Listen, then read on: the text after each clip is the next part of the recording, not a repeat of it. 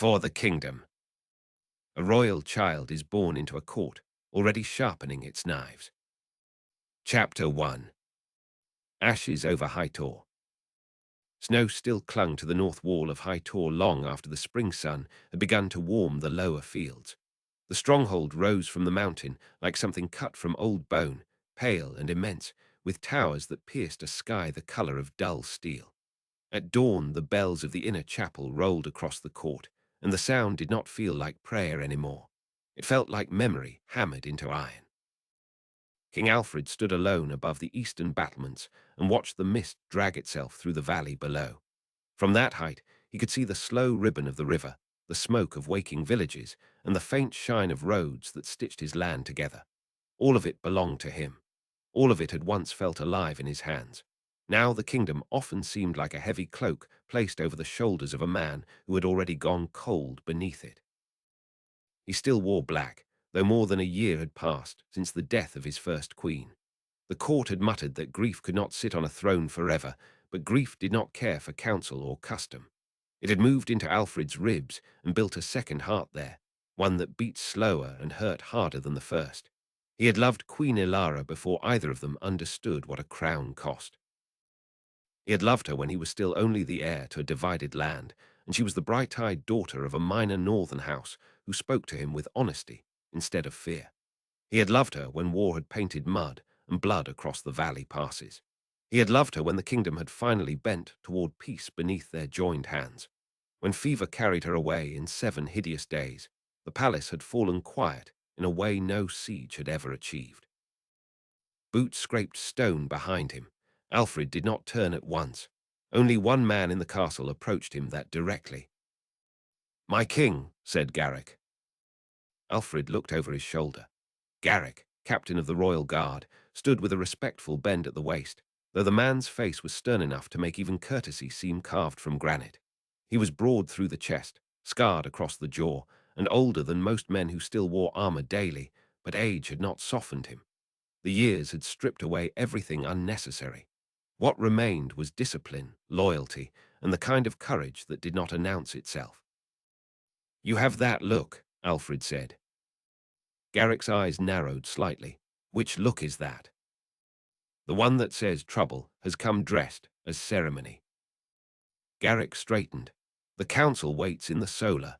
They sent twice. Lord Merrow implied that delay would be disrespectful." Alfred gave a dry laugh. "Merrow mistakes impatience for importance." "He often does." For a moment the king said nothing. Wind lifted the ends of his dark cloak. Down in the valley, a flock of white birds rose from the reeds near the river and wheeled as one. Alfred watched them until they vanished into the haze. "Do they speak again of marriage?" he asked. Garrick did not waste words. "They do." "Then they can speak while I listen and say little. That seems to satisfy them more than truth." The walk from the battlements to the solar led through galleries lined with portraits of dead rulers.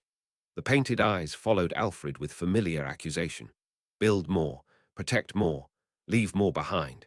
The old kings had sons in every frame, each line of descent laid out like a clean road through time. Alfred's line ended, for now, in memory and silence. The council had gathered around the long cedar table by the time he entered. Tapestries of past victories hung behind them, all bright horses, raised banners, and heroic faces.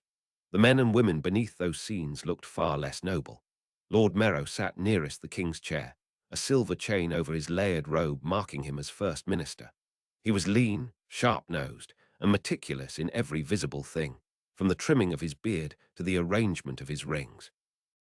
Beside him sat Lady Arcelle of the Treasury, whose calm gaze missed little, Lord Hadrin, old master of stores and roads, Bishop Coldus of the Royal Chapel, and 2 border lords who smelled faintly of horse and wet wool. When Alfred took his seat, no one began at once. They measured him. He measured them back. Merrow folded his hands. "Your Grace, thank you for coming."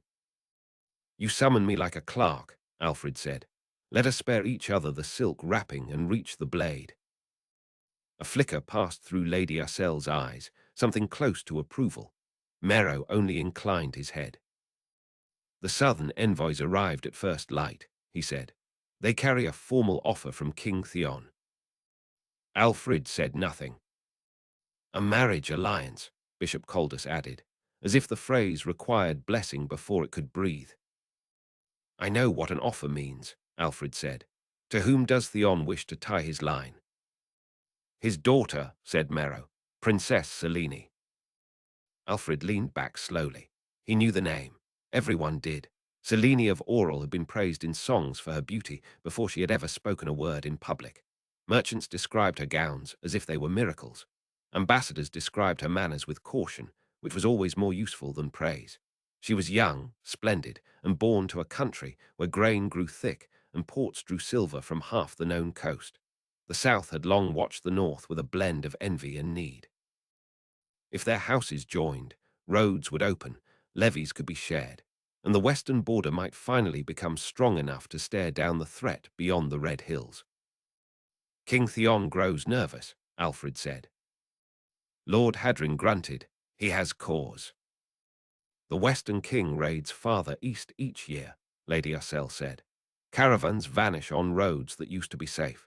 Villages near the old ridge keep signal fires ready even in summer.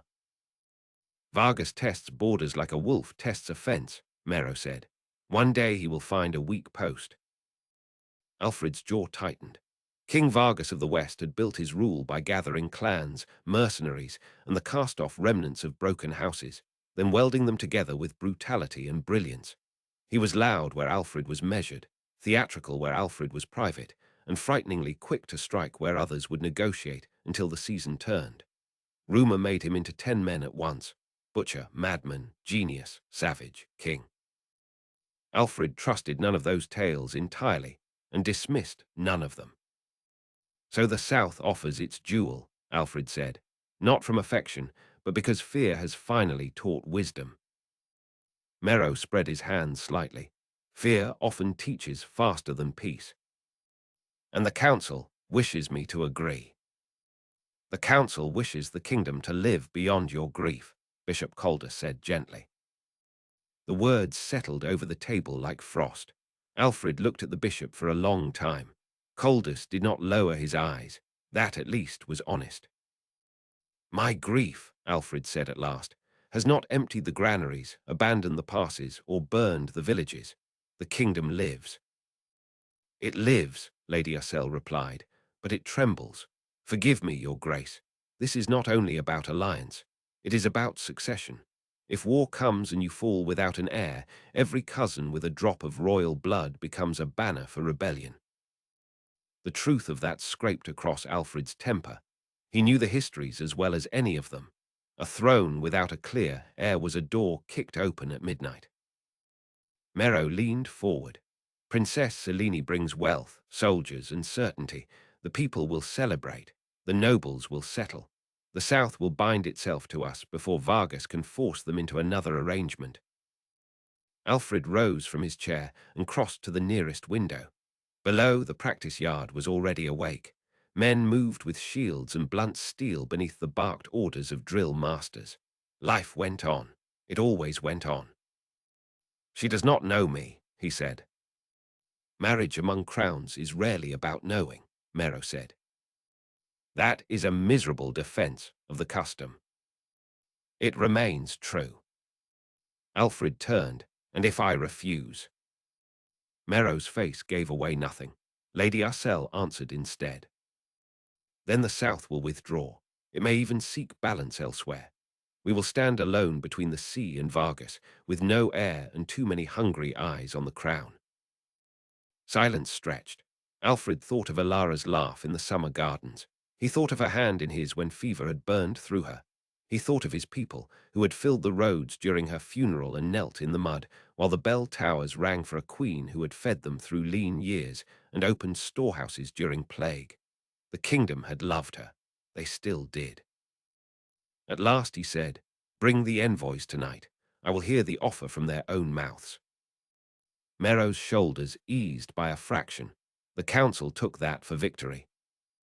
When the meeting ended, Garrick was waiting in the outer passage.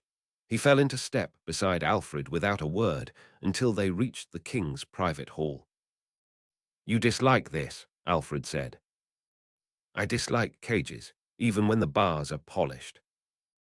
That sounds almost like sympathy. It is loyalty, Garrick said.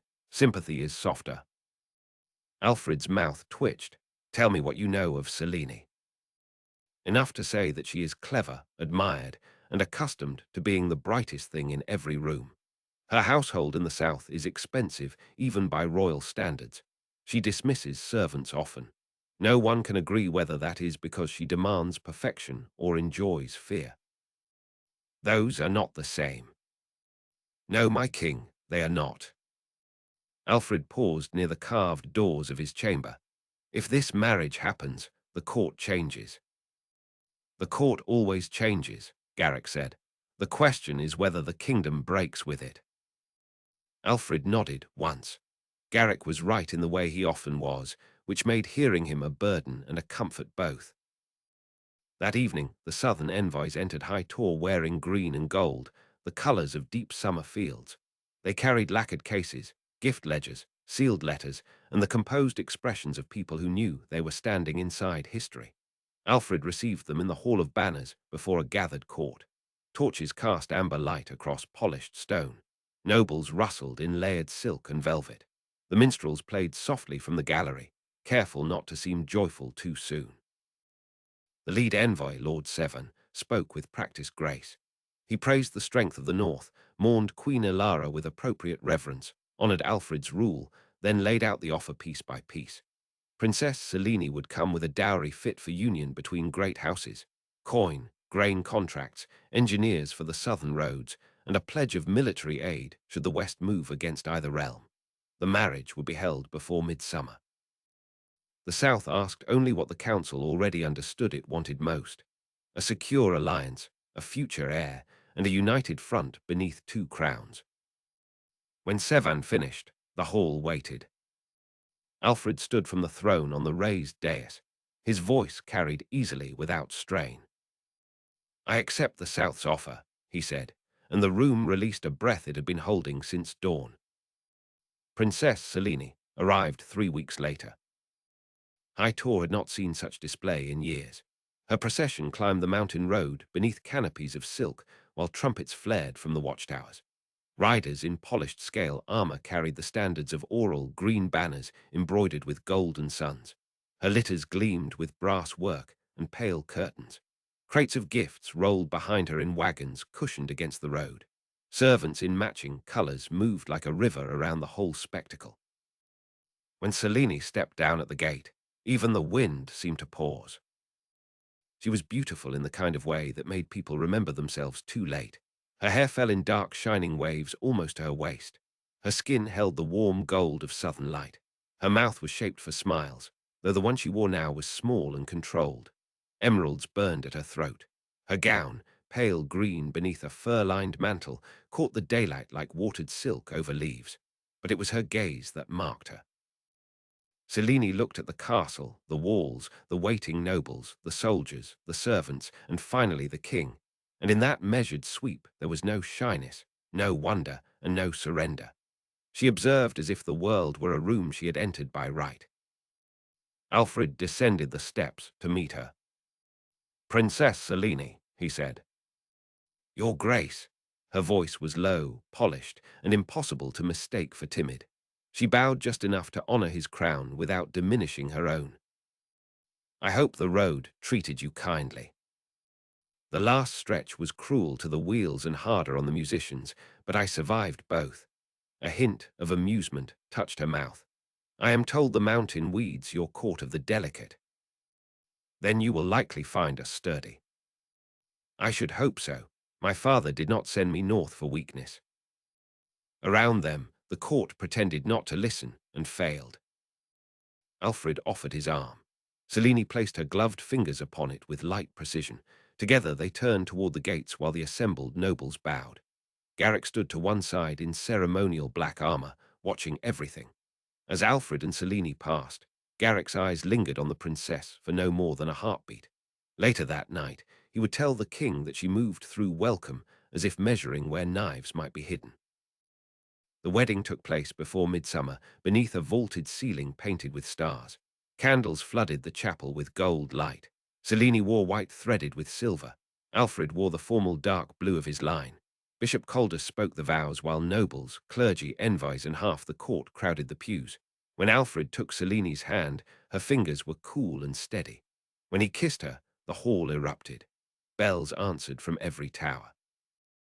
Outside, the people cheered, and drank from casks rolled into the square. That night, after the feast and music and endless procession of blessings, Alfred stood on the balcony outside the royal chamber with a cup of untouched wine. Inside, servants had just finished laying out the final ceremonial cloths and perfumes expected of a marriage bed. He wanted none of it. He was tired of ritual performed like a transaction before witnesses. Cellini came to the balcony, still wearing half her jewels.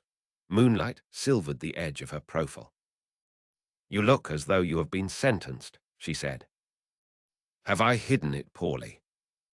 "I would have worried if you had hidden it well. A man who smiles too easily on such a night can seldom be trusted." Alfred looked at her. "And what do you make of a woman who speaks that plainly?"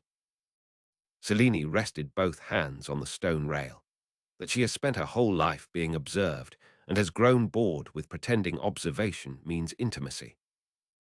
Below them, the last waves of music floated up from the lower court.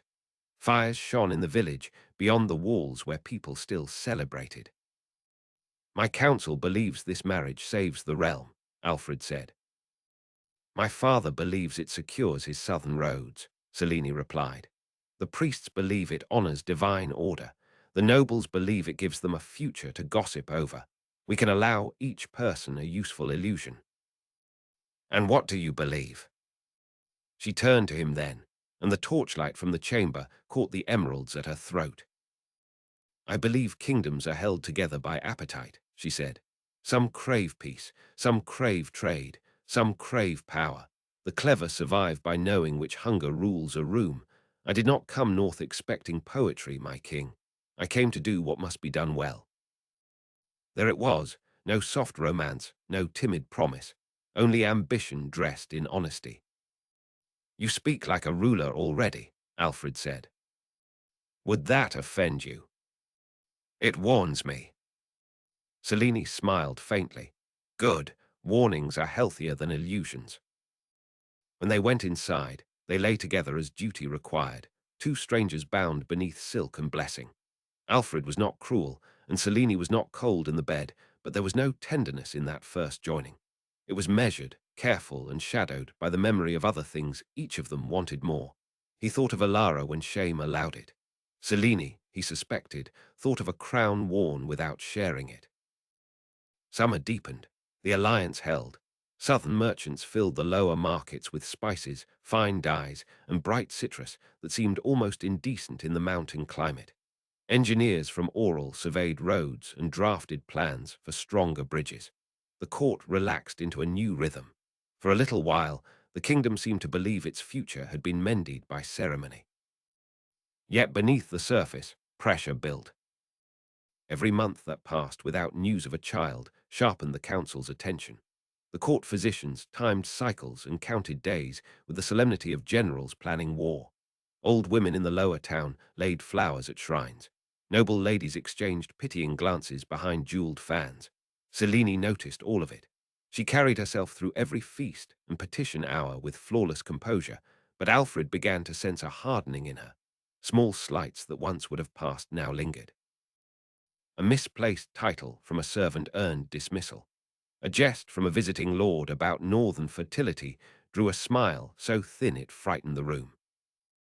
One evening, near the end of harvest, Alfred found her alone in the Queen's garden.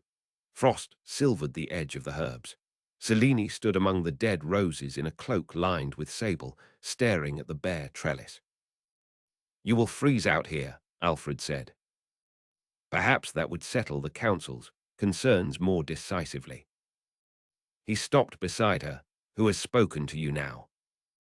No one needed to. Women speak with eyes before tongues.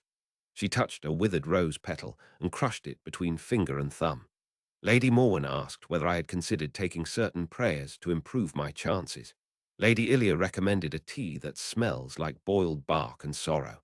Mero keeps using the phrase in due time with the expression of a man counting coins. The court loves to turn private sorrow into public trade. She gave him a glance, sharp and searching. You call it sorrow. What else would I call it? For me, perhaps. For them it is arithmetic. Her gaze returned to the empty trellis.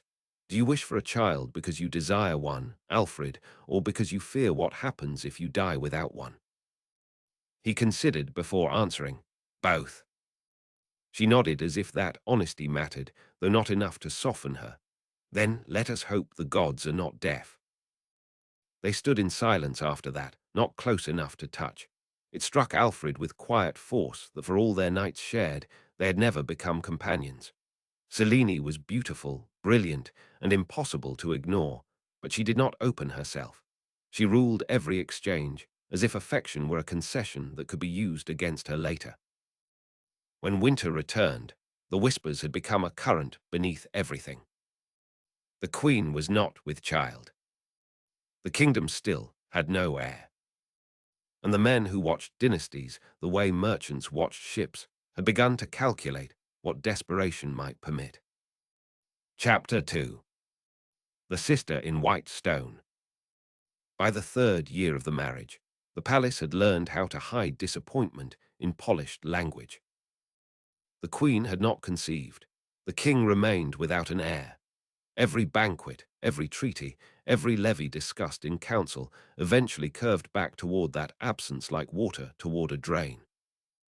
Alfred spent his days buried in disputes over stone, grain, timber, and border patrols.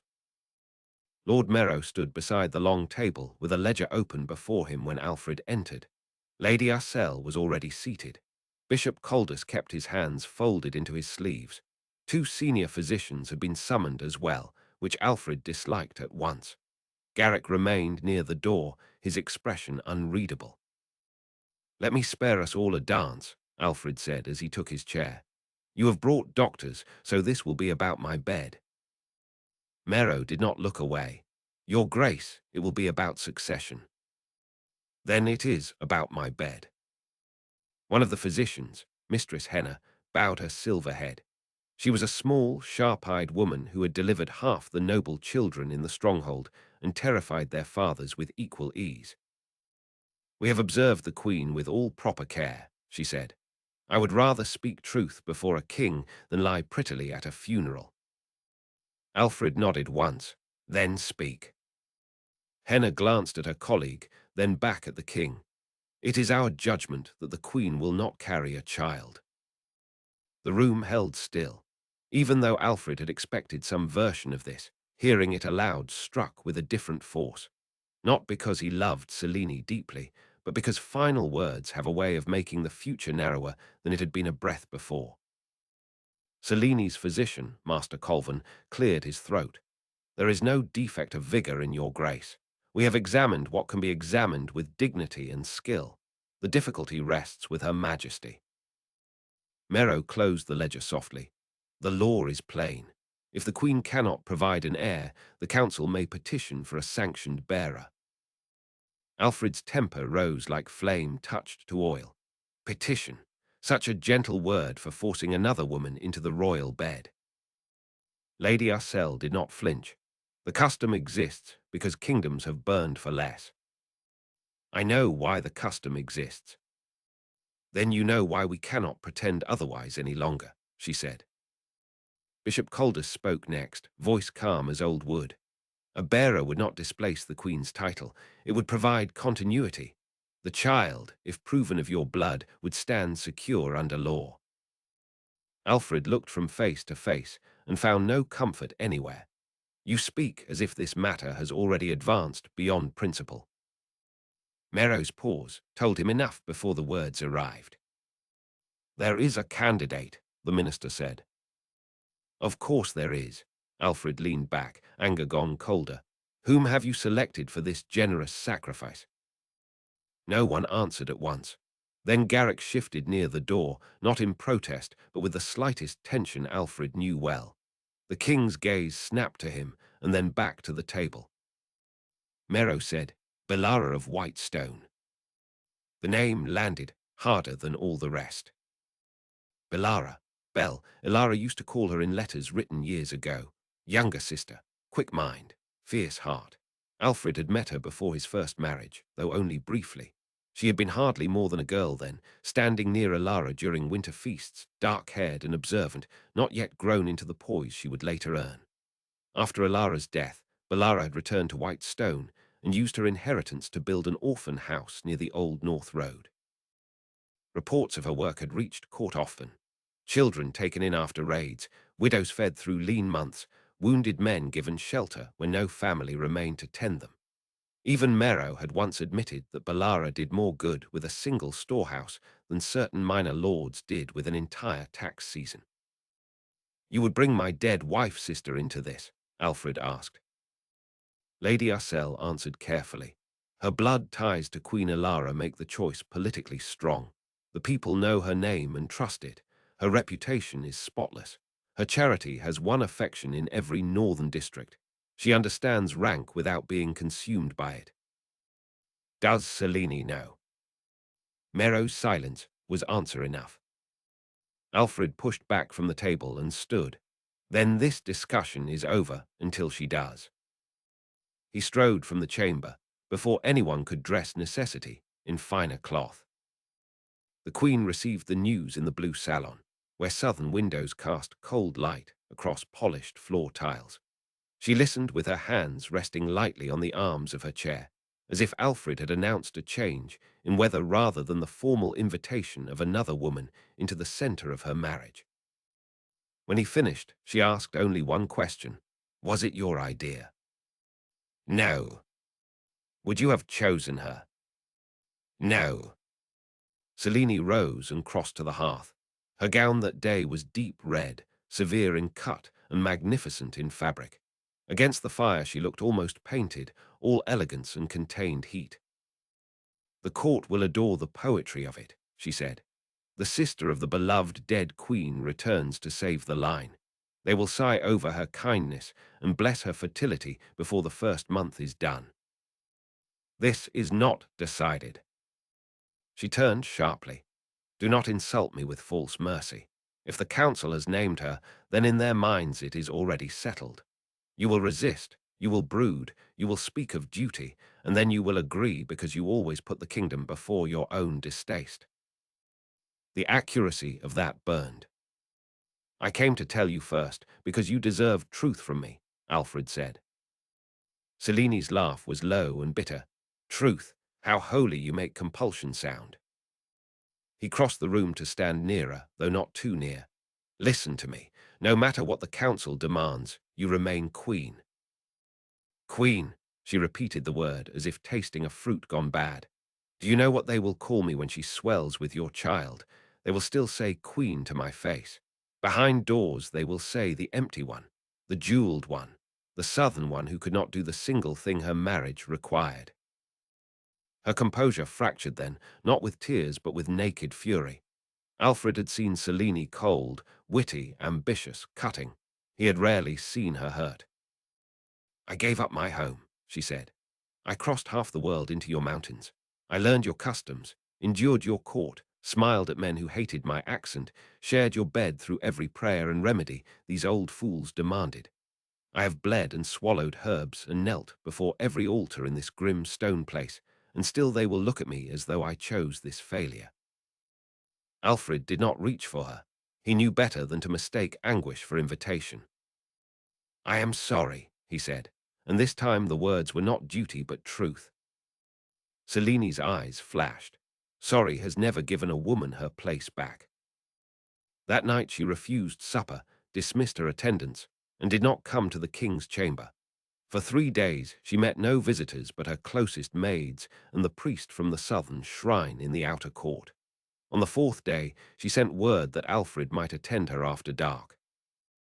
He found her by candlelight, seated before a table laid with untouched figs and wine. The room smelled of jasmine oil.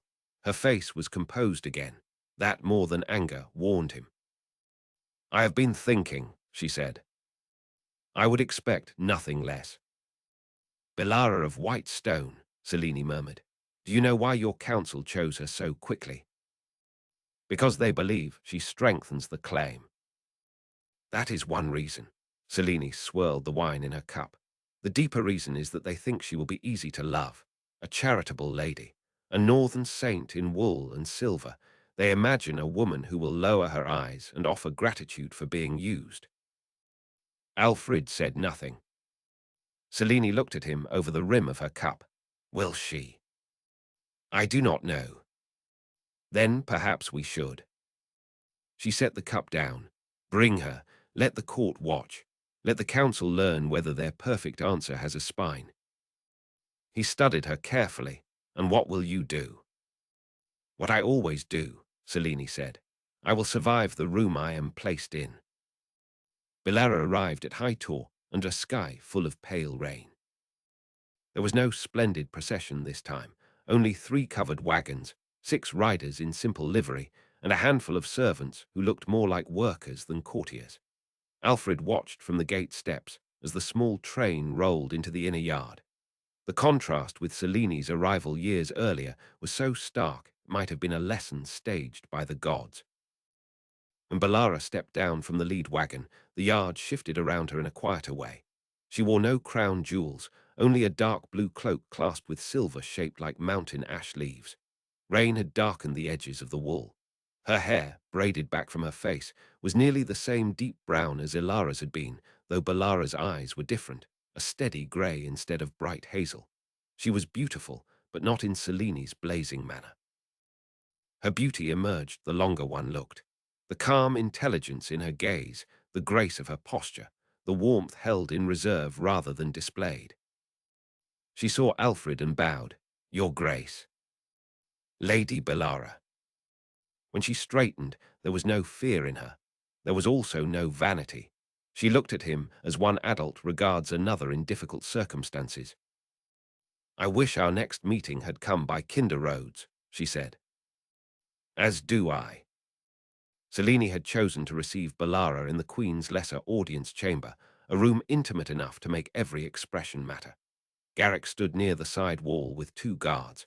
Lady Arcelle and Bishop Coldus attended as witnesses. Alfred stood between the 2 women when Belara entered, though he felt at once that no position in that room could truly stand between them.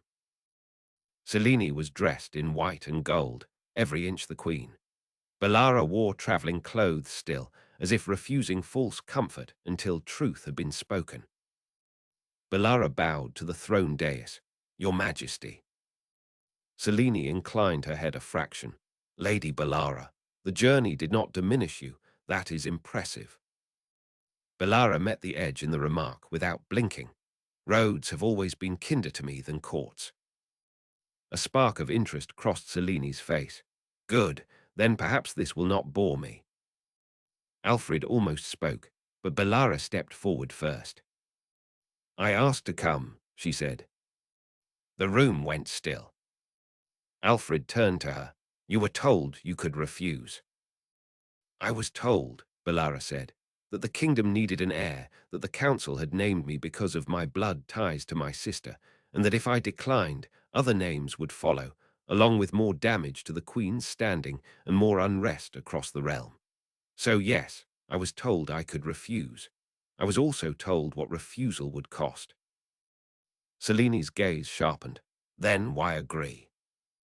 For the first time something softened in Belara's face, and Alfred saw Ilara there so strongly it tightened his throat. "Because my sister loved this kingdom," Belara said. "She loved its people enough to empty her own jewelry chest during the famine in the eastern ridges. She loved your husband enough to stand beside him when border lords tried to split the crown. If her blood can protect what she helped build, I will not hide behind comfort." No one moved. Even Selene's next breath seemed measured. "That is noble," the Queen said. Belara did not smile. "It is necessary." Later, after formalities and terms had been recited, Alfred walked with Belara through the cloister that overlooked the lower herb garden. Rain tapped the stone arches. Monks in brown wool crossed the far side in silence. "You should not have agreed unless you truly wished it," he said. Belara clasped her hands before her as she walked. "Do you think I wished for this when I was a girl?" "No." "Neither did I," she glanced at him. "But I have buried infants left in ditches after raids. I have sat with mothers whose children starved because two petty lords argued over grain tariffs while the snow came early. Kingdoms are ugly in the places courts never see. If one child can hold the realm steady, then perhaps that ugliness spares others for a while." "You speak like someone born for counsel." "I speak like someone who cleans the floors after politics spill blood." Her tone softened. "Forgive me. I know you did not ask for this either." They stopped beneath an arch, where rain blew cold mist through the open side. "My wife is angry," Alfred said. Belara almost smiled at the understatement. "I would be insulted if she were not." "She may test you." "She already has." "And you." Belara looked out across the garden, where late herbs bent under the rain. "I have spent 6 years balancing angry donors, frightened children, grasping stewards, and priests who think compassion means obedience. I do not enjoy conflict, Your Grace, but I have survived enough of it to know that yielding is not always peace." It should not have eased him to hear that, but it did. In the days that followed, the castle found new life in gossip. Belara took rooms in the east wing, once used for honored kin. Servants reported that she rose before dawn, preferred plain breakfasts, and had already asked the steward for updated records on winter relief in the lower villages. Within a week, she had visited the kitchens, infirmary, and laundry, learning names that most nobles forgot before supper. By the second week, children from the lower town were appearing at the gate with baskets of bread or knitted scraps meant as gifts for the lady who had housed cousins and brothers at Whitestone. The guards began smiling when they saw them. Even old kitchen women muttered blessings for Belle under their breath. The name spread through the castle before Alfred ever spoke it aloud himself. Belle. Selene noticed, of course. She noticed everything. At dinner one night, while musicians played and a dozen noble couples exchanged practiced laughter, Selene lifted her cup and said to Belara across the table, "I am told the servants adore you already. It must be pleasant to earn devotion so cheaply." Conversation faltered. Belle set down her knife with delicate care. "I have never found devotion cheap," she said, "only fragile." Selene smiled with all her teeth. "How fortunate that fragility suits your talents. You care for children, do you not?" "I do." "Then the work ahead should feel familiar." Alfred's hand tightened around his goblet. He was about to intervene when Belle spoke again, calm as still water. "Children are often simpler than adults," she said. "They want food, warmth, honesty, and the confidence that they are not being used to soothe another person's pride." Several nobles looked suddenly fascinated by their plates. Selene's eyes flashed, but she let the matter fall with a silk-soft laugh. Garrick spoke with Alfred late that same night, while the king stood in the armory, inspecting a set of repaired breastplates. "She will not break easily," Garrick said. Alfred knew whom he meant. "No." "Good. You sound pleased." "I am relieved," Garrick replied. "A weak bearer would die in this court even if no knife touched her." Alfred set the breastplate aside. "Do you mistrust Selene enough to say that plainly?" Garrick met his gaze. "I mistrust anyone whose hunger matters more to them than the lives around them. The Queen's hunger has sharp teeth." Alfred did not rebuke him. He had begun to see the same. By the first turning of the next moon, the formal rites had been completed. The law was clear, the witnesses sworn, the arrangements sanctified in language dry enough to make human misery sound administrative. Belle entered the king's chamber that night wearing a simple ivory gown with no jewels at all. Alfred had dismissed the servants and the perfumed nonsense of ceremony. Only the fire remained, low and warm. For a moment, they only stood there. You look as though you would rather face an army, Belle said quietly. Alfred gave a weary breath that nearly became a laugh. There are armies with kinder rules. Belle moved closer, not seductively, but with deliberate gentleness. Then let us make our own rules where we can. He looked at her. What rules would those be? No lies, no cruelty, no pretending this is romance because the room is warm and the kingdom is desperate. Her voice steadied around the hard truth. But also no treating me as a vessel you must endure. If we do this, we do it as two people carrying an ugly duty together. Something in his chest eased for the first time in months. I can promise that, he said. Belle reached up, touched the clasp of her gown, then stopped. One more rule. Yes. If at any point you see my sister's face when you look at me, tell me. I would rather bear embarrassment than become a ghost in my own skin. The honesty of that struck him clean through. I will not turn you into memory, Alfred said. Belle nodded, and only then did she let the gown slip from her shoulders. What followed was not the cold arithmetic of his first nights with Selene. It was not wild either. It was careful, human, and threaded with awkward tenderness born from mutual restraint. Alfred touched Belle as though she mattered, because she did. Belle met him with courage that was not false confidence, but chosen steadiness. When at last they lay together, there was sadness in it, duty in it, and also a fragile mercy neither of them had expected. Afterward, Belle rested on her side. Hair spilled dark across the pillow, while the fire lowered into glowing red. I had thought this would feel worse, Alfred admitted. Belle smiled faintly. That is not the praise a woman dreams of receiving. He let out a true laugh then, quiet but real. It startled them both. No, he said, it is not. Outside, somewhere far below, the midnight bell rang through the sleeping stronghold. Neither of them knew then how swiftly that single night would change the fate of the realm. Chapter 3. The month of quiet miracles. The change began so subtly that Alfred could have denied it if someone had accused him directly. At first, Belle was simply present in places the palace had long neglected. She appeared in the infirmary with baskets of clean cloth and questions that made overworked stewards sweat. She walked the lower kitchens and asked why broth meant for the garrison's sick was being thickened with more water than bones.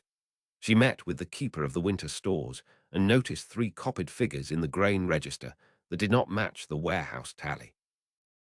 Within days, 2 corrupt clerks were dismissed. 1 quartermaster was forced to repay silver, and 3 wagons of flour that had been misdirected toward a noble estate found their way back to village ovens instead. No one could say she had overstepped. Belle never raised her voice. She asked, listened, and then answered with facts sharp enough to leave no room for evasion.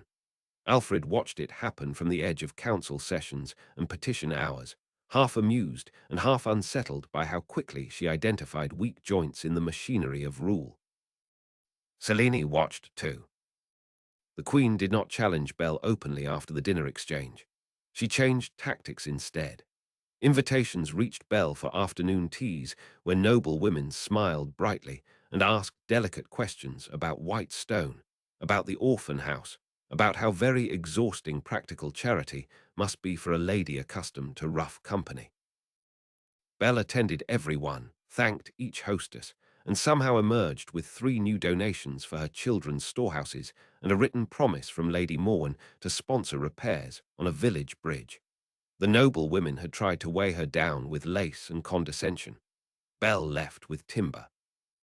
She is infuriating, Selene told Alfred one evening while a maid combed scented oil through her hair. Do you know what is most irritating about sanctity? It rarely has the decency to be stupid.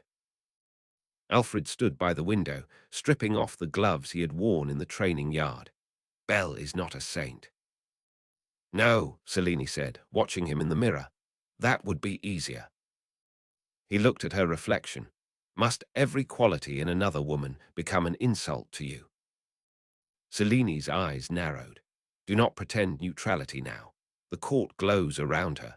Even the old women in the chapel have begun calling her gracious, as if they discovered kindness for the first time. Perhaps they are responding to it. The maid's comb paused. Selene flicked 2 fingers, and the girl hurried from the room, head bowed. When the door shut, the queen stood and turned. "There it is," she said softly. "The note in your voice." "What note?" "The one men use when admiration has begun to loosen caution." Alfred was too tired for court games and not tired enough to endure them politely. "I admire competence. It is rare enough." Selene took a slow step closer. "Do you admire her because she eases your burden or because she resembles the woman you lost?" His silence lasted a fraction too long. Selene smiled without warmth. "I thought so." He left before anger made him cruel. The nights he shared with Belle became a rhythm neither of them named. Some passed in duty only. Some ended in conversation that outlasted the candles. Belle asked questions few courtiers dared ask. How Alfred had felt the first time he sat in judgment over a hanging offence, whether he believed peace made rulers softer or simply gave them less excuse to reveal brutality. What frightened him more, invasion from outside or decay from within? Alfred found himself answering with an honesty that surprised him. One storm-heavy night, after rain had battered the shutters for hours, Belle sat cross-legged on the edge of the bed in one of his old linen shirts while he poured watered wine. "You do not sleep easily," she said. "Kings who sleep easily are either fools or saints. I am neither." Belle accepted the cup and tucked a loose strand of hair behind her ear. "You talk like a man who learned too young that rest is a luxury." "My father was better at ruling with fear than balance. Peace was often what happened in the room after he left it." Belle studied him. "Elara once told me that the gentlest thing about you was how hard you tried not to become him." The mention of Elara might once have made the room colder. Instead, it drew something quieter between them. "She told you that?" Alfred asked. "She wrote it. White stone still has her letters." Belle looked down into the wine. "She also wrote that you hated flattery and that your temper appeared only when someone weaker was being cornered." "That sounds kinder than I deserved." "My sister loved truth more than ornament. If she wrote it, she meant it." Thunder rolled over the mountain. Alfred sat beside Belle, not touching. "Did she resent me for taking her away from White Stone?" he asked. Belle smiled faintly. "At first. She loved you and resented you at the same time, which made her furious because it felt unfair. Then she came to love this place too, not the court. She always thought half your nobles would sell their mothers for one more title. She loved the people, the roads, the stubbornness of the north. She said the mountains made honest companions because they never pretended to move for your comfort." Alfred laughed under his breath. "That sounds exactly like her." Belle turned toward him. "You should speak of her more. This palace acts as though love must vanish when politics change. It does not." He looked at her for a long moment. "Does it trouble you, hearing me speak of my first wife while you lie in my bed?" "Not when you speak of her as herself." Belle held his gaze. "It would trouble me if you touched me while imagining someone else. There is a difference." There it was again, the directness that left no room for cowardice. Alfred set down his cup. "I do not imagine someone else," he said. Belle's expression shifted, some guarded thing in her softening. "Good." He reached for her then, not out of duty, but because the urge had become impossible to ignore. Their kiss began slowly, with the care of people who still remembered the fragile terms under which they had first come together. Yet it deepened quickly. Belle kissed him with warmth instead of performance, and Alfred felt the months of tension and restraint inside him begin to break apart. When he pulled her into his lap, her hands slid over his shoulders with a certainty that made the night feel less like a bargain and more like relief. Afterward, while rain whispered down the stone walls, Belle rested with her head against his chest. "This is dangerous," Alfred said into the dark. Belle traced the old scar near his collarbone. "Everything worth building is." The next morning, they rode to White Stone. Officially, it was a crown visit to inspect late winter damage in the northern villages. In truth, Bell had asked whether Alfred would see the orphan house for himself, and he had agreed before considering how much he wanted the journey. Garrick commanded the escort. Cellini declined to attend, pleading a temple observance with a serenity so immaculate that no one challenged it. The road to White Stone ran between fir forests and wind-cut fields where the last snow lingered in shadows. Bell rode well, more like someone raised among practical distances than a court lady trained to sit prettily on a saddle. She knew half the villages by sight and most by story. At one bridge, she pointed out where spring floods had once taken 3 children because a steward had delayed repairs to save coin. At another, she named the widow who had organized a chain of women to drag grain sledges through a storm when the men were snowed into the upper pass.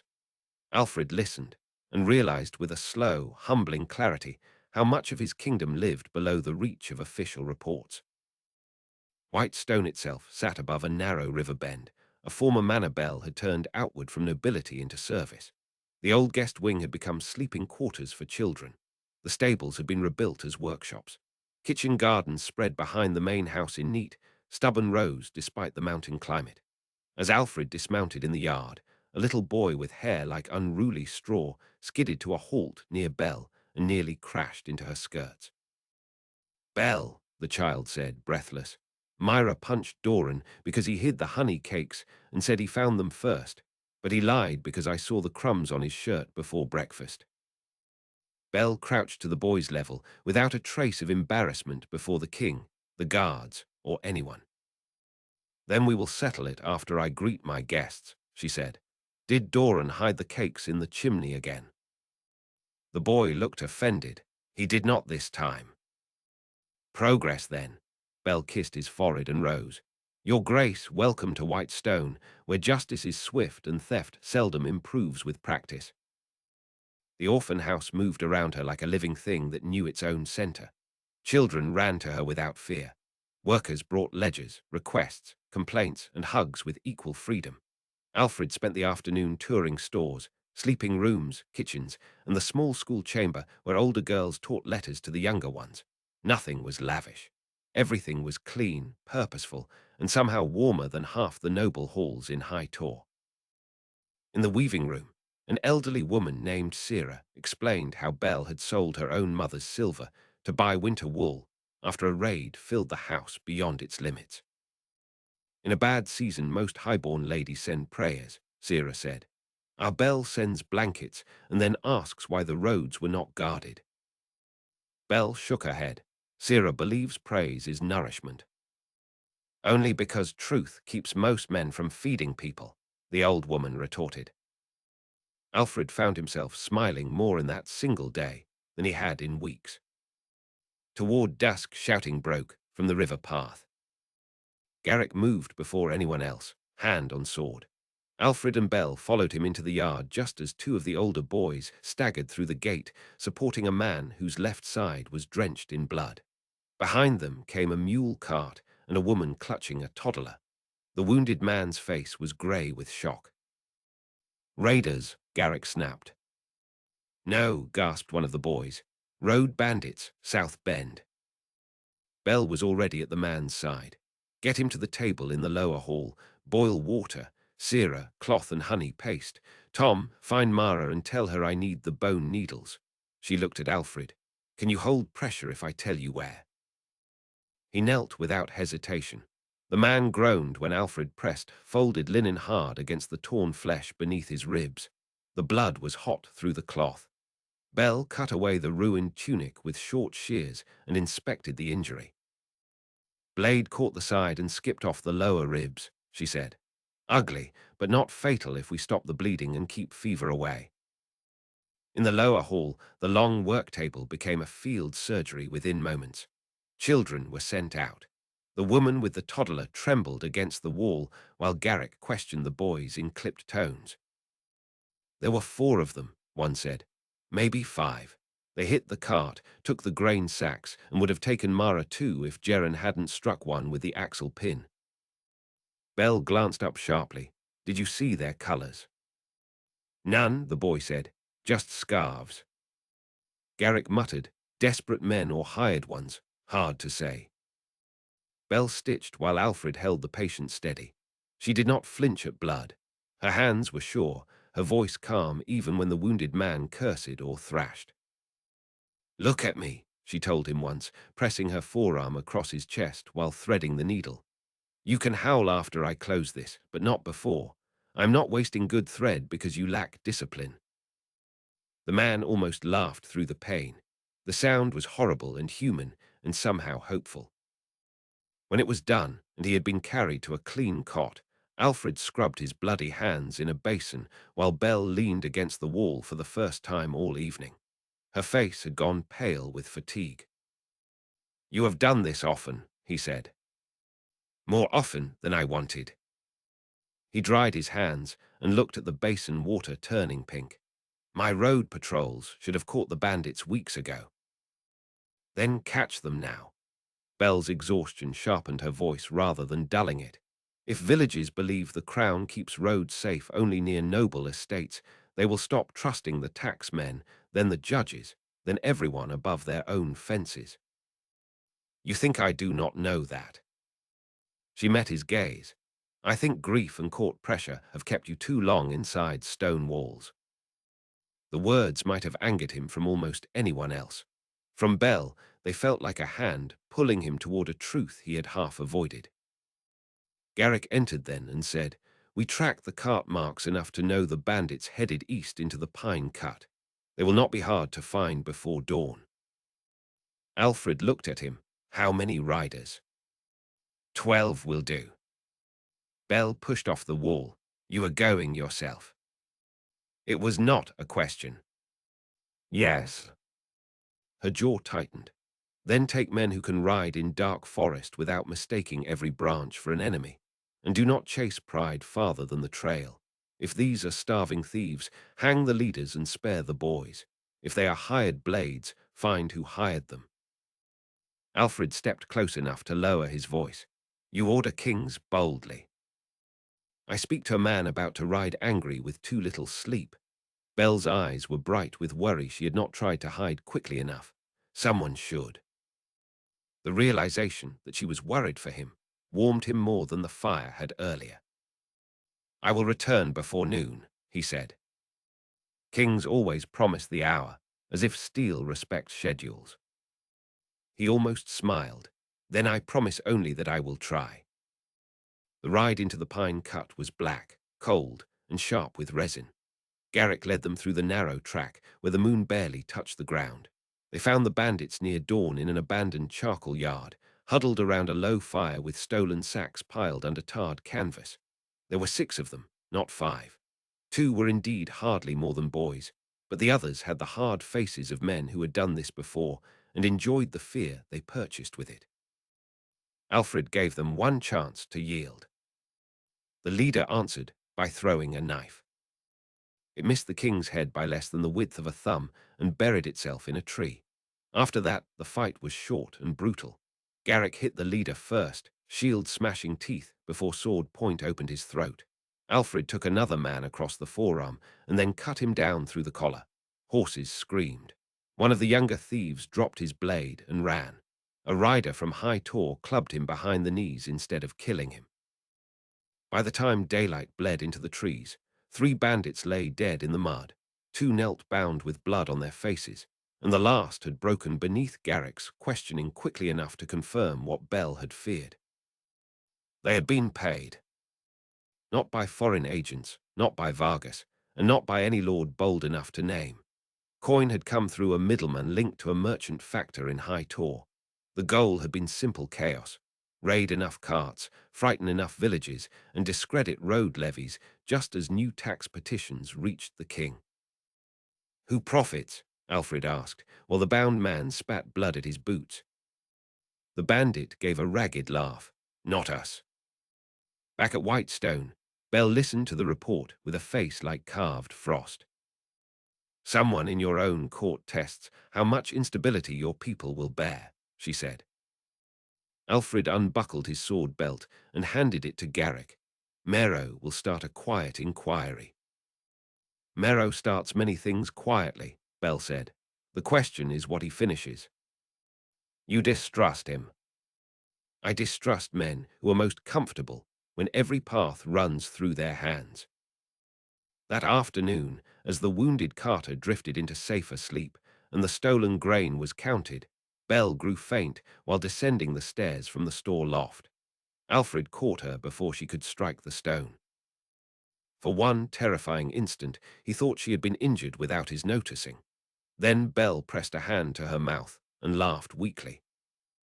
I have been sick 3 mornings in a row, she said. I thought it was fatigue. Mistress Mara, the healer from White Stone, was summoned at once. She examined Bell behind a screen while Alfred paced like a caged animal on the other side. When Mara emerged, her lined face was bright with restrained triumph. My king, she said, if the gods do not turn cruel, the lady carries your child. The words seemed to alter the air itself. Alfred could not move for a heartbeat. Then the force of what he felt struck so suddenly he had to brace a hand against the wall. Relief came first, hot and staggering. Relief for the kingdom, for Bell, for the endless strain that had bent every day of the last years. But mingled with that, and stronger than he expected, came joy. When he entered Bell's room, she was sitting upright on the bed with one hand resting over her still flat belly, as if protecting a secret too new for the world. You heard, she said softly. He crossed to her in 3 strides. You are with child. Bell smiled then, and it was not courtly or restrained. It was luminous and almost disbelieving. So it seems. Alfred knelt before her and took both her hands. For a long moment neither spoke. The future he had stared at in dread for years had opened all at once into something bright enough to hurt his eyes. This will change everything, he said. Bell's smile faded into something steadier. Then let us pray it changes the right things. He kissed her forehead, then her mouth, and this time there was nothing dutiful in it. Bell's fingers slid into his hair. When they parted, he rested his brow against hers. Bell, he said, trying the name aloud for the first time. Her breath caught. You sound as though you have used it for years. Perhaps I should have. Outside her window, the river struck stone and went on toward the kingdom that still did not know an heir had begun, as a flutter hidden beneath one woman's heart. Chapter 4. The mark behind the neck. The news reached High Tor before Bell's carriage did. Couriers rode hard from White Stone with sealed letters for the council, the chapel, and the queen. By the time Alfred and Bell crossed back through the gates, the castle had changed expression. Servants bowed lower. Guards smiled without hiding it. Noble ladies who had scarcely concealed their curiosity before now displayed polished delight. The chapel bells rang at noon in celebration of the hoped-for heir, though Bishop Coldus insisted in his sermon that gratitude should be offered for life itself, rather than for dynastic advantage. The court listened with the sort of reverence people reserve for truths they have no intention of practicing. Selene received Bell in the great drawing room before witnesses. The queen was dressed in pale silver that day, as if she had chosen to become part of the room rather than outshine it. Her face showed nothing raw. Alfred had almost begun to hope that grief had given her caution enough to avoid open cruelty. Lady Belara, Selene said as Bell bowed, I have heard the joyful report. Bell rose, Your Majesty. You have done a service to the realm. Selene's smile was exquisitely measured. You must allow us all to care for you now. The kingdom has become very interested in your health. Bell's answer was equally smooth. Then I shall do my best not to disappoint the kingdom by tripping on the stairs. A few of the watching ladies laughed with relieved eagerness. Selene did not, yet neither did she strike. That was her gift when angry enough. She could turn restraint into something more frightening than temper. The months that followed changed the rhythm of the palace. Bell's rooms filled with baskets, blankets, tiny sewn caps, carved toys, and enough advice to overwhelm a monastery. Midwives came and went. Physicians argued over herbs. Old nursemaids touched Belle's hand and promised that first sickness meant strong blood, while younger ladies repeated every tale they had ever heard about labor until Belle threatened to ban all dramatic women from the East Wing. She kept her humor through it, though Alfred saw the strain more closely than anyone. Pregnancy did not make Belle fragile. It made her slower to rise and more careful on stairs, but she still insisted on reviewing village petitions, winter supplies, and the orphan accounts from White Stone. She even accompanied Alfred to the lower market one cold, bright morning to inspect the new roadworks funded by the Southern engineers. Wrapped in dark wool with fur at the collar, one hand resting on the swell of her belly, she walked through mud and hammer noise as if born to it. People bowed and called blessings after her. Children ran to keep pace until guards shooed them back gently. Near the smith stalls a fish seller's wife, curtsied so deeply she nearly toppled. "My lady," the woman said, cheeks red from cold and awe, "I pray your child comes with your kindness." Belle smiled and touched the woman's shoulder. "Pray for strong lungs first. Kindness can be taught." By the time they returned to the castle, Alfred had heard the people calling Belle Mother of the Realm. The title was unofficial, dangerous, and impossible to stop once spoken often enough. That evening Selene said over supper, "It is charming how quickly the people transfer their hearts. One would think affection were a coin to be tossed at the nearest warm hand." Alfred set down his cup. "Belle has earned their regard." "By existing in the proper shape at the proper hour," Selene said. "How heroic." Belle, seated lower at the table according to rank, but somehow never diminished by it, looked up from her plate. "The people are not fools, Your Majesty. They know the difference between spectacle and service." Every eye along the table shifted toward Selene. The Queen dabbed her lips with linen. "Then let us hope they remain clear-sighted when service begins to resemble influence." Belle answered with perfect calm. "Influence without service is only hunger dressed in silk." Alfred saw the blow land, though Selene did not allow it to show. Instead, she turned to ask Lord Merrow about coastal tariffs in a voice smooth as lacquer. The conversation resumed. Yet beneath it, something darker had begun to move. Garrick noticed first that small things around Belle had changed. A maid assigned to her rooms had once served in Selene's apartments and carried messages too eagerly. A cup of herbal tea sent by the Queen's physician arrived unrequested and was quietly replaced by Belle's own healer before she drank it. The latch on the private garden gate below Belle's windows was found tampered with on a morning when no gardener was scheduled there. None of it proved attack. All of it smelled wrong. "She is being tested," Garrick told Alfred while they sparred in the upper practice chamber. Snow pressed white against the narrow windows. Sweat ran cold under Alfred's shirt. "You think Selene moves already?" Garrick blocked a strike and stepped aside with controlled force. "I think your queen dislikes uncertainty, and Belle represents too much of it. Whether Selene acts directly is harder to prove." Alfred lowered his blade. "Increase the watch outside Belle's rooms." "It is done." "And inside?" Garrick hesitated. "Belle does not enjoy living as if she were already under siege."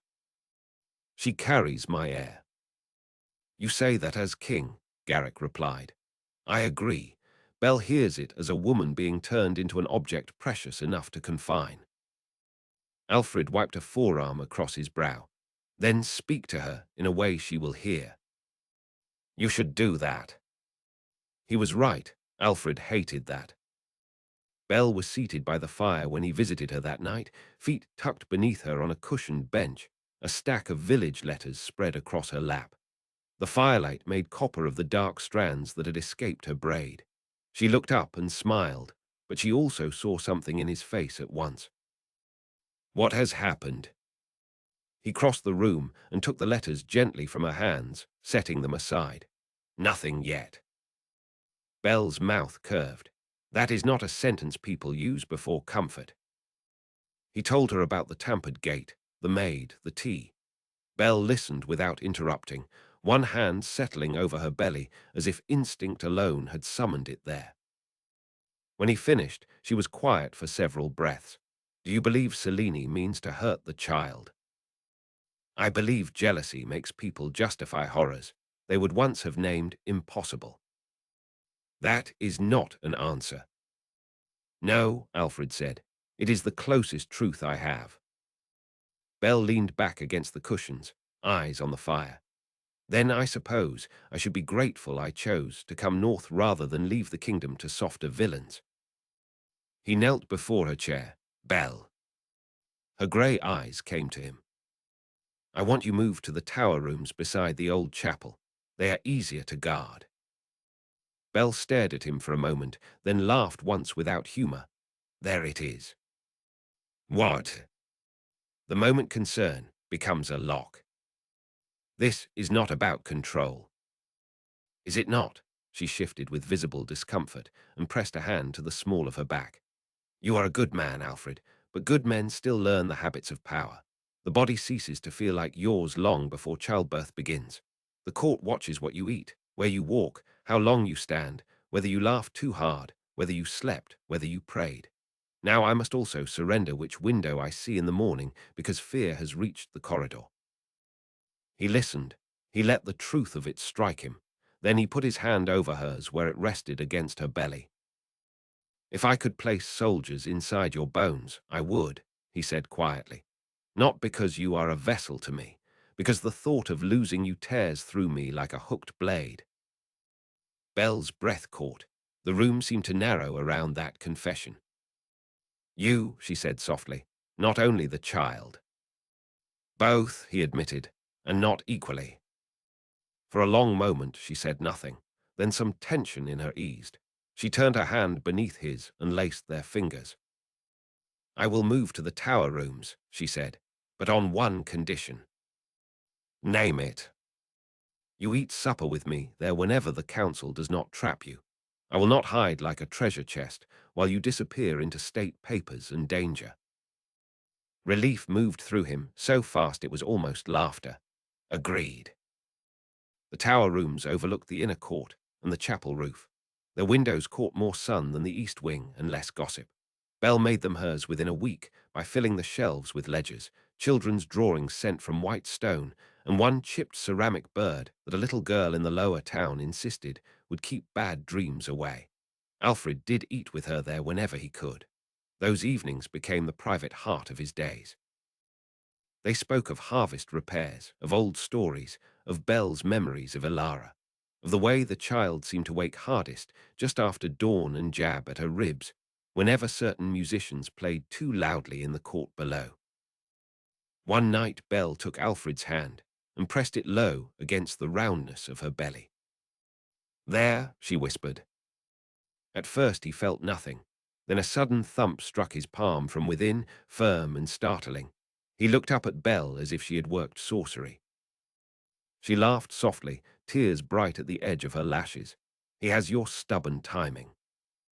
Hey. Belle shrugged with mock solemnity. Or perhaps I simply prefer the certainty of sun while I am being kicked. Alfred kept his hand there, waiting for another movement, and when it came, he felt a wonder so fierce it nearly hurt.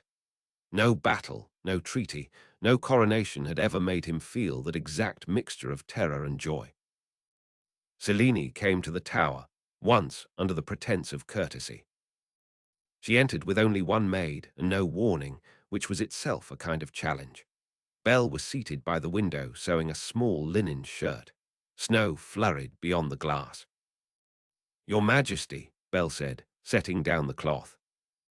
Please do not rise if it is inconvenient, Selene replied, eyes already moving over the room. I came only to see how the kingdom's precious Hope fares in its lofty nest. Belle remained seated. Hope grows hungry by mid-morning and resents boiled onions. How vivid! Selene stepped closer. She wore sapphire blue that day, a color almost too rich for the winter light. You look well. I am well. Selene studied the sewing in Belle's lap. You make the shirts yourself. Some of them. How industrious. The court will weep to hear it. Belle folded the unfinished shirt with careful hands. You may send word yourself if you fear their ignorance. Seleni's smile thinned. Do you know what I once thought of you? Belle looked up. That I was useful. No, I expected piety. I expected that smug softness good women cultivate when they are praised for sacrifice. Instead, I find steel hidden under plain wool. Seleni's gaze dropped to Belle's belly and then rose again. It almost makes this more insulting. Belle's expression did not change. Nothing about this was designed to honor either of us. For the first time, sincerity broke through Seleni's poise, swift and blazing. You think I do not know that? Belle set the folded shirt aside. I think you know it too well and have let pain turn every room into a battlefield.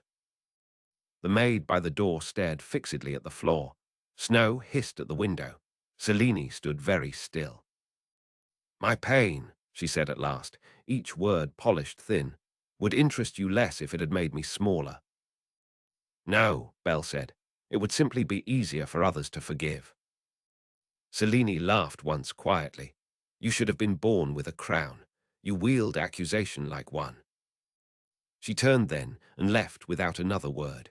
Belle exhaled only after the door shut. When Alfred heard of the visit, anger flooded him cold and immediate. Belle caught his wrist before he could storm from the room.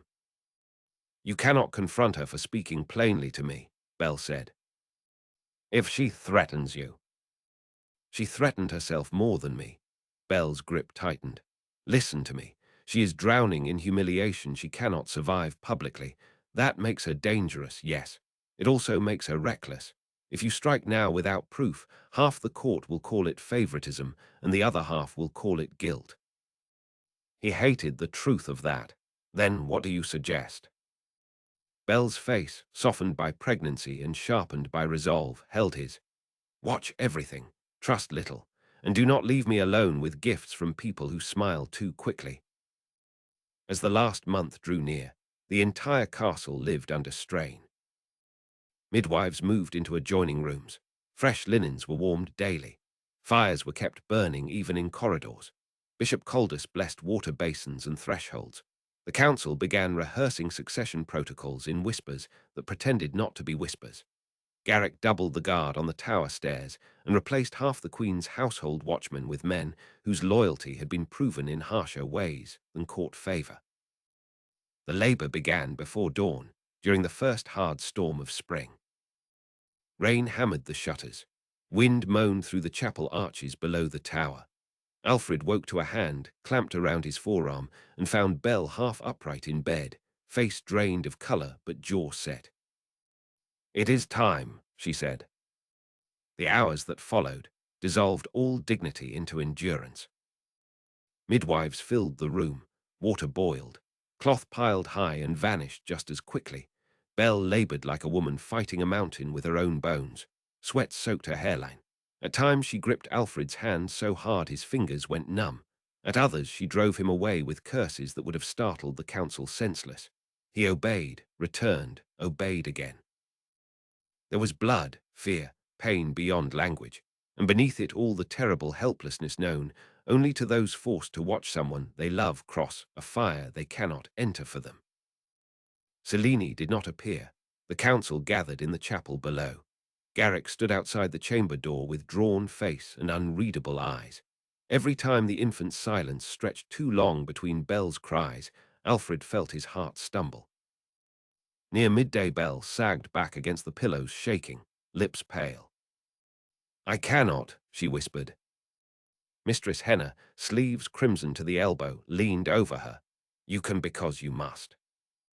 Belle's eyes found Alfred through the haze of pain. If I die, she said raggedly, do not let them raise him into a polished monster. You will tell him that yourself, Alfred said, though fear was slicing him open. Another contraction seized her. Belle cried out, a raw sound that seemed torn from the center of the storm itself. Henna barked orders. Women moved. Alfred could not breathe.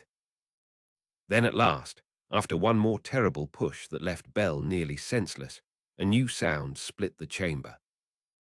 A child's cry. Strong, furious, alive. For a moment the room forgot everything but that sound.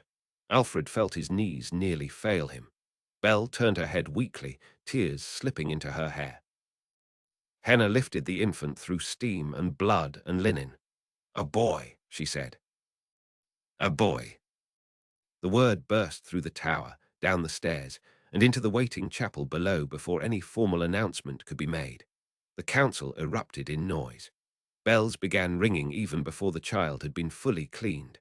Outside, watchmen shouted from wall to wall until the whole stronghold seemed to answer.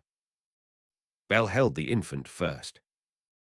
He was red-faced, squalling, and astonishingly real, fists clenched as if he had already arrived prepared to challenge the world. Belle looked at him with exhausted awe, so naked it stripped every court title away from her. She touched his cheek with one trembling finger. "Soren," she whispered. Alfred, standing beside the bed, repeated it softly.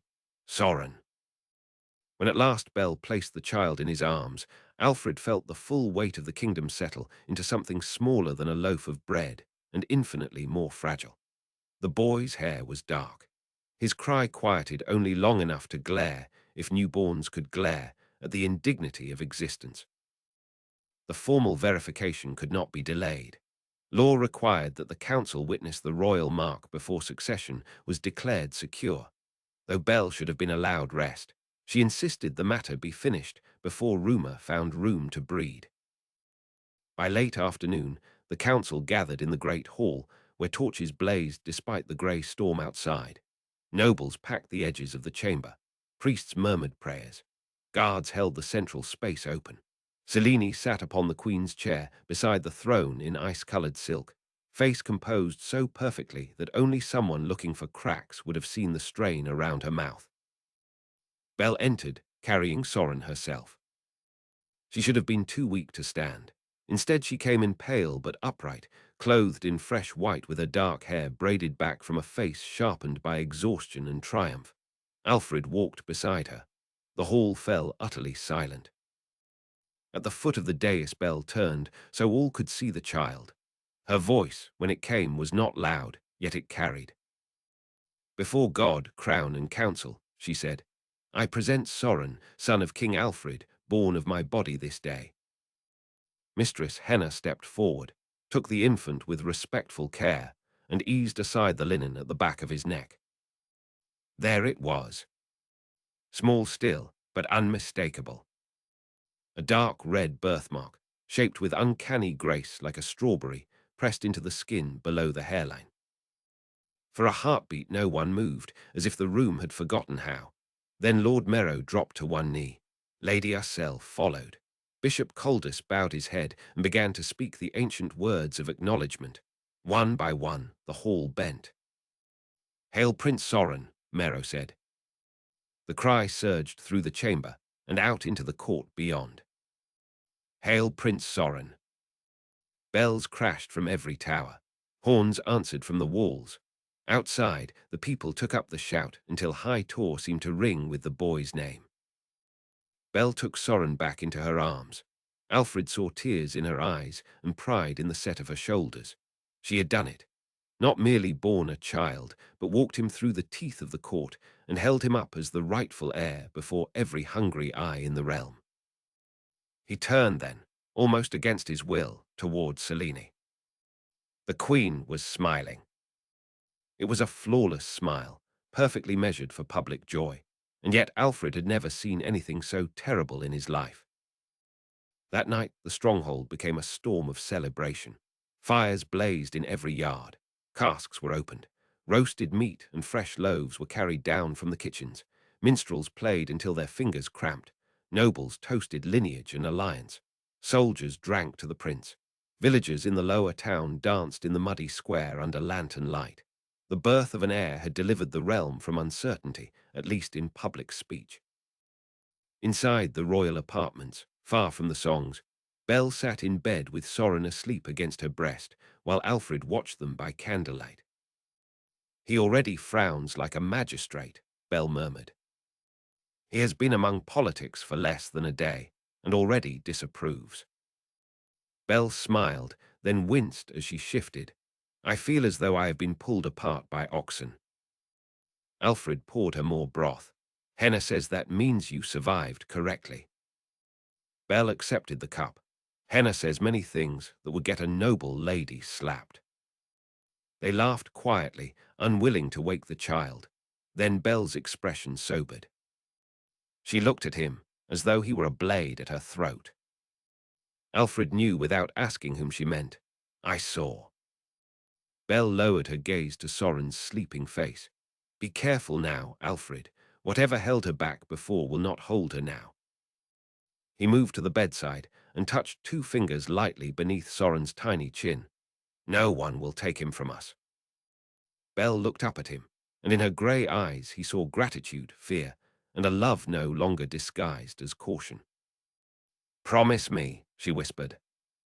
I swear it. He believed himself when he said it. That was the cruelest part of vows made before the future bares its teeth. Chapter 5. Night of the Black Cup. For a brief season after Soren's birth, High Tor looked almost happy. The prince gained weight quickly and slept with the fierce indifference of a creature too new to understand ceremony. Belle recovered faster than Henna expected, though the labor left shadows under her eyes and a new stiffness in the way she first rose each morning. Alfred visited the tower rooms whenever duty allowed, sometimes merely to stand over the cradle and watch the child breathe, as if repetition might teach his heart to believe that so much future could exist in one small body. Word of the heir spread through the realm like fire through dry grass. Petitions arrived addressed not only to the crown, but to Belle by name. Village women sent charm ribbons against illness. A woodworker from the upper ridge carved a cradle rail with running stags and refused payment because, in his own words, the line should start with honest wood. Southern envoys wrote glowing letters home about stability restored.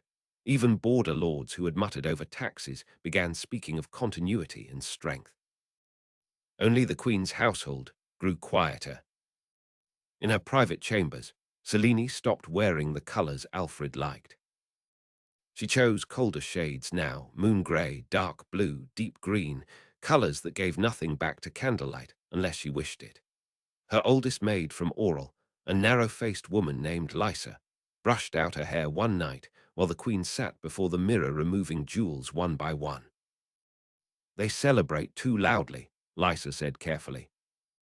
They celebrate certainty, Selene replied. People are vulgar in their relief. Lysa set down a comb. Your father's letter came again. Selene's eyes flicked to the folded parchment on the dressing table. She had read it twice already. King Theon offered polished sympathy, advice clothed as comfort, and one brutal truth hidden in the middle of courtly phrases. A queen without influence soon becomes a decorative hostage in another land. He urged patience. He urged alliances within the northern court. He urged survival above sentiment. It was exactly the sort of guidance he had offered her since childhood, and she hated him for still being right. He asks whether I am safe, Selene said. And are you? Selene laughed under her breath. Safety is what men promise women when they mean obedience. Lysa met her eyes in the mirror. She had served Selene long enough to risk honesty. What do you intend? Selene removed the last emerald earring and placed it in the velvet tray with precise care. Intend is too noble a word. At present I measure who bends toward the prince, who bends toward Balara, who bends toward silver, who can be frightened, who can be bought, who mistakes my silence for surrender. Lysa's hands stilled. This road grows dark. This road grew dark the day a council decided another woman could fulfill my marriage more usefully than I could. Selene rose and crossed to the window. Outside, the courtyard fires for the prince's health glittered like a necklace thrown across black stone. Do you know what I envy most about Belle? It is not her child, not even Alfred's love. It is that she can stand in a room and be believed. I have worn grace, wit, beauty, piety, and patience, and every man who praised those things still measured me by what they could take from me. Belle walks in with plain sleeves and a calm face, and suddenly virtue becomes visible. Then perhaps she is what they say. Selene's expression hardened. No one is what they say. Some are simply better at making need look holy. She turned back to the room. gathered the letter from her father, and held it too close to the candle until the lower edge blackened. "I will not vanish," she said. Lysa lowered her gaze. She knew a vow when she heard one, and feared this one deeply. Selene let the letter burn almost to her fingers before dropping it into the brazier. The fire consumed the seal last. Selene performed joy with immaculate discipline. She attended the blessing feast for the prince in pale gold and held the child before the court for a ceremonially brief moment while every eye watched her. She kissed Bel's cheek in public. She thanked the gods for preserving the realm. She ordered singers rewarded and alms distributed to the poor in honor of Soren's health. Then the doors closed, and the warmth vanished. Her ladies began dismissing servants for errors no one could identify. A page assigned to carry embroidered linens from the queen's rooms to the nursery was beaten by the mistress of robes for touching the wrong coffer. 2 kitchen girls were sent away after whispering that Belle had a sweeter smile than the queen. A groom disappeared from the stables after boasting that Prince Soren would grow with the courage of his mother. No body was found, but the whispers remained. Garrick heard them all. He brought each thread to Alfred, who responded with anger, but little he could prove. Selene had learned long ago how to cause harm through layers. Belle noticed the chill too. One evening, while Soren slept curled against her shoulder, she said, "Your court fears her more now than before." Alfred stood at the window of the tower room, looking over the torchlit inner yard. "They should." Belle adjusted the child's blanket. Fear is useful in wartime and poisonous in a household. She has begun to turn one into the other. He crossed the room and took Soren from her so she could stretch her arms. The boy woke long enough to make a tiny offended sound and then settled against Alfred's chest, warm and trusting. "I could remove half her household tomorrow," Alfred said. "And replace them with whom? More spies for frightened lords." Belle leaned back against the pillows. "You cannot rule your way out of private malice. You can only deny it tools." He looked down at his son. "Then I will deny her every tool I see." Belle's face softened as she watched him with the child. "You love him more each day." Alfred lifted one shoulder, almost embarrassed by the obvious. "He looks at me like I owe him the kingdom by breakfast." "That means he is yours." When Belle smiled like that, tired and amused and quietly full of light, Alfred felt something in him settle into certainty. The affection that had grown between them through duty and danger had crossed into love so gradually he had not named it until it was already built. He did not speak the word yet, not because it was false, because once said aloud, it would become a blade hanging over all 3 of them. The court celebrated Soren's 40th day with an open blessing in the lower chapel. Nobles crowded the aisles. Villagers who had walked up from the town stood shoulder to shoulder near the doors. Coldus anointed the child with oil and spoke the old promises over him. Belle wore deep blue. Alfred wore ceremonial black trimmed in silver. Selene stood on the other side of the altar in white, serene as moonlight over a grave. When Coldus lifted Soren briefly toward the painted saints overhead, the congregation let out a murmur so full of feeling it nearly became a sob. The people wanted him. That truth changed the room more than any liturgy. An heir was no longer a legal answer or dynastic strategy. He was a child with a face they had seen, a cry they had heard, a mark they had bowed to. Taking him from them now would feel not like politics but theft. That night, Selene sent Alfred a sealed note, asking that he join her in the South Gallery after sunset. He almost refused. Curiosity overcame caution. The South Gallery overlooked the oldest rose court, where winter had stripped the vines bare. Selene stood alone beside an iron brazier, hands extended to the coals. She wore dark green velvet with no crown and almost no jewels, as if she had laid down ornament for something harsher. "You came," she said without turning. "You asked." At last, a husband who answers one request in 4 years. Alfred remained several paces away. "What do you want, Selene?" She looked at him then, and for the first time since Soren's birth, he saw no polished smile at all. "I want to remember whether we ever spoke honestly to each other." We have spoken honestly. No, Selene said. We have spoken accurately. That is not the same thing. The brazier snapped softly. Beyond the arches, the garden lay silver beneath moonlight. Alfred waited. Selene clasped her hands before her. Do you love her? He could have lied. Instead he said, yes. The queen's lashes lowered once, like a blade sliding into a sheath. When she opened her eyes again, they were dry. That is almost a kindness, she said. You asked for honesty. I did. She moved closer to the brazier and stared into the coals. Do you know what the cruelest part is? Not that she succeeded where I failed, not even that the people adore her. It is that she does not try to conquer affection. It flows to her as if the world mistakes her for mercy. She has earned much of it. Selene laughed softly. You see, even now, defending her has become instinct. Alfred said nothing. Selene continued, voice lower. When I was a child, my father told me that a queen must never permit herself to be ornamental. Beauty fades, charm becomes expected, fertility can betray you, and men grow bored even of devotion. He said power alone keeps a woman from being replaced in every way that matters. I believed him. She turned and met Alfred's gaze directly. Then I came north and discovered that power held without love is treated like theft, while love without title can outshine a crown. For a moment Alfred glimpsed not the rival, not the queen, but the frightened brilliance beneath all that armor. It did not have to become this, he said. Selene's expression hardened at once. It became this the moment your council chose another woman and called it law. Before he could answer, she inclined her head with perfect formality. Thank you for your honesty, my king. I will treasure it like a cut jewel. He watched her walk away beneath the dark arches and knew with sudden certainty that something had just ended, though he could not yet name what would take its place. The first sign of poison came 2 weeks later.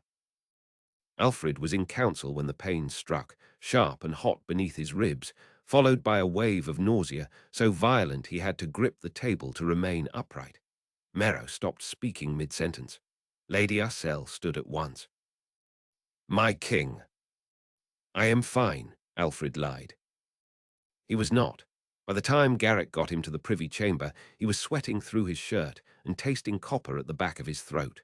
What followed was humiliation stripped of royal language. He retched until bile burned his mouth raw. His vision blurred.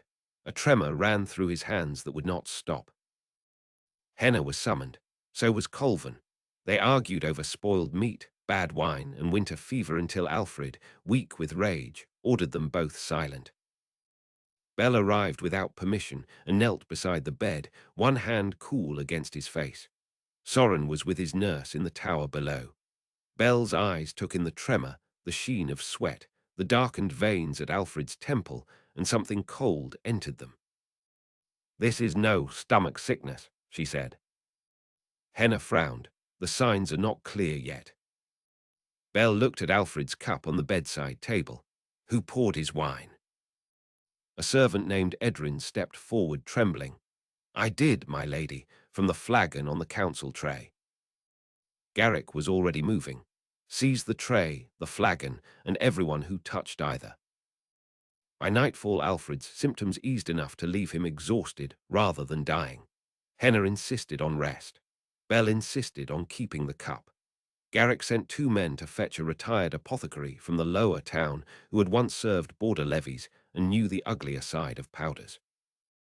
The old man arrived near midnight, bent as a hooked branch and sharp as a fox.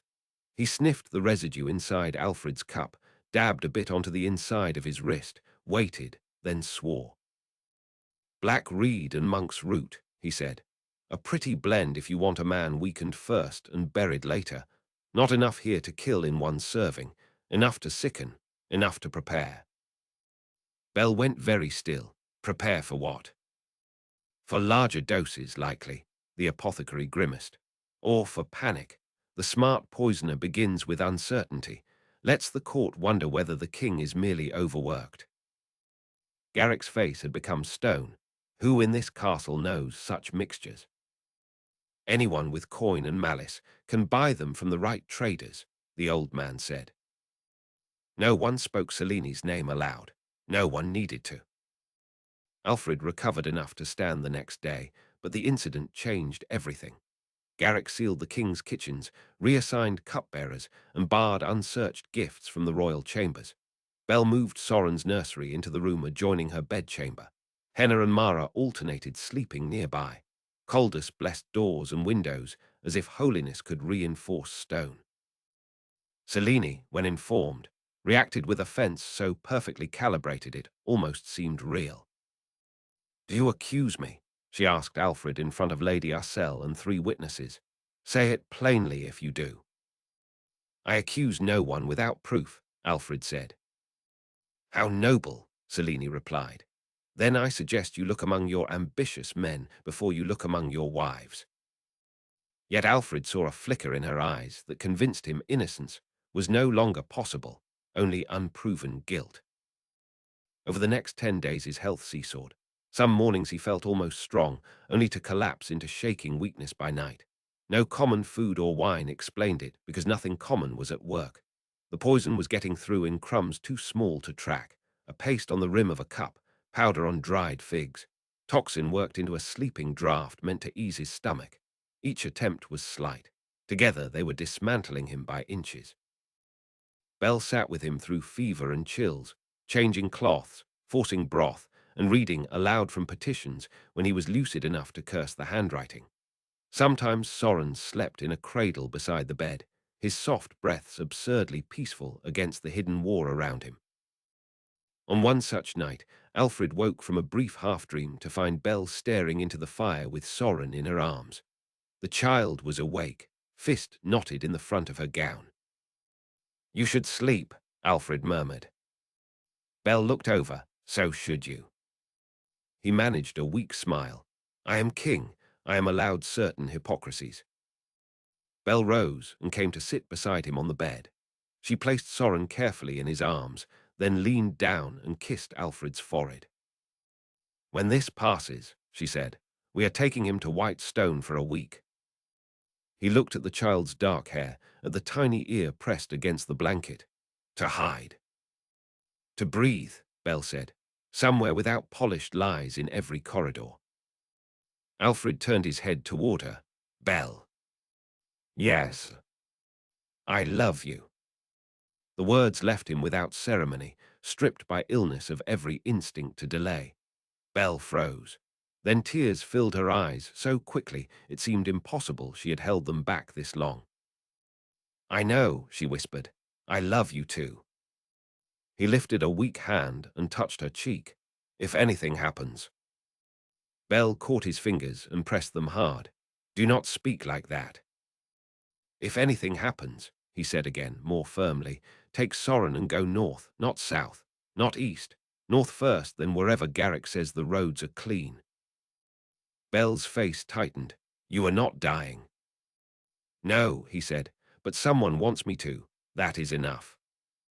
She bent over him, kissed him hard and brief, and when she drew back there was steel in her grief. "Then they will have to kill more than one of us," she said. The blow fell 3 nights later, during the feast of first planting. Tradition demanded the king appear in the lower hall to bless the season's first seed sacks before they were sent to the terrace fields. Alfred should have cancelled. Mero argued that absence would spread panic through the court and embolden enemies watching for weakness. Belle opposed the appearance fiercely. Garrick nearly came to blows with protocol itself. In the end, Alfred chose to go, if only to prove to the realm that he could still stand. The hall glittered with torchlight. Music rolled from the gallery. Farmers from the near villages crowded behind the noble tables, caps in hand and eyes wide at the splendor. Belle remained in the tower with Soren. Selene sat at Alfred's right in midnight blue, radiant and composed.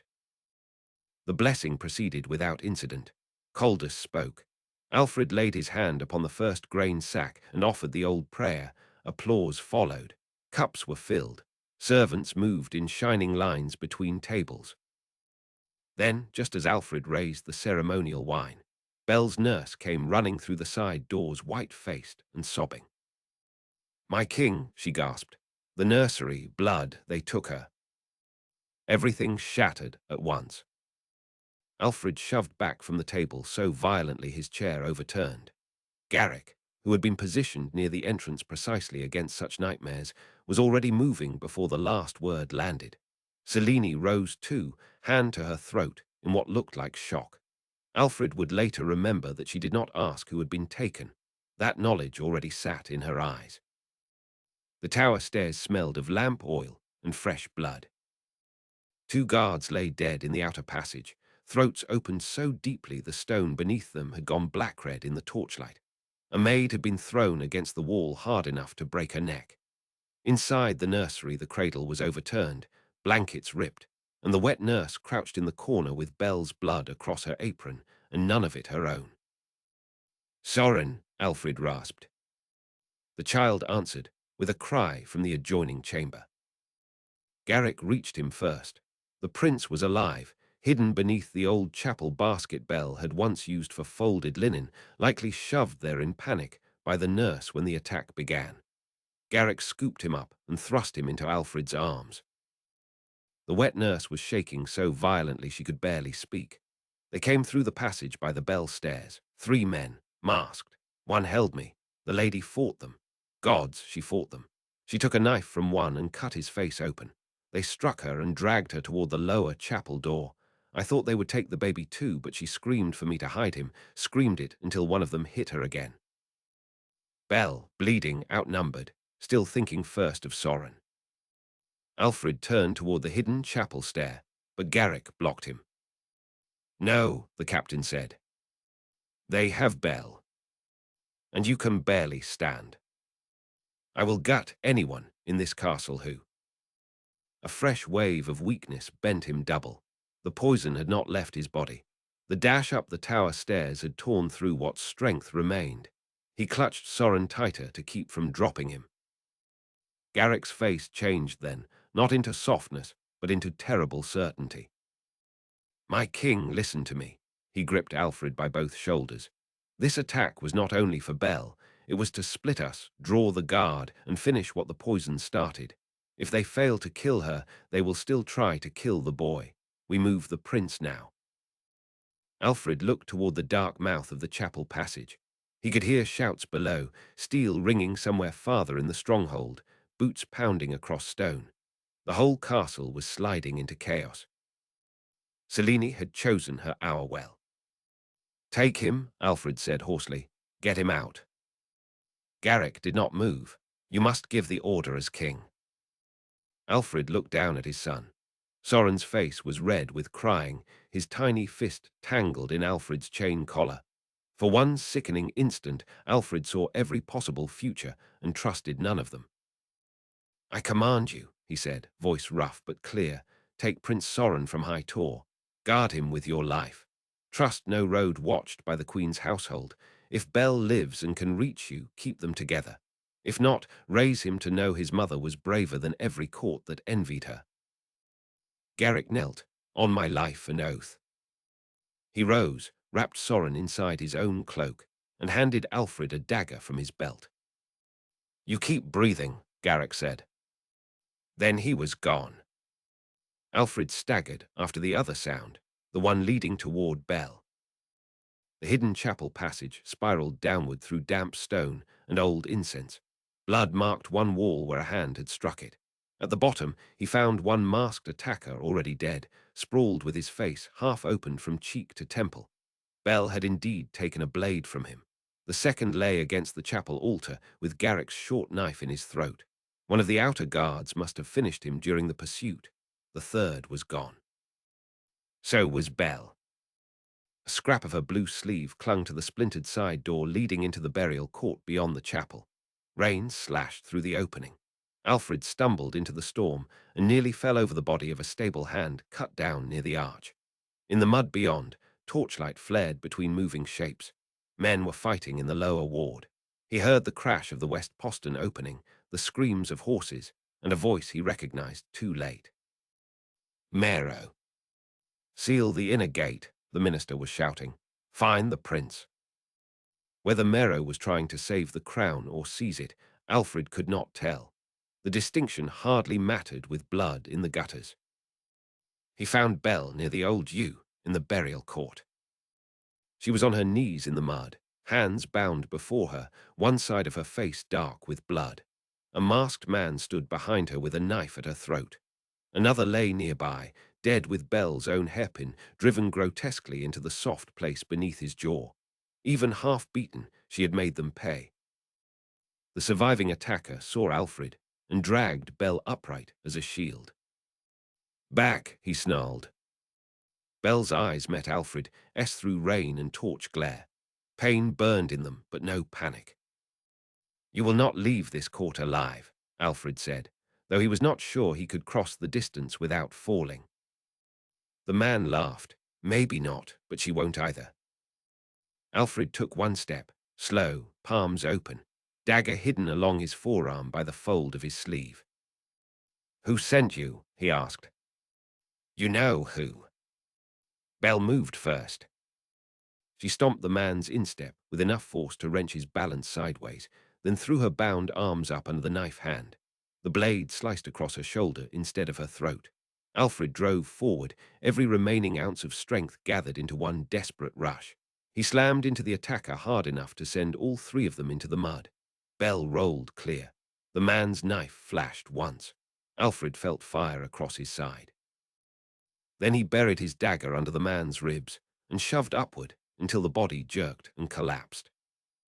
For several heartbeats, all Alfred could hear was rain. Belle was breathing in ragged pulls. Blood soaked her torn sleeve. Alfred crawled to her, cut the binding at her wrists, and gathered her against him despite the mud and the pain and the poison still rotting through his gut. "Soren," she said at once. "Alive, Garrick has him." Belle closed her eyes in savage relief. "Good." He pulled back enough to look at her injury. It bled hard, but not with the bright pumping gush that would have meant an artery. They still had a chance. Then footsteps splashed through the court behind them. Cellini stood under the chapel arch with 6 armed men and torchlight at her back. No mask, no pretense. Rain jeweled the dark fur at her collar. Her face was calm beyond reason. "Put down the dagger," she said. Alfred rose slowly, placing himself between her and Belle. His side burned. Weakness rolled through him in waves. Belle was trying to stand too, one hand clamped over her shoulder. "It was you," Alfred said. Cellini's expression did not flicker. "Do not sound injured, my king. You left me little else." Belle laughed once through blood and rain. "You always needed an audience." Something in Cellini's mouth tightened. "And you never understood the value of fear." "Fear is a tool," Belle said. "You tried to build a throne from it." Cellini stepped forward one pace. Her armed men spread behind her in a half circle. "You think this is about envy," Cellini said. "That is the childish version. This is about survival. The moment that child showed the mark, I became decoration in my own life. Councils shift around heirs. Alliances bend toward mothers. Histories are written by bloodlines, not vows. If I waited, I would be reduced to ceremony while you and your son became the beating heart of the realm." "You chose murder over dignity," Alfred said. Cellini looked at him with something like pity. "Dignity is a story told to people who no longer have leverage." Belle swayed behind him. Alfred knew they could not fight 6 men and a queen in this condition. Somewhere beyond the burial court more shouting rose from the lower ward. The stronghold was fracturing by the minute. "You will never keep the throne this way," Alfred said, stalling for breath, for miracle, for anything. "The people love Soren. They will never forgive his death." A strange smile touched Cellini's lips. "Then it is fortunate that he is not here for them to bury." Alfred understood at once. She had not known whether the prince lived. She was fishing. He let no response show. Cellini saw enough anyway. "Ah," she murmured, "then Garrick has him." At that exact instant, a horn blew from the west wall, not a court signal, a guard alarm. Another answered from the lower town, then another from the ridge road. Seleni's eyes sharpened. One of her men turned toward the sound. A messenger came running under the arch, panting. "Your Majesty, the west postern is breached. Half the lower watch is fighting the captain's men. Fires in the stables." Garrick, Alfred realized. The old wolf was tearing open the castle's own skin to make escape possible. Seleni's control slipped at last. "Find the child," she snapped. "Shut every gate." The instant she turned her head, Belle seized the dead attacker's fallen knife with a good hand and flung herself sideways into the nearest guard's knees. The man crashed into another. Alfred drove forward, striking the closest throat with his dagger hilt before slashing across a second man's face. Belle stabbed upward from the mud into a third guard's thigh. Torchlight spun wild. Rain turned the court slick and black. One of Seleni's men brought a sword down toward Belle. Alfred caught the blade on his own dagger with a wrenching impact that nearly broke his wrist. The guard kicked him backward.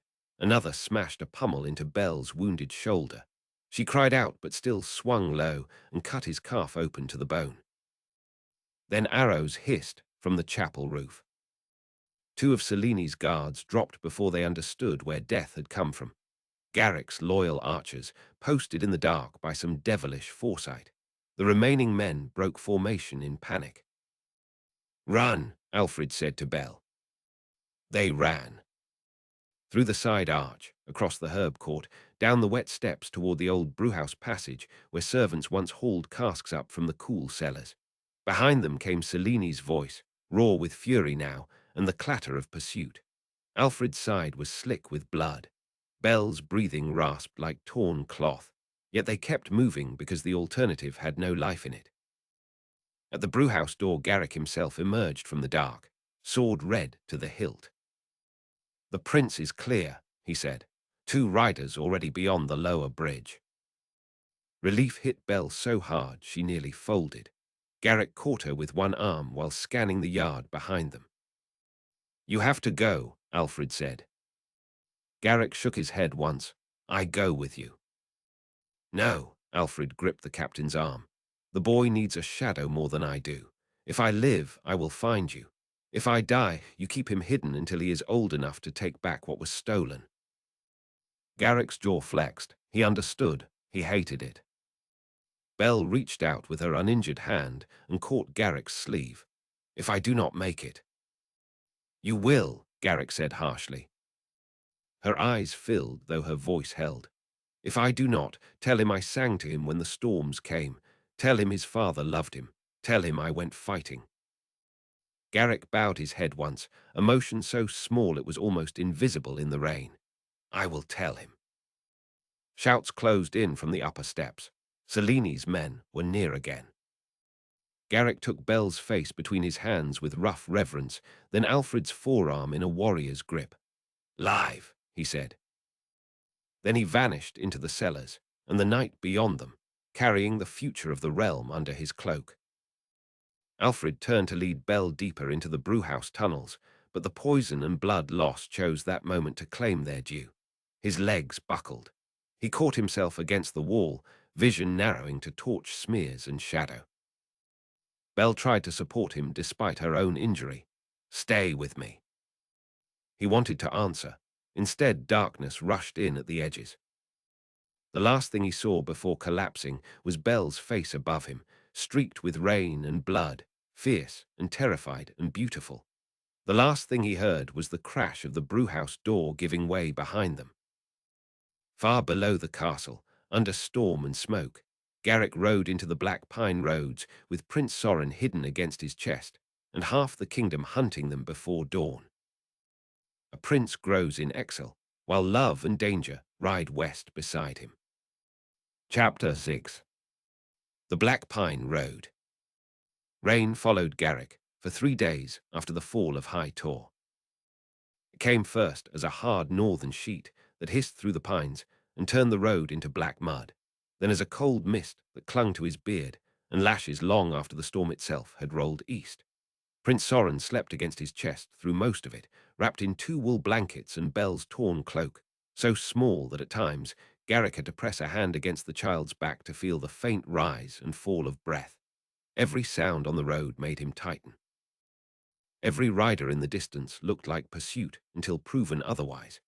Every hour that passed without seeing Selini's banners felt less like safety and more like borrowed mercy. He changed horses twice before dawn of the second day, taking one from a loyal forester's hut and trading the other to a charcoal burner who asked no questions because the gold Garrick left on the table could feed a family for half a year. He spoke little. He trusted fewer people than that, yet the kingdom had not rotted all the way through. Alfred had been loved by common folk in a way many kings only pretended to be, and Belle had fed too many empty bellies for her name to vanish from memory. In the mountain roads and river villages, there were still people who saw a hunted man carrying an infant and chose silence over profit. Even so, Garrick did not lean on hope. Hope had its place in songs and chapel walls. Duty was what kept a child alive. On the third night, he reached the black pine forests that marked the far western marches of the realm. The trees there grew so tall and close together that moonlight had to fight its way to the ground in broken strips. The road twisted between roots thick as grav. Wet needles softened the thunder of hooves. Wolves watched from the dark with pale eyes that caught and vanished between the trunks. Soren woke just before midnight and began to cry. The sound was small, thin from hunger and cold, but to Garrick it might as well have been a trumpet blown across open ground. He slid from the saddle, led the horse off the road, and crouched beneath a leaning rock shelf where dripping branches made a ragged curtain against the rain. His fingers were clumsy with exhaustion as he loosened the blankets and checked the child. Soren's face was flushed. His little fists beat weakly at the air. His mouth searched for milk that was not there. "I know," Garrick murmured, his voice roughened by rain and smoke and lack of sleep. "I know, little hawk. You came into a pit of snakes, and now I have dragged you into a storm. You were owed better."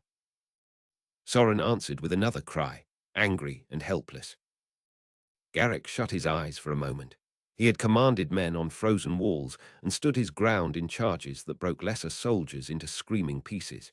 He had killed with spear, sword, axe, dagger, and bare hands. None of that prepared a man for a hungry infant under a mountain storm. He opened the satchel strapped behind the saddle and cursed under his breath when he found the wrapped loaves soaked at the edges. Then his fingers closed around the small clay bottle the chapel nurse had thrust at him during the chaos at High Tor. Goat milk, sealed with wax. He had nearly forgotten it in the madness of escape. He broke the seal with his thumb, sniffed it, and offered a silent prayer of gratitude when it had not spoiled. The child drank from a scrap of cloth soaked in the milk and pressed to his mouth. Garrick fed him by patience rather than skill, slow drop by slow drop, until the thin cries softened. When Soren had taken enough to quiet the ache in his belly, he stared up with dark, unblinking eyes that already felt too intent for a child so new to the world. "You have your father's look," Garrick said quietly. "That is a troublesome gift. Kings with gentle smiles can be moved by charm. Men with eyes like yours notice every crack in a room." The infant waved a hand, then caught Garrick's thumb with a grip startling for so tiny a thing. Something shifted inside the old soldier then, not a weakening of purpose, but a hardening of it. At High Tor he had ridden into the storm because Alfred ordered it, and because the realm needed an heir.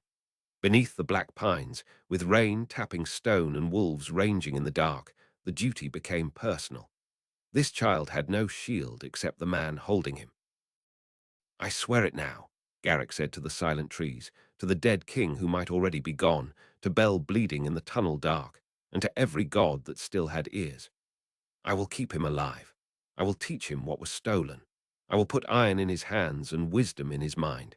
If there is justice left in this land, he will sit his father's seat one day, and Selene will answer for every corpse she stepped over to reach it." The baby's grip loosened.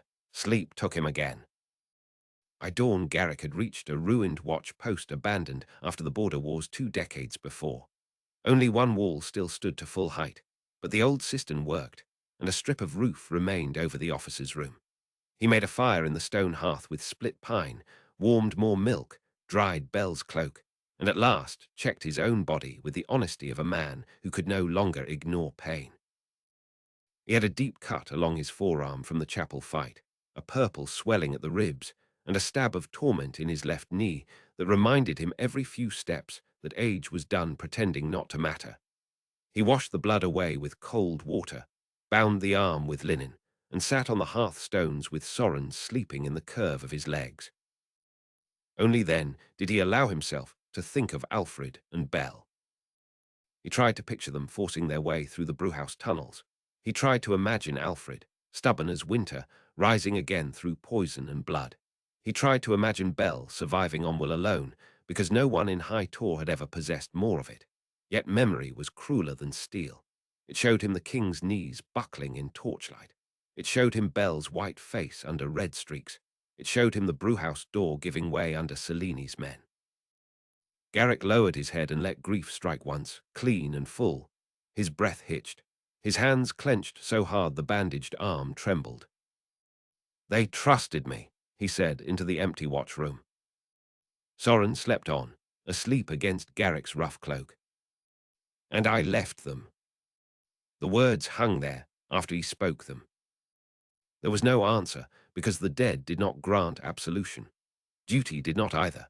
Garrick sat with the pain until it stopped being a blow and became what such pain always became in soldiers who survived too long. A weight added to the body, carried because there was no place to set it down. At midday riders passed along the road below. Garrick heard them before he saw them, the thud of hooves and the jingle of gear. He snuffed the fire with sand, gathered Soren to his chest, and moved to the narrow window slit overlooking the road. 4 horsemen in the grey and green of the royal hunt cantered through the pines, cloaks damp, faces drawn hard from the search. Seleni's men. One of them called out that the captain had been seen near the river villages. Another spat, and said the queen wanted the infant alive if possible, dead if not. Garrick memorized the man's face, the scar at his temple, the way his mouth bent when he spoke of killing a child like it was no more than a change in weather. When they had gone, Garrick remained still for a long moment. "They are spreading wider," he murmured. "That means the mountain roads are no longer safe." He waited until dusk, then set out north by west instead of keeping to the main track. The kingdom's spine broke into harsher land there, a scatter of ridges, old mining paths, and hamlets built from stone, so dark they looked wet even when dry. Few tax men travelled those roads, and fewer nobles. Garrick moved like a ghost through them, buying milk with old coin, sleeping in lofts and barns, offering honest labour where it would hide his face. By the second week he had taken a new name for the child and another for himself. Soren became Sorrel to strangers, a carter's orphan grandson. Garrick became Dane Holt, a veteran too tired for questions. Names mattered less than habit. He changed routes. He never stayed longer than 4 nights in one place. He listened more than he spoke.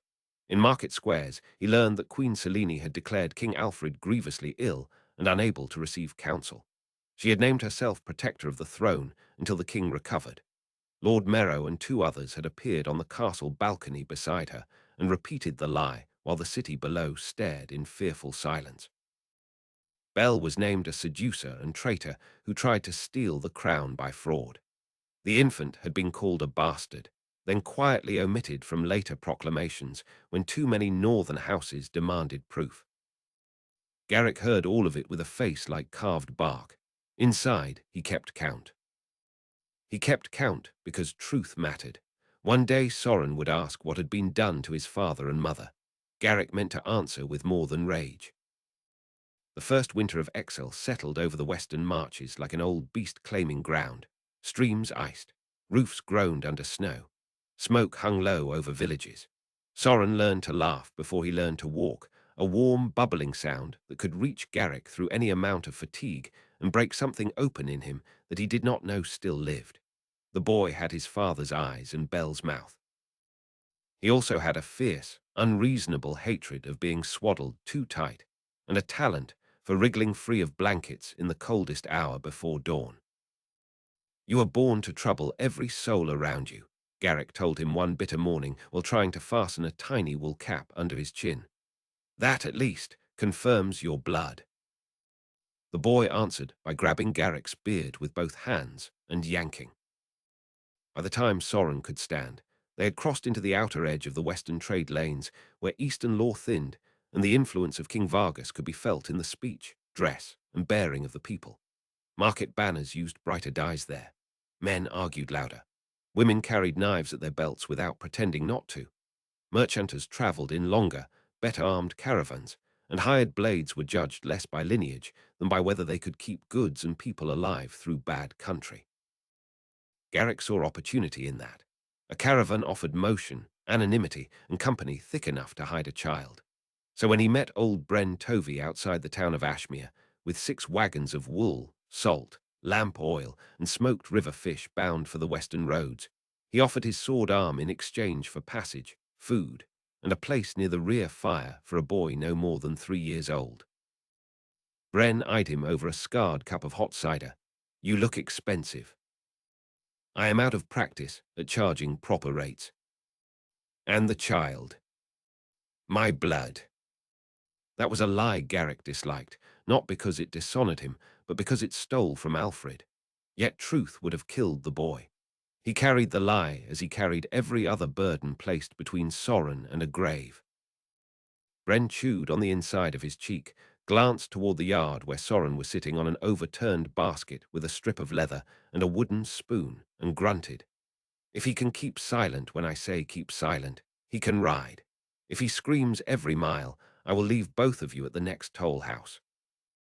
Soren, as if hearing the bargain from 20 paces away, smacked the spoon against the basket and announced something fierce and meaningless to the winter air. Bren snorted. "He has lungs." "He has opinions," Garrick corrected. "Then he will fit right in." That was how exile on the merchant road truly began. The caravan smelled of horse sweat, damp canvas, onions, lamp oil, old pine boards, and the 1,000 stubborn traces of life lived without privacy. Soren loved it immediately. Where Garrick saw risk, the child saw marvels. He was dazzled by bells tied to mule harness, by bright beads sewn on saddle cloth, by the way steam rose from soup pots in twisting white ropes. He followed the cooks, the drivers, the washerwomen, and the drovers with equal fascination. He asked questions without pause. Why did geese sleep standing? Why did some men braid their beards with copper rings? Why did the moon look close enough to grab on clear nights? Why did Garrick never laugh with his mouth open? Why did Bren's left ear look bitten? Garrick answered what he could, and invented the rest when knowledge failed him. At night, after the wagons had been circled and the animals checked, Garrick sat by the wheel ruts sharpening blades, while Soren leaned against him half asleep and listened to the talk around the fires. Traders spoke of roads washed out in the south, of a levy raised in the east, of fishermen hanged at a harbour for refusing a new tax, of the Queen's jewelled processions through the lower court while the old king remained unseen. Every rumour was a pebble added to a wall building inside Garrick. He did not know when the wall would be needed. He only knew it had to stand. One evening, months into the road life, Soren climbed into Garrick's lap and pointed at the captain's sword where it rested across 2 crates wrapped in oiled cloth. "When do I get one?" The men around the fire laughed. Bren nearly choked on his stew. "When your arms are thick enough to lift one without falling over backward," Garrick said. Soren considered this with grave seriousness. He had reached the age when his face often tried to copy adult dignity and failed in ways that made even hard men grin. "Then make my arms thick." A drover named Lysa wiped tears of laughter from her eyes. "Listen to him. The mite wants iron already." Garrick looked down at the boy, at the determined line of his small jaw, and felt something like sorrow mixed with pride. This was always going to come.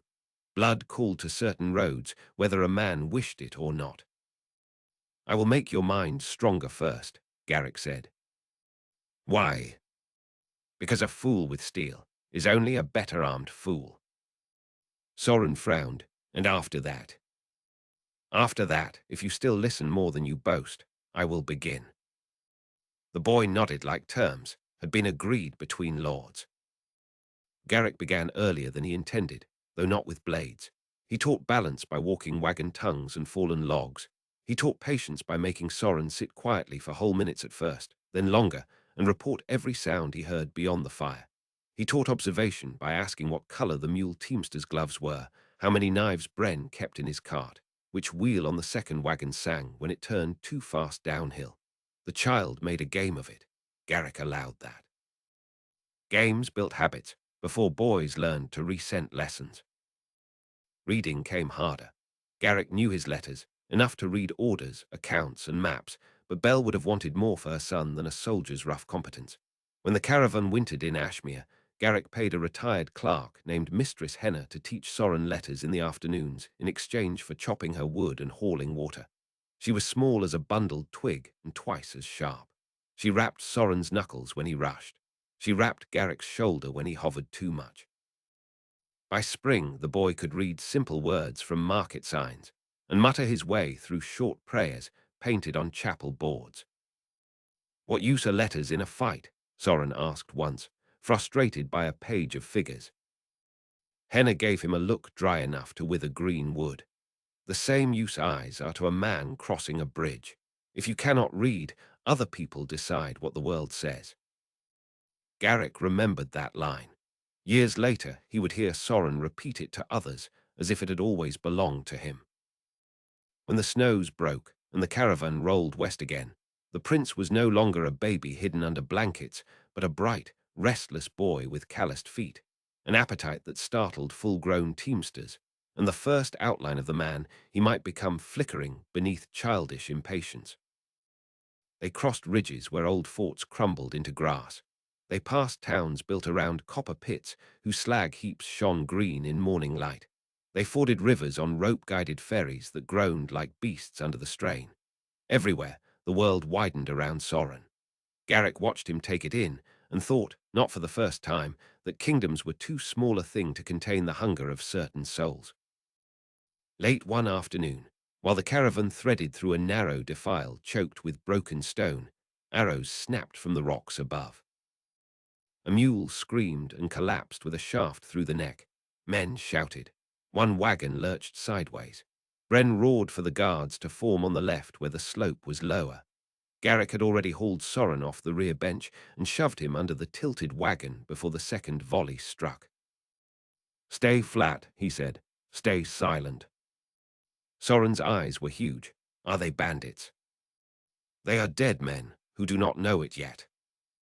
Then Garrick turned and ran into the clash. There were 6 attackers at first glance, maybe more behind the ridge break. Ragged cloaks, axes, hunting spears, and hungry faces gone mean from choosing easier work than farming. Garrick hit the first at the knee and drove his sword through the man's throat before the body finished falling. He pivoted, caught a spear shaft under his arm, ripped it free, and slammed the butt into another raider's mouth. Teeth and blood sprayed across the stones. Men from the caravan surged beside him. Lysa buried a hatchet in a bandit's shoulder. Bren, old but broad as an ox, smashed a mace down onto a skull with enough force to fold the man where he stood. A raider broke for the wagon, behind which Soren hid. Garrick saw it in the corner of his eye and moved with a speed that tore fire through his bad knee. He intercepted the man at the axle, blade flashing once, then twice. The first cut open the raider's forearm. The second laid his belly open in a wet red spill that hit the stones steaming. The man fell trying to hold himself together and finding he could not.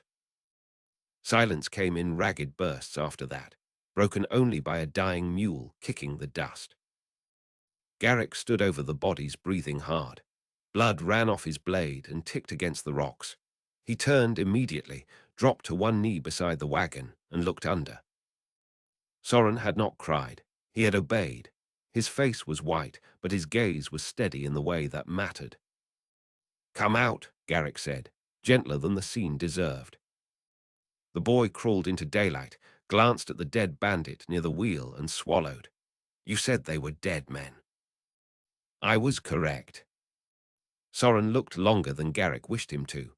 "Did it hurt?" "For them, yes." "For you?" That question struck deeper. Garrick wiped the blade on a dead man's cloak. "Everything hurts, in one way or another. What matters is what you choose to suffer for."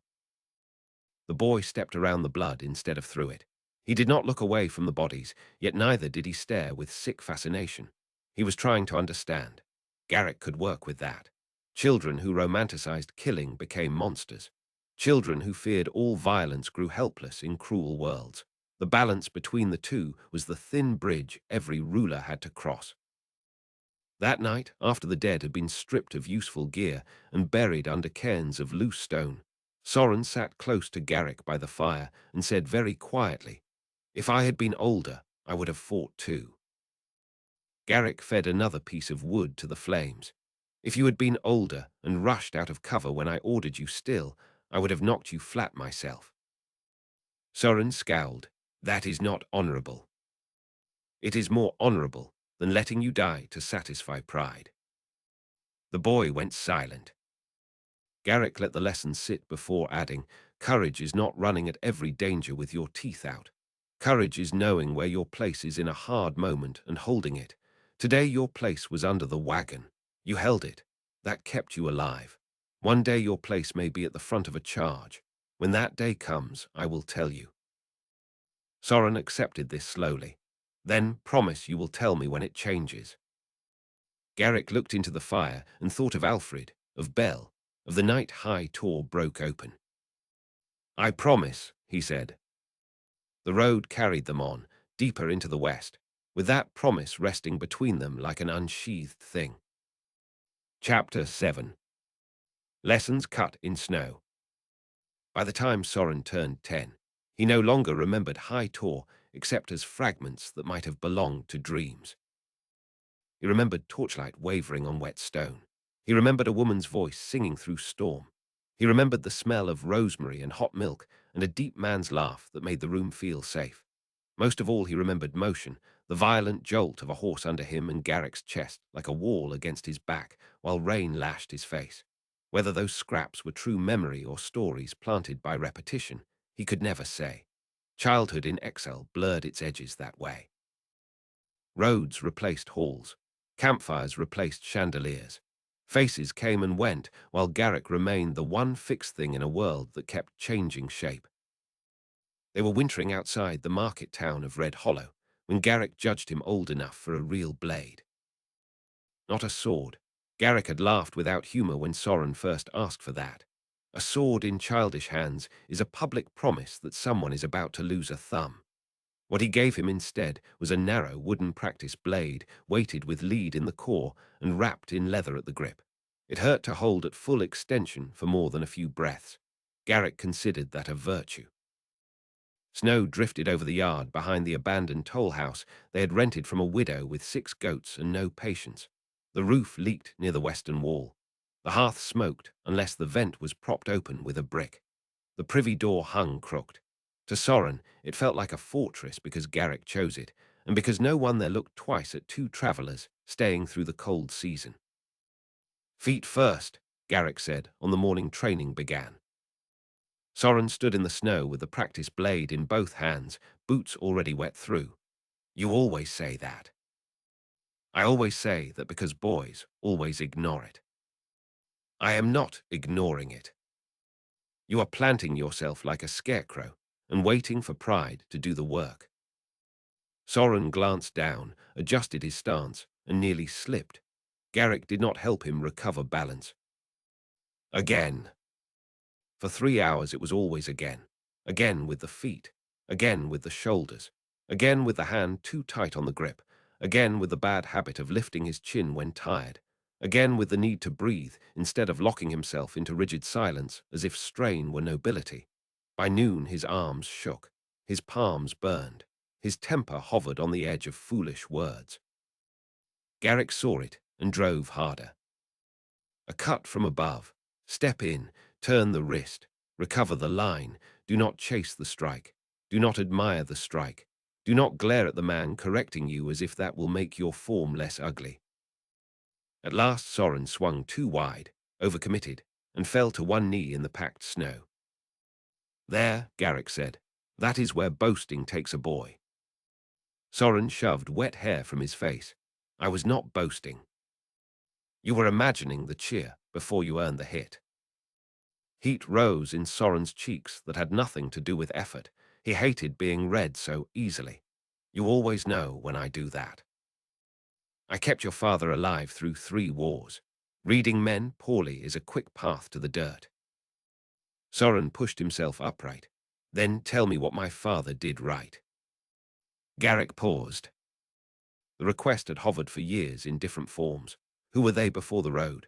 Why did some older traders look at him twice and then become careful with their words? Why did Garrick's mood turn to stone whenever Queen Seleni's name surfaced in taverns or market gossip? Soren knew enough to understand that his life began in blood and secrecy. He knew enough to know his father had been a king. Garrick had never denied that. But details came slowly, offered only when the older man decided the ground beneath them was firm enough to bear more truth. Now Garrick stuck the butt of his own practice blade into the snow and rested both hands atop it. Your father listened before he spoke, he said. Men tell stories that kings should fill every room with their voice. Alfred filled a room by making people feel he heard them. That can be softer than fear, but it lasts longer. Soren waited.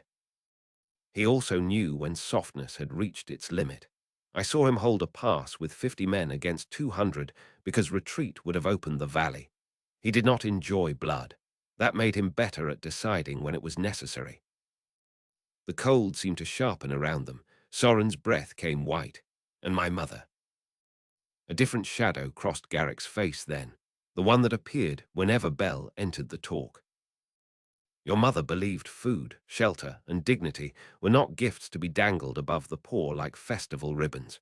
She spent coin where nobles spend speeches. She could make a room of enemies feel ashamed without raising her voice. When she did choose anger, wise people stepped aside. A faint smile touched Soren's mouth before he could stop it. That sounds like someone I would have liked. Garrick's stare held him for a moment too long. You would have loved her.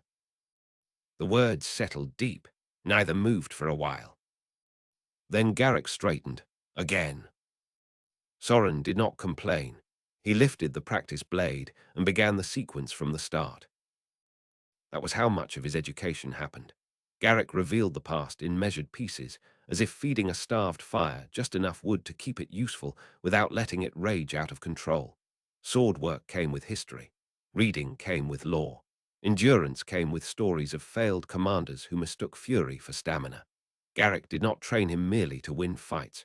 He trained him to survive the burden that weighted beyond them both.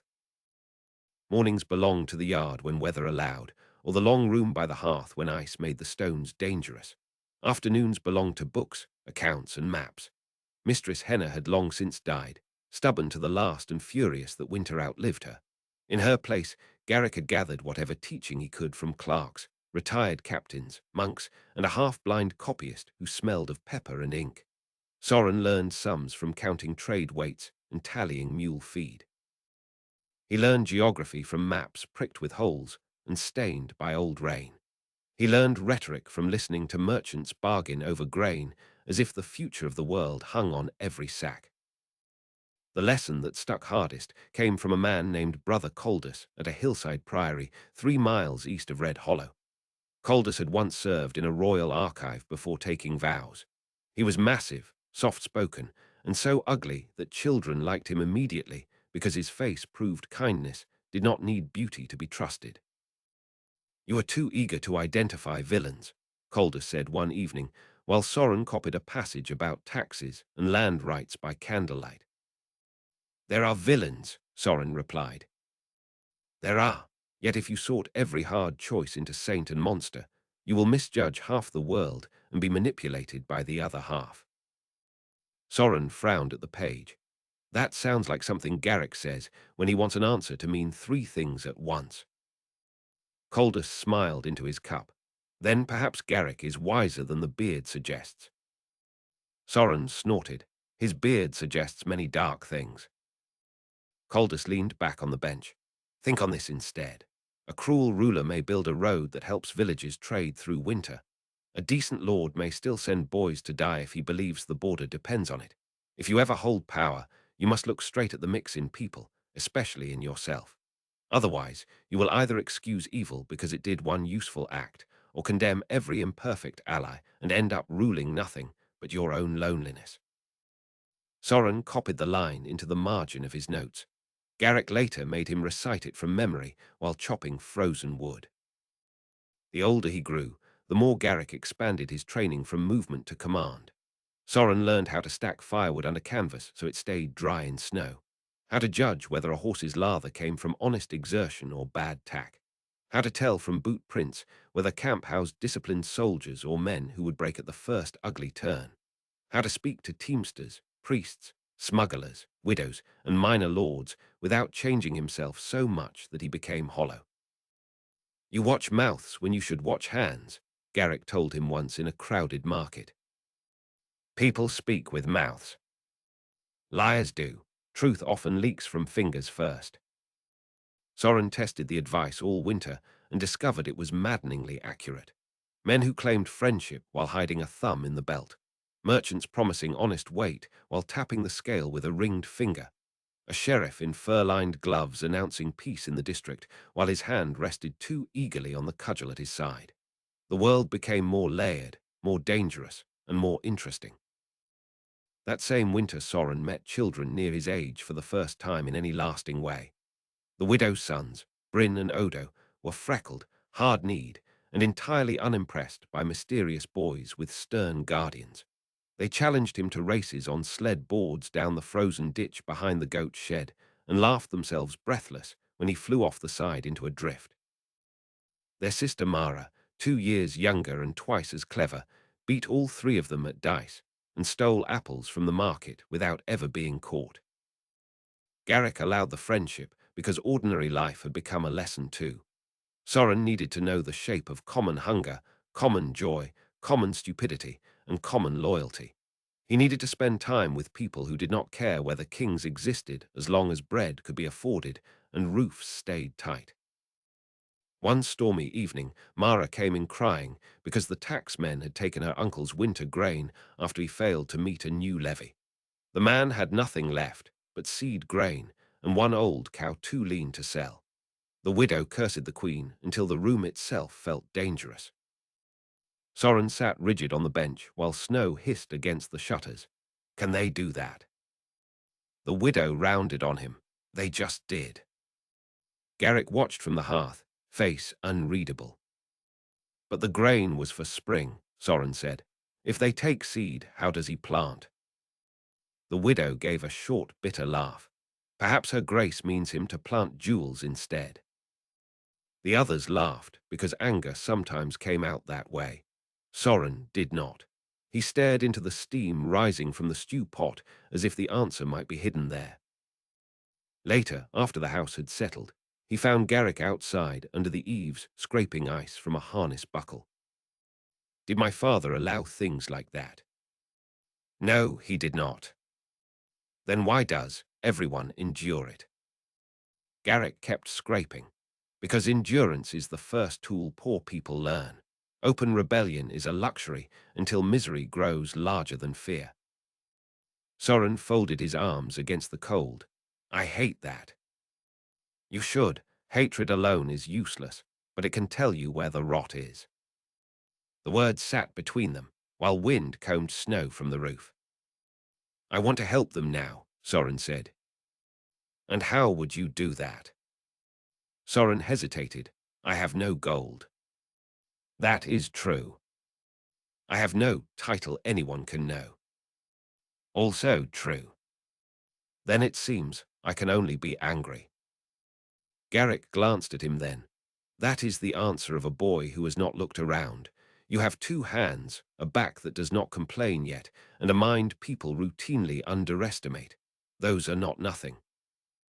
The next morning, Soren helped Mara's uncle break frozen soil, mend a split fence, and haul wood from the stand beyond the creek. Garrick came too, though he made a show of doing it because the fence offended him personally. When the old farmer thanked Soren with watery eyes and half a loaf of coarse bread, something shifted inside the prince. Charity stopped being a story about Bell and became muscle, sweat, and time willingly given. That spring, when the caravan routes opened again, Soren used wages from loading wagons to buy extra seed for the farmer and left the sack on his step before dawn. He did not sign the gift. Garrick saw the empty coin purse later and said nothing for a long while. At last he asked, "Why did you do it without claiming credit?" Soren adjusted the cinch on a pack mule. "Because the grain matters more than my name." Garrick looked at him with a stillness that felt almost ceremonial. "Good." Praise from Garrick was rare enough that the one word carried more weight than a speech. Years moved like that, measured less by dates than by roads, winters, and scars. Soren's body lengthened, his shoulders broadened, his hair darkened toward his father's shade, though Belle's warmer coloring lived in his skin when summer touched it.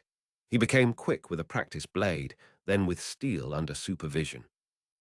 Garrick finally gave him a real short sword on his 13th winter, and spent the next month regretting the decision. Every time, the boy found a new way to nearly take off a stool leg indoors. "You attack furniture like it insulted your ancestors," Garrick muttered after rescuing the last chair with one back rail intact. "It was in my line." "Then your line is lazy, and your wrists are worse." Soren grinned. That almost sounded affectionate. It was not. Yet it was, or near enough to count. Affection in Garrick's world came not through easy embraces or open praise, but through repaired boots waiting by the hearth before dawn, through a heavier cloak silently placed over sleeping shoulders, through a second helping of stew when a growing boy pretended he was not hungry enough to ask. Soren learned to read those things. He also learned that love could be strict without being cold. The first man he ever killed came in his 15th year. The caravan they were guarding that season ran silver ingots, dyed cloth, and medicinal herbs south along a ridge route above the Ironwater Gorge. The road narrowed there between cliff and drop, too tight for wagons to turn quickly and too exposed for comfort. Garrick disliked the place on sight. Soren, who had at last learned not to let excitement overrule caution, disliked it too. "Left side," Garrick said quietly as the line slowed at a washout. "Watch the shale lip. Anyone charging from above will try to drive us over rather than hold the road." Soren nodded. The attack came exactly that way. 3 men and a woman burst from the ridge scrub with hooked poles meant for wagons and horses. Another pair rose from the rocks below, climbing like lizards with knives in their teeth. They were not starving peasants this time. They were professionals gone to dirtier trade, armored in mismatched pieces and moving with ugly purpose. Soren met the first rush beside the lead cart. His training held. He did not swing wild. He stepped in, cut low, checked the return, and turned his blade to slide another strike past his ribs. The impact numbed his forearm. A second attacker lunged from the side. Soren pivoted, but not fast enough. Steel bit through his sleeve and laid open the flesh beneath in a bright, burning line. Pain flared hot. Not drill pain, but the immediate fact of blood leaving the body. Garrick's voice cut through the clash. "Stay in your feet." Soren did. The woman with the hooked pole rushed him, intending to catch his sword arm and drag him off balance. He remembered Garrick's endless correction about distance. He stepped inside the arc before the hook could bite, rammed his shoulder into her chest, and drove the short sword upward beneath her ribs. The resistance was terrible. Warmth spilled over his hand. Her eyes widened in astonishment, not at death itself, perhaps, but at discovering it had chosen her in the body of a youth. She folded against him before falling away. For half a heartbeat, the world narrowed to that. Then Garrick crashed into the man on Soren's flank and split the raider's face open to the teeth. Blood sheeted across the stones. The rest broke soon after, one tumbling screaming into the gorge when Bren's youngest guard shoved him too hard near the edge. When it was over, Soren stood shaking, sword red, sleeve soaked. Garrick grabbed his injured arm, examined the cut with brisk hands, and wrapped it tight with a strip torn from a trader's spare shirt. "You kept the line." Soren could barely hear him over the pounding in his ears. "I killed her." "Yes. I felt it." "You were meant to." Soren stared past him at the dead woman. She looked smaller on the ground, less mythic, more human. Some foolish corner of him had expected killing to answer a question. Instead, it opened 6 more. That night, after the carts were double-roped and the dead pushed into crevices where scavengers would finish the work, Soren sat above the gorge with his bandaged arm across his knees and watched dusk drain from the sky. Garrick joined him with a flask and handed it over. "It tastes awful," Garrick said. "Drink anyway." The liquor scorched like punishment. "I thought I would feel stronger," Soren admitted. Garrick leaned back on one hand. "Why?" "Because boys tell stories. Because old songs make it sound like crossing, that line turns you into something harder." "It does." Soren turned. "Then why do I feel sick?" "Because you are not rotten." The answer came without pause, as if Garrick had carried it for years waiting for the proper moment. The older man continued, "You should never enjoy taking a life. Satisfaction that danger is ended is one thing. Relief that your people still breathe is another. But enjoyment changes a man into something he can no longer trust with power." Soren looked down into the darkening gorge. What if the woman had children? Then the world is poorer for what she chose. That sounds cruel. It is honest. Silence stretched. Far below, water crashed over stone with the steady force of an old god. At last Garrick said, "Do you know why I taught you to read ledgers and study harvest maps when all you wanted was steel?" Soren gave a weak laugh. "Because you delight in ruining my moods." "That is a lesser pleasure. The real reason is that wars are born from empty granaries, frightened nobles, pride, poor roads, unpaid soldiers, and rulers who believe their own lies. If you only learn how to kill, then every problem will eventually look like a throat to cut." Soren took another burning swallow from the flask. "And if I learn all the rest? Then perhaps you will know when a blade is truly the last answer." They sat until stars came out in their thousands over the gorge. Soren's arm throbbed. His stomach still turned when he remembered the exact feel of resistance under the sword. Yet beneath the sickness, something else settled into place. Not love of violence, never that, but acceptance that his life could not remain untouched by it. When they rose to return to camp, Garrick clapped his good shoulder once. "You kept your feet," he said again. This time Soren understood that it meant more than the fight. Before the next winter, the first whispers reached them that Queen Selene's court had grown more lavish, even as the northern villages thinned with hunger. Lords who questioned levies disappeared into house arrest or sudden illness. The old king had not been seen publicly in years. Some claimed he was dead already, and that the queen ruled behind a curtain of lies. Others swore he lived, but was too frail to stand. Garrick listened without comment and sharpened every piece of steel they owned. Soren had begun to recognize that sound as the music of patience nearing its end. Chapter 8. A girl with dust on her sleeves. Talia entered Soren's life on a noon of white dust, bright heat, and bad tempers. The caravan had halted at the edge of a market town called Suncross, where 3 roads met, and all of them seemed to carry trouble. Traders shouted under striped awnings. Goats threaded through the crowd like thieves. 2 drovers were cursing each other over the space at the public well. A toothless singer under the shade of a fig tree was murdering a ballad about lost sailors while children danced around him for coppers. Soren had been helping Bren settle an argument with the grain-way master, and was already annoyed enough to take a long walk when he saw the young woman at the southern gate. She stood beside a mule with one hand on the lead rope and the other resting on the strap of a weathered satchel. Dust coated the hem of her dark blue skirt. Her hair was hidden under a plain traveling scarf, though a few strands the color of warm chestnut had slipped free at the temples. Nothing about her clothing announced rank. Everything about the way she stood denied the disguise. Her spine held too straight despite visible fatigue. Her gaze moved across the yard in quick, deliberate measurements. When a carter nearly backed his wagon into her mule, she stepped aside with a fluid economy that suggested training no ordinary road traveler bothered to learn. Soren slowed without meaning to. Bren followed his look and grunted. You see trouble too. She does not look like trouble. That is exactly the sort that usually is. The woman caught them looking and walked over with the calm of someone who had already decided the exchange would go her way. Master Bren Tovey, she said. Bren's brows rose.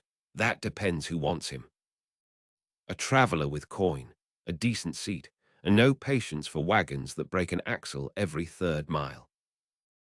Bren barked a laugh. Then you have come to the wrong man on that last point. My axles break only every 5th mile if the road is kind.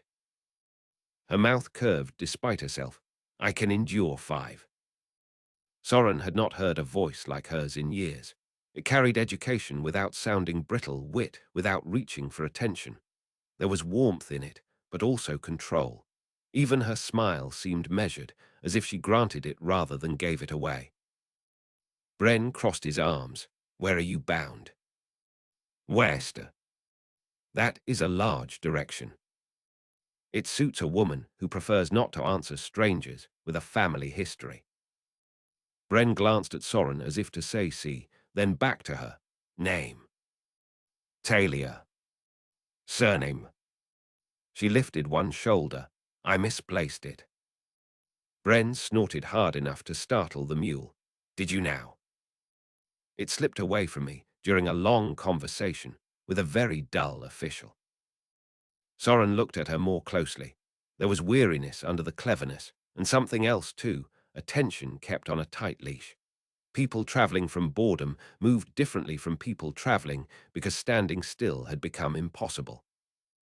Bren rubbed his chin. You have enough coin for passage. She placed a small leather purse on the wagon bench between them. The sound of it landing said yes. You can cook, Bren asked. I can improve what lesser cooks try to murder. You can mend. Well enough to keep cloth from embarrassing the wearer. You can shoot. Her pause was brief but real. I can do several things a woman alone on the road learns quickly. Bren accepted that answer because he had spent half his life trading with liars and understood when to stop tugging. Very well. Rear wagon, no stealing, no bringing private feuds into my circle. If bandits come, you do exactly what my guards tell you. Talia inclined her head. That seems fair. Only after Bren lumbered off muttering about axle grease did Soren realize he was still standing there. Talia turned to him. Up close her eyes were not merely dark, but flecked with amber around the center, a detail the sun found at once. And you, she said, are you the guard who stares, or only the assistant to the man who hires them? Soren felt heat creep into his face and disliked that she saw it. I was judging whether you would last a day without insulting half the caravan. Then I should perhaps lower my standards. Something in the delivery made him laugh before he could stop himself. There, she said, as if noting a successful experiment, you are not hopeless. He recovered enough to offer his hand. Soren. She glanced at the hand, then took it. Her grip was cool, firm, and unafraid. Then we are introduced. When Garrick met her an hour later, he took one look and became all edges. He said little during the formal exchange, only enough to satisfy manners, but Soren knew his mentor's silences the way sailors know tides. Garrick's gaze lingered on Talia's posture, the quality of the satchel leather, the callous placement on her fingers, the small pale line at her wrist where a bracelet or signet might once have rested more often than not. Suspicion gathered around him like storm cloud. After she walked off to settle her gear, Garrick said quietly, she is not what she claims. Soren kept his voice mild. She claims very little. That is one of the reasons I distrust her. The caravan rolled out at dawn the next day under a sky bleached almost white by heat. South of Suncross, the land opened into long gold plains broken by thorn groves and dry stream beds. Dust rose in soft curtains behind the wheels. Heat shimmered above the track. By noon, every man and beast in the line looked outlined in grit. Talia rode the rear wagon with Soren, sharing bench space among bolts of dyed cloth and 2 crates of brass lamp fittings. She wrapped a strip of linen over her mouth when the dust thickened and loosened it only when the breeze shifted. Conversation came in starts at first, then gathered ease. She asked where Soren had learned his letters after noticing the book under his knee. He answered with a version of the truth that omitted names and crowns. He asked how a woman who claimed to have misplaced her surname spoke, like a court tutor, pretending at modesty. She informed him that his ears were sharper than his manners. By midday of the second day, they were arguing about history. The border rebellions were inevitable, Talia said, leaning back against the crates while the wagon jolted beneath them. Any crown that taxes a drought province like a river province is inviting revolt. Soren hooked an arm over the side rail and watched the thorns scrub past. Revolt, perhaps, but not the kind of slaughter that followed. Slaughter follows when rulers answer complaint with insult. Some complaints arrive with armed men. Her gaze flicked to him, and some armed men arrive only after years of being ignored. He smiled despite himself. You enjoy this. I enjoy being challenged by someone who has read more than tavern songs. That is a low standard, yet surprisingly rare. He had a way of speaking that made disagreement feel less like friction and more like flint striking spark. Soren found himself thinking faster around her, not because she demanded performance, but because she refused lazy thought. She asked why certain laws protected merchants while exposing tenant farmers. She asked what made men follow commanders beyond fear. She asked whether mercy weakened rule or legitimized it. Every answer he gave drew another question. Garrick, listening from horseback beside the wagon, hid his approval badly enough that Soren nearly smiled every time he heard the old man clear his throat to conceal it. At camp that evening, Talia made good on her claim regarding lesser cooks. She took over a pot of lentils that had been headed toward disgrace, added dried herbs from her satchel, charred onions, and a splash of sour wine, and transformed it into something the drivers spoke of with near religious gratitude. Bren declared she had earned her seat thrice over. Useful, Garrick said from the fire, as if tasting the word. Talia looked directly at him. I have that ambition. The older man did not soften. Useful people are sometimes dangerous. Only to those who need fools around them. Bren coughed into his cup to hide a laugh.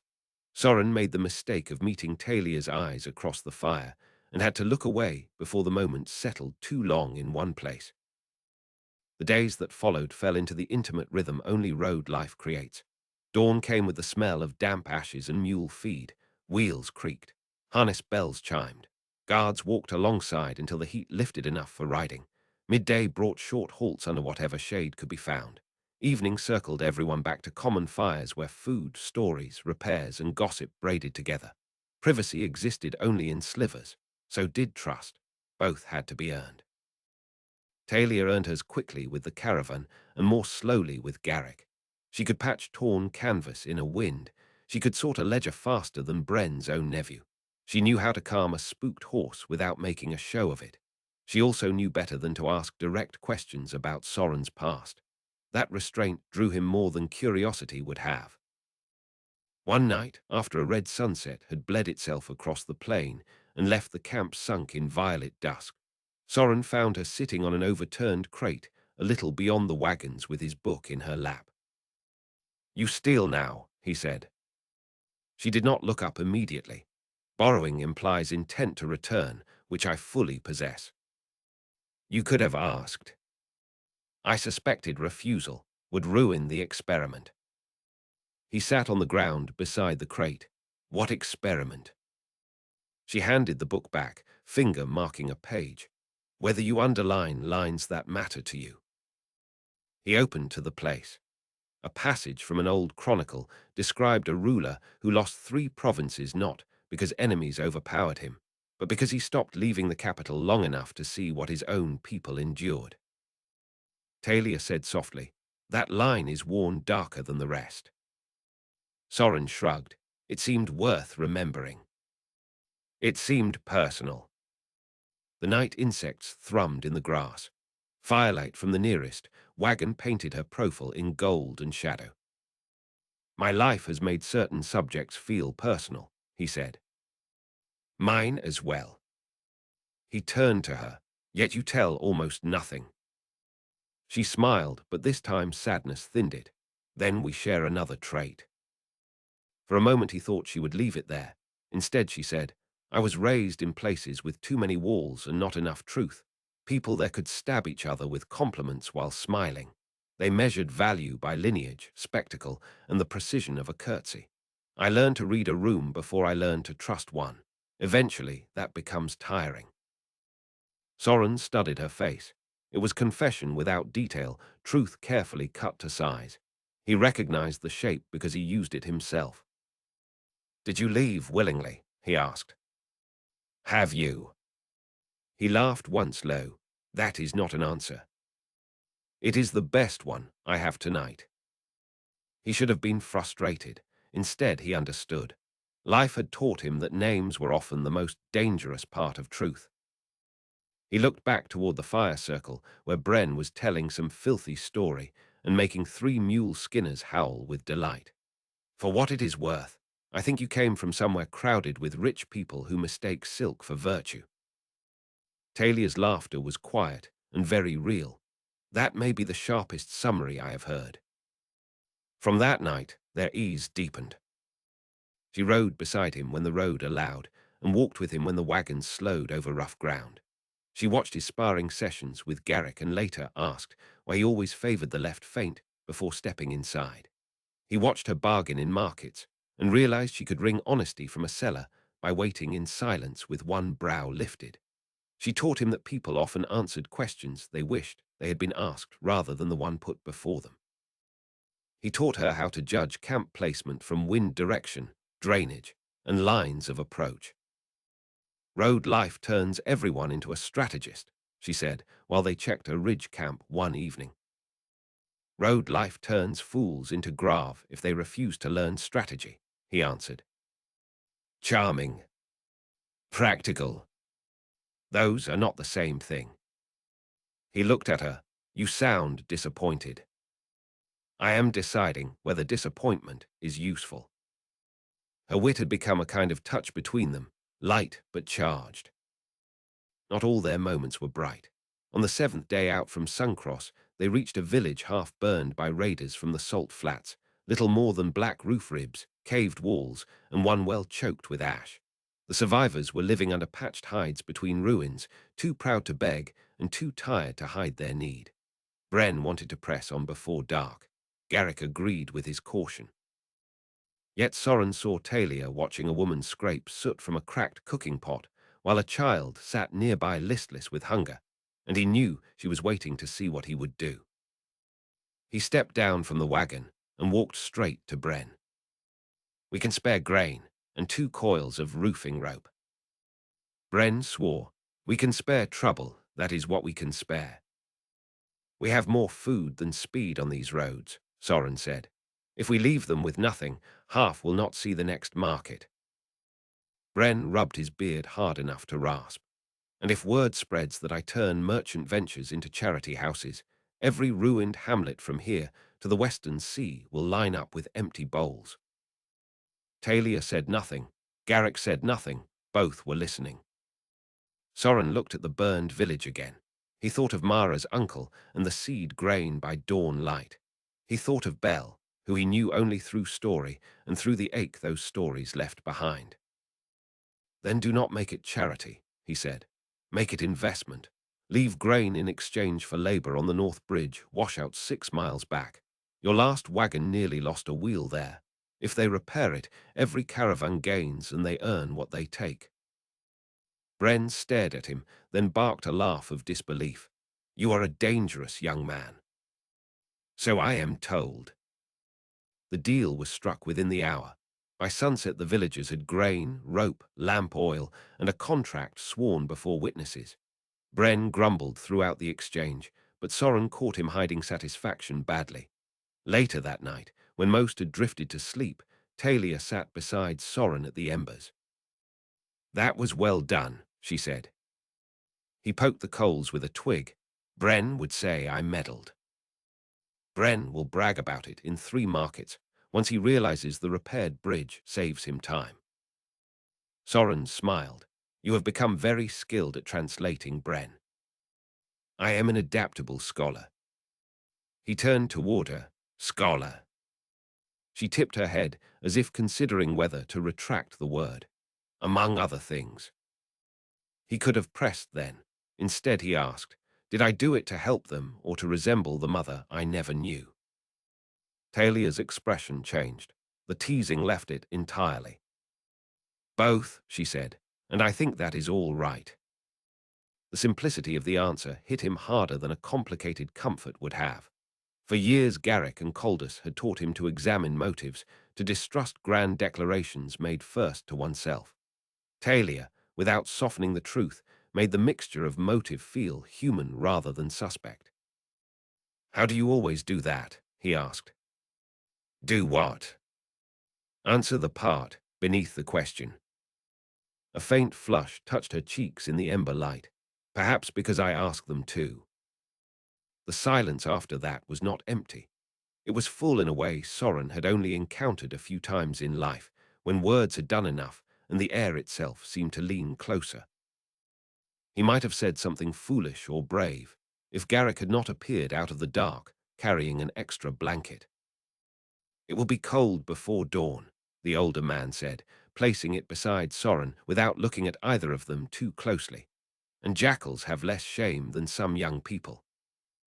Talia's laughter broke the spell, though not entirely. Even after she rose and went to her sleeping pallet, warmth remained between Soren's ribs that had little to do with the fire. From that point on he noticed everything. The way her mouth softened when children approached her. The way she listened with her whole attention when someone spoke of grief.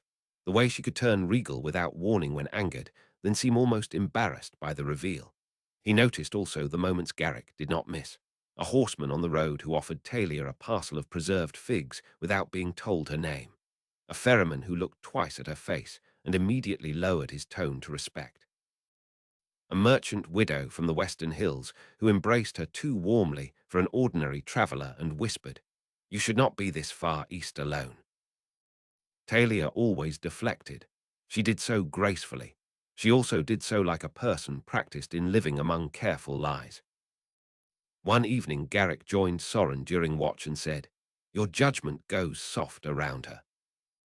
Soren kept his eyes on the dark line of brush beyond the camp. That is unlike you to mention. It is exactly like me when it risks your life. She has given us no cause to fear her. Garrick's jaw worked once.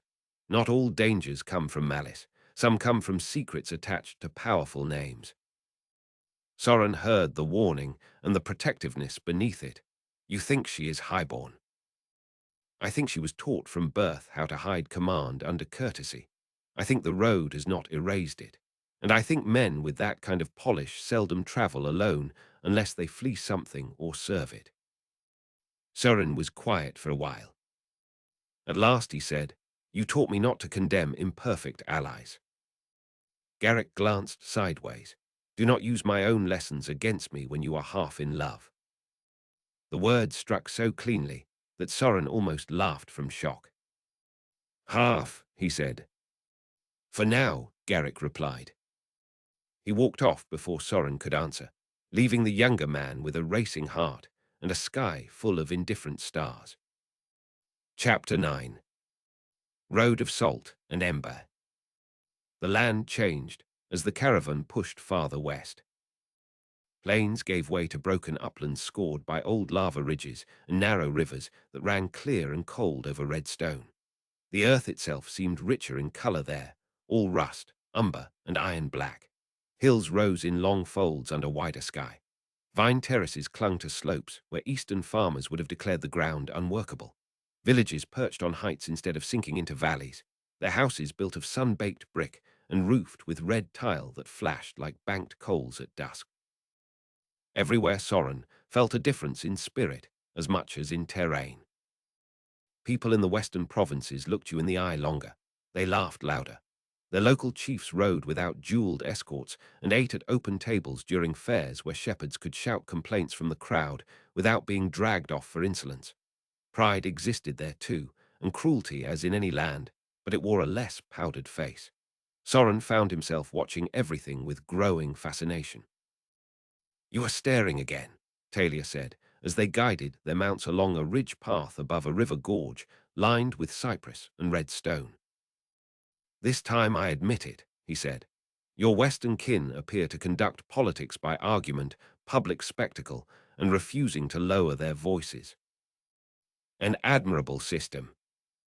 It sounds exhausting." "It is. That is why we serve so much wine." She rode beside him on a compact bay mare she handled with a competence that destroyed the last scraps of her original pretense. No ordinary traveller from a cramped town saddle sat like that. No common merchant daughter moved a horse with knees and fingers so lightly. Garrick had noticed on the first day. Soren had noticed by now and chosen not to speak of it. He had also chosen not to ask why she carried two identities at once, one in posture and one in speech. The choice grew harder each day. They were traveling alone that morning, a half-mile ahead of the wagons, scouting the ridge descent where spring floods sometimes carved the road into ugly shelves. Garrick had sent them because the captain trusted Soren's eye, and because, Soren suspected, he wanted to see whether two young fools could be alone without forgetting caution entirely. Talia reined in near an outcrop where the whole valley opened beneath them. Vineyards patched the lower slopes in green geometry. Beyond them lay a town with whitewashed walls and a broad market square. Smoke rose in blue strands from dozens of chimneys. Bells sounded from a tower shaped unlike any in the east, squat and round with bronze plates fixed to catch the sun. "That is in Berwick," Talia said. The name came too quickly, too naturally, for someone merely passing through. Soren glanced at her. "You know it." "A little." "A little is not what your voice said." She looked ahead. Wind teased free the edge of her scarf. "I passed through once with family." The answer was plausible. It was also polished smooth enough to slip from questioning hands. He should have let it stand. Instead he asked, "Do you miss them?" For a rare moment, she seemed unprepared. "Yes," she said at last. "And no, there are people one loves without thriving in the walls built around them." Soren rested his forearms on the saddle horn. "That sounds familiar." Talia gave him a sidelong look. "Then perhaps it is why we can speak without pretending all the time." The honesty in that touched something tender. He found himself wanting to protect it, though from what he could not have said. By the time the caravan reached in Berwick, the town was in festival. Banners striped in red, orange, and deep gold crossed the square overhead. Street cooks turned spits loaded with lamb glazed in herbs and citrus. Potters displayed bowls glazed like storm water. Musicians played under carved arcade, while dancers in mirror-stitched sleeves stamped the stones in patterns quick as rain. Bren groaned at the delays and secretly adored every minute of it, because festivals made buying and selling easier if a man knew how to work a crowd softened by music. The caravan secured yard space near the river gate and was given 3 days to trade. That meant freedom enough for Soren to wander once duties were met. He spent the first hours, where he always did, in new places, moving through the market with his eyes open and his mouth mostly closed.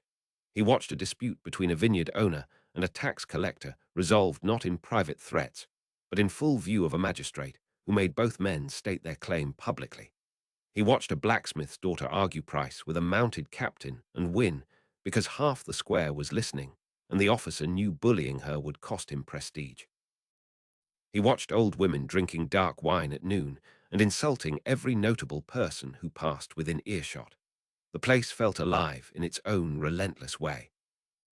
He found Talia near the fountain in the center of the square, standing very still while a puppeteer performed a comic play for a ring of children. She had pushed back her scarf. Sun found copper undertones in her hair. She was smiling at the children, not the puppets. It was not the measured smile she wore in negotiations. It was softer, almost unguarded. "You vanished," Soren said as he approached. She looked at him, and that softer expression remained. I wondered. That is allowed in festivals. So I have heard. Have you learned anything useful? Yes, he said. Your people drink before noon and appear proud of it. Only the disciplined ones. He held out a cup of iced citrus water he had bought from a vendor. I assumed discipline would require this first. Her fingers brushed his as she took it. The contact was slight, but he felt it all the way through his chest.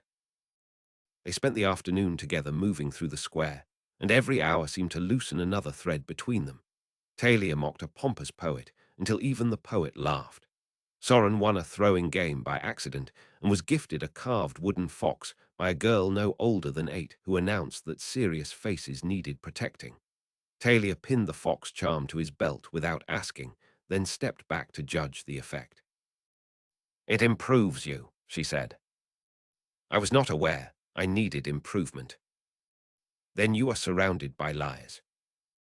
Near sunset, the musicians changed rhythm, and the square turned toward dancing. Soren would later blame the wine merchant who insisted every stranger must honor local custom. Talia blamed the same man, though less convincingly, because when he asked whether she danced, she answered with a look so dry it could have started fires, and then accepted his offered hand anyway. They joined the ring beneath lanterns newly lit against the dark. At first the steps were simple, a pattern of turns and crossings learned by following the bodies around them. Then the music quickened. Hands met and released. Bodies wheeled in close and broke apart. Talia moved with ease that made everyone else seem half asleep. Soren did his best to keep up and failed often enough to delight her. You enjoy my suffering, he said under his breath when he missed a turn and nearly collided with an old shepherd. I enjoy that you recover without pouting. High praise. It is the only sort you earn. Yet when the music slowed and the dancers drew closer, banter thinned. Talia's hand settled against his shoulder. His palm rested at her waist.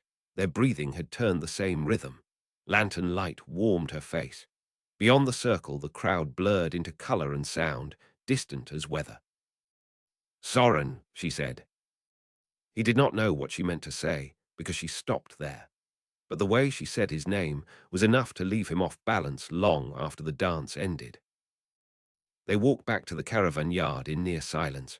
Not awkward silence, charged silence. At the gate, Garrick waited with both arms folded and the kind of expression that could mean annoyance, amusement, or prophecy. You remembered to return before dawn, he said. Soren answered, Your faith in me is deeply moving. My faith in you is why I am still awake, counting wagons instead of bodies. Talia murmured good night and slipped past them. Garrick watched her go, then gave Soren one level glance and said, Do not confuse feeling seen with truly knowing the person who sees you. Soren's good mood thinned. You could let one evening exist without turning it into a warning. I could, Garrick said. It would also be irresponsible. The captain walked on, leaving Soren angry mostly because the caution landed where he already feared. The next day, Soren tried to stay busy enough not to think of that. Berwick would not allow it. Talia seemed woven into every part of the town. Vendors greeted her with the flicker of recognition they tried and failed to hide. The keeper of a spice stall pressed sweet almond cakes into her hand and refused payment. A magistrate's clerk nearly addressed her by some title before swallowing it. None of it was plain enough to force confrontation. All of it sharpened Garrick's suspicion into certainty. By evening, the captain cornered Soren behind the wagon yard, while rain threatened over the western hills. This has gone on long enough, Garrick said. Soren was coiling rope. He kept at it because stopping felt like surrender. Then speak to her directly. I intend to. I am speaking to you first because your judgment around her has already started bending. Soren looked up. My judgment says she has not betrayed us, sold us, or led danger to our fire. Yet. The word landed harder than intended. Both men knew it at once. Soren set the rope aside. You taught me caution. You did not teach me cowardice. There is a difference. Rain began in slow, fat drops. Garrick's face hardened, but not with anger alone. Something older moved beneath it, something close to fear.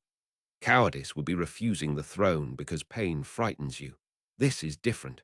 I have buried men who mistook desire for insight. I will not watch you hand your throat to a secret simply because it smiles well. Soren stepped closer despite the rain. And I will not become the sort of ruler who assumes hidden birth makes hidden malice. You did not raise me for that either. They stood in the narrow space between wagons while rain gathered on canvas, and the yard began to smell of wet dust. At last Garrick exhaled through his nose. Then find out what she is before this grows beyond reason. Soren hated that the advice was sound. I intend to. Soon. Soren gave one curt nod. Garrick almost reached for his shoulder, seemed to think better of it, and walked away into the rain. He did not have to wait long for the chance. The storm passed by midnight, leaving the town washed clean and the sky brittle with stars. Unable to sleep, Soren wandered to the old riverside wall where festival lanterns still floated in small clusters above the water. He found Talia there already, seated on the parapet with her boots hooked on a lower stone and her face turned toward the dark current. "Do you always occupy my thoughts before appearing in person?" he asked. She did not startle. Perhaps I sensed accusation on the wind. He joined her on the wall. For a while they watched lantern reflections break and gather on the river. At length he said, "People know you here." Talia's hands tightened around the edge of the stone. "Some do." "More than some." "Yes." He turned toward her fully. "Then tell me what I am standing beside." Her expression closed first, then fought itself open again. Moonlight made her look both younger and more untouchable. "I am standing beside myself," she said. "That is clever and not enough." "No, it is not." He waited. She drew a slow breath. "I was born into a house with responsibilities larger than my own wishes. My father is a man of terrifying appetites, brilliant instincts, and moods that make sensible courtiers pray before breakfast. My life since childhood has been measured in alliances, appearances, and the endless labor of interpreting danger before it reaches him or me." Every detail said nobility, perhaps even more. Soren felt the truth circling without landing. "Why leave?" he asked. Her gaze dropped to the river. "Because a cage lined with velvet is still a cage. Because everyone around me wanted either my obedience or the influence attached to it. Because I needed to know whether any kindness offered to me could survive without title behind it. Because I was tired of hearing myself agree to things that made me smaller." The words came faster now, as if the barrier once broken could not fully rebuild. Soren listened, feeling sympathy and caution pull at him from opposite sides. "And have you found what you needed?" Talia laughed softly, bitterly. "I found blisters, dust, 3 attempted thefts, 1 excellent lentil stew, and a man who asks dangerous questions with an honest face." The answer struck deep precisely, because it did not evade him. He said quietly, "You still have not given me the name." "Not yet." "Do you not trust me?" She turned at that, and whatever defense remained in her eyes gave way to something rower. "That is the trouble, I do." He felt the admission like a hand against the center of his chest. "Talia." "If I say it now," she said, voice low, "you will not hear the rest of me first.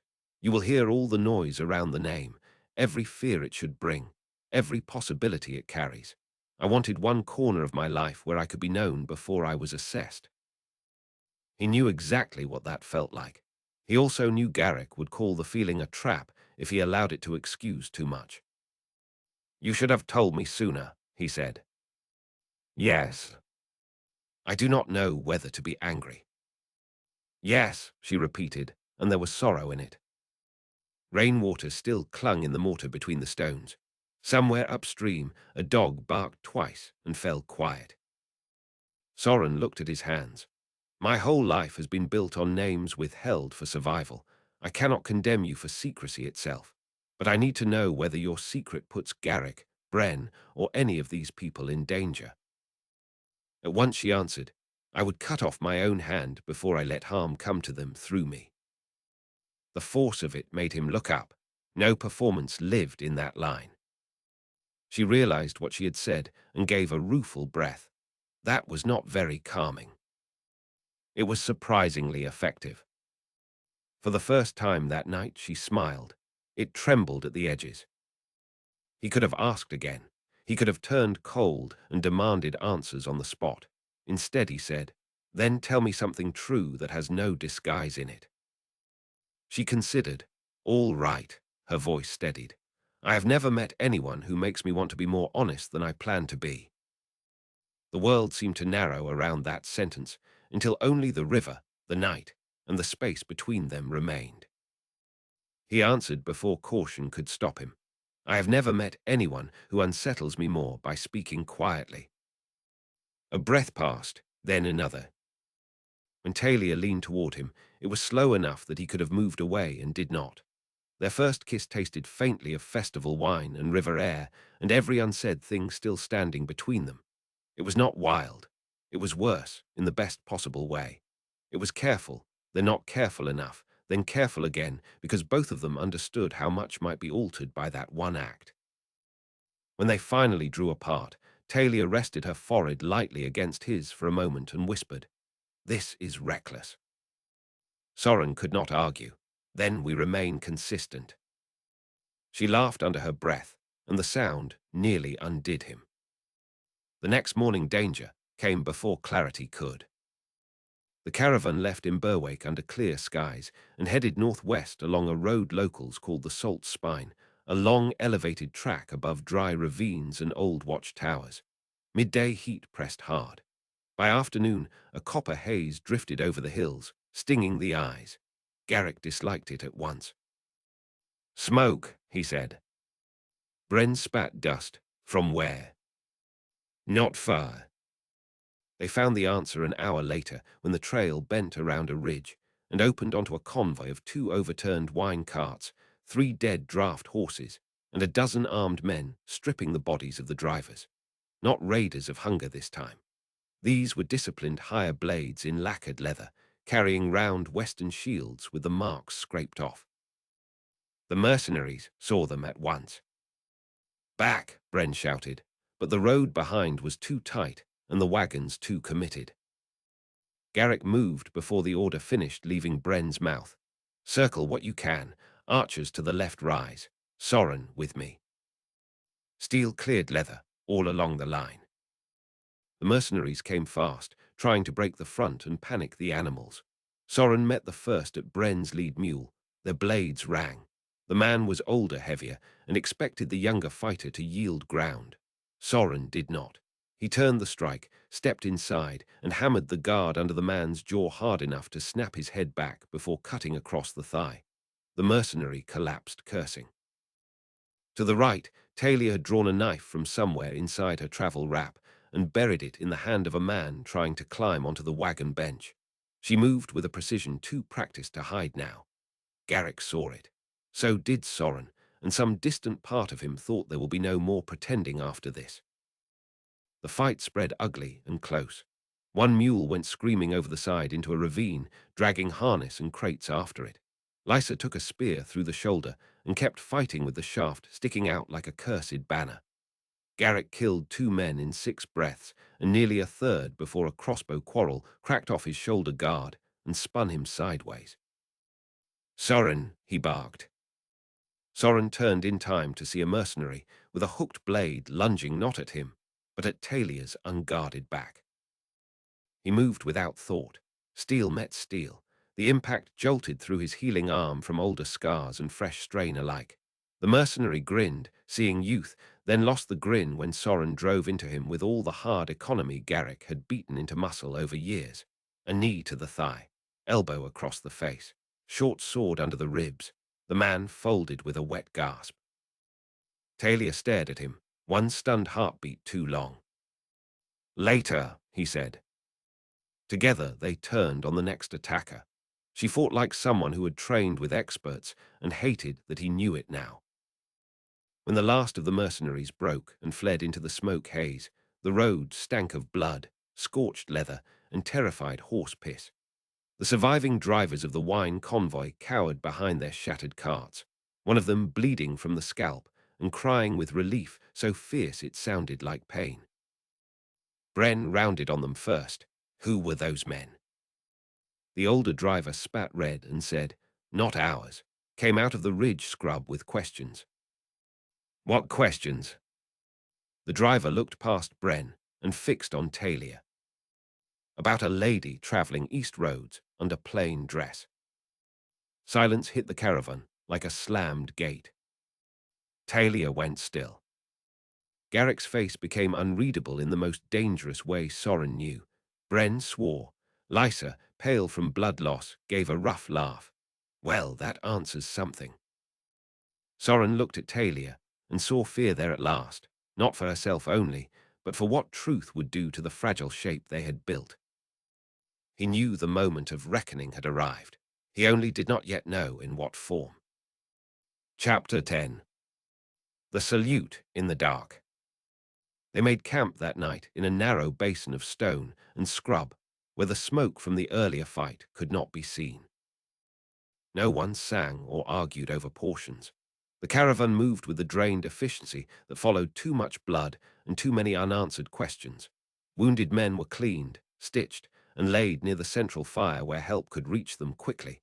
Animals were checked twice. Sentries were doubled without debate. Even Bren, who usually met danger by swearing loud enough to insult it back into the hills, kept his voice low. Soren cleaned his sword by lantern light beside a wagon wheel. The oilcloth in his hand came away black, then red, then pink. Across the basin, Garrick was speaking with Bren in tones too quiet to catch. Talia sat alone near the edge of camp, with her hands wrapped around an untouched cup of broth, staring into the dark, as if she expected it to send a verdict. The sight of her should have made anger simple. Garrick certainly believed it should. The mercenaries had confirmed what suspicion already built toward. Talia was not only highborn. She was sought by men willing to kill for the chance to seize or identify her. That meant every mile spent with the caravan under false pretense had exposed them all to hidden risk. Yet anger would not hold its shape in Soren for long. Every time it swelled, memory struck against it. Talia laughing in the festival square. Talia teaching him how silence could force truth from slippery people. Talia kneeling to bandage a drover's blistered foot with more care than court ladies gave their own gowns. Talia answering his worst questions without trying to flatter them into softness. He had spent his own life behind false names. He knew what secrecy cost. He also knew what it protected. When Garrick crossed the camp and stopped before him, Soren did not look up at once. "This needs ending tonight," Garrick said. Soren folded the cloth over the blade one last time. "I am aware."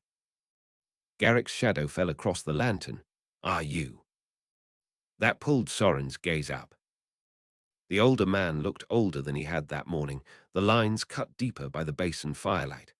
Blood darkened the edge of his shoulder, where the crossbow quarrel had torn through mail and flesh. He had bound it tightly and ignored the pain because that was what Garrick did with pain. His eyes, though, gave away the restlessness beneath the discipline. "You think I am blind because I care for her," Soren said. "I think caring clouds even the best eyes. And distrust can do the same." Garrick's mouth tightened. "Do not romanticize this. Men died on that road. I saw them die. Because someone was searching for her." Soren rose in one motion, keeping his voice low only because others slept nearby. "And if men came searching for me under my true name, what then? Would that make me poison to every fire that offered shelter?" Garrick's answer came like iron. "If you joined a caravan under false pretenses while trained killers hunted your title, I would call that reckless in you as well." That landed because it was honest. Soren looked away toward the basin rim. "Then what would you have me do?" "Ask her plainly. Hear the truth entire. Then decide whether she leaves at dawn or we all ride under guard to whatever authority she has avoided. The shape of that authority mattered. Both men knew it. Soren asked, "You already know who she is." "I know enough to dislike how long she waited." "That was not my question." Garrick held his gaze for a long moment before answering. "I suspect the name. I want to hear it from her mouth." He turned to go, then stopped. In the softer voice he used only on the rarest occasions, he added, "This is not only about statecraft. I will not watch you be broken by a lie you invited into your ribs." The concern in it stripped away Soren's last, cheap irritation. "She is not the only one who lied," Soren said quietly. "You carried half my life in silence." Garrick's shoulders settled by a fraction. "I did so to keep you breathing. There is a difference." "Yes," Soren said, "there is." When Garrick left, Soren sat a moment longer with the sword across his knees and thought of all the versions of truth people chose, depending on what they feared to lose. Then he crossed the camp to Talia. She heard him coming, but did not turn immediately. "If you have brought accusation, at least bring wine with it." He lowered himself onto the stone beside her. "I considered it, then I thought clarity would suffer." That has never stopped most courtiers. The attempt at wit sounded tired. For a while they watched the fire burn low between scattered bedrolls and wagon shadows. Night insects sang in the scrub. Somewhere in the dark, a mule stamped and blew through its nose. At last Soren said, "Tell me all of it." Talia let out a slow breath. She had been bracing for that sentence since the road fight, perhaps longer. "I am not proud of how much I hid." "That is not all of it." A bitter half-smile touched her mouth. "No, it is the beginning." She set the untouched broth cup aside and folded her hands to keep them still. "My father is King Vargas of the Western Realms." The name sat between them, bright and dangerous. Soren felt no surprise at hearing it aloud. Garrick's suspicions, the clues in Imberwake, the mercenaries' questions, the way Western officials nearly addressed her before correcting themselves, all of it had already built toward this. Even so, the plainness of the statement changed the air around them. "You are his daughter," he said. "Yes. The one his court calls the Dawn Princess." Talia's eyebrows rose despite everything. "You know more Western gossip than I expected." Bren buys wine from men who cannot keep their mouths shut. That won the smallest real laugh from her. Then it faded. "I left court nearly a year ago," she said. "At first my father knew. He believed I traveled under heavy escort in the southern provinces, reviewing storehouses and listening to petitions. I was indeed listening to petitions. I was not doing it under escort for long. Every town we entered turned into a performance. People did not speak honestly with 10 guards and 4 heralds behind me. Every complaint arrived polished to survive ceremony. I needed to hear my father's lands without all the staging. So you disappeared." I reduced the world around me until it could no longer control the answers. Soren looked at her profile, at the strain gathered around her mouth. "That sounds noble when you say it. It was also dangerous." "Yes." "And selfish." "Yes." The immediate agreement slowed him. He had expected defense. Talia continued, "I told myself the freedom was temporary, useful, even necessary. Then I found I could breathe on the road. Men lied to me there too, but differently. Women told me exactly what taxes broke them. Children stared without calculating advantage. Old soldiers spoke to me as if I were a person rather than a future marriage treaty. I kept going because every week away from court made the thought of returning more impossible." Soren could not argue with the ache in that. It matched too much of his own life. "Why not tell us sooner?" he asked, though he knew the answer had layers. "Because the first day I meant to stay one night and move on." She looked at him then, not flinching from the pain in his face. "The second week, I meant to tell you after one more safe mile. Then the miles kept coming." Then you told me a little of what it means to live hidden, and I became afraid that the truth would turn every conversation false in your memory. By the time I should have spoken, I wanted one thing I had no right to want. Soren's voice came lower. What thing? You. The honesty of it struck harder than any elaborate speech could have. She had always been precise. Now precision cut straight to the bone. He looked away only because feeling too much had become visible in his face. That is unfair. I know. You do not get to hand me the sharpest truth after withholding the rest and expect gratitude. I am not asking for gratitude.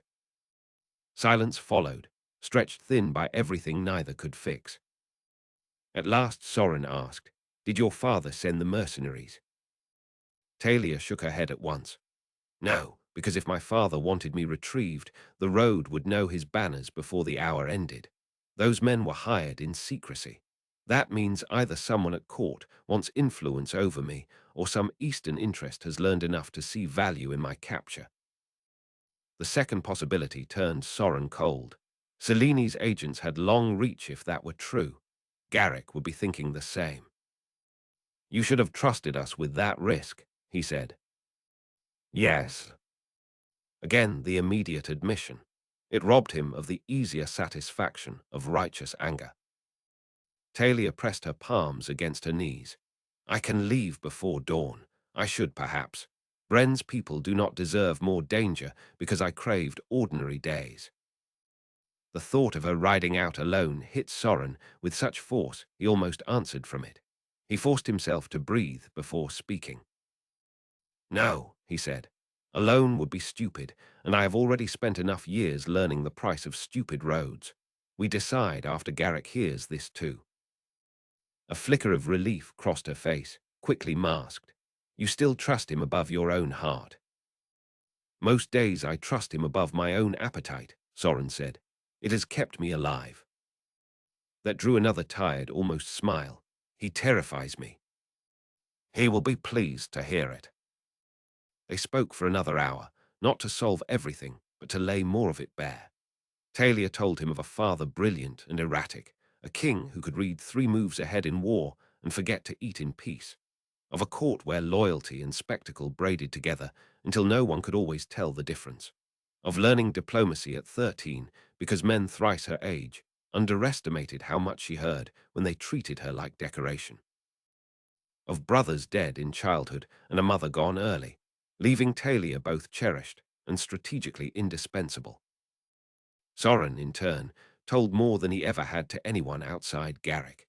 He told her of the Toll House winters, of Brother Coldus, and the danger of sorting the world too simply, of Mara crying over stolen grain, of the first woman he killed, and the way his hand had felt strange for days after, as if it no longer fully belonged to him. He even told her that he sometimes feared he was made more from stories about his parents than from memory of them, that some mornings the kingdom he meant to reclaim felt like a place built from grief rather than stone. Talia listened the way she always did, with full attention and no attempt to rescue his thoughts from their harder edges. "You are not made from stories alone," she said when he finished. "You are made from what you keep choosing under pressure. That is harder than inheritance." The sentence stayed with him all night. Near dawn, Garrick joined them without ceremony, looked from one face to the other, and said, "I assume the truth has finally condescended to arrive." Talia rose. Though exhausted, she did not diminish herself before him. "I am Princess Talia Vargan," she said, "daughter of King Vargas." Garrick's expression did not change. "I thought so." Talia blinked. "That is all." "That is enough for the moment." He folded his arms. "Are you followed directly?" "No, they were not." "Were the mercenaries yours?" "No, Captain." "Does your father know where you are?" A beat of hesitation. "Not precisely." Garrick closed his eyes, as if petitioning the gods for patience. "Marvelous." Soren almost laughed, despite the hour. The captain opened his eyes again. "Then here is the problem. Someone with money, skill, and caution is searching western roads for you.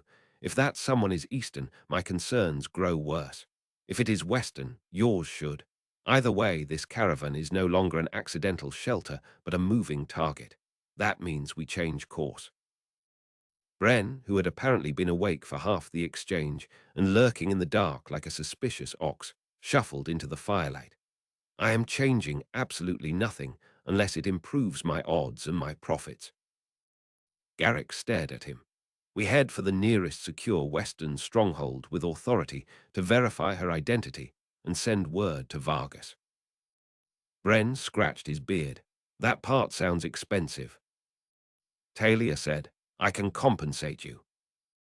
You can do much more than compensate me, if you are who you say you are. Soren cut in before the talk soured. Nearest stronghold. Rookhaven, Talia said at once. A day and a half if we cut through the basalt ford. Garrick noticed the speed of the answer and said dryly, convenient. It is called geography, Captain, not conspiracy. Even with little sleep and too many revelations, they could still strike sparks off one another. Bren threw up his hands. Very well, we go to Rookhaven. If assassins, taxmen, or offended husbands descend on me because of this, I expect gratitude in metal form. By morning, the caravan was moving again. The road to Rookhaven cut through harsher country than the trade route, a land of basalt shelves, scrub cedars twisted by wind, and streams running narrow between black stone. Clouds massed low and grey above the heights. Garrick kept the column tight. Talia rode near the centre now, not by order, but because everyone understood concealment had ended. Soren remained close enough to speak with her when the terrain allowed, though both of them moved carefully around the new shape of things. The kiss by the river had not been erased. Neither had the betrayal of omission. They travelled in the uneasy space where both truths remained alive. By dusk of the second day, they reached the roadside tavern called the Flint Cup, a squat stone inn built beside a fork in the mountain road where caravans often lodged before approaching the Rookhaven gate. Rain had come on in earnest by then, drumming on the roof and turning the yard to shining mud. Bren secured his wagons under the lean-to sheds, while Garrick inspected every window and line of approach, as if the tavern might conceal a regiment. Inside, heat and noise hit like a wall. The common room smelled of wet wool, garlic broth, old ale, and horse leather drying by the hearth. Travellers packed the benches shoulder to shoulder. A fiddler soared through a tune near the far wall, while serving girls moved between tables with the steady violence required in busy houses. Soren found space for Talia, Garrick, and Bren at a long table near the hearth. The warmth should have eased everyone. It did not. Talia kept her hood up despite the heat. Garrick watched the room with the relaxed posture that meant he was fully armed inside. Bren complained about the stew and emptied 2 bowls. Halfway through the meal, the tavern door blew open under a gust of rain, and 3 riders stepped in wearing dark western cloaks over mail. Mud streaked their boots to the knee. The room shifted around them at once, not from fear but recognition. Border guards, seasoned ones. The lead rider shoved back his hood. Talia went still. Soren felt the change before he understood why. The man saw her. His eyes widened. Then, with no hesitation at all, he struck a fist to his chest and bent his head in formal salute. "My princess," he said. The tavern quieted so abruptly that the fire crackle sounded loud. The 2 guards behind him did the same salute. No disguise survived that. Bren let out a breath that might have been a curse or a prayer. Garrick set his spoon down very carefully. Around the room, travellers leaned in without meaning to, drawn by the unmistakable current of rank revealed in common space. Talia lowered her hood. "Yes," she said, and there was no road dust softness left in her voice now. Command settled into it like a blade sliding into a familiar hand. "At ease, Captain Seren." The guard straightened, looking at once relieved and troubled. "We feared the reports were true." "What reports?" "That unknown blades were hunting the western roads, asking after a noble lady under false colours." We rode from Rookhaven at first light to confirm the rumor. Garrick spoke before Talia could answer. Then confirm it quickly. How secure is the keep? Seren's eyes flicked to Garrick, took his measure, and accepted that this hard, scarred stranger stood close to the princess for a reason. Secure enough against a raiding band, less secure if someone within wishes trouble. Talia asked, "Has word been sent to my father?" "Twice, Highness. We received no rider back before leaving." Bren groaned softly.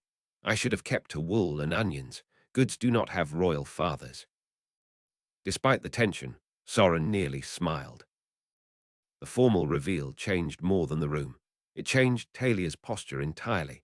She no longer tucked herself small to pass unnoticed.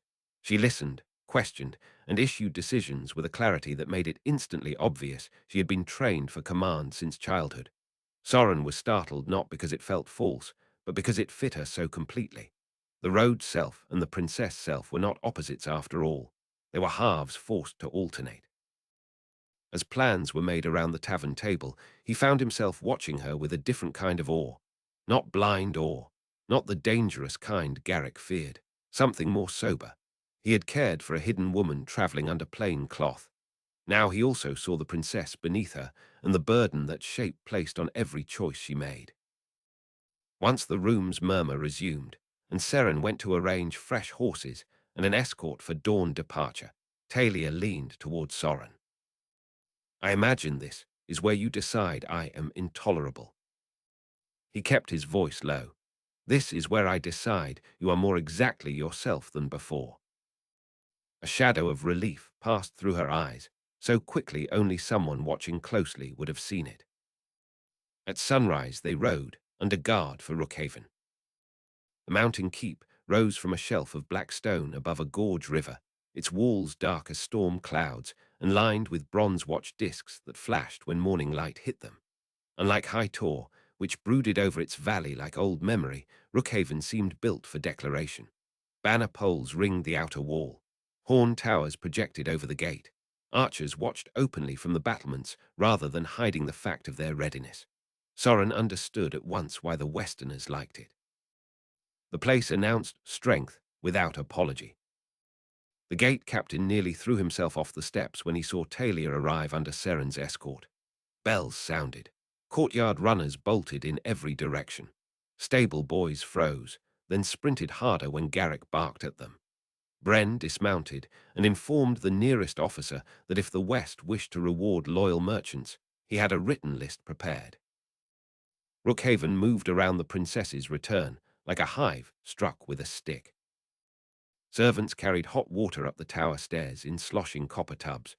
Quartermasters counted arrows aloud in the armory yard, as if numbers themselves could strengthen walls. Stable hands ran themselves hoarse, rubbing down the escort horses. A grey-robed surgeon tried to force Garrick to sit still while his shoulder was properly cleaned and stitched, only to discover that commanding old captains was a task of similar difficulty. "You are bleeding on my floor," the surgeon snapped. Garrick answered, "Then scrub it after." The man looked ready to stab him with the needle out of professional principle. Soren took pity and planted himself behind Garrick with both hands on his mentor's uninjured shoulder. "Sit," he said. Garrick gave him a flat look. "You are enjoying this." "Immensely." "Then perhaps I should stand to spite you." The surgeon muttered something about soldiers being gods, proof of a malicious sense of humor, and finally got his patient seated on a stool near the forge wall where the light was best. Soren stayed long enough to see the torn flesh properly washed. The bolt had not gone deep, but the bruising around it had spread wide and ugly. "It could have been worse," Garrick said. The surgeon did not look up. That statement is the shield of every fool who refuses rest. Soren almost smiled, then did not, because Garrick's face had turned more tired than stubborn. Once the stitching was done and a fresh bandage bound tight, the older man stood with a care he tried to hide. "You favor the left side," Soren said. "I favor survival." "That is not an answer." "It is the only one. You are getting in public. They left the forge yard and climbed to the outer rampart, where the gorge wind blew cooler and the keep's bustle sounded farther away. Below them, Western cavalry were already rotating watch posts and checking the approach roads. Everything about the response was fast, practiced, and faintly theatrical. Even alarm in the west came with more style than most eastern courts managed at feasts. Garrick rested his forearms on the parapet. For a while he said nothing. Soren knew better than to crowd silence when the older man was ordering thoughts. He waited, watching ravens tilt between the towers. At last Garrick said, "You took the reveal better than I expected." Soren gave a short laugh. "You expected rage." "I expected pain, sharpened by pride." "Those were present." Garrick nodded once, "Yet you stayed." Soren looked down into the gorge. "Would you have stayed if Alfred had hidden his name from you on the road?" The question made Garrick's mouth pull to one side. Alfred had no talent for remaining unknown. He would have started by giving away his meal to a stranger and ended by arguing tax reform with mule drivers before sunset. "That is not what I asked." "I know that." Garrick exhaled through his nose. "I would have stayed long enough to know whether the lie existed to save life or merely flatter vanity." "And Talia? That is the question, is it not?" Soren turned toward him. "What do you think?" Garrick did not answer immediately. Wind pulled at the bandage edge under his collar. "I think she lied first to breathe," he said. Then continued, because truth threatened something she valued. "That does not make the choice harmless. It does make it human." The admission surprised Soren enough that he simply stared. Garrick noticed and grunted. "Do not look so astonished. Suspicion is not blindness." "No," Soren said slowly. "It is merely exhausting." "That too." They stood in companionable irritation a moment. Then Garrick's voice lowered. "Now hear the part that matters. If Vargas believes you are useful to his daughter and harmless to his throne, you may gain an ally. If he believes you are a threat to either, the walls of this keep will become a trap. Mad king or not, Western rulers do not survive by leaving unknown blades near their heirs." Soren had been thinking the same, though less bluntly. "You believe he is truly mad?" "I believe men called mad are often either broken in ways others do not understand or clever enough to use the misunderstanding. In Vargas's case, rumor says both." Soren watched a line of riders thread the lower path, black against red stone. "And if Talia tells him who I am?" Garrick turned fully then your life changes again. That hit harder than elaborate warning would have. For years, Soren's identity had been a guarded core shared only with a handful of dead, one living mentor, and the rare ally bound by iron need. To place that truth before another king, especially one famous for unpredictable appetites and surviving poison, meant surrendering control to possibility. "You do not advise against it," Soren said. "I advise against nothing yet." Garrick's eyes narrowed toward the south road. "I advise preparation. If your claim ever rises, it must do so with proof, judgment, and enough force behind it that Cellini cannot smother it in a cradle. Vargas might provide that force. He might also demand a price large enough to choke you." Soren leaned back against the parapet and let the wind cool his face.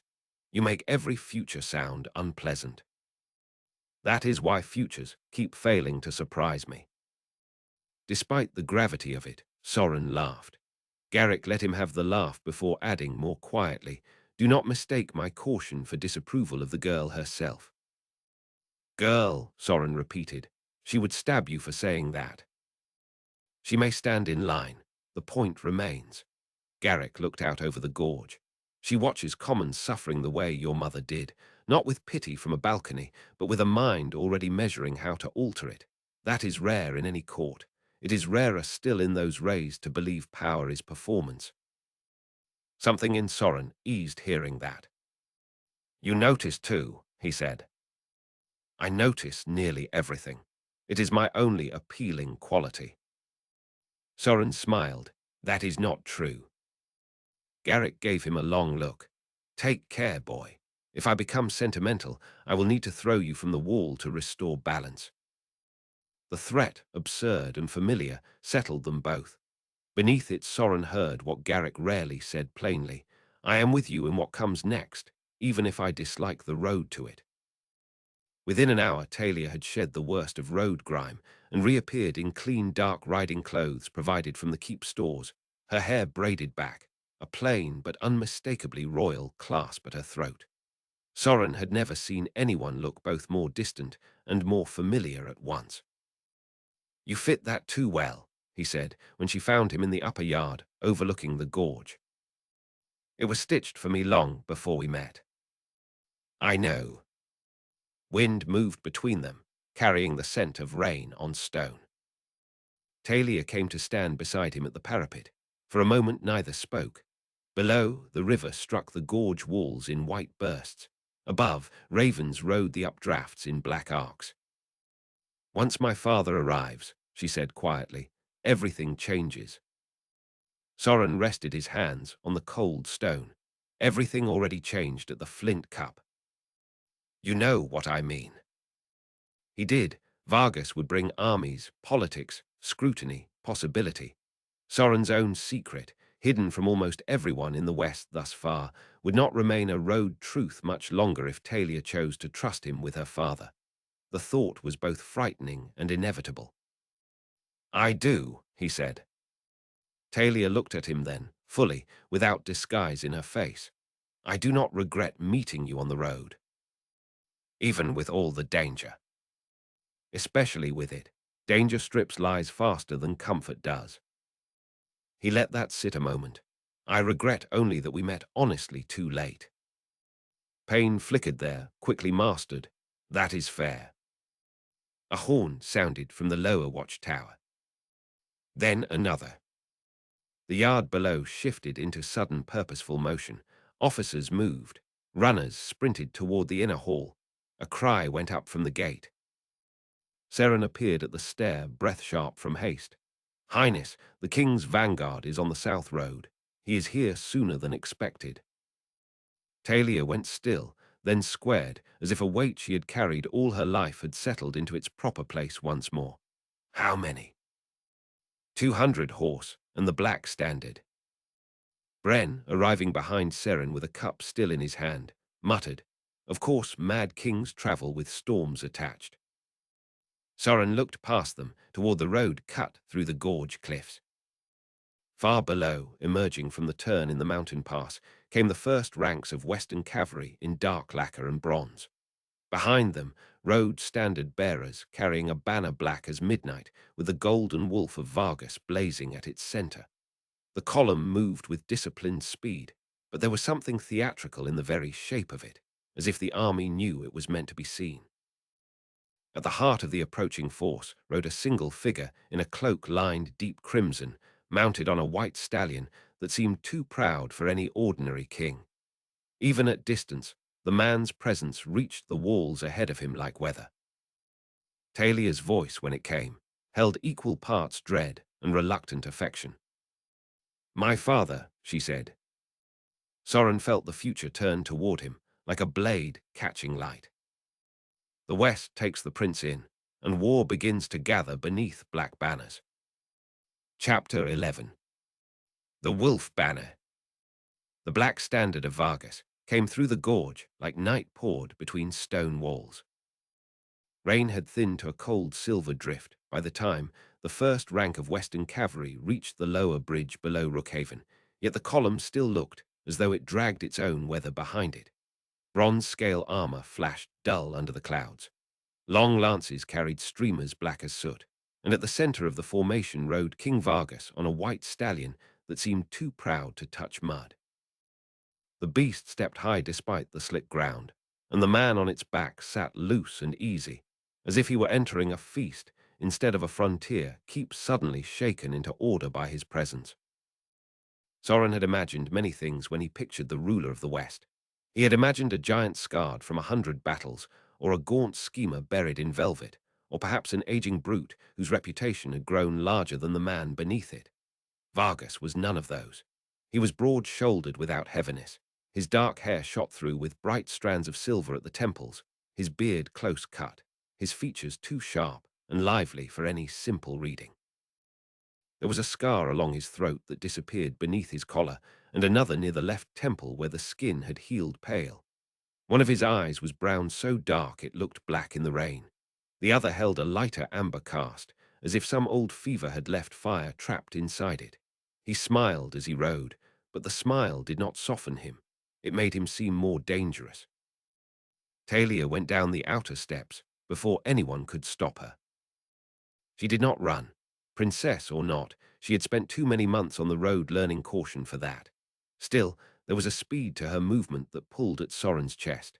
He followed with Garrick half a pace behind him and Seren barking at the courtyard guards to get out of the way. When Talia reached the wet flagstones below, Vargas was just swinging from the saddle. He landed lightly, though for the briefest instant, his hand tightened on the pommel as if some hidden stab had bitten him under the ribs. Then he saw her, and all performance dropped from his face. "My fierce little liar," he said. Talia gave a short breath that was almost a laugh and almost a sob. She went into his arms with far less hesitation than Soren would have expected from anyone carrying her discipline. Vargas held her hard enough to lift her from the ground. Rain darkened the crimson lining of his cloak. For 3 heartbeats, he was not a king at all, only a father who had counted too many days with no word and too many nights imagining a daughter dead in some ditch. When he set her down again, he kept both hands on her shoulders and searched her face the way hungry men search a table. "You lost weight," he said. "You led with insult. I am relieved. It means you remain alive. It means I remain observant, which is why I can also tell you have been sleeping badly, hiding bruises under that sleeve, and keeping company with trouble." The shift felt physical, not because Vargas glared. He did not. He looked with vivid interest, the kind a man might give a blade he had heard much about and finally seen drawn. Soren held the stare because anything else would have felt like surrender offered too early. Talia sensed the current between them at once. "Father, this is Soren. The young man who collected assassins while escorting my daughter across half the West," Vargas said. "I had gathered as much. I was hoping for tusks or at least a black cloak to justify the reports."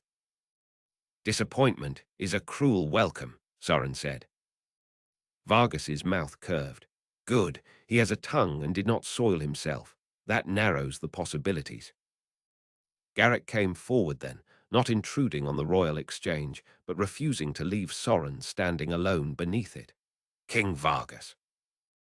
Vargas turned his strange, mismatched eyes on the older man, and for the first time, something like recognition sharpened his expression beyond curiosity. "You are Garrick." "I am." "I was told Alfred's old wolf still had teeth. Men exaggerate less than usual, it seems." Garrick inclined his head the smallest degree courtesy allowed. "I have heard much the same of you, though the animal changes with the speaker. Today I feel like a patient bear. Ask again after supper, and the answer may improve." The courtyard guards laughed because their king expected it, and because fear loved company. Vargas ignored them. He stepped nearer Garrick, close enough to read age, scars, stance, and weathering. Soren noticed the king's right hand twitch once near his belt before stillness returned to it. Not weakness, exactly. More like some old injury or sickness sending signals through him at random hours. Vargas's attention moved back to Talia. "Inside, all of you. I did not ride from Stonefang to let Mountain Rain have the reunion." Servants rushed. Doors opened. Horns sounded again from the tower, not as alarm now, but proclamation. Vargas walked with Talia on one side and Soren on the other, though he had invited neither arrangement allowed. Garrick remained close enough to strike or shield as needed. The great hall of Rookhaven swallowed them into torchlight, hot iron smell, damp wool, and sudden silence as officers, servants, and guards bent their attention toward the king. Vargas shrugged off his cloak and handed it to the nearest servant without looking. "Wine for my daughter, meat for everyone else. Hot water for the captain, unless he intends to leave half his blood on Seren's stones. His gaze flicked toward Garrick's still healing shoulder. If so, I will invoice the East. It will be the first thing your scribes have collected from us in some time, Garrick said. That earned a bark of laughter from Vargas. Excellent, dry wit from old Iron. We may yet get along. They were shown into the keep's upper chamber, a room built for war councils rather than comfort. Maps covered one wall beneath hanging weights. A long oak table ran the center. Braziers glowed in the corners. Rain ticked against the shutters. The door closed behind them, leaving only Vargas, Talia, Soren, Garrick, Seren, and two silent guards who looked selected for loyalty rather than ceremony. For a moment, no one spoke. Then Vargas rounded on his daughter with controlled fury. Now tell me why the first clear report I receive of your condition comes from a border captain who finds you under false cloth in a caravan with cutthroats hunting you. Talia folded her hands behind her back the way she had on the road whenever she wanted her temper to look like composure. Because I left Stonefang to see the southern grain contracts for myself, and because the men assigned to shadow me in plain dress proved less subtle than painted wagons. Once I noticed I was being watched by people who were not ours, I chose to remain hidden and trace the trail. You chose to vanish. I chose to avoid leading knives directly home. You chose, Vargas said, to hand your father 6 weeks of imagining your body in a ravine. The words struck harder than his volume. Talia's face tightened. I know. Soren watched the king breathe through his anger instead of feeding it. That alone told him the madness stories carried only a fraction of the truth. A truly ungoverned man would have shouted until walls shook. Vargas measured himself. The effort cost him, but he did it. At last he said, quieter, "Did you learn anything worth the price?" Talia answered at once. Yes, Seleni's reach extends farther west than your council believed. She has hired road agents through 2 layers of fronts. One team searched inns for a noblewoman under false colors. Another asked after a scarred older guard and a dark-haired young man traveling without heraldry. They did not know who Soren was. They only knew someone important had escaped the Eastern Purge. Vargas turned to Garrick. Purge. Garrick's face gave nothing away. King Alfred is dead. Even prepared for harsh news, the chamber changed around that sentence. Seren looked to the floor. One of the guards crossed himself in the Western fashion, fingers striking chest, then lips. Vargas's eyes narrowed, not in surprise exactly, but in the cold gathering of a mind fitting fresh pieces into a shape it had long suspected. And Queen Selene sits the high seat, he said. For now, Garrick replied. Vargas paced once to the brazier and back. How? Poison first, steel second, fire and confusion after. She moved before the court understood the king was failing. Loyal men were separated, disarmed, or killed. I escaped with the child. Alfred and Belle remained behind. Talia spoke softly. Belle lived when he fled. For that hour, yes. Soren heard the restraint inside Garrick's tone and felt a familiar ache open low in his chest.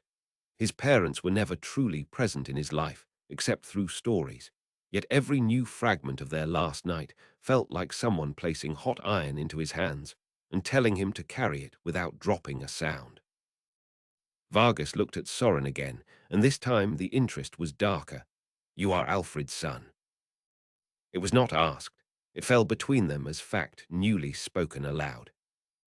Soren met it head on. I am. And the road girl I bred reckless turned herself into bait for the chance to find you before Selene's hunters did. Talia's chin lifted. I found more than that. So I see. Vargas studied the two of them with a father's suspicion sharpened by a ruler's calculations. Does anyone else in this keep know who the boy is? Only those in this room, Garrick said. Good. Vargas planted both hands on the table. Then hear me clearly. If Selene learns Alfred left a living son of proved blood, she will not send mere road blades next time. She will send coin, rumor, priests, and entire companies if she must. A hidden heir is inconvenient. A revealed heir is war. Soren spoke before caution could make him smaller. War was coming whether I lived or not. Selene did not poison a king to retire into peace. A glint flashed through Vargas's expression, quick as a knife catching firelight. No, she did not. The king moved to the map wall and tapped the eastern range, where old trade roads crossed into the western marches. For 5 years, I have told my council that the queen in the east is not content with silks and public tears. She wants grain routes, river tolls, and the passes. She wants legitimacy enough to bind nervous lords under her. Killing Alfred gave her the throne. Killing you would give her silence. Garrick's voice was flat. Then you understand my need for secrecy. I understand hunger when I smell it. Vargas glanced toward the shuttered window.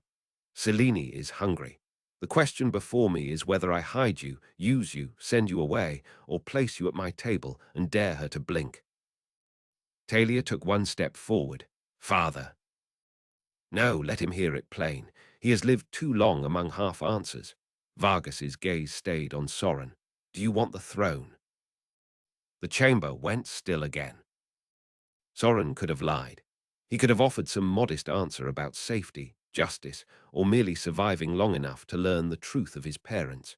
Yet Garrick had not raised him through hunger, blood, and freezing roads to speak like a coward when the hard question finally came. I want the kingdom back from the woman who bled it dry, he said. If that means the throne, then yes, I want it. Not for the chair, not for the crown, for the people she is grinding beneath her and for the dead she made to get there. Vargas listened with the unnerving concentration of a hunter at the mouth of a burrow. And if taking it costs 10,000 lives, then I would count each one before ordering the first charge. That answer did not please Vargas. It interested him more, not the response of a boy drunk on destiny. I have seen what reckless men do when they confuse themselves with fate. Who taught you that? Soren looked toward Garrick, the man who carried me out of my father's ruin. Vargas followed the glance. Some hidden measure shifted in him. I begin to see why my daughter risked so much. Do not make this into romance to spare your pride, Talia said. He saved lives before he knew mine mattered more than any other. Which is either excellent character or catastrophic judgment, Vargas said. A princess who travels alone in disguise should not mock the judgment of others, Soren replied. For one dangerous beat, the king stared at him. Then he laughed again, deeper this time, as if genuinely amused by the defiance. There, he will do for tonight. He straightened, and the room's air changed from interrogation to decree. You will all travel to Stonefang Hall at first light under my banner. Rookhaven is strong enough for weather and raiders, not for the kind of knives now seeking these walls. At Stonefang I can watch you properly, feed you better than Seren's cook, and decide whether the East has handed me a guest, a weapon, or a future son by marriage. Talia closed her eyes. You might attempt subtlety at least once before death. Never, it makes people lazy. Vargas pointed a finger at Soren. Do not pale on me, boy. I said future, not inevitable.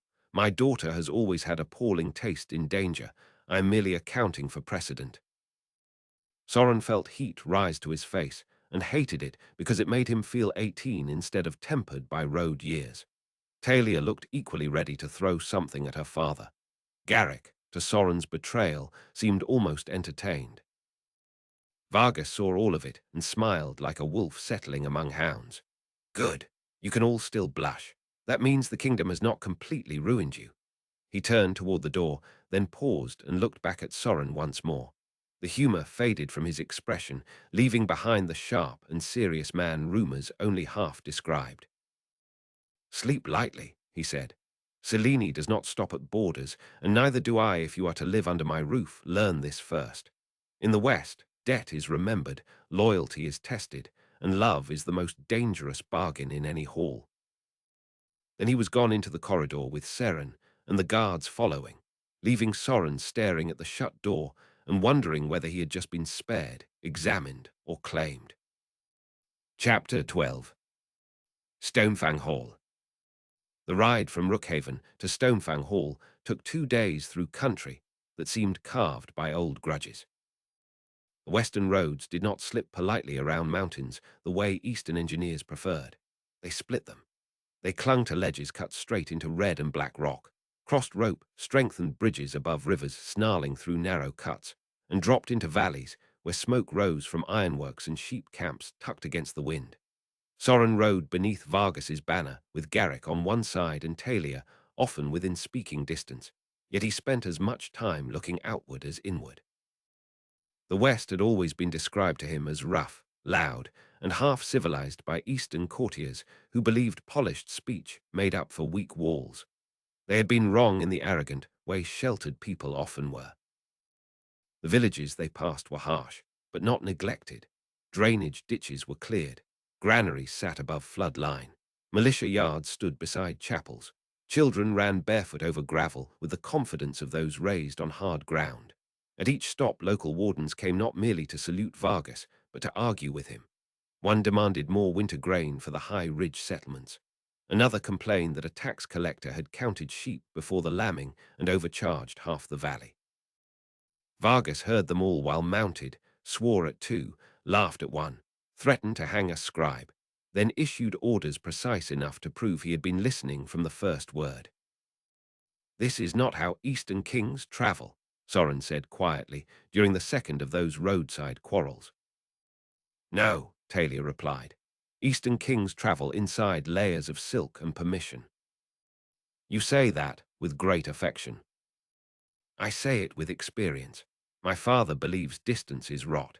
If a ruler does not smell wet wool, forge smoke, and poor harvests, he begins to imagine the land exists to support his stories about himself."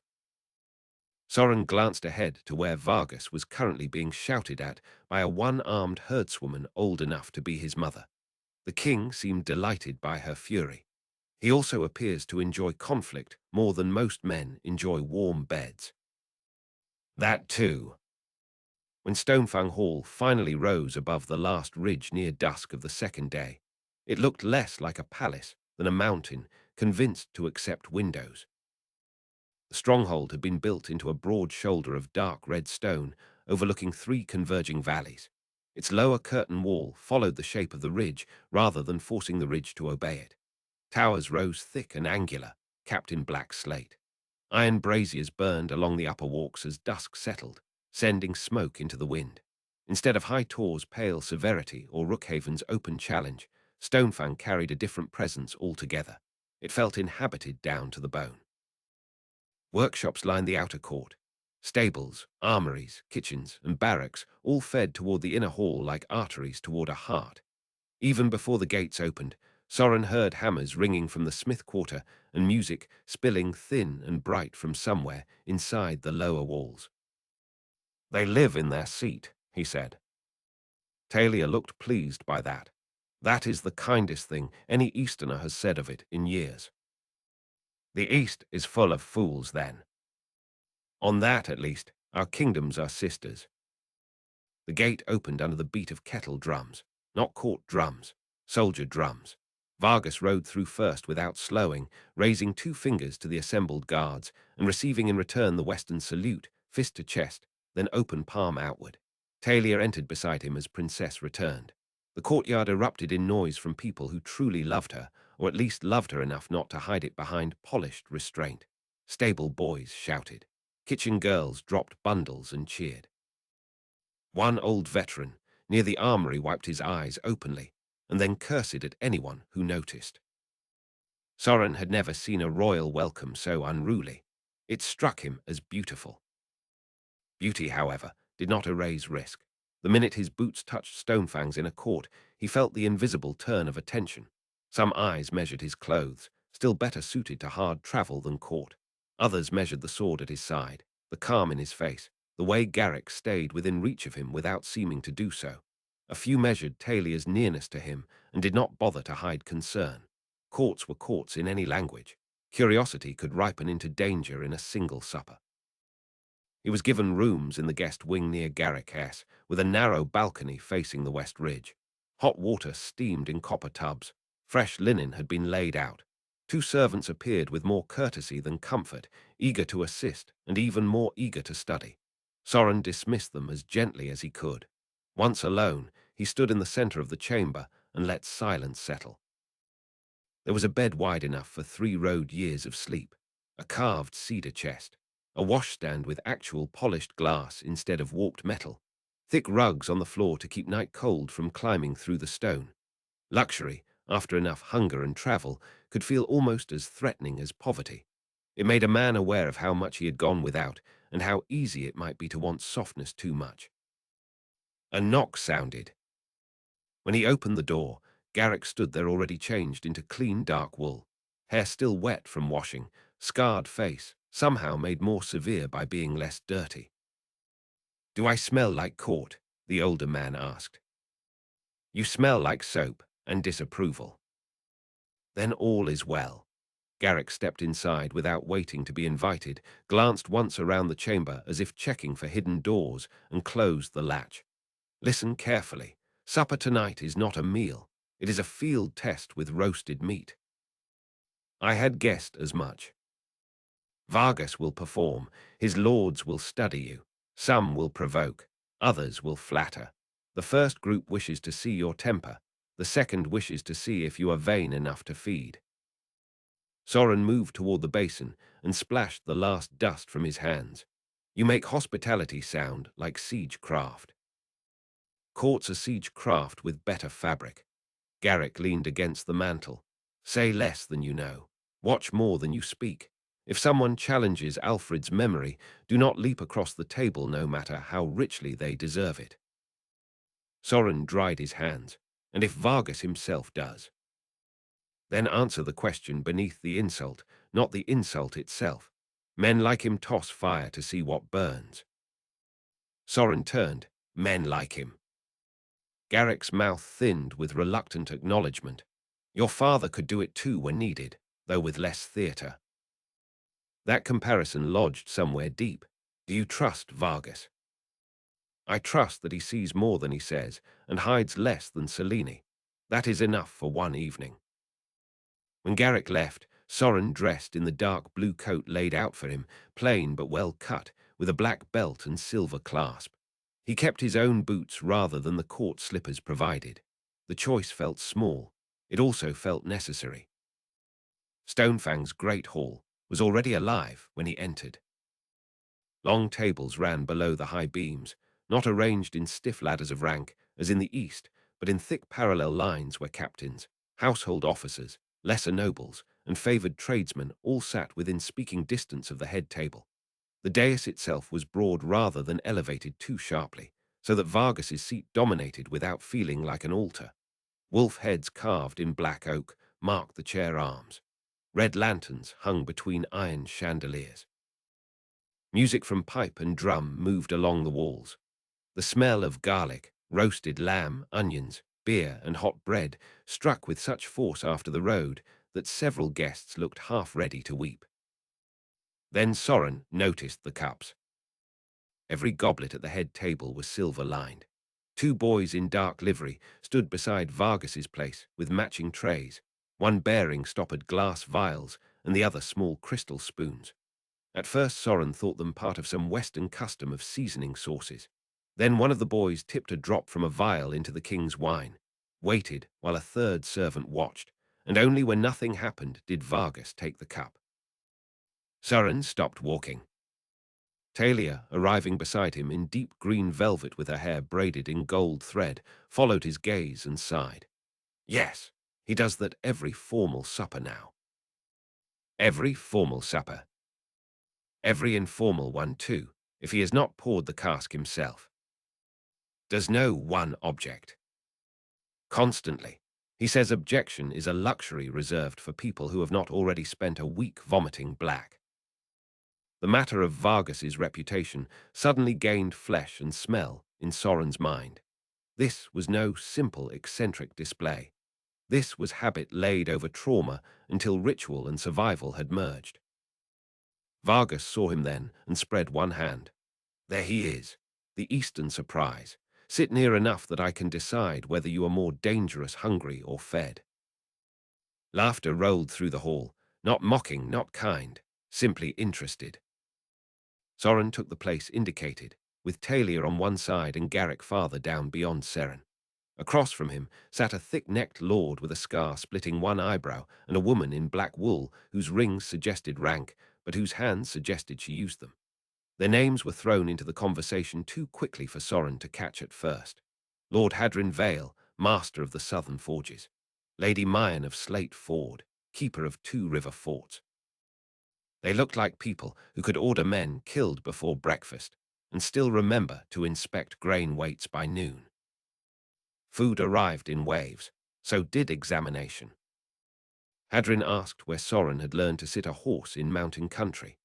Mayan asked whether Eastern charity houses truly ran as Bell once had ordered, with separate beds for fevered children and windows cut low for summer air. A grey-bearded quartermaster asked why the East wrapped every truth in 4 lies and a compliment.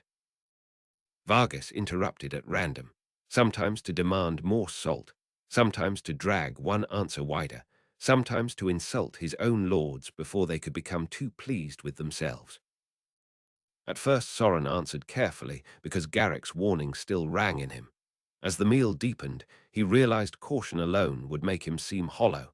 These people respected plain edges, so he began speaking more directly. He told Mayan that Bell's houses had run, as she described, because Bell believed dignity and clean water saved as many children as medicine. He told the quartermaster the East wrapped truth in courtesy, because too many men there feared the naked sound of what they wanted. When Hadrin asked what trade he would most urgently restore if the eastern passes were open again, Soren said iron, grain, and timber in that order, because starving men do not care how noble their king sounds, only whether roofs stand and tools exist by spring. That answer made Vargas look at him over the rim of his tested cup with new attention.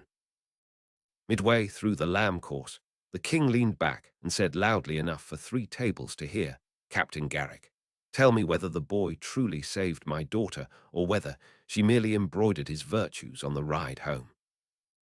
Every gaze nearby shifted. Garrick chewed, swallowed, and wiped his mouth with studied lack of haste. He saved her more than once. Most men would stop there out of politeness. You look disgustingly prepared to continue. I'm often prepared to ruin comfort. Garrick set down the cloth. At Ashmere he noticed hired blades before I did. On the Black Pine Road, he walked into an ambush rather than lead killers toward a caravan family with 2 small children. At the river ford, he dragged one of Bren Tovey's drivers clear when the axle broke and the cart rolled. At the Flint Cup, he kept his temper when learning the woman he cared for had hidden a crown in her saddle pack. I consider that the hardest feat of the lot. Laughter rose again, louder this time, and Talia shot Garrick a look that promised future revenge. Soren felt heat along his neck despite himself. Vargas noticed everything. The captain praises by inventory. I approve. It saves us from poetry. He shifted his gaze to Soren. Did you know who she was when you first kissed her? Talia nearly choked on her wine. Half the table inhaled as one. Somewhere below the dais, a serving girl dropped a spoon. Soren might have preferred a spear charge. Still, he had known by now that Vargas would eventually strike where embarrassment and truth met. He answered because evasion would only feed the sport. No. And after. I still meant it. A smaller silence followed that, more serious, more revealing. Talia did not look at him. She stared fixedly at the roast tray as if it contained military maps, but color had risen in her cheeks. Vargas watched the 2 of them with unsettling patience. At length the king said, "Good. Desire without truth is folly. Desire that survives truth may become useful." Talia finally turned. "Father, for the love of every saint, stop discussing my heart like a grain contract. I discuss all valuable holdings with care." Hadrin Vale laughed so hard beer came out his nose. Even Mayan smiled behind her cup. The supper might have ended there as rough but successful spectacle if Lord Casson Rull, a narrow man from the Northern Watch whom Soren had not yet spoken to, had not chosen that moment to let his contempt show. "Useful, perhaps," Casson said, voice sweet with condescension. Though before we weigh the princess's heart against strategy, perhaps we should ask whether the Eastern guest carries enough steel to justify the air he has taken in this hall. Conversations nearby thinned at once. This, Soren realized, was the first true probe from a hostile quarter, not because Casson doubted him personally, because some faction in Stonefang wanted to know how much room the stranger would claim. Vargas did not silence the man. That told Soren all he needed. He rested his hands flat on the table. If you wish to ask whether I can fight, ask it without perfume. Casson smiled. Very well, can you? Yes. Against road trash and tavern knives, I do not doubt it. Stonefang houses harder men than those. Garrick's expression remained blank. Talia had gone utterly still. Casson continued, We have all heard stories of hidden princes trained in exile. Songs breed such creatures by the dozen. By dawn, they usually bleed like everyone else. Soren heard the deliberate insult beneath it, not only to him, but to the years Garrick had spent making sure he would not grow into a fantasy. He thought of the freezing yards, the bruised ribs, the endless drills, the first time his hands had shaken after killing a man. He thought too of Garrick's warning. Answer the question beneath the insult. So set the test, he said. Murmurs rippled. Casson lifted one shoulder as if surprised to have found purchase so quickly. At dawn, then, yard rules, blunted steel. You last against my champion, and I will apologize for wasting your air. Vargas finally spoke. Against one champion. Casson inclined his head toward the king. If it pleases you. It pleases me when fools volunteer to become examples. Very well. Vargas drained the last of his wine and held out the cup for another test. At dawn my hall may enjoy exercise with breakfast. The meal carried on after that, but the tone had changed. Soren answered what was asked of him. He tasted almost none of what he ate. Talia spoke little except when duty demanded. Garrick watched Casson with the steady regard of a man measuring coffin boards. Vargas, maddeningly, seemed in high spirits. Later, after the hall emptied enough for musicians to claim more sound than politics, Soren stepped onto the outer terrace for air. Night had cleared. Cold stars hung over the ridge. Far below, forge fires burned in the valley like scattered embers.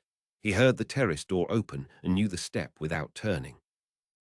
Talia came to stand beside him, wrapped in a dark cloak lined with rabbit fur, though her hair still carried the hall's gold threads.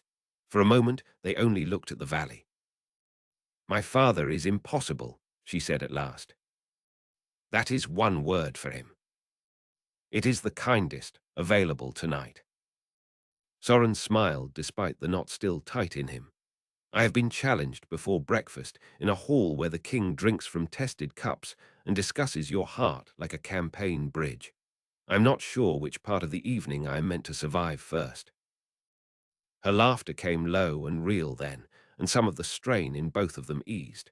For what it is worth, you handled him better than many trained envoys. I am unsure whether that should comfort me. It should, some of them cried. Soren turned to her. Starlight caught the green of her gown at the collar where the cloak had shifted. She had seemed beautiful on the road because hardship sharpened what was already there. In Stonefang silk, with the whole force of her birth no longer hidden, she looked almost unreal. Yet it was the same woman who had traded jokes over damp firewood and argued with Garrick over maps. What did he mean? Soren asked quietly, when he said desire that survives truth may become useful. Talia drew a slow breath. With him, useful can mean many things: protective, political, dangerous, permanent. She looked out again over the valley. He has always believed love is not gentled by power, it is sharpened by it. A ruler's heart can save a realm or split it in two. And what do you believe? She was quiet long enough that he thought she might not answer. When she did, her voice had none of the princess steel she wore before others. I believe what I felt on the road was the first thing in years that belonged only to me. The confession moved through him like heat after winter cold. He wanted to reach for her. Instead, he kept both hands on the stone rail because tomorrow's challenge and tonight's scrutiny had made every touch feel newly expensive. "I did not stop meaning it either," he said. Talia turned then, fully. The distance between them was less than a handspan. "Good," she whispered, "because I have been trying very hard not to ask you to prove it in ways that would scandalize my household." The honesty in that almost undid him. He laughed under his breath, then sobered at once because her mouth was close enough to taste in the cold air. He lifted one hand slowly, giving her time to refuse, and touched the edge of her cloak near the throat. She leaned into the contact rather than away. That was answer enough. He kissed her once, carefully, as if reacquainting himself with a truth that had only grown more dangerous. She answered with a softness that lasted all of 3 heartbeats before deepening into something far less careful. When they finally parted, both were breathing harder. "Now," Talia murmured, resting her forehead briefly against his, "go sleep. If you let Cassen's pet break your face tomorrow, I will be embarrassed beyond repair." That is an inspiring declaration of love. It is practical love, the best kind. As she slipped back toward the hall, Soren stayed on the terrace a moment longer, cold air against his skin, her taste still on his mouth, the noise of Stonefang dim behind stone. Somewhere within the great hall a king who feared poison, loved too fiercely, and missed nothing at all, was no doubt already deciding what use might be made of the future now gathering under his roof. Chapter 13. Red Lantern Night. By dawn, the lower yard of Stonefang was packed tight enough that even the walls seemed to lean closer. Word of the challenge had outrun the breakfast fires. Smiths still black with soot stood beside banner captains in polished leather. Kitchen boys climbed feed barrels for a better view until quartermasters dragged them down. Women from the infirmary lined one wall with folded arms, already taking bets on how badly the stranger would be hurt. Western courts, Soren realized, did not conceal appetite for spectacle behind silk fans. They admitted it and came early. The training ring had been marked in white chalk over packed dirt. Racks of blunted steel stood nearby under watch. Lord Cassen arrived in layered grey wool and unnecessary satisfaction. At his side walked the champion in question, a huge man with a shaved head, chest like a gate, and forearms scarred from years of shield work. He moved with none of the swagger lesser bullies affected. That unsettled Soren more than if the man had grinned. Serious fighters did not need noise. "Brannick Tor," Talia said quietly from Soren's left as they watched the champion strip off his outer coat. "Cassen's household blade. He favors heavy pressure, shoulder cuts, and close body work." Garrick, tying the wrist wrap tighter on Soren's sword hand, grunted. "He also plants his rear foot before driving. Watch for it. Men his size trust momentum too much." Soren flexed his fingers once around the practice hilt. The wood core wrapped in leather felt strange after real steel, but not useless. "If I lose." "You will hurt him first," Garrick said. "I was thinking more politically." "Politically," Garrick replied without looking up. "You lose only if you become angry and stupid. Bruises are repairable. Vanity is not." Across the ring Vargas took his seat on a low platform, not on the high dais of state, but on a plain carved chair dragged into the morning sun. He wore dark red today instead of black, and his tested cup sat beside him on a small table within easy reach.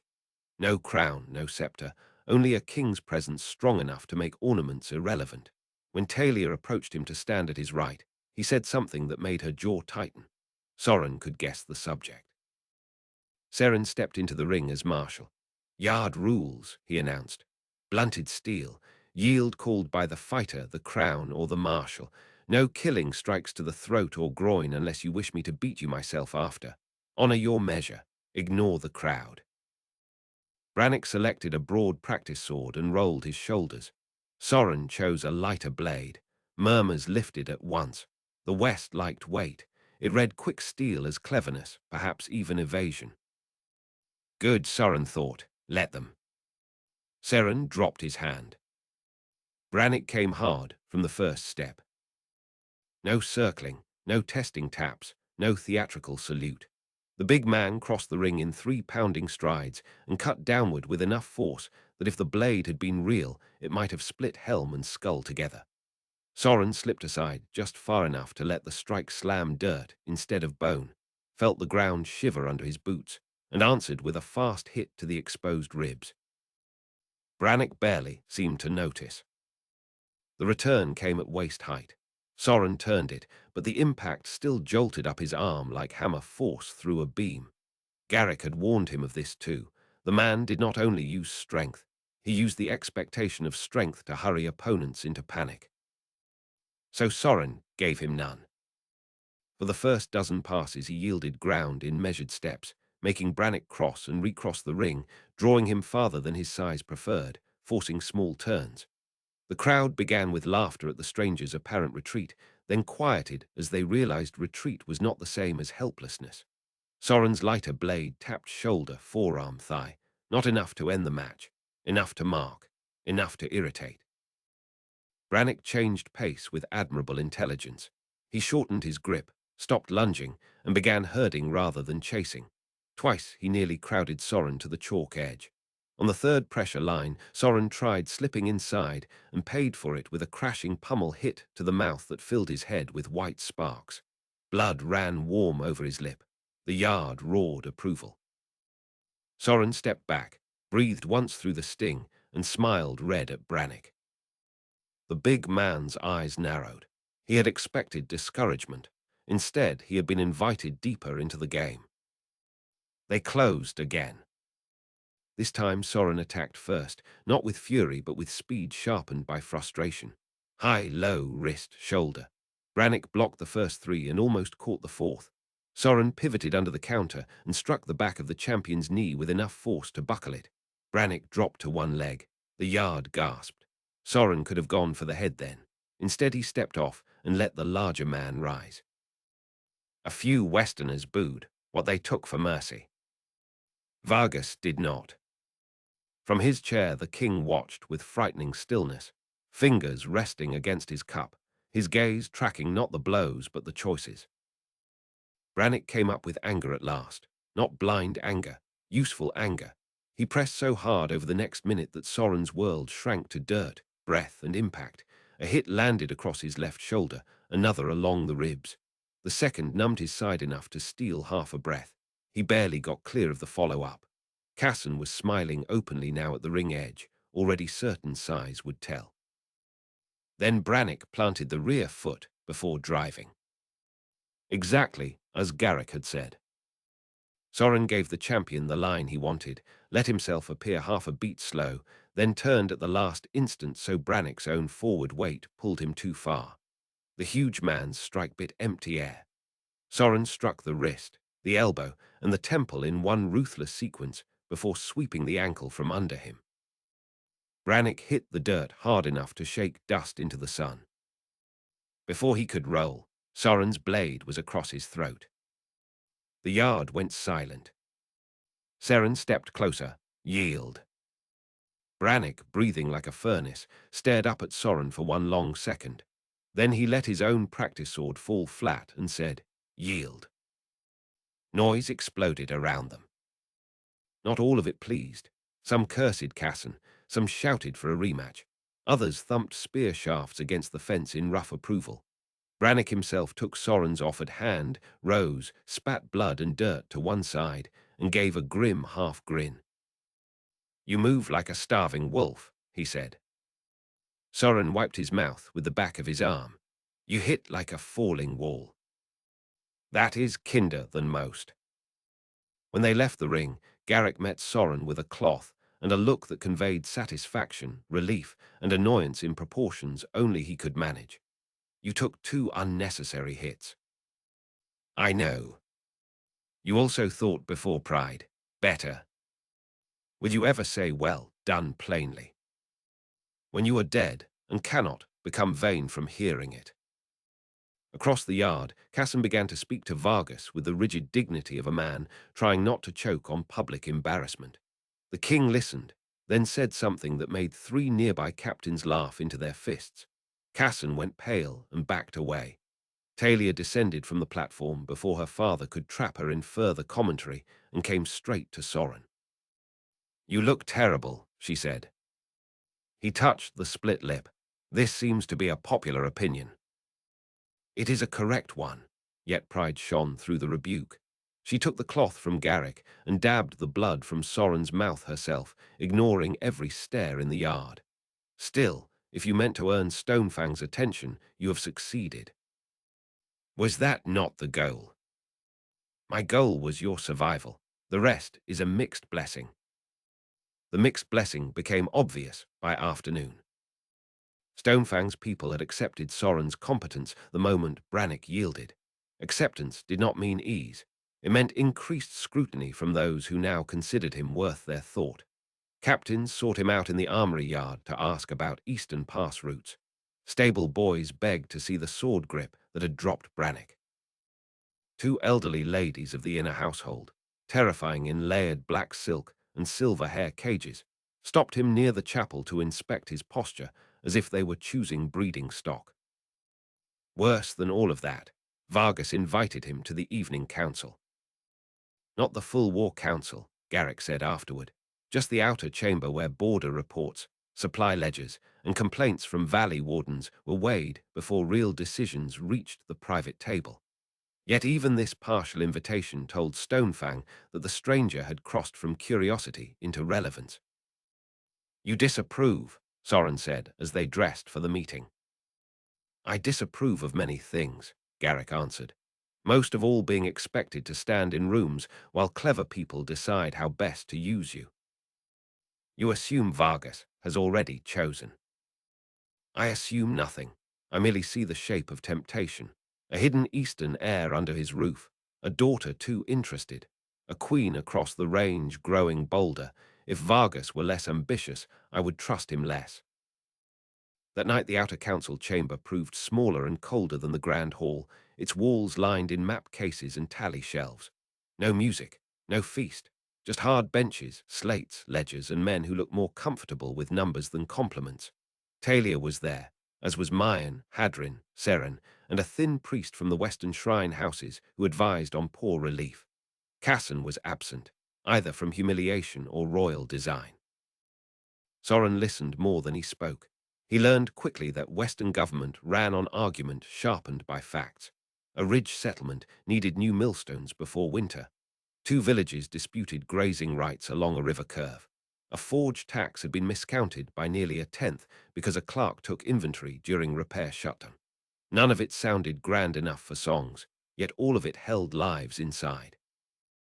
Vargas presided with astonishing command, remembering names, seasons, road damage, and prior promises with the speed of a man whose mind never truly rested. At times his focus brightened almost painfully, each question landing exact.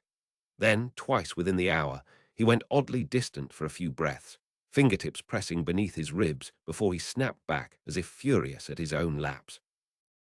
Poison, Soren thought, not madness. Poison and the wreck it leaves behind. The meeting ran long. When it finally broke, Talia caught Soren at the door. "There is a lantern festival in the lower market tonight," she said. "Stonefang keeps it after the last river thaw. My father will be buried in account books for another hour. Will you come with me?" Garrick, 2 steps behind, made a sound that was not approval and not refusal. Soren looked at him. "You object." "I object to breathing. It has not yet altered the practice." Garrick's eyes moved to Talia. "You go with escort." She opened her mouth to argue. Garrick cut across it. "Not 10 guards and banners. 4 people who can kill cleanly and keep quiet. If knives have reached this far once, they can reach again." Talia, to her credit, did not waste time pretending the warning was unreasonable. "Seren will do. Bren is still in the outer court haggling over wheel repairs and would welcome an excuse for festival beer. That leaves one more." "Mayan's niece, Jessa," Soren suggested, remembering the quick-eyed officer who had watched the duel with professional interest. "She looks as if trouble disappoints her when absent." Talia blinked, then laughed. "You learn faces quickly." "Garrick trained me to." The lower market of Stonefang at festival hour, looked nothing like the seat of a hardened war king. Lanterns of red, amber, and pale blue hung from ropes between shops. Children ran beneath them with sugared nuts clutched in paper twists. Bakers had dragged tables into the lanes and sold honey cakes thick with spice. Smith apprentices, scrubbed almost clean for once, tried to impress girls who clearly preferred the drummers. River folk from the valleys wore bright scarves and silver ear loops. Old women blessed infants with smoke from herb braziers near the shrine steps. Somewhere a fiddler fought bravely to be heard above 3 hand drums and a reed pipe. Soren had forgotten crowds, could gather for joy rather than panic. Talia moved through the market, not in disguise now, but in a dark plain cloak with the hood back, princess enough to be recognized and beloved, practical enough not to demand fanfare. People greeted her with easy affection. A butcher's wife pressed sweet bread into her hands. A one-legged boy saluted from a cart and received a mock-severe inspection of his posture in return. She knew names. She remembered a cobbler's daughter had survived fever in the winter. She asked a miner whether his brother's leg had knitted straight. No performance lay in it. She simply knew her people. Soren saw why the West loved her. Bren turned into exactly the man Garrick expected at festival, armed and suspicious, while somehow carrying a cup of spiced beer in each hand. Jessa walked 2 paces behind Talia with an expression so cool it almost made invisibility of its own. Seren ranged wider, scanning roofs and alley mouths. Garrick remained close enough that Soren could feel his presence even when the older man was partly screened by the crowd. For a while, despite danger, the evening gave itself permission to be only what it was. Talia led Soren to the lantern cellars and mocked his choices until he selected a blue one painted with river birds. He tried a peppered lamb skewer hot enough to make his eyes water and lost the resulting argument with Bren about Western spice superiority. A child tugged on Talia's sleeve and asked whether the wolf banners truly flew faster in storm wind. She answered with total seriousness that banners flew exactly as fast as brave hands raised them. The child considered this profound and ran off shouting it to his sisters. By the time they reached the shrine square, Soren had nearly forgotten the challenge, the hall, and the future tightening around them. That was when the first lantern fell. At first it looked like accident. A line above the square snapped. 3 lanterns dropped into the crowd in a spray of sparks and paper flame. People shouted and jumped back. Jessa moved instantly, pushing 2 children clear. Seren turned toward the roofline rather than the fire. "Down," he barked. The second attack came from the bell tower. A dark figure dropped from the side stair into the square with a knife already in hand, not reaching for Talia at first, but for the old shrine woman nearest her. That made no sense for half a heartbeat until Soren saw the real target. Not the woman, the confusion, the opening. He shoved Talia aside just as another blade flashed from the crowd, where a lantern bearer had stood a breath earlier. Steel met steel with a crack. The market erupted. People screamed, lanterns crashed, fire skipped across spilled oil. Bren slammed one attacker into a sweet cake stall so hard the planks burst. Jessa cut low and fast, severing a man's grip before he could reach the prince's side. Garrick appeared from nowhere with a drawn knife in one hand and a short sword in the other, moving through panic with terrifying economy. Soren caught only fragments, because the woman before him was trying very hard to open his throat. She was not truly a woman at all, or not merely that. The robe and lantern had hidden light mail under plain cloth. Her face was veiled. Her first strike had been for speed, the second for certainty, the third for the left side, where she guessed old dual bruises might slow him. Soren parried, drove her back into a toppled lantern stand, and saw 3 more dark shapes cutting through the crowd toward Talia. Talia. She heard him over everything. Good. She also ignored the direction because one of those shapes had already reached her and Seren at the shrine steps. The princess moved like road life had never left her. She took the fallen guard's spear from the ground, shortened her grip, and rammed the butt into the attacker's face before reversing for a thrust to the stomach. The man folded. Seren finished him with a slash across the neck and pivoted toward the next. Soren's own opponent came again, faster now that subtlety had failed.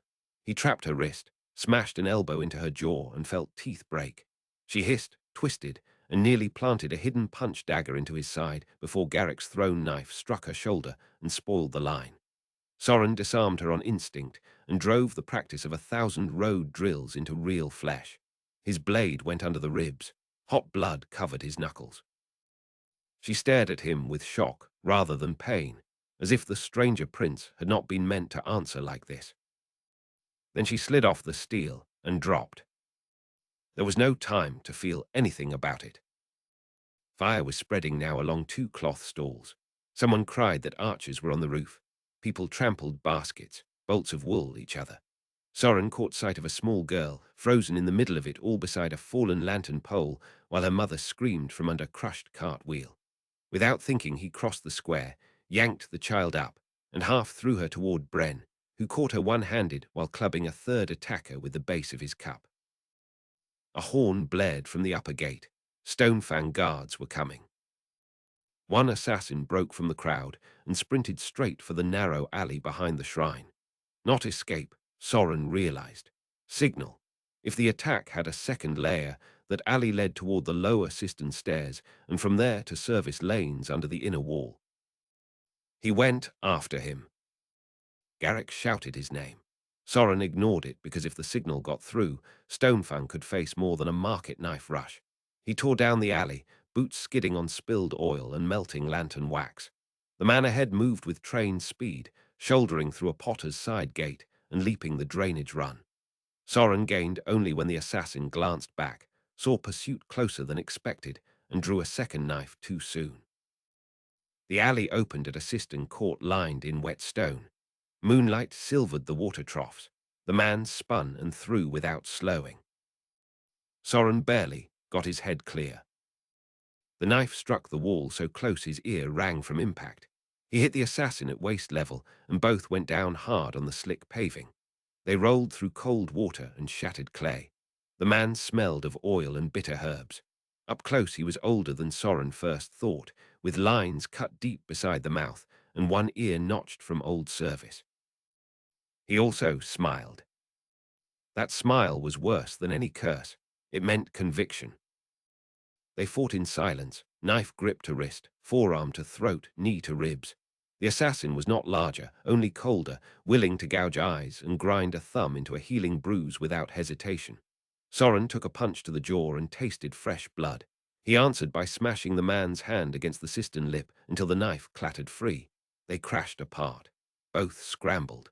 The assassin reached under his collar. Poison, Soren thought, and lunged. Too late. The man bit down on a glass ampule hidden between teeth. Dark liquid ran from the corner of his mouth. Soren caught him by the tunic and slammed him against the cistern wall. "Who sent you?" The man laughed through bubbling blackness. A barren queen remembers every threat. Then he convulsed. Soren held him a heartbeat longer, furious in ways too old and too new to separate, before letting the body drop. When he looked up, Garrick was in the alley mouth, face white with controlled rage. "If you ever do that again," the captain said, voice low enough to strip bark, "I will break your legs myself and carry you like baggage until you learn sense." Soren wiped blood from his mouth. He carried signal oil. Garrick saw the dead man, the burst ampule, the black staining the lips, and gave one short nod that was almost concession. "Then you were right in a stupid direction."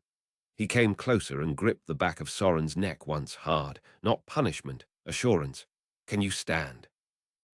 "Yes." "Then move. We are not done." They returned to the market, with Stonefang guards flooding the square in disciplined lines. Fires were being stamped out. The injured were dragged clear. The dead lay in ugly shapes under fallen lanterns, not many by war count, too many by any honest one. Talia stood near the shrine steps with soot on one cheek and blood across the front of her cloak that was thankfully not hers. A cut marked her forearm where one knife had grazed. When she saw Soren alive, something raw crossed her face before discipline took it back. "Report," Seren snapped to a kneeling officer. "5 attackers dead here." Two taken breathing. One fled to the lower lane, but Jessa put an arrow through his spine before he cleared the gate path. Jessa, calm despite blood on her sleeve, said only, "He should not have zigged." Bren appeared carrying the rescued child on one arm and the child's weeping mother on the other, as if both weighed no more than baskets. "This evening," he announced to no one in particular, "has become terrible for digestion." Soren almost laughed, because if he did not, the shaking in his hands might become visible. Then Vargas arrived. Not with panicked shouting, not with ceremonial fury. He strode into the ruined square in black cloak thrown over night clothes and hard leather, guards trailing, his face so still that everyone nearby stepped wider around him. His lighter eye took in the fires, the dead, the blood on Talia, the blood on Soren, and sharpened to something murderous. "Inside," he said to his daughter. "I am not a parcel." "Inside," he repeated, and this time the father in it was more frightening than the king. Talia went, not because she had been ordered as princess, but because she saw how close to breaking his restraint he stood. Soren and Garrick followed with Seren and Jessa behind them. In the covered passage to the inner ward, the sounds of chaos dimmed to boots and breath. Vargas did not look at Soren as he walked. How many knew my daughter would be in the lower market tonight? "Too many," Garrick said. Not an answer. "It is the truest one." The king's jaw flexed. "Then I have rot inside Stonefang." No one argued.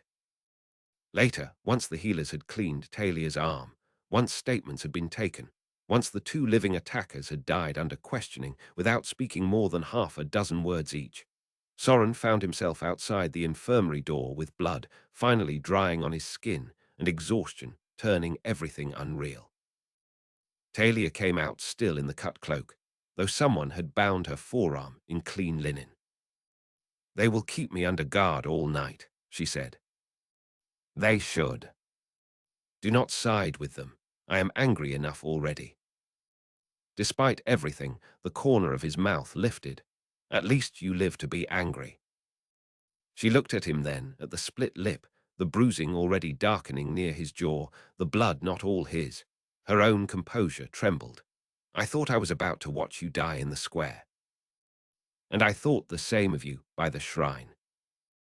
The corridor held a single lamp. No one else stood near. Far away, Stonefang still rang with alarm and shouted orders, but here the silence felt close and fragile. Talia stepped toward him. When the first lantern fell, I knew, not that danger had come, that we had been foolish enough to pretend danger had left. Soren touched her uninjured hand. "We were allowed an hour." "Yes," she whispered, and grief moved under the word, because an hour of joy now felt like theft from fate. He drew her gently closer. This kiss held nothing of terrace playfulness. It tasted of smoke, fear, survival, and the terrible relief of bodies still warm. She clutched at his coat as if anchoring herself. When they parted, she rested against him for one breath only, because even that much peace already felt illicit. "My father will lock me in a tower if he sees this tonight," she murmured. "Then tonight we become ghosts." From farther down the corridor, Garrick cleared his throat with enough dryness to qualify as weather. "Ghosts," he said, "need less noise." Talia leaned her head briefly against the wall and laughed, tired and genuine. Soren closed his eyes a moment. They were alive. Stonefang was not safe. Seleni's hand had reached the market with lantern fire and hired killers. Whatever still lay ahead, the game between kingdoms had left secrecy behind. Chapter 14. The King in the Undercroft. Stonefang woke angry after the festival attack. By sunrise, every gate roster had been reviewed twice. Stable boys were questioned about strangers, laundry girls about missing uniforms, store clerks about unfamiliar seals on supply crates. Vargas shut the lower market for half a day despite howls from merchants, and sent his own guard through every alley with dogs and ash buckets to trace oil residue. 2 kitchens were searched, because one dead attacker carried a token from the inner service quarter. 3 men in household colors vanished before dawn and were found by noon hanging from the cliff gallows, outside the north wall, not because their guilt had been fully proved, but because fleeing during a royal inquiry in Vargas's hall was treated as confession enough. The West did not soothe itself after betrayal, it cauterized. Soren spent the morning in the practice yard because standing still made his thoughts worse. Garrick put him through forms until the ache in shoulder and ribs turned from pain into rhythm. Strike, pivot, turn, recover. Again. Sweat washed festival blood from memory only in pieces. Every time he closed his eyes, he saw the lantern lines snapping, heard the assassin in the cistern whispering that a barren queen remembered every threat. At last Garrick lowered his own blade. That is enough. For you, perhaps. For any man with sense. Garrick tossed him a water skin. You are not punishing yourself into usefulness. Soren drank. Cold water ran down his throat and did little to ease the heat in his head. Selene knows. Not my name, perhaps, but enough. Enough to send killers into a king's seat. She knew a prince escaped long before this. Now she knows the West has not found him useless. Garrick took the skin back. It changes the speed of things, not the nature. Soren looked across the yard, where Western guards drilled in rotating files. Vargas will press harder now. He already was going to. You say that as though it does not concern you. It concerns me very much. Concern and surprise are not twins. Before Soren could answer, Seren crossed the yard and stopped at the rail. His Grace requests the prince. Garrick's eyes narrowed at the phrasing. Requests. That is the word he used. His mood may change by the time you reach him. Comforting, Soren said. Seren led him not to the throne room or council chamber, but down a narrow interior stair Soren had not yet noticed, past two locked iron gates and into the old undercroft beneath Stonefang's western tower. The air grew cooler there and carried smells unlike the rest of the hall. Dry herbs, vinegar, bitter resins, something metallic. Lamps burned behind greenish glass along the corridor, turning the stone walls a sickly shade. At the end of the passage waited a chamber half study, half apothecary. Shelves lined every wall, packed with stoppered bottles, dried roots, labelled packets, mortar bowls, and stacked books written in three scripts Soren recognized, and one he did not. In the center stood a wide table scarred by knife marks and heat. At the far side, bent over a copper tray, Vargas worked alone with sleeves rolled to the elbow. No guards, no servants, no performance. He did not look up when Seren showed Soren in. Leave us. The captain withdrew without comment. Only then did Vargas set down the glass pipette in his hand and turn. In the green light he appeared older, not weak, but worn in places the public king never displayed. Shadows cut under his eyes. The scar on his throat was clearer here, running from jaw to collar like pale lightning. You have a question on your face, he said. If it is whether I poison myself for sport, the answer is not before noon. Soren glanced at the shelves. I was thinking this room explains the cups. Among other humiliations, Vargas wiped his fingers on a cloth. Come closer. On the tray lay 6 tiny ceramic dishes, each holding a different powder or leaf. Vargas tapped them one by one. Add a root, bitter fennel, ground charcoal, salt of milk, crushed pearl, dried liver moss from the North Marshes, all useful, none sufficient alone. Together, under precise preparation, they slow the spread of certain plant and blood toxins long enough to make antidote matter. Soren stared. You make your own defenses. Would you trust a court taster, after waking 3 days from death, to learn half your household had already sold the story of your funeral? The bluntness of it cut through every rumor and left only fact. Soren said quietly, Selene did this to you. Vargas leaned both hands on the table. 9 years ago, before your beard even dreamed of your face, we were negotiating river tolls and prisoner exchange after a bad border season. She came south to meet me as Alfred's new queen, beautiful, gracious, adored by lesser minds. During the closing supper, she presented a cup of spiced wine with her own hand and toasted peace between our lands. I drank because refusing in that moment might have cost men on both sides their return home. His mouth twisted.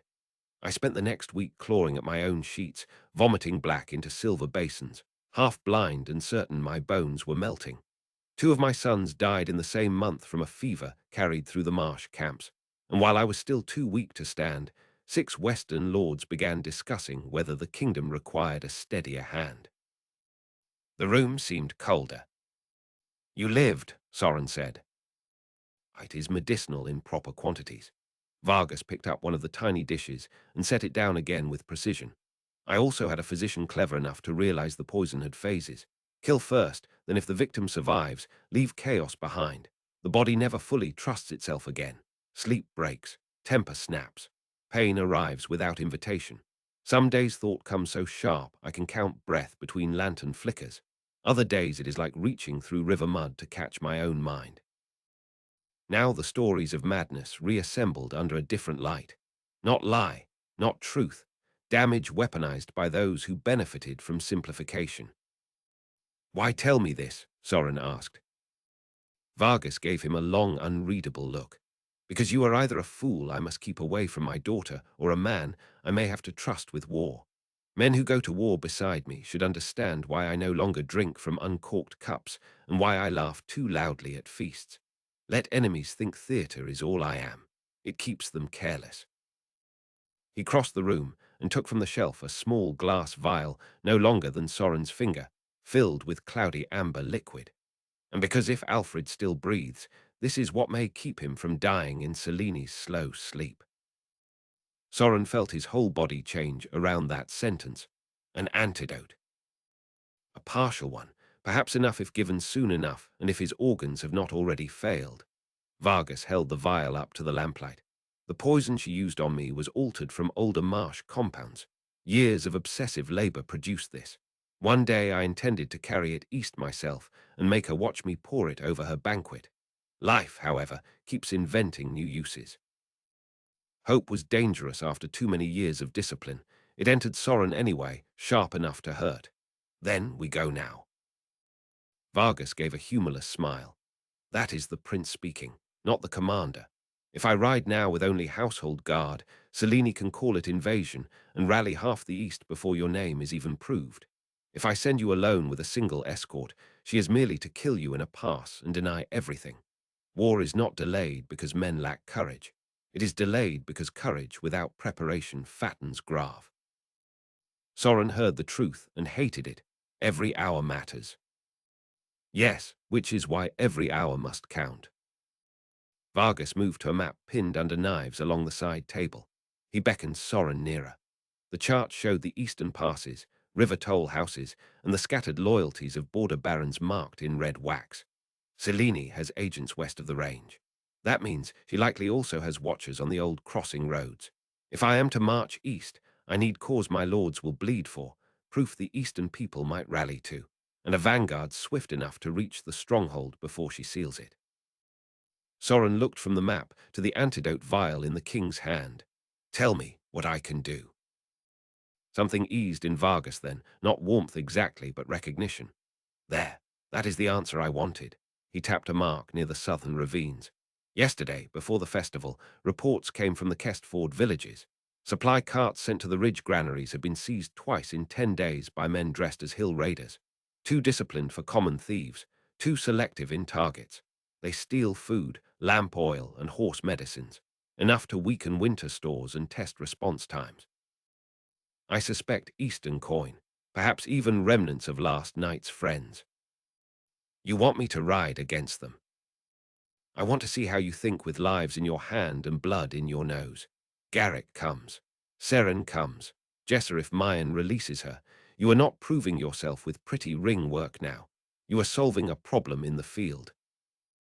Because if I fail, you lose only grain and one inconvenient guest." Vargas's gaze flicked up. "Because if you cannot keep farmers alive, you have no business asking armies to die for your crown." The words hit like truth stripped of ceremony. Soren gave a slow nod. "When do we leave?" "Within the hour." Kestford lay half a day south of Stonefang, where 3 ridges funneled into a narrow valley of terraced fields and cold streams. Soren rode out under low cloud with Garrick, Seren, Jesser, and 20 mounted scouts stripped for speed. No banners, no drums, just hard faces, packed rations, and the knowledge that someone in the ravines was bold enough to raid under the West's nose. The ride steadied him. Hoofbeats, cold air, the familiar weight of steel, the silent pressure of Garrick nearby. Whatever waited ahead, movement was simpler than waiting in halls while parents died behind mountains.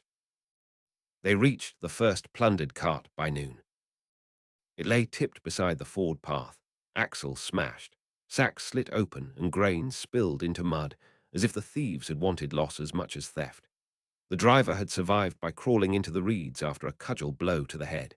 His wife, sitting rigid under a blanket while the village healer cleaned her hands, described the raiders as 20 or more men in patched leathers with scarves over the face.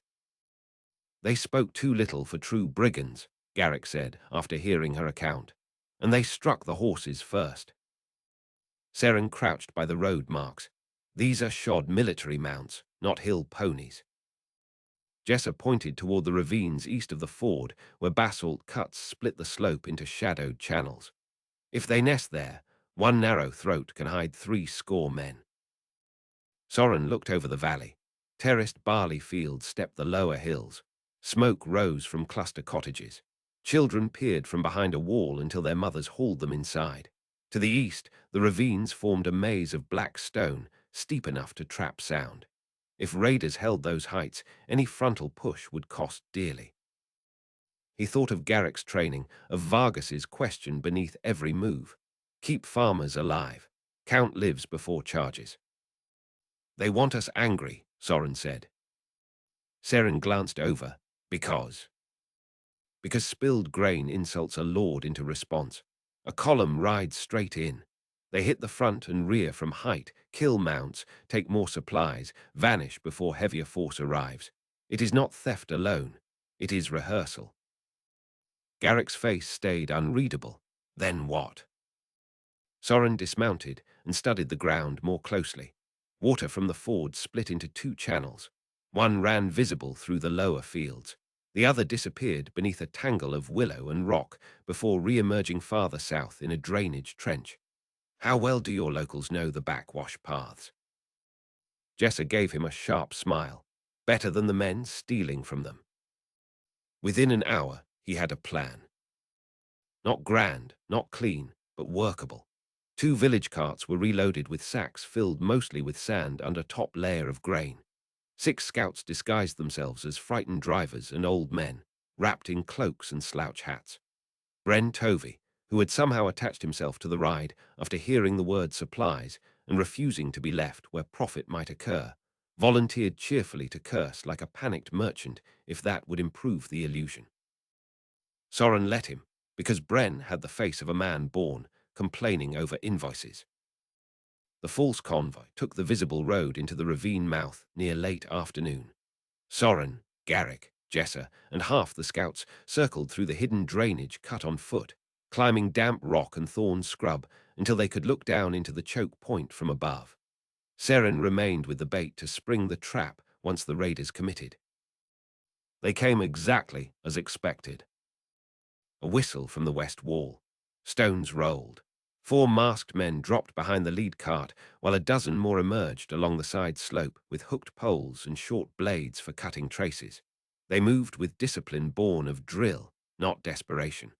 One shouted orders in a dialect roughened to seem local, yet the cadence underneath it held Eastern cadence to Soren's ear. He waited until the rear group showed too. Then he cut his hand through the air. Jessa's first arrow took the leader through the neck before the man had time to look up. Garrick and Soren slid down opposite sides of the ravine wall with scouts behind them, loosing stones first to sow panic. Below, Seren's supposed drivers threw off cloaks and drew steel. Bren screamed about bandits with such convincing outrage that one raider actually turned toward him in confusion an instant before a cart pole smashed his teeth in. The ravine became chaos. Soren landed badly on loose shale, nearly losing footing, and had to meet the first attacker from a half-crouch. Their blades hit hard. The raider used Eastern infantry style despite patched leathers and false scarf. That alone confirmed enough. Soren bound the man's weapon aside, drove a knee into the thigh, and cut across the chest. Blood sprayed the rock face. Behind him, a scout went down with a spear through the calf. Garrick was already there, short blade flashing, killing one, disabling another with brutal efficiency. More men poured from a cleft, higher up than expected. Too many. They have a second nest, Jessa shouted from above. Soren saw it then, a hidden shelf screened by brush where 6 archers had been waiting to fire on whatever force answered the first assault. If those archers settled, the ravine floor would become slaughter. He did not pause to consider whose life Vargas had told him to count. He simply ran for the shelf because no one else was close enough. The climb tore skin from his palms and sent stones sliding under boots. An arrow hissed past his face and shattered on rock. Another struck his left side, not deep because the angle was poor, but enough to rip coat and slash flesh below the ribs in a burst of pain that made him suck air through his teeth. He kept climbing. The first archer reached for a side knife too late. Soren hit him shoulder first, and both went over the lip into the brush. The rest tried to turn formation. Jessa killed one from below. Garrick, somehow impossibly fast even on bad ground, reached the ledge from the other side and took 2 more in a storm of close steel. The last pair broke. One leaped down and shattered his ankle on landing. The other tried to scramble for the back cut, only to find Seren already there with 3 scouts. When it was over, the ravine smelled of dust, blood, and burst grain from the sand sacks split in fighting. 15 raiders lay dead. 4 more groaned under guard. 2 scouts were badly hurt, one perhaps dying if the healer's hands failed him. Bren sat on an overturned crate, binding his own scraped forehead and loudly insisting he had performed with uncommon heroism, which to Soren's annoyance was not entirely false. Garrick found Soren on the upper shelf pressing cloth to the slash at his side. "It is not deep," Soren said before the older man could speak. "That does not improve my mood." Garrick peeled the cloth away, examined the cut with quick, practiced eyes, and repressed whatever harsher words first rose to his tongue.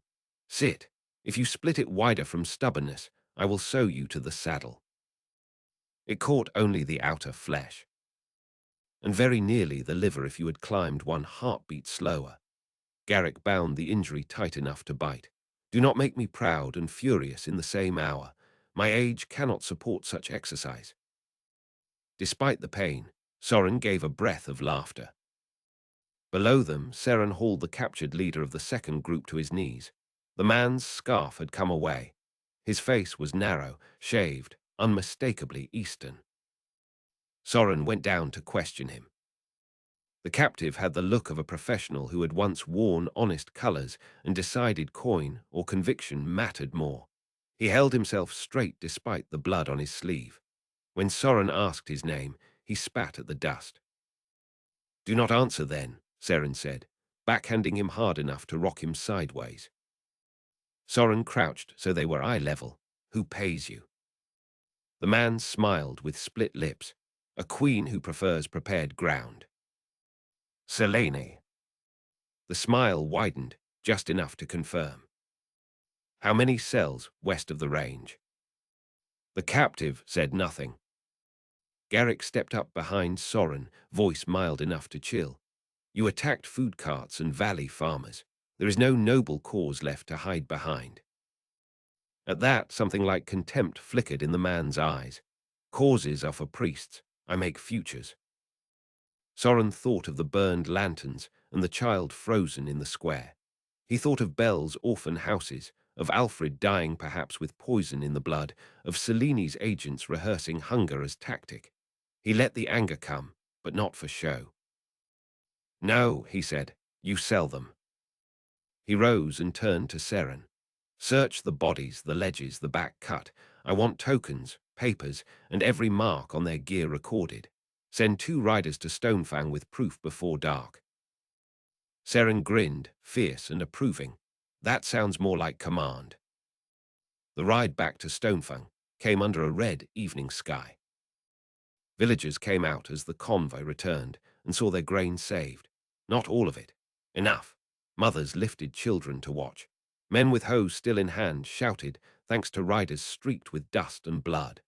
One old farmer tried to press a pouch of dried apples into Soren's hand and looked personally offended when he refused until Talia's rule of local manners came back to him, and he accepted one piece at least. It mattered more to him than applause in any hall. When they reached Stonefang after full dark, Vargas was waiting in the torchlit yard with Talia beside him. He did not rush down.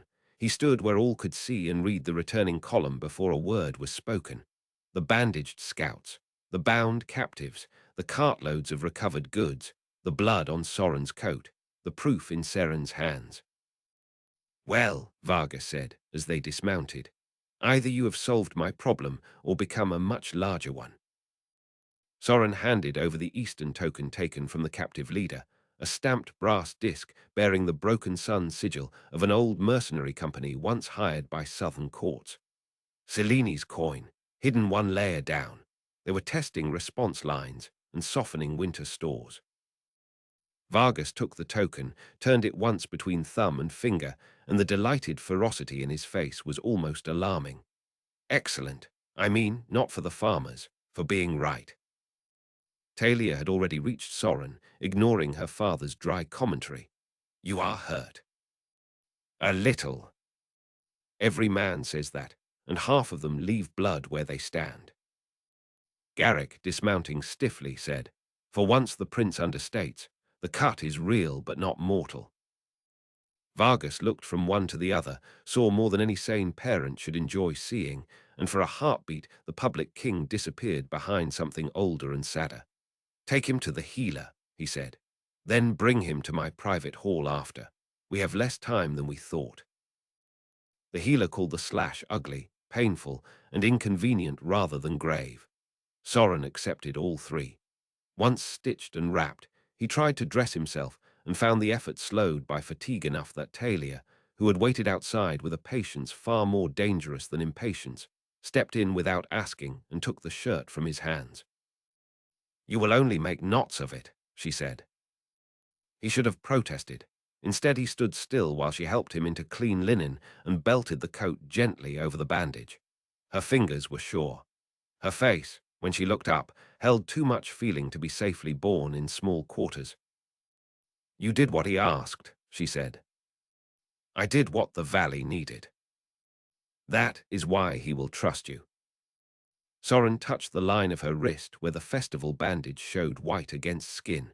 And you, are you hurt beyond the arm? No, she hesitated, then added, I was afraid beyond reason while you were gone. He answered with honesty, because there was no strength left for guardedness. I thought of you when the arrows came. Her eyes closed briefly, and when they opened the distance between princess and woman had vanished altogether. She stepped closer, set one hand lightly against his chest to avoid the injury, and kissed him. Slow at first, then with the deep relief of fear survived and truth no longer deniable. He rested his hand at the back of her neck and let the moment hold. Nothing in it felt borrowed, not road intimacy, not court intrigue, something steadier. When they parted, she whispered, My father is going to ask for impossible things. He already has. No, hard things are not the same. Before he could ask what she meant, Seren's knock sounded from beyond the door. Duty, always on time to ruin tenderness. Talia drew back with a rueful smile. There, you see, Stonefang itself conspires against romance. Then we declare war on architecture. That earned a soft laugh, but worry returned almost at once. She smoothed the front of his coat, as if preparing him not for a conversation, but for a fate. Come, he waits. Chapter 15. The Black Standard, March. Vargas's private hall occupied the western end of Stonefang, like a war room pretending to be a home. The chamber was smaller than the great hall, yet more commanding in its own way. One wall opened through tall shutters toward the night ridges and the scatter of valley lights below. The others held shelves of maps, old campaign banners, and a few objects too personal for public rooms. A carved horse with a child's worn bite marks on the ears, a bronze mask from some conquered city, a faded ribbon tied around the hilt of a dagger. A fire burned low in the hearth.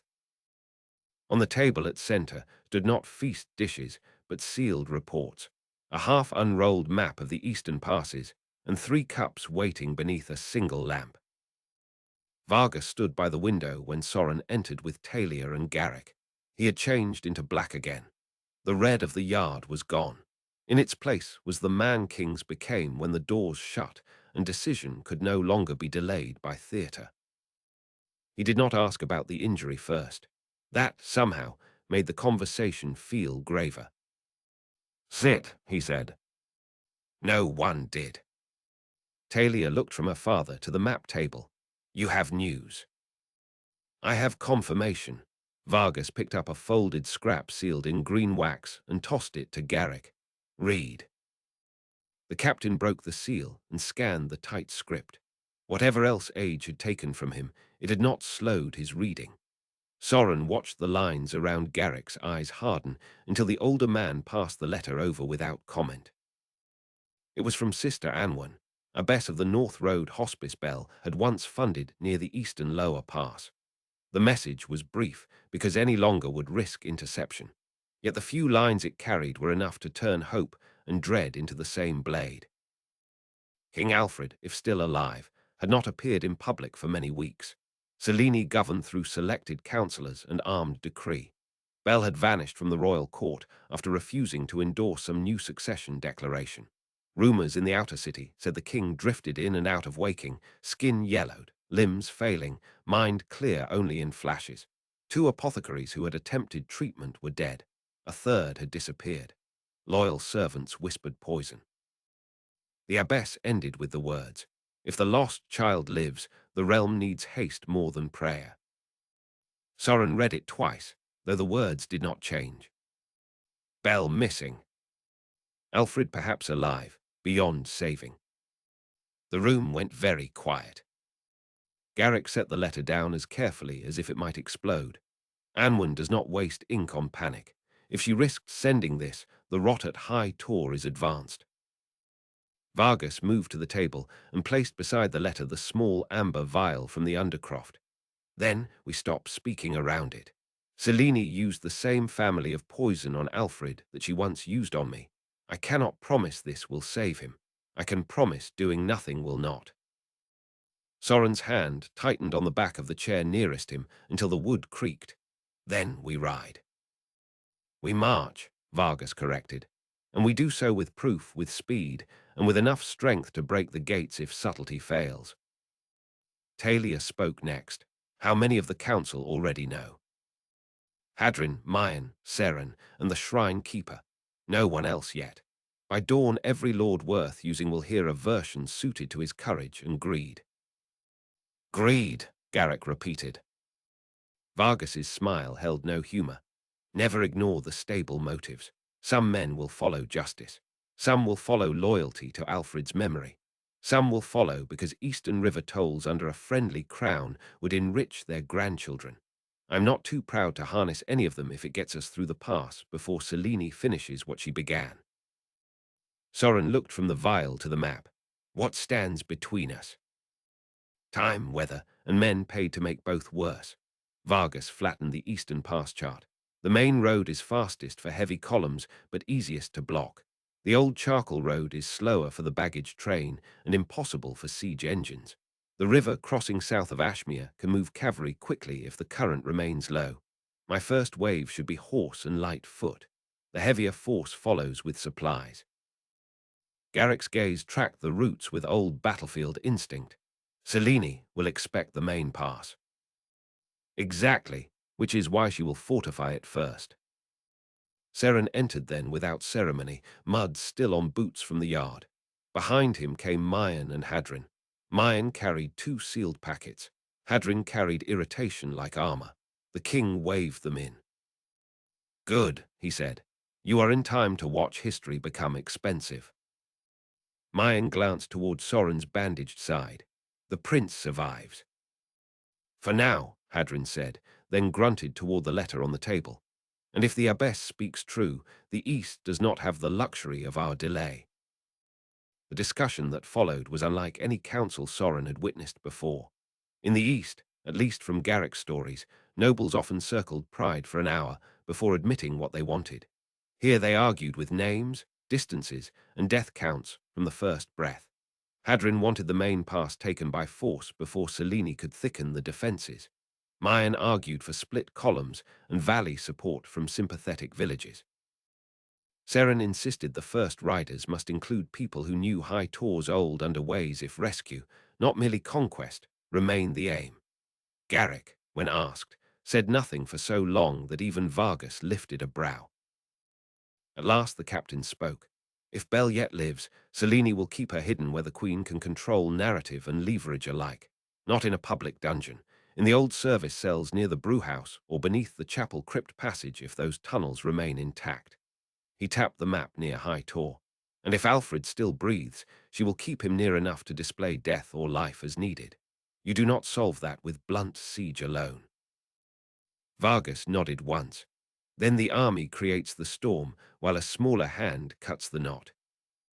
Everyone in the room understood at once what that meant. Soren did too.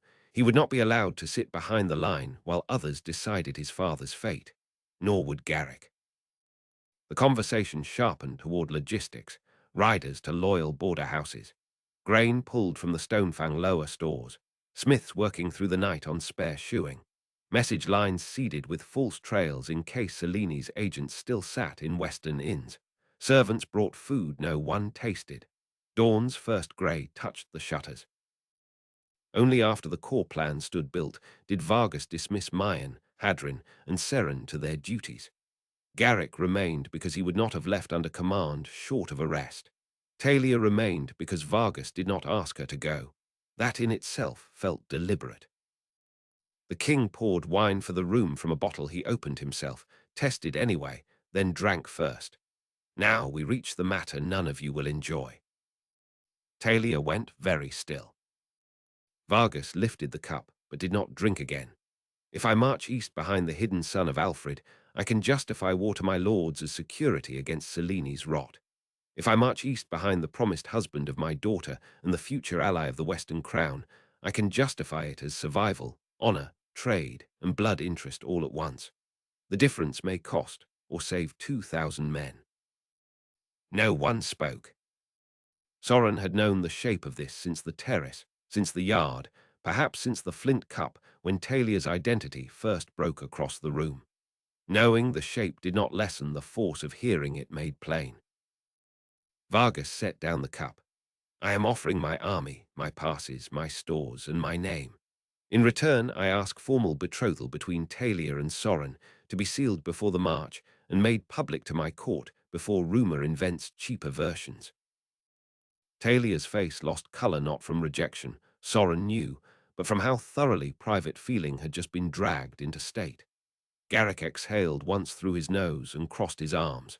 Even he had likely expected this, yet the reality of it carried its own weight. You ask much, Garrick said. I do, Vargas replied. So does war. Soren found his voice first. If I refused, then I would still despise Cellini and likely still move against her in some form, Vargas said. But not with the same speed, unity, or right to demand blood from every house. Lords forgive many things in a king. They become pious accountants when daughters, inheritance, and succession are not attached. Talia looked at her father with something fierce and wounded in equal measure. You speak of us as if we are already signatures. Vargas met her stare without flinching. No, I speak because if I do not, other men will speak for us with less love and more stupidity. His voice dropped, and in it was the father from the Rookhaven courtyard rather than the king of the hall. Do not mistake me, little wolf. I would not place your life beside a man I believed hollow or cruel, but I will not pretend the realm can wait for perfect tenderness untouched by history. That world does not exist for our house. Talia looked away first, not defeated, but struck by the truth she had spent her whole life studying and still hated hearing. Vargas turned to Soren. And you, do not answer from gratitude or lust, or because you think my army comes only through my daughter's hand. Answer from the shape of your life if this war succeeds. Because if you wear the eastern crown with Talia beside you, the west and east do not merely trade. They become kin. That can heal old scars between lands faster than treaties ever do. Soren glanced instinctively toward Garrick, then stopped himself. The choice could not be outsourced. He looked instead at Talia, who met his gaze now with all court masks fallen away. There was love there, fear, anger at timing, desire for him to speak truth even if the truth complicated everything. He thought of the road, of her laughter over bad stew, her hand on fevered children, her blade by shrine steps, her mouth against his after the market fire. He thought too of kingdoms, of Bel and Alfred, of the future Vargas had thrown into the room like a torch. Love that ignored power was childish. Power without love became Selene. "I do not want to use her," he said at last. Talia's breath caught. Vargas said, "Good, that would have been the wrong answer." Soren went on. "I also do not want to pretend what exists between us is less because the world has noticed it. I love her, not because you can move armies, not because marriage would smooth my claim. I loved her in mud under false names, when all we had was road dust and poor soup. If she does not want this, I will not ask it of her. But if she does, then I will stand beside her before any court in the world." Silence followed, real silence this time, not tactical. Talia's eyes shone, and he knew at once that if they had been alone, she would have crossed the room and kissed him without care for consequence. Instead, she held her place, because princesses learned young how often stillness had to do the work of speech. Vargas looked at his daughter. "Well." She straightened. When she spoke, her voice was clear enough to cut stone. "I hate that war has reached into this choice. I hate that you are not wrong about what the realm requires. I hate most of all that if I say yes, some people will believe I did so for strategy first." She took one step toward Soren. "But I say yes, because he is the man I want, before gods and law and every gossiping hall in 2 kingdoms." For perhaps the first time in hours, Vargas let himself show relief. It changed his face more than laughter did. Garrick, beside the map wall, looked away with the expression of a man who preferred sword cuts to emotion and had been ambushed by both. "So," Vargas said softly, "there we are." He did not make them kneel then. He did not summon priests or scribes. Instead, he poured fresh wine, tested it, and handed cups first to Talia, then Soren, then Garrick, as if binding the old captain mattered too. "To consent," he said. They drank. "To war done quickly," Garrick added. "To Bel alive," Talia said. Vargas's lighter eye flickered with pain. And to Alfred living long enough to know the storm finally came for him from the right direction. Vargas did not let the matter rest at wine and sentiment. Once the cups were emptied, he rang the small iron bell on the sideboard and summoned the shrine keeper who had remained in the antechamber by prior design. Old Mother Seller entered with no sign of surprise at being needed near dawn in a king's private hall. She was a narrow woman with hair white as frost and eyes far too clear for anyone to lie comfortably in front of. In her hands, she carried a shallow cedar box wrapped in black cloth. Talia stared at her father. "You planned even this." "I plan for weather, treachery, and my daughter's tendency to love dangerous men," Vargas said. "It would be irresponsible not to." Mother Seller set the box on the table and unfolded the cloth. Inside lay 2 braided cords, one black, one green, each threaded with a single silver bead shaped like a wolf's tooth.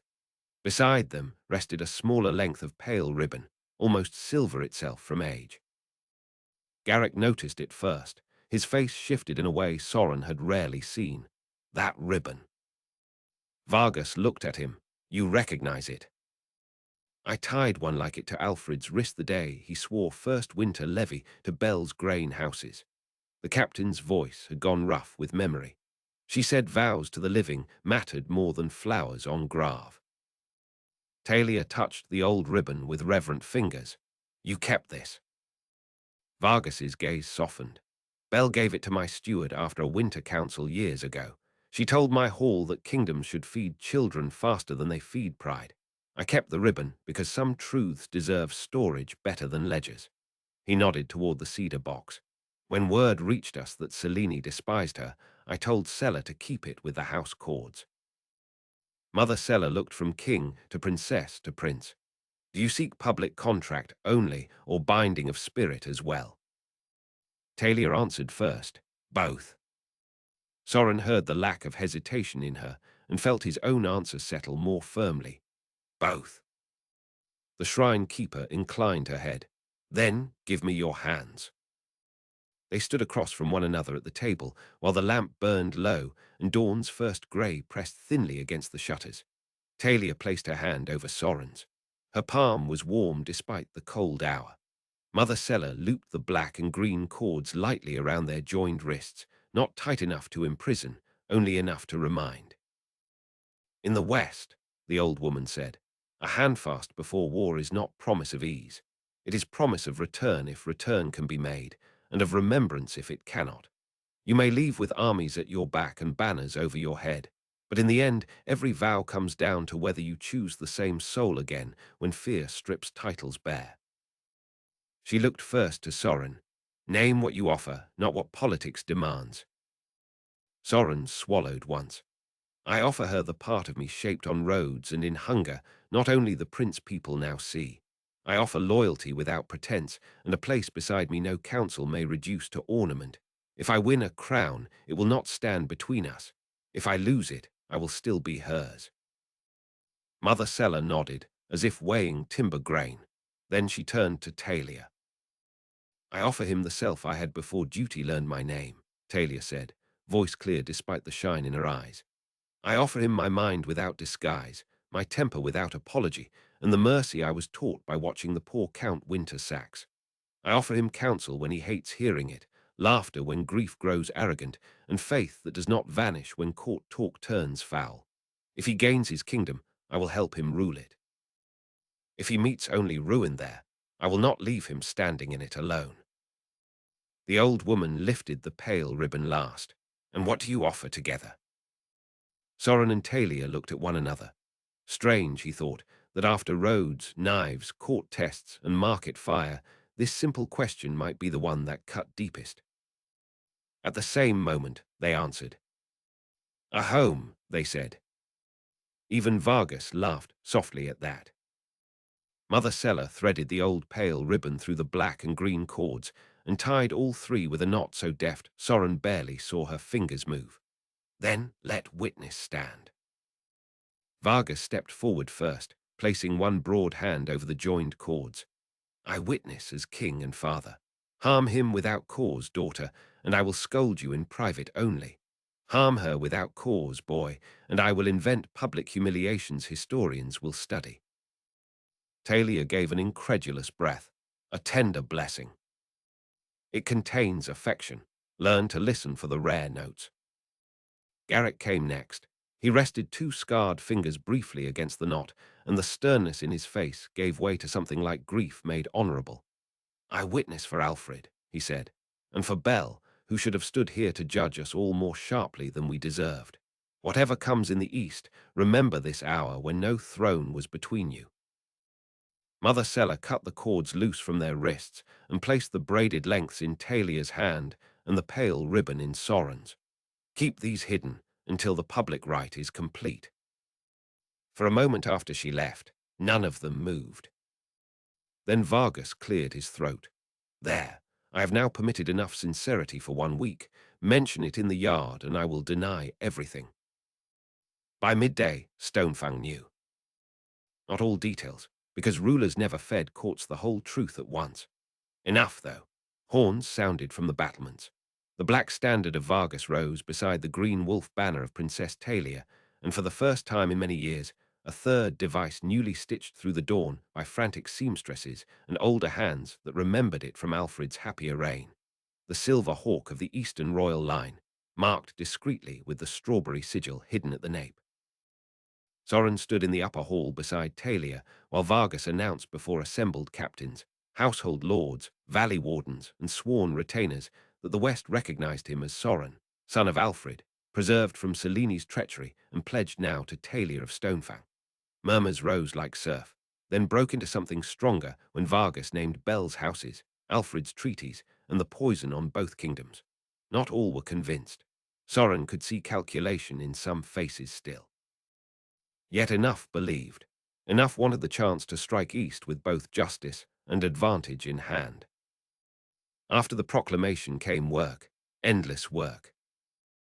Prince newly named does not get the luxury of staring nobly into middle distance while armies prepare.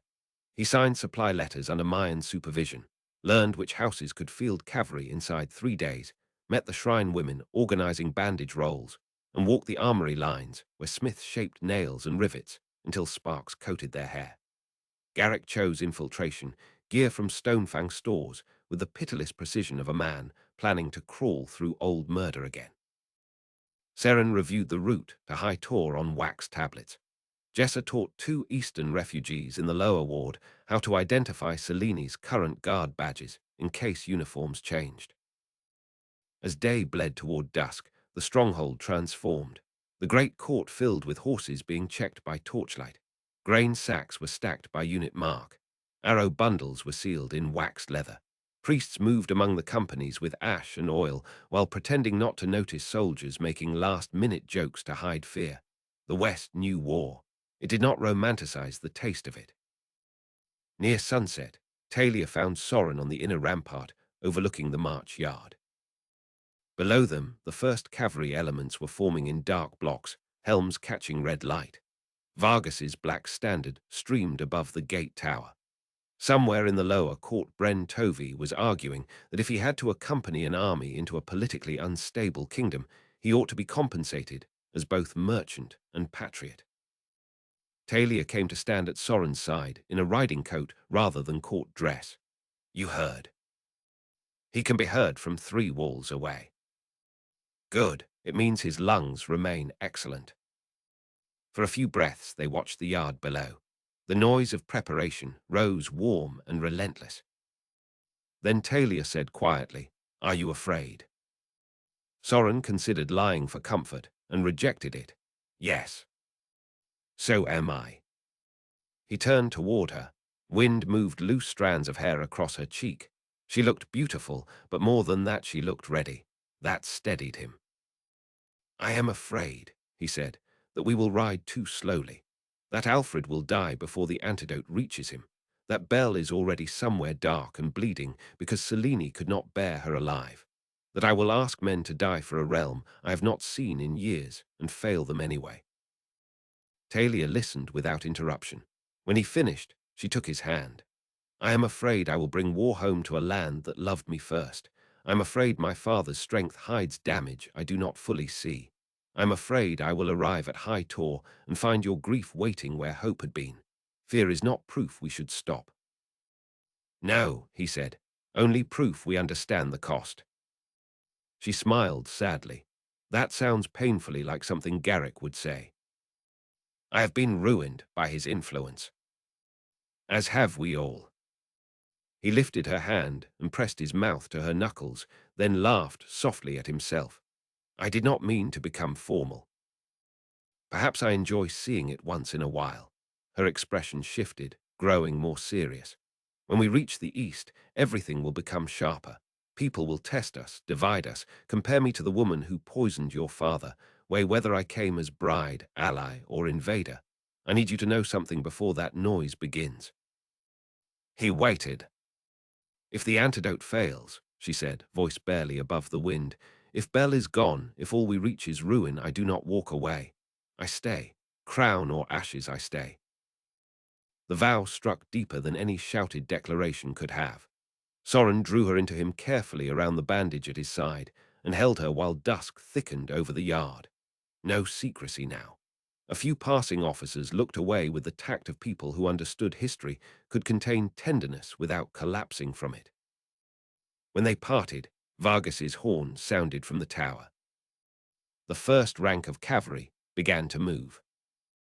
The march from Stonefang unfolded in disciplined waves. Scouts first through the lower gate, then the vanguard horse under Seren, black and bronze in torchlight, then light foot companies with round shields and lean packs. Wagons would follow with dawn heavier columns after that, but tonight the spear point left the mountain. Soren went down to the yard with Garrick and Talia. Vargas waited mounted at the gate beneath the black standard, crimson-lined cloak thrown back, the white stallion pouring sparks from stone. In public once more, he looked every inch the theatrical Wolf King. Only those who had seen the Undercroft knew how much grit lay beneath the performance. He handed the antidote vial to Soren wrapped in oilcloth and bound by cord. Inside the breast, not saddlebag. If you lose it, do not return out of shame. Return because I will require a body to insult. Soren tucked it away. Understood. Vargas leaned slightly in the saddle. Your father was never my friend in the easy sense.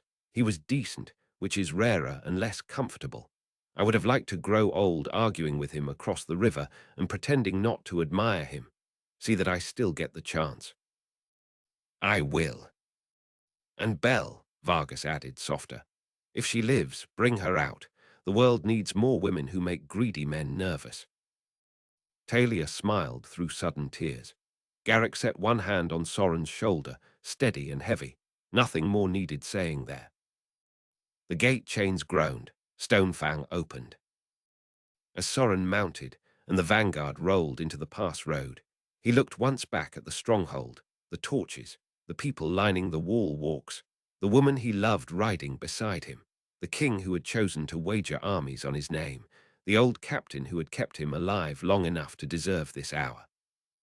Then he faced east. Far beyond the black ridges and river cuts, Selene sat in stolen splendor, believing perhaps that poison and fear had ended Alfred's line. She did not yet know that the West had raised its black banners, that the prince she failed to kill now carried antidote against her own craft, or that love, loyalty, grief, and war were descending together through the mountain dark.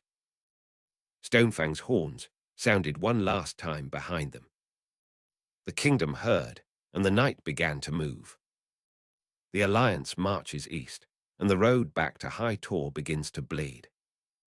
Chapter 16. Black banners on the East Road.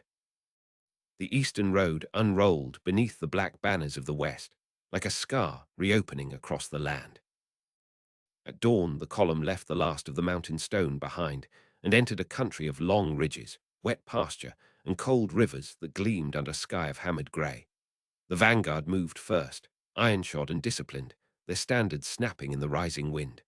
Behind them came the horse under Seren, then the foot companies, then the heavy wagons that groaned with grain, tents, spare mail, oil, pitch, and the 100 other things an army needed if it meant to live long enough to kill for a crown.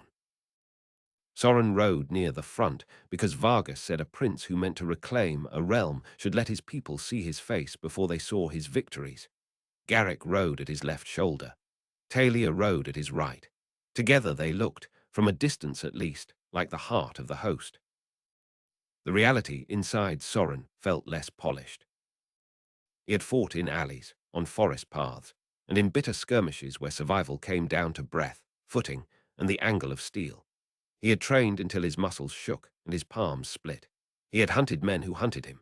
None of that felt quite the same as hearing 10,000 boots move in broken rhythm over wet ground, while supply masters shouted, cooks cursed, horses screamed at the scent of rain, and scouts came and went with news that might alter the shape of the entire day.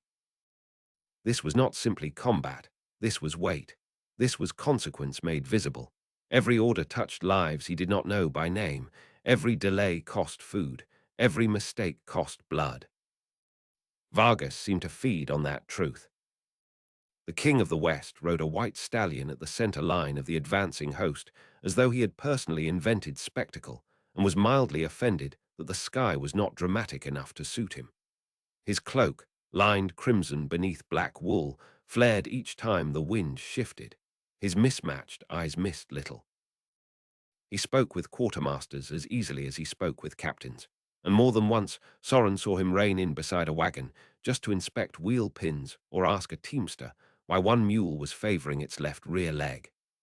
Men who had feared him at a distance relaxed when he spoke, and then straightened afterward as though their king had somehow insulted them into better discipline. You keep staring, Talia said. Soren looked over. Your father moves like 3 different men, and somehow all of them win arguments. That is because he has practiced for years. He terrifies people. He enjoys variety. That was not praise. It was not criticism either. Rain began before noon, fine and slanting. It silvered the dark leather of the western shields and turned the road to a tacky stretch of churned clay. The march did not slow. Men wrapped oilcloth over packs and lowered their heads. Wheels sank and were levered free. The black wolf standards darkened but did not droop. When Vargas raised his arm to signal a short halt at a fork where two roads split around a hill, the entire host seemed to exhale at once. Seren rode back from the scouts with mud up to his knees and a raw slash across the side of his neck where a branch or a blade had kissed him. He inclined his head to Vargas first, then to Talia, then to Soren. "Two bits of news," he said. "One is useful, one is ugly." "Lead with useful," Vargas replied. "I prefer to season misery. The crossing at Drelm still stands, and the bridge has not been burned." "Good," said Soren. "Then Selene does not expect us this quickly." Seren's expression did not improve, or she wants the crossing crowded before she springs something worse. Vargas smiled without warmth. "There is my honest man, the ugly news. Villages east of the Tern Vale have been stripped of grain by crown collectors. Not tax, theft. Men in Selene's colours took food, 2 daughters from a miller's house, and hanged the reeve when he objected. Another rider found 3 old veterans nailed to the gate of a store barn with a placard that named them traitors to the throne. The rain seemed colder after that. Soren felt anger move through him with an old, familiar heat. It did not feel wild anymore. Garrick had long ago trained that out of him. It came instead as a tightening clarity in the chest, a hardening of thought. He pictured Belle moving through the orphan house in High Tor, sleeves rolled, carrying bread to children who had no reason yet to trust the world. He pictured Alfred on the battlements, grieving and trying to remain decent in a palace where decency had become a weakness others meant to exploit. Then he pictured Selene in silk and jewels, calling cruelty order because she had never once confused fear with loyalty. "How far to the first plundered village?" Soren asked. Seren pointed east, an hour from the low ridge. Vargas watched Soren for a heartbeat. "You are thinking like your mother." Soren turned. "Belle is not my mother by blood only." "No," Vargas said, "she is not." He signaled to the column commanders. "We cut the day short. Camp on the ridge above the village. Feed the locals before we feed the officers. Send scribes as well. I want names, losses, the count of seized stock, and anything said by the collectors. We do not simply pass suffering and promise to remember it later." One of the older captains frowned. "Majesty, every halt burns time." "So does allowing famine behind us," Vargas answered. "Unless you have discovered a way to fight war with hungry roads and spite, do not test my patience." That ended the discussion. By late afternoon, the army crested the ridge and saw the village below. It had once been a modest place built along a creek where 2 wagon lanes met. Smoke still rose from one roof that had collapsed inward days ago. Several sheds had been torn open and left hanging crooked on broken hinges. A grain loft stood empty, its doors hacked apart. The creekside mill was silent. Women and old men emerged slowly when they saw the black banners descending rather than the colors of the Eastern crown. Their caution sat in their bones. Children stayed hidden behind skirts or inside doorways. One man had lost 3 fingers and held his hand against his chest as if ashamed of the damage. Soren dismounted before anyone could announce him. Garrick muttered something rough under his breath but followed. Talia went with them, hood up against the rain. The Reeves widow met them in the middle lane with mud to her hem and grief drawn deep around her mouth. She did not curtsy. She seemed beyond such things. "Who commands here?" she asked. Vargas, who had ridden down behind them, looked mildly offended. A dangerous question when asked of kings in public. Soren stepped forward first. "I do, Soren, son of Alfred." A visible shiver passed through those close enough to hear. Not fear, recognition mixed with uncertainty. The widow studied him. Alfred had kind eyes. Soren did not know whether his own matched. I pray I inherited more than his name. Something in her face eased by a narrow degree. She pointed toward the square, where 3 rough posts still stood, darkened by weather and older blood. Then look at what the Queen's men call order. The army made camp above the village. Fires were lit under awnings to keep the rain from drowning them. Surgeons treated the sick first among the villagers, then the soldiers.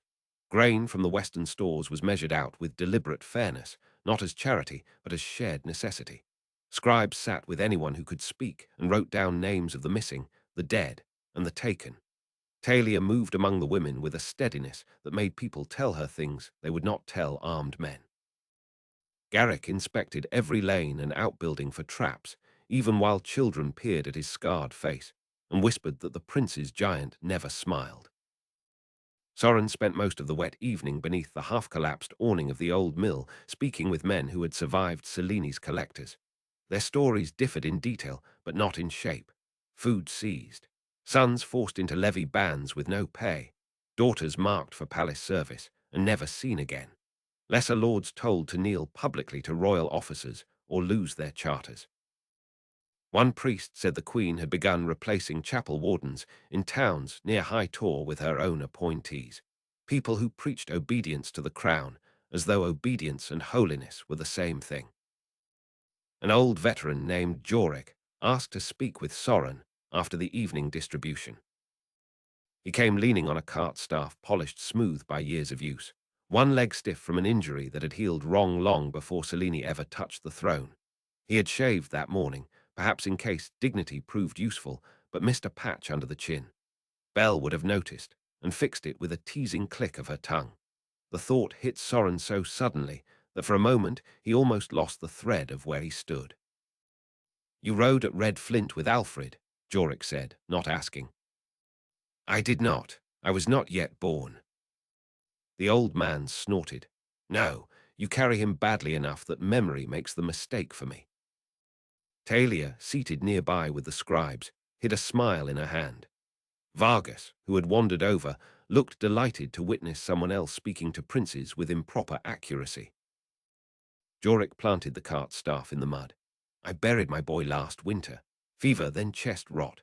My daughter and her children eat because the Queen's collectors missed our lane the first time, and because my wife can stretch barley like a sorcerer. That is not why I asked to speak. I asked because men are already saying your name by the fires. Some say rightful king, some say trouble, most say both. So hear this from an old fool who has lived long enough to distrust banners while still loving them. When you climb back into High Tor, do not let the stone make you forget road mud." The words went through Soren more cleanly than praise ever could. "I will forget many things before that," he said, "but not this." Jorik studied him another moment. "Good, because hunger starts on roads long before it reaches courts." He turned to go. Vargas stopped him with a hand on the shoulder and asked, "Did Alfred listen half so well at that age?" Jorik barked a laugh. Alfred argued better and listened worse. Then grief improved him. When the veteran had gone, Vargas stood looking after him with a strange softness around the eyes. "You see why I invest in old men no one fashionable invites to supper." Soren folded the iron clasp of his gloves tighter. "Because they tell the truth. Because they tell the truth, and because they remember the cost of being lied to. Courts fill with smooth faces eager to call theft efficiency if the right goblet is near their hand. Villages keep a harsher arithmetic. One missing sack of grain means names in winter.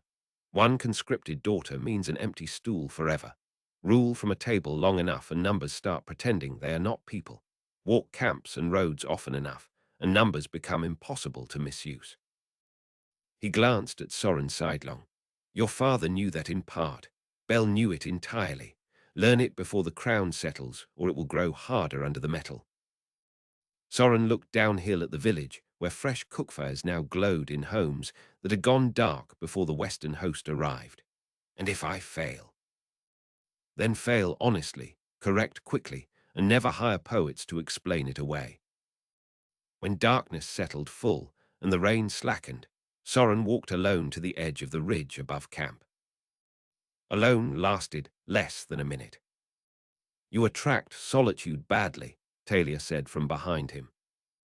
He glanced back. She had removed her wet gloves and carried them tucked into her belt.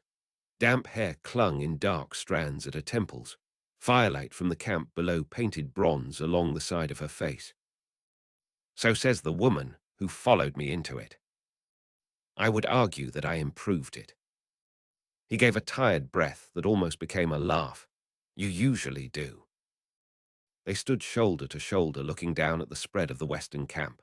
From above it resembled a second village born in a single hour, its cookfires steady in disciplined rows, its horses picketed in ordered lines, its outer ring marked by sentries who moved with patient attention instead of swagger. Beyond it, the ruined eastern village lay in deeper shadow, a reminder of why they had come. Talia touched his arm. You are carrying them already. I should. You should care.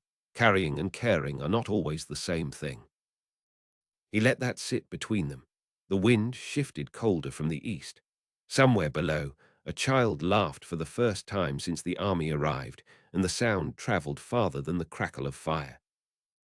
I used to think reclaiming High Tor would feel simple once I was old enough to fight for it, Soren said, as if there would be a road with my name on it, and all I needed was enough steel in my hand. Garrick taught me better. Then your father taught me the rest. A kingdom is not a room you retake. It is every hungry village, every frightened lord, every cart axle and winter store.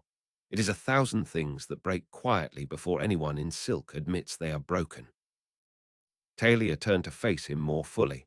That is why you should sit on the throne and not Selene.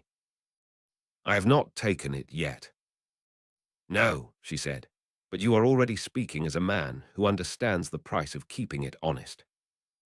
He looked at her, and for a few breaths the noise of the camp, the road, the rain, the coming war all seemed to draw back. Her eyes were not soft in the foolish sense. He had long ago learned that softness in Talia was not weakness but choice. She looked at him the way one looks at fire one trusts to warm and not consume. I do not know what waits at High Tor, he said quietly. If Alfred lives, he may hate what was done in his name. If Belle lives, she may have suffered more than I can think straight about. If either is gone, he stopped. Talia touched his face with fingertips gone cool from the air. Then you will grieve them and still do what must be done. Love does not fail because the world behaves like a brute. Love remains and gives shape to duty. Soren caught her wrist gently and pressed a kiss into her palm. When did you become wiser than every priest I ever heard? When I realized priests are too fond of certainty. He smiled then, truly. She stepped closer. The kiss they shared was not hurried. Rain still drifted in the dark around them, fine as breath. He felt her hand at the back of his neck, her mouth warm, her body firm against his. There had been kisses stolen on the road, half hidden under canvas and in the shielded dark behind supply wagons. This felt different, larger. Not because it was seen by anyone, since no one stood near enough to witness it, but because there was no more disguise in either of them. She was the daughter of a king. He was the son of a king and a woman Selene wanted erased. The army below belonged in part to her house, the war ahead to his blood. None of it lessened what passed between them. If anything, truth deepened it. When they parted, he rested his forehead against hers. Tell me something selfish, he said. Talia's smile curved slowly. I want a room with a door that locks and no one pounding on it with reports. That is not selfish. That is civilization. I also want at least one full week in which you are not trying to get yourself killed for a noble cause. Now that sounds unreasonable. It is. I am a princess. I was trained in impossible expectations. Below them, a horn blew 3 short notes from the southern picket line. Garrick's voice rose somewhere in the camp, already moving men into alert order. Soren and Talia stepped apart at once, all softness disciplined into readiness. Another horn answered from farther out. Seren came at a run up the slope. Riders from the east, 6, one carrying white cloth. Envoys? Talia asked. Or bait, Garrick said, appearing with his helmet in one hand and his sword belt half fastened. Vargas arrived last and looked disturbingly pleased. Excellent. I was beginning to fear Selene had no imagination. The riders were brought into the outer line under torchlight, their horses lathered, their faces tight with the knowledge that a misjudged movement could get them cut down by a ring of western spears. The one carrying the white cloth wore the colours of House Marek, an Eastern River Lord Soren remembered only faintly from childhood feasts. He dismounted stiffly and looked first at Vargas, then at Soren. "I come under sign of parley," he said, "from Lord Halric Marek of Drelm." Soren stepped forward. "Speak." The envoy swallowed. "My lord keeps the crossing in the Queen's name because she holds hostages from 3 of his kin inside High Tor. He says this plainly. He also says the bridge has not been burned because he would rather yield it to Alfred's son than defend it for Selene. He asks 3 days to move his sister's children out of the gatehouse tower before he declares himself." Seren made a sound of disgust.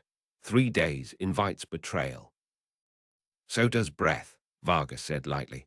Then to the env, "What proof did your lord send that he still owns a spine?" The envoy produced a sealed strip of waxed cloth. Soren broke the seal and found inside a narrow piece of parchment, damp at the edges but legible. It carried a line in hurried script. "Bell lives, hidden below the old kitchens. Alfred failing. Trust the stone culvert beneath Drelm on a moonless night." Soren's pulse slammed once, hard enough to make the page shake. Garrick saw the words over his shoulder and went still in a way Soren had learned to fear. Not panic, focus sharpened to a killing edge. "Who wrote this?" Soren asked. The envoy looked baffled. "My lord said only that a palace servant smuggled it through traders 10 days past. He has kept it hidden since then, waiting to see if the West truly marched." Talia drew in a breath. Bell. Alive, the word did not appear on the page anymore because Soren had already burned it into himself. Alive somewhere under High Tor, Alfred failing, not dead, not yet. Vargas watched his face and for once did not perform. "Then we move faster," he said. Envoy was fed and placed under guard. Councils ran deep into the night under the command awning while rain drummed on stretched canvas. Drelm could become either the first true crack in Selene's eastern line or a pit meant to swallow their spear point before it ever neared High Tor. Lord Halric Marek might indeed be protecting kin. He might also be buying time for reinforcements. The note about Bell and Alfred changed everything and changed nothing. It added urgency. It did not reduce risk. Maps were weighted with daggers and cups. Seren argued for immediate strike. Bren argued that a trap sprung in the dark was still a trap no matter how heroic it sounded. Garrick said little until asked, then pointed out the culvert beneath Drelm was exactly the sort of path desperate men used when gates had become lies. Talia, leaning over the map with both palms flat on the table, suggested a divided approach. Press the bridge openly enough to force Halric's choice, while sending scouts to find the culvert and test whether it truly offered passage. Vargas listened to all of it with the alert amusement of a man who enjoyed strong minds more than agreement. At last he looked to Soren. "Your bridge, your war, decide." Every gaze in the awning settled on him. He thought of the villages stripped bare. He thought of the note in his sleeve. He thought of Alfred sick under poison, of Bell hidden in stone darkness, of the kingdom itself balanced between fear and the possibility of return. "We do both," Soren said. "We march at dawn. If Halric means to yield, he can prove it by opening the West Bank towers before noon. If he does not, Seren presses the bridge and Bren takes the lower ford to test their flank. Garrick chooses 6 for the culvert reconnaissance. Talia stays with me at the center." Vargas raised one brow. "That last part was not a request, I assume." "No." Talia's mouth curved despite the hour. "He learns." Vargas grunted, which in him could mean approval, annoyance, or a memory passing through pain. "Then sleep while you still can. Tomorrow we learn whether river lords fear queens more than they fear history." Soren did not sleep much. Hope had teeth in it now, and every time he closed his eyes he saw Bell under stone and Alfred reaching for breath he could not hold. Yet when dawn bled pale over the ridge and the black banners rose again, he mounted with steadier hands than the night before. East waited. This time, East waited with a living heartbeat beneath the fear. Chapter 17. Red water at Drelm. Drelm sat on the river like a clenched fist. The turn narrowed there between shale banks and old retaining walls laid in Alfred's grandsire's day, when the eastern road had first been forced into a proper trade route, and not merely a pair of muddy tracks bullied across fields. A bridge of grey stone crossed the water in 3 broad arches, stout enough to bear supply wagons 6 abreast. On the west bank stood a tower gate and a low curtain wall that enclosed the toll yard. The east bank rose higher and carried the true strength of the crossing. 2 squat flanking towers, a walled barracks, and a signal mast from which Seleni's colours already snapped in the morning wind. Soren reined in on the ridge above the western approach and studied the position through a mist that had not yet burned off the river. He counted archers on the east parapet, men-at-arms lining the inner rail, and 1 ballista angled across the road to sweep the bridge if the first rank of attackers made it halfway. The west bank gate remained shut. No signal of welcome showed from Lord Halric Marek. Seren spat into the grass. That is not the posture of a man eager to prove friendship. Bren, bundled in a cloak still dark from dawn dew, rubbed his jaw. Or it is the posture of a man trying not to die before he chooses a side. Convenient distinction, Garrick said. Talia had a brass tube to her eye, one of Vargas's favoured sighting pieces. She lowered it slowly. There are children on the West Tower walk. Every head turned. She passed the tube to Soren. He looked and saw them at last, 2 small shapes pressed between armed adults near the gatehouse parapet. One wore a pale cap. The other had hair loose in the wind, hostages, visible from the road by design. Halric told the truth about kin, Soren said. Truth and treachery often travel together, Vargas replied. He sat his white stallion with lazy ease, but his lighter eye had gone bright with the hard sort of attention he wore before violence. We proceed as planned. The army divided with practiced speed. Seren took the forward companies and shield bearers toward the direct road. Bren swung south with light infantry to the lower ford, where the river spread wider over broken stone. Garrick chose 6 scouts and vanished west along the reed line to search for the culvert named in Bell's message. Soren remained with the center reserve, the standard, and the heavier companies meant either to exploit a break or cover a collapse. Talia stayed at his side despite Vargas's earlier mutterings about daughters and arrows. The king himself drifted between wings like a black-cloaked omen, making sure no one forgot he was present.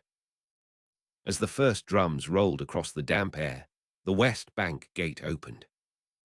Not wide, just enough for a single rider to emerge under white cloth. The rider came at a careful pace with hands visible and his face bare beneath a plain iron cap. He was older than Soren had expected, lean and river-pale, his beard cut short, his eyes shadowed by several nights without true rest. He stopped well short of spear cast, dismounted, and went to one knee in the road mud. Lord Halric Marek, Seren muttered. About time. Soren nudged his horse forward with Talia and 2 guards. He did not go alone, because hope had already proved itself too expensive for that. Halric looked up. There was pride still in him, but fear had carved through it. If you are Alfred's son, show me the mark. Garrick was not there to object, so Seren did it for him. You do not demand that of princes in an active field. Halric did not move. I do when my sister's children hang behind me, and the queen has promised their tongues will be nailed to my gate if I choose wrong. Soren dismounted. He stepped close enough for Halric to see the back of his neck where the hairline met skin. The river lord's face changed by degrees as he looked at the old strawberry birthmark, that strange bright claim Alfred's line carried like a private seal. Gods preserve us, Halric whispered.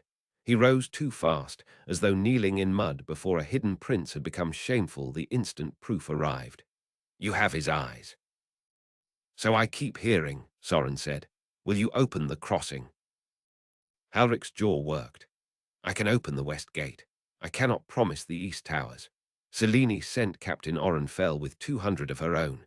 He keeps the hostages where I can see them and reminds me each hour that queens become cruel when river lords grow uncertain.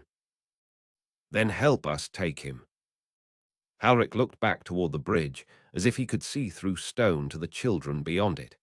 If Fell sees me turn, they die first. Talia spoke before Soren could. Then you do not turn in the open. You invite Fell to commit himself where his men cannot cover the tower walk. Halric shifted his gaze to her. Recognition flickered, not of identity, but of breeding and command. And how does a lord do that while balancing fear and chains?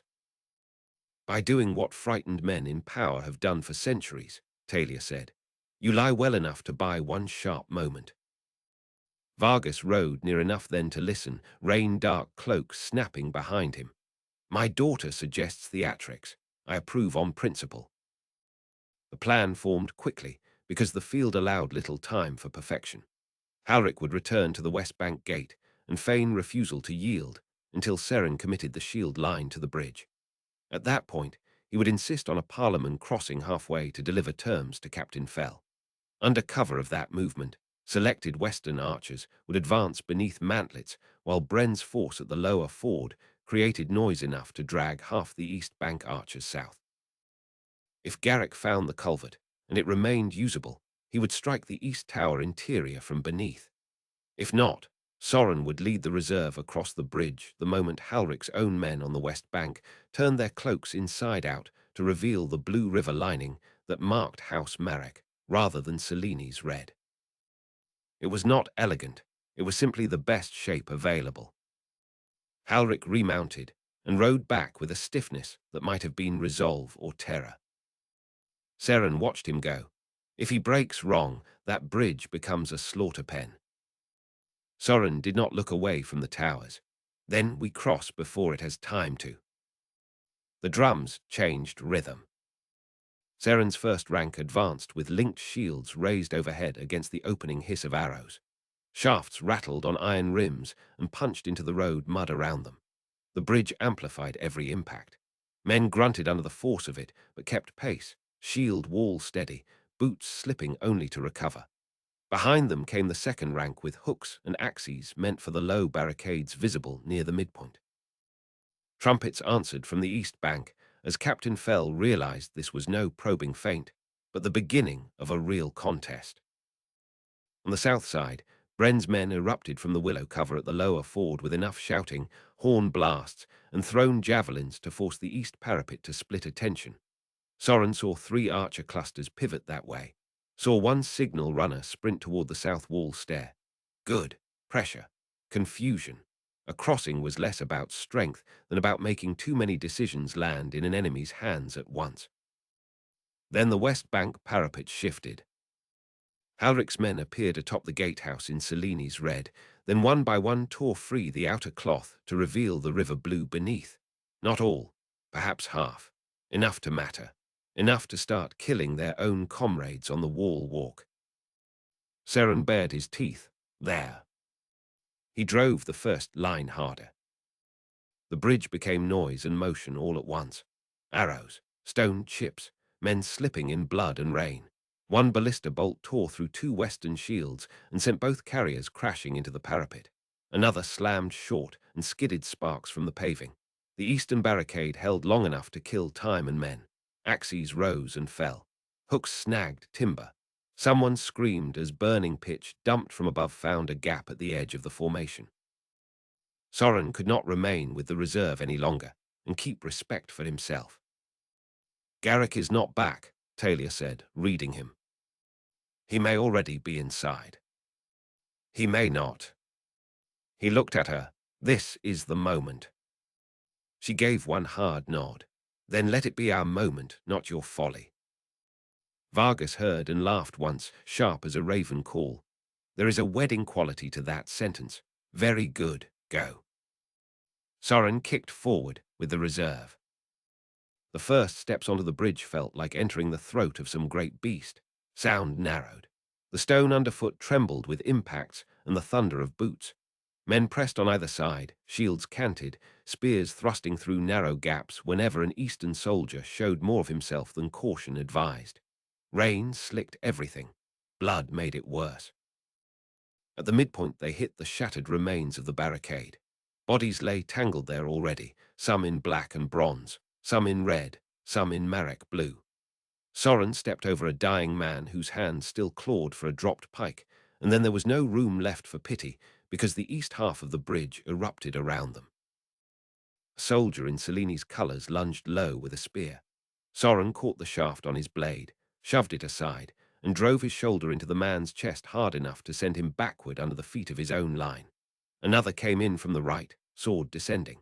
Talia met that one before Soren could turn, her shorter blade cutting at wrist and throat in two fast arcs. She moved like water threaded through steel, economical and exact. Garrick had taught Soren to survive. The months on the road had taught Talia how to survive beside him without yielding grace. "Left," she shouted. He pivoted, too late to avoid the strike entirely, but in time to let it slam across his mail sleeve instead of his ribs. Pain rang up the arm. He answered with a thrust under the attacker's chin that ended the contest in a spray against wet stone. The shield line ahead surged. Seren had reached the eastern lip of the bridge and was fighting like a man who treated danger as a personal insult. His sword rose and fell with brutal clarity. Around him, the first Western soldiers spilled onto the East Bank roadway, only to meet a compact knot of royal guards holding the arch between tower bases. Then something changed in the tower above. A cry burst from within the East Gatehouse, not the planned call of officers, but the shocked roar of men attacked where they believed themselves safe.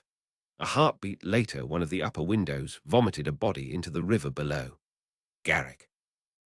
Soren did not need to see him to know. No one else in the world hurled murder with that level of practical certainty. The East Tower door flew open. Garrick came through in a spray of torchlight and smoke with three of his chosen scouts behind him, all red from close work in stone corridors. He had no helmet left. Blood streamed from a cut high on the scalp and down the side of his face. He looked not triumphant, but irritated, as if the culvert had been narrower than he preferred, and he intended to rescent architecture later. "Tower is ours," he roared. "Push." That broke the crossing. Marek men on the inner wall saw Garrick's strike and either changed sides in earnest or lost the will to remain neutral. The eastern archers nearest the tower faltered. Seren drove into the gap with enough force to split the line. Soren followed at once, boots finally leaving bridge stone for the East Bank road, and the battle widened from a bottleneck into a brutal yard fight between barracks, parapet stairs, wagon sheds, and the signal mast. Captain Orenfell appeared near the mast in gilded scale with a black-plumed helm and two standard guards at his back. Even across the chaos, he carried himself with the cold arrogance of a man who had spent too long enforcing orders on the weak and had mistaken that for mastery. "You are late, bastard prince," he shouted. "Better late than poison," Vargas called from somewhere behind, because apparently even in battle he found time to heckle. Fell saw Soren then and pointed his sword. "Bring me his head and the queen doubles pay." No one moved for a fraction too long. Not because Seleni's men lacked nerve, but because money sounded thin against the reality now in front of them. Western banners over the tower, Marek blue on half the wall, and Alfred's marked son fighting at the front instead of directing from a hill. Fell realized the same thing and charged anyway, perhaps because some men only discover their true nature when the ground gives way beneath them. He was good, faster than his armor suggested, ruthless in the close bind, strong enough to slam Soren backward 3 paces when their blades met. He fought for the kill immediately, not for display, which made him more dangerous than the plumed helm implied. Soren gave ground once, twice, and then settled into the deeper rhythm Garrick had beaten into him through years of drills.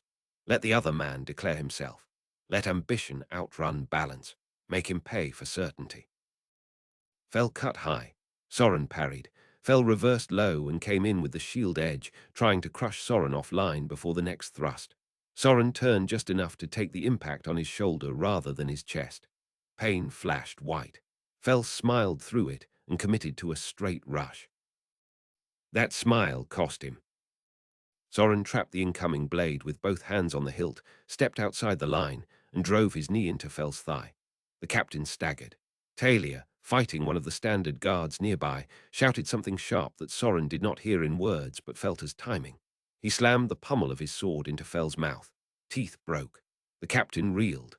Soren followed with a cut across the exposed side of the neck where helm met collar. Not deep enough to take the head, deep enough to finish command.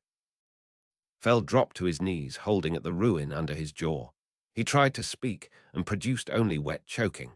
Soren ended it with a clean thrust through the throat. Around them, resistance sagged.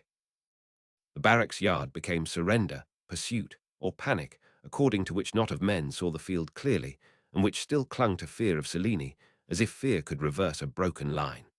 Seren's riders came through the east gate after a rear service door was forced from within. Bren's force at the lower ford scaled the southern bank and entered the wall run from the side, finishing what remained of organized defense. The signal mast toppled when someone hacked its base rope. Selene's colors dropped into the blood and rain.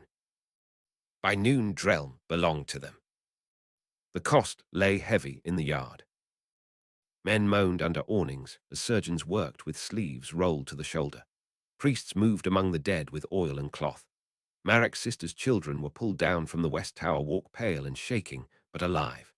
Halric himself stood near the gatehouse unable, for several breaths, to approach them. When he finally did, the older child clung to his leg so fiercely the Lord bent and gathered both into his arms, as if he had forgotten how much they weighed and would gladly have carried more. Soren found Garrick at the culvert mouth below the east wall, where a stink of river rot and old runoff poured from the stone tunnel. The captain was washing blood from his face in a bucket that had long ago surrendered any hope of cleanliness. One of the scouts had his forearm bound. Another had lost 2 teeth and seemed in excellent spirits about it. "How bad?" Soren asked. Garrick looked up. "For them, very." Soren exhaled through his nose. "For you. I still dislike culverts. That is not a measure. It is the one you are getting until the surgeons stop hovering." Soren crouched near him. Now that the battle urgency had drained a little, the cut at Garrick's scalp looked nastier. Blood had pasted dark hair against his skull. There was another split at the left hand where stone or steel had torn the knuckles open, not life-ending, painful enough. "You found the tunnel because Bell named it," Soren said. Garrick's face changed, the hard lines around the mouth pulling tighter. "Aye. You think the note was truly from her?"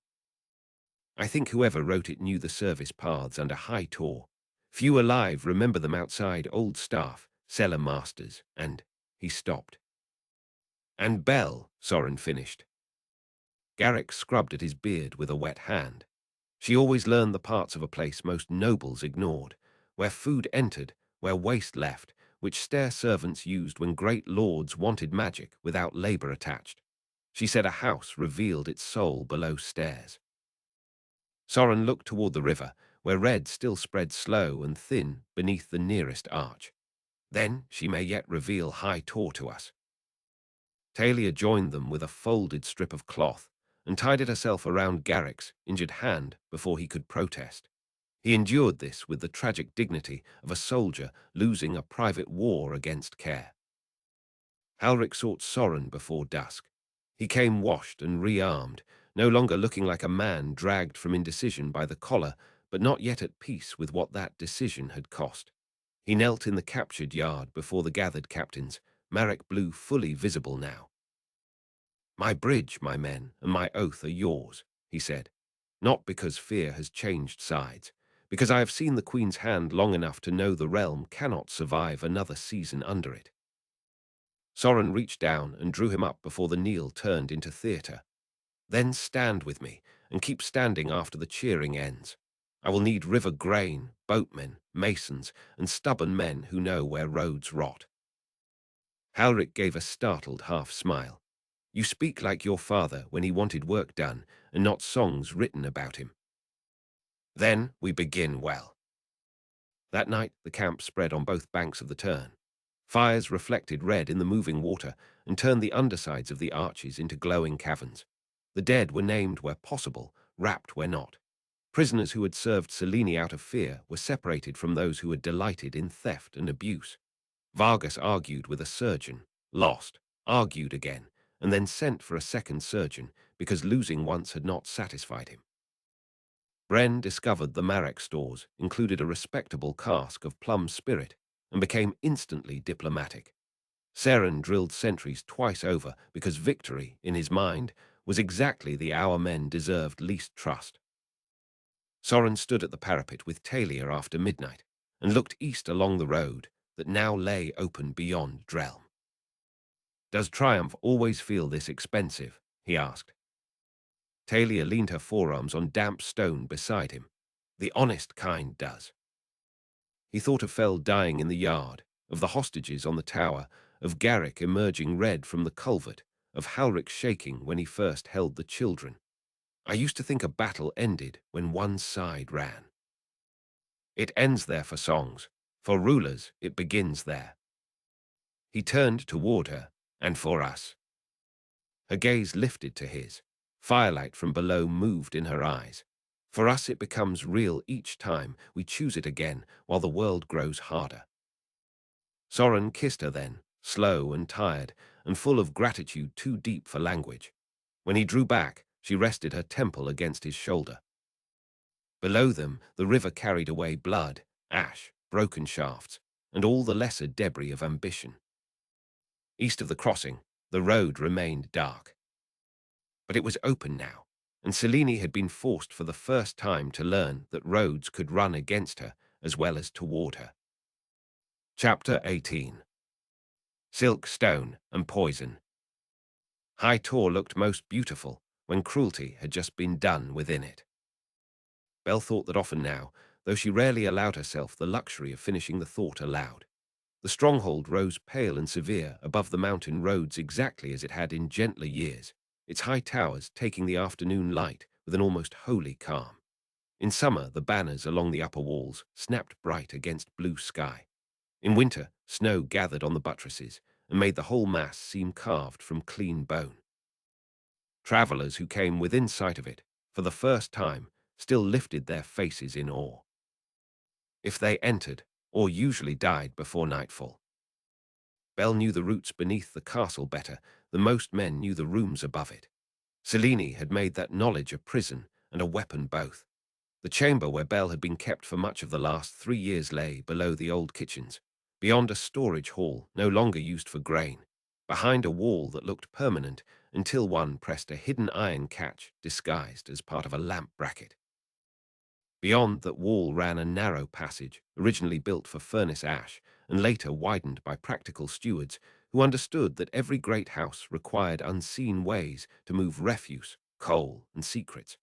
Belle had learned those ways decades earlier out of curiosity and habit. Selene had learned them from Belle's own old notes after seizing the household ledgers. There was a cruelty in that which still made Belle smile sometimes, not because it amused her, because bitterness left unsmiling turned to rot. A maid named Ursel brought her food twice each day and news when she dared. Bread, broth, cold meat when the kitchens were generous or distracted, news of taxes, arrests, marriages arranged by threat, sermons ordered from the chapel pulpit, and lately the feverish whisper that black banners had crossed from the west. Belle treated every scrap of rumor the way a careful seamstress treated thread in lean years. Nothing wasted, everything examined for strength.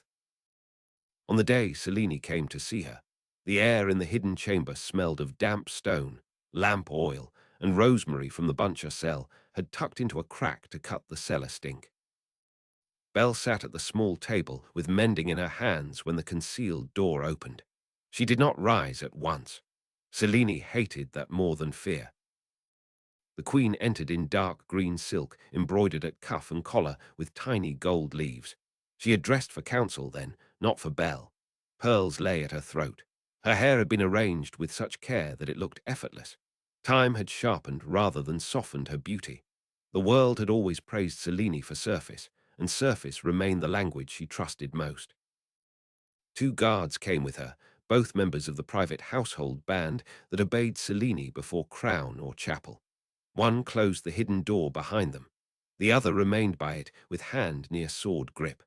Neither looked at Belle directly for long. She had outlived enough executions in this stone dark to become unnerving.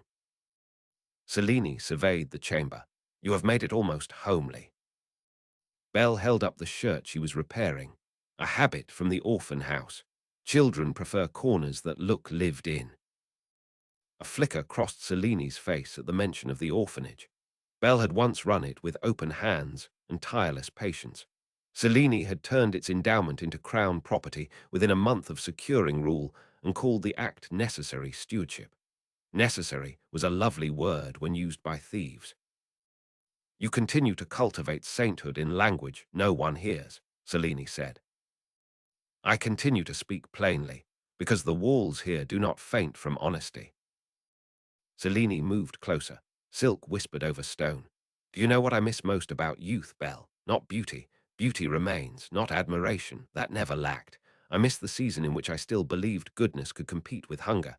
You moved through that season like a woman born chosen. Men adored you for your charity. Women praised your patience. Even my sister." She stopped, corrected herself with a cold little breath. "Even Elara trusted you more than she trusted half the court." Belle laid the shirt aside. "You loved her once."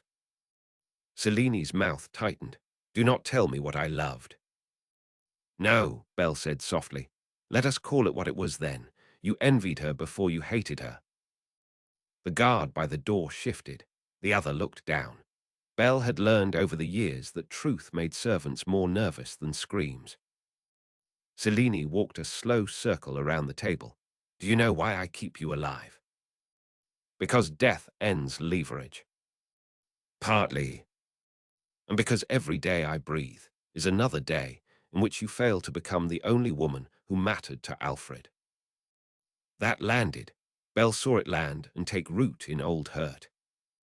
Selene leaned close enough for Belle to smell rose oil over the colder scent of metal keys.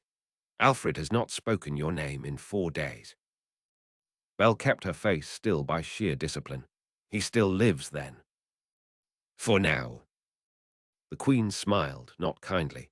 "You hear hope in scraps. That is why you have lasted. He fades more each week. The poison took its time because I wanted the council and the lords to watch him weaken under my care. A dying man inspires obedience if one controls access to his breath. It is one thing to seize power with a blade, quite another to make nobles hand it to you in the name of stability." Belle's hands curled in her lap. "You poison everything you touch and call the rot governance." Selene straightened. "A kingdom is not a chapel kitchen. It does not survive on bread and tenderness.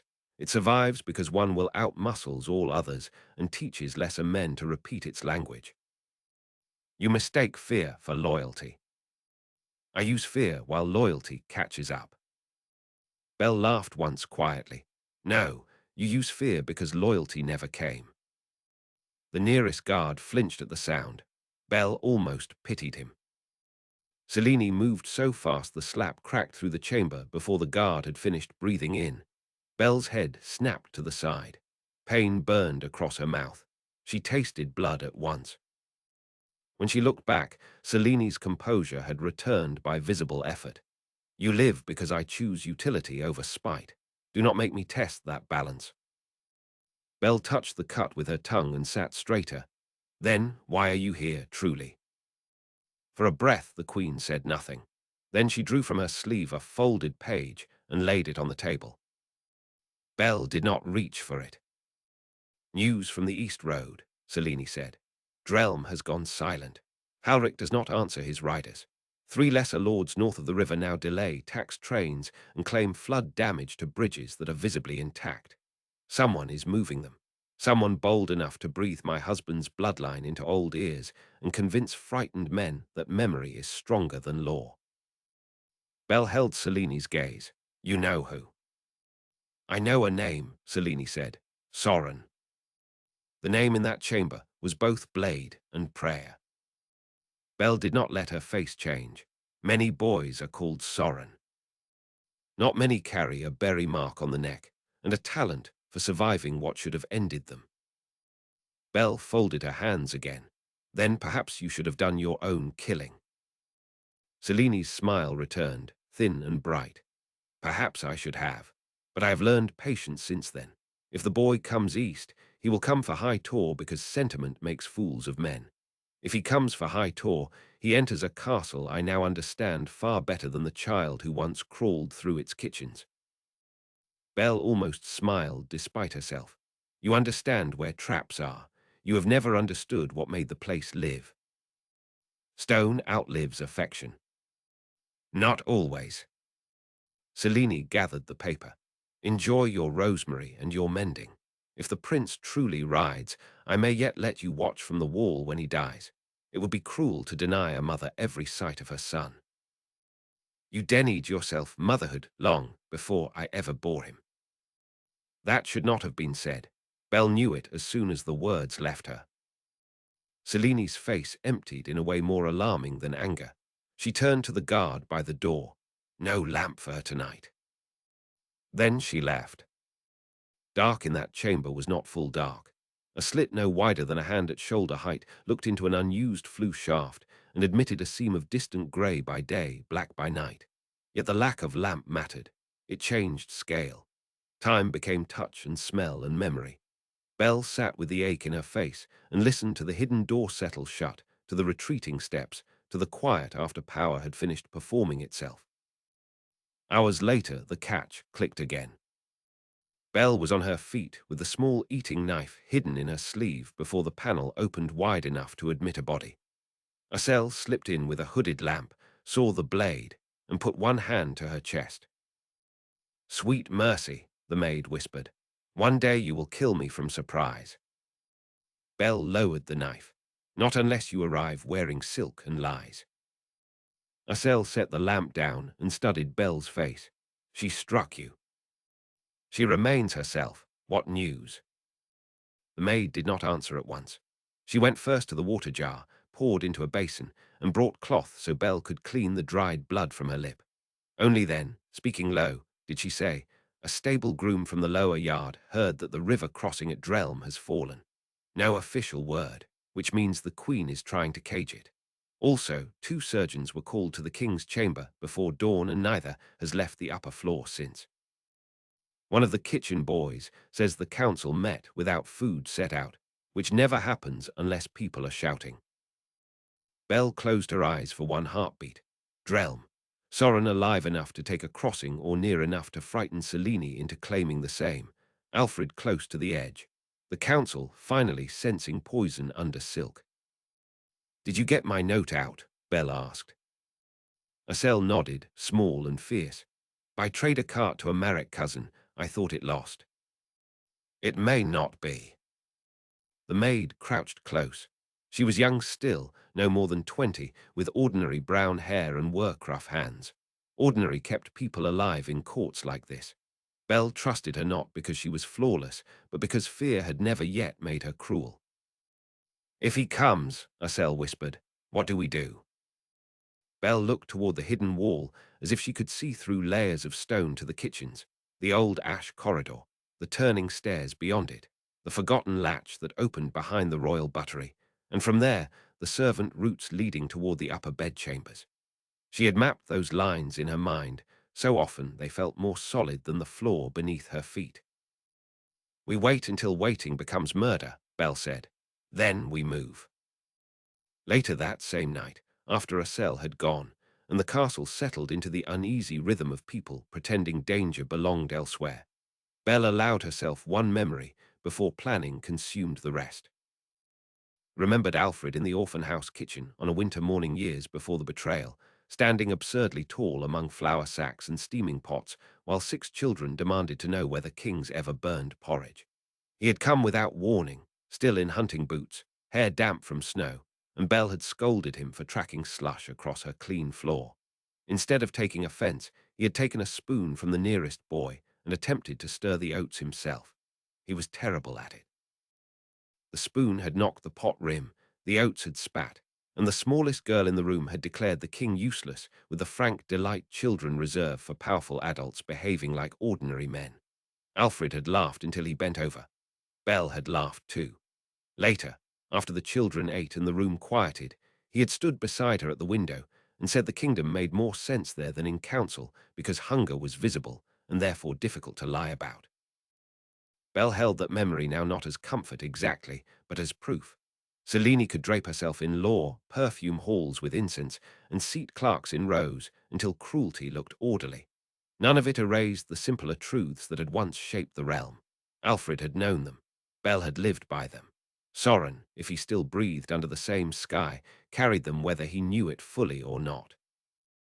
When the memory had steadied into resolve, she rose and began the work our cell could not safely witness. The hidden chamber contained little, yet years of captivity had taught Belle to treat little as abundance. A loose nail from the bed frame became a pick. The torn shirt strips became wraps around her palms, so stone edges would not skin them raw when the time came to force the furnace wall. Rosemary stems, saved from old bunches, became tinder if dried near the flue long enough. She tucked the lamp oil bottle into the basket beside the mallet and tested the ring of keys by touch until she could identify each by size in darkness. One opened the outer pantry grate. One did not. Two were likely useless, but worth carrying because keys, like men, sometimes discovered purpose late. Above, bells marked the second watch. Belle crossed to the hidden wall and pressed her ear to it. Nothing. Good. The route beyond would not stay empty forever. At dawn oven boys would stir, ash crews would yawn their way toward labor, and kitchen drudges would begin cursing dough before first light. Chaos had patterns. One needed only to respect them enough to slip inside. She sat again only when every item had a place and every movement had been rehearsed in her head twice over. Then she whispered into the dim chamber, not prayer exactly and not merely hope. Come alive a little longer, Alfred. Come fast, Soren. I'm done waiting for evil to grow tired on its own. The stone offered no answer. It did not need to. Belle had never trusted stone to save her. Only people, timing, and the refusal to surrender dignity, even in rooms built to grind it away. Above them, High Tor continued its day. Council met in the old amber chamber because Selene liked the way afternoon light turned the wall panels warm around her green gowns. Lords entered by rank and insecurity. Clerks lined the side tables with fresh ink, wax, and folded decrees waiting to become law if enough frightened men nodded at once. The king's chair stood empty beside the queen's raised seat, draped in dark cloth under the pretense that Alfred was too weak for prolonged sessions, and not, as many now suspected, being carefully rationed to public sight. Selene ruled from that absence with practiced skill. She listened as Treasurer Vaughan reported grain tallies from the lower plains. She cut off Bishop Wren 3 times before allowing him to finish a sentence about unrest in village chapels. She humiliated Lord Selne in open chamber for failing to send the full levy from his northern holdings, ignoring the fact that winter sickness had carried off nearly a quarter of his able-bodied men. All of it was theatre dressed as control. She wanted no one in the room to forget that weakness had become costly and hesitation more costly still. Yet the room was changing around her. Councillors who once echoed quickly now weighed their words. Several lords exchanged glances when Drelm's silence was mentioned. Captain Fell should have sent signal by now if the crossing remained secure. Halric Marek's known caution no longer comforted anyone. Silence from a river bridge usually meant either flood or defection, and no storm strong enough for flood had passed in days. At the far end of the chamber stood Lord Caradoc, old enough to have served under Alfred's father. He had bent often in recent years, too often perhaps, but age gave him a particular sort of courage, because so little could still be taken from him that mattered. When Selene spoke of increased levies for road defence, Caradoc said in his dry paper voice, "Roads are not held by decrees, Your Grace. They are held by men who believe the seat above them remains lawful." The chamber tightened. Selene smiled at him the way one smiles at a hound that has barked inconveniently near guests. "And do you suggest law has vacated this room?" I suggest law is healthier when kings are seen. A younger lord inhaled sharply. No one else moved. Selene rested one hand on the arm of her chair. His Majesty tires quickly. Then let him tire before us, Caradoc said. Many in the realm would draw strength simply from knowing he still breathes. She could not rage openly at that. Not yet. Too many in the room agreed. Tomorrow, Selene said after the briefest pause. A short appearance, since the council values spectacle almost as much as service. Caradoc inclined his head. Not victory, not quite, but something had shifted. Selene felt it all the same. Later, in Alfred's chamber, the poisoned smell clung under lavender and clean linen, no matter how often servants changed the sheets. The king lay, propped among pillows before the fire, thinner than a memory had any right to be. His hair, once touched only lightly by silver, now lay pale and damp at the temples. His hands looked too large for the rest of him because the flesh had wasted away. When the door opened, he turned his head slowly, as if movement had become something negotiated between pain and will. Selene dismissed the surgeons with a glance. They obeyed at once. When they were alone, she approached the bed and poured watered wine into a cup he would barely taste. Tomorrow, you will sit in council for a quarter-hour. Alfred's voice scraped as it emerged, to reassure them or frighten them. To remind them the crown still has a body. His mouth twitched, almost a smile and not at all kind. Is that what I am now? Furniture that coughs. You are what remains useful. He looked at her for a long time. The old strength in him had not entirely vanished. It had simply been trapped inside failing flesh, forced to live on eyes, on brief flashes of contempt, on the memory of command. You always wanted a room full of people who feared disappointing you. And you always confused love with governance. No, Alfred said. I knew the difference. I simply believed one should inform the other. Selene held the cup to his lips. He drank because refusal had become another theatre he no longer had strength to enjoy. A little colour touched his mouth and then fled. Drelm has gone silent, she said. His gaze sharpened by one crucial degree. Then perhaps silence has finally found a better home. She set the cup down harder than intended. If the boy comes here, he dies. Alfred's chest rose in a laboured breath. If he comes here, the realm may yet live. For an instant, something raw crossed her face. Not grief, never grief in the clean form, something closer to injury long tended and sharpened until it became identity. You would still choose that child over peace. I would choose him over you. The slap she gave him lacked the force of the one she had delivered Belle earlier, perhaps because she feared the surgeons might see the mark, perhaps because some hidden remnant in her still needed him to look at her and know her beautiful. He turned his head with it and closed his eyes. When he opened them again, she found no fear there, only exhaustion and a pity she could not bear. She left before it could consume her. That night High Tor heard rumours in its walls the way old ships here weather in their timbers. Drelm lost. Marek turned. Black banners east of the river. A prince. A marked throat. A western princess with knives under silk. No one knew all of it. Too many knew enough. In the hidden chamber below the kitchens, Belle took the shirt she had been mending and tore it into narrow strips for binding, knotting each with careful fingers. She hid the small knife in her boot. She ate everything on the tray because strength not taken in was strength offered to the enemy. When Estelle returned near midnight with another lamp and a packet of dried figs stolen from a pantry shelf, Belle kissed the girl's forehead and said, "Tomorrow, when they bring Alfred down or up for display, the servant roots will be fuller than usual." Estelle nodded, understanding before the plan was even voiced. At some point, Belle continued, someone will leave a door unlatched because great houses always believe their danger comes grandly through the front. We will remind them that ruin often enters from below. Above them, Selene dreamed of halls lined with mirrors, and no rival face reflected anywhere. Belle did not dream.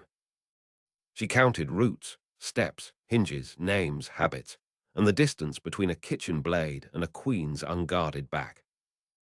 If Soren had truly crossed Drelm, time itself had changed shape. High Tor had not learned it yet, but the stone under Seleni's feet had already begun to turn against her. Chapter 19. The Night of Knives and Oaths. After Drelm, the East Road did not greet them as conquerors. It watched. The land beyond the river opened into longer fields and richer villages than the harsh west marches Soren had crossed in boyhood exile. Apple orchards lined the lower slopes. Sheep grazed in folds of meadow bounded by dry stone walls older than most noble houses. Farmsteads sat within sight of one another often enough that smoke from one hearth drifted toward the next by dusk.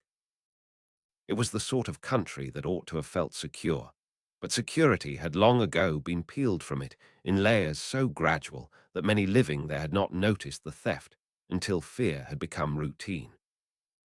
Doors opened more quickly here once Halric's riders went ahead carrying word that Alfred's son had taken Drelm and had not burned the villages behind him.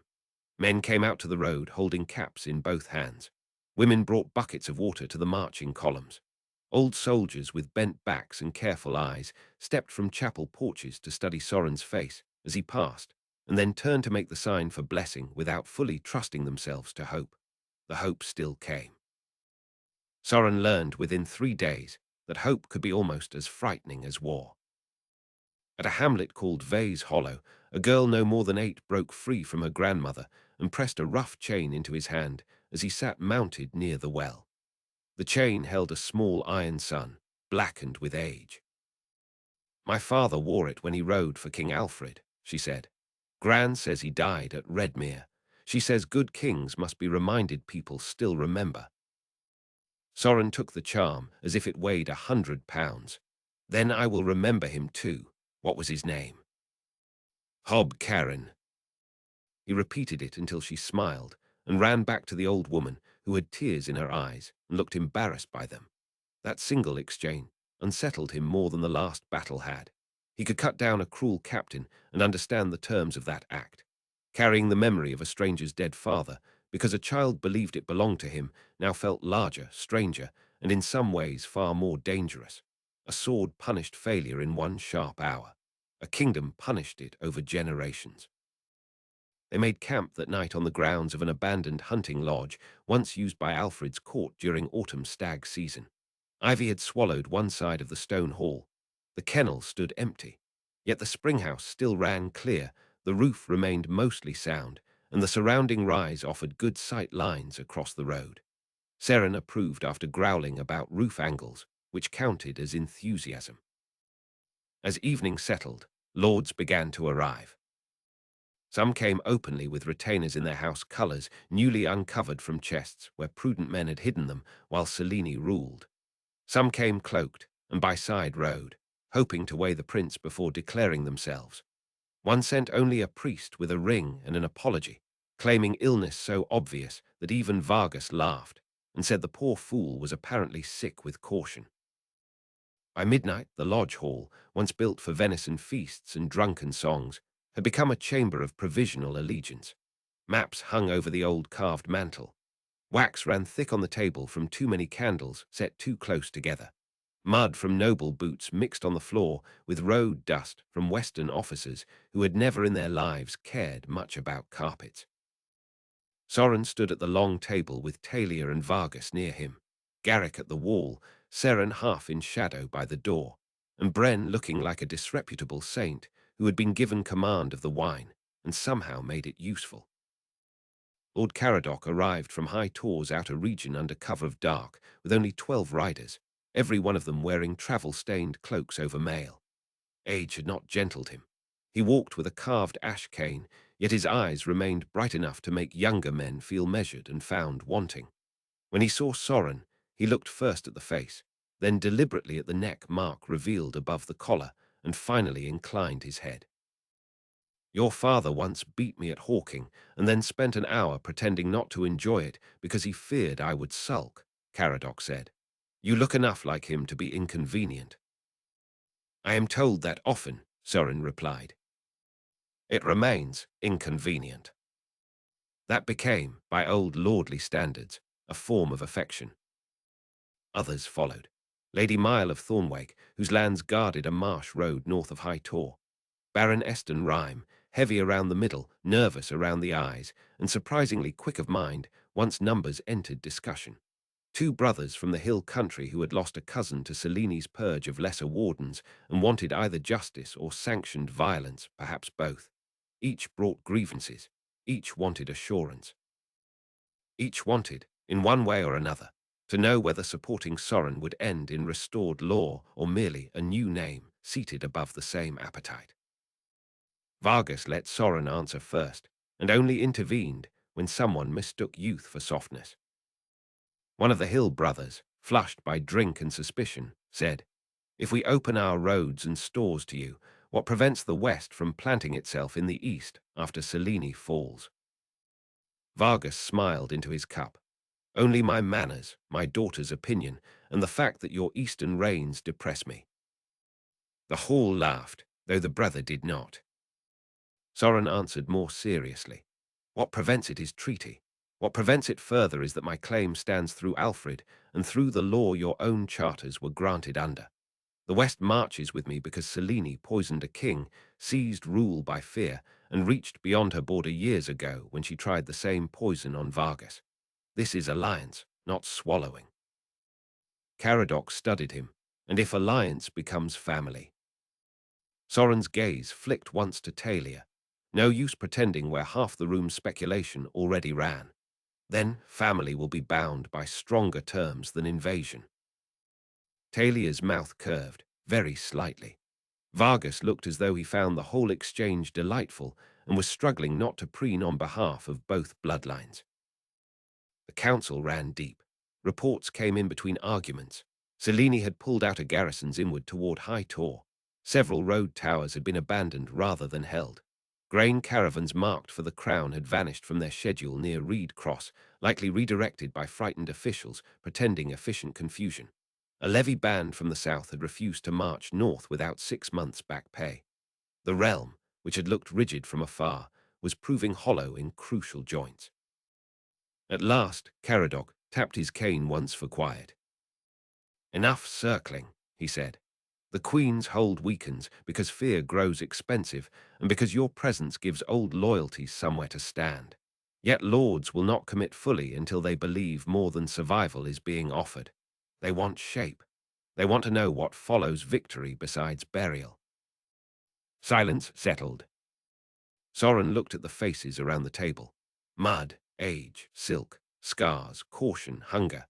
Men and women who had compromised, bent, endured, resisted badly or well, and were now trying to decide whether to wager the rest of their lives on a prince raised in exile.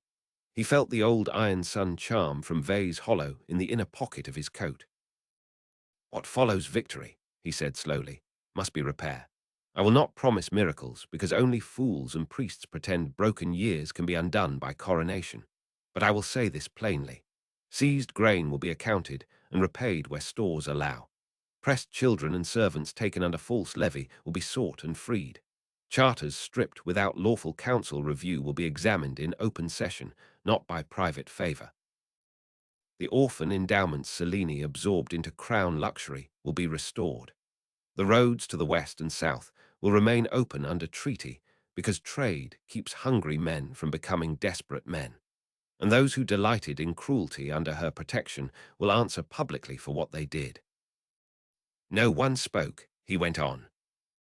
"I learned rule on the road, not in tapestried halls. I learned it from Garrick's discipline, from Bell's example, from Alfred's memory, and from seeing what greed does when no one checks it. I will not be perfect. Any man promising that should be locked out of the treasury and kept from the wine. But I will be answerable." Bren, without lifting his head, murmured, "Astonishingly sound policy on wine." Several lords laughed despite themselves. The tension eased, not vanished but made human. Caradoc inclined his head once more. "Then I will ride under your name." Others followed, not all enough. When the hall finally emptied near the darkest hour before dawn, Soren felt wrung out more completely than he had after the bridge battle. Talia found him outside under the lodge eaves, staring into the rainless black, where the sentry fires ringed the camp. "Well," she said, "you did not insult anyone beyond recovery. I considered it twice. Restraint becomes you. It feels unnatural." She leaned beside him against the damp post. "That will pass. Good habits often begin as irritation." He laughed quietly, then his face sobered. Caradoc was right. They wanted shape. I nearly gave them only anger. You gave them a future with walls and laws inside it. Angry men can follow fury into battle. They cannot build with it for long. He turned toward her. The lodge light behind them traced gold along the edge of her cheek and throat. She looked tired, strong, and entirely herself. No disguise. No road dust pretending away her rank. Just Talia, who had taught him to read rooms with the same seriousness Garrick had used teaching him to read a killing angle. "My future keeps answering in your voice," he said. Her eyes softened. "That sounds perilous." "It may be the safest thing in my life." He took her hand. For a moment neither spoke. The camp beyond the eaves murmured with low talk, horse shifts, armor settling, the countless small sounds of people trying to rest near danger. "I have no chapel, no quiet hall, and no jeweled circle fit for a princess," Soren said. "What I have is war, mud, a kingdom I mean to reclaim, and a certainty I am tired of carrying like a secret. When this ends, if it ends as we intend, I want you beside me not as treaty ornament, and not as a queen handed a seat for convenience. I want you because the road changed shape when you stepped onto it. I want you because every hard choice in me now asks what kind of world would be worthy of you. I want you because I love you, and because I would still love you if there were no crown to win and no realm to stitch back together." For once Talia said nothing at once. Her breath caught, then steadied. The silence between them filled not with uncertainty, but with the weight of something true arriving exactly where it had long been going. "Soren," she said softly, "my father has been threatening to marry me strategically since I could stand in slippers. Every court from here to the southern coast has tried to imagine what use my hand might be to their ambitions. And yet, on a wet night, outside a rotting hunting lodge, with soldiers snoring and Seren probably judging the sentries by smell, you have managed to ask more honorably than any prince raised in velvet. Is that a yes?" "It is a yes so absolute that if you ask again, I may think less of you." He laughed into the kiss that followed, and she laughed too, though it broke halfway through because she was crying suddenly and did not seem embarrassed by it. He held her against him while the camp breathed around them and felt, for a handful of heartbeats, as if the world had granted them one clean square of ground amid all its blood and iron. A voice cleared behind them. Vargas stood 2 paces away under the eaves with a cup in one hand and the look of a man trying very hard to remember dignity in the face of paternal satisfaction. "I suppose I should object on procedural grounds." Talia did not move from Soren's arms. "You have none." "I am a king. I can invent procedures." Soren, unable to help it, said, "Your Majesty." Vargas waved that away. "If you make her unhappy, I will reopen discussion with the southern princes and choose whichever one looks most decorative beside your corpse." "Father." "What? Threats are a form of blessing among sensible families." Yet when he stepped closer, his expression gentled around the edges. He looked from Talia to Soren, and behind the mischief sat something older, wearier, and deeply sincere. "The formal terms can wait until a throne room exists, and I can inflict proper witnesses on you. But for tonight, you have my consent, and more importantly hers, which is the only one I trust fully in such matters." Talia took his free hand and squeezed. For an instant, the Wolf King looked simply like a father whose child had crossed danger and chosen happiness in spite of it. Then the camp dog started barking. Not once, in a chain of alarm down the north line. Seren's shout cut through the night. Steel rang. A sentry horn gave one abrupt blast and stopped mid-note. Garrick was already moving before thought caught up. "Assassins." The word turned Joy to motion. Soren drew as he ran. Talia was beside him. Vargas threw his cup aside and moved with a speed that erased every hint of age or eccentricity. The north edge of camp exploded into shadow and lantern flare as black-clad figures cut through the tent rows, aiming not for the picket lines or horse knots, but straight for the command lodge. Selene. Of course, Selene would strike at happiness, the instant it dared to exist. The first assassin met Soren near the wagon ruts with twin knives, and the confidence of someone who had killed sleeping men for years and now found himself instead facing a prince not yet out of his boots. The attack came low and fast. Soren knocked one blade wide, took the second along his ribs hard enough to bruise through mail, and answered with a short rising cut that opened the man's chest. Another came in from the side, only to vanish under Garrick's sword in a spray that darkened the lodge steps. Seren, bellowing with pure offended fury, drove 3 of his own riders into the raiders and turned the north lane into chaos. These were no clumsy brigands. They moved with trained purpose, using confusion, dark cloth, and camp ropes as terrain. One slashed through tent lines to collapse canvas over sentries. Another hurled sand into a fire to blind the nearest guards before lunging through the smoke. They knew where command would sleep, where maps were kept, where officers gathered. Someone inside Selene's reach had studied Western camp habits well. Talia ducked a strike aimed for her throat and drove her blade under an attacker's arm with a precise, savage force that left no room for doubt. She pivoted and shouted, "They want the lodge. Keep them from the maps."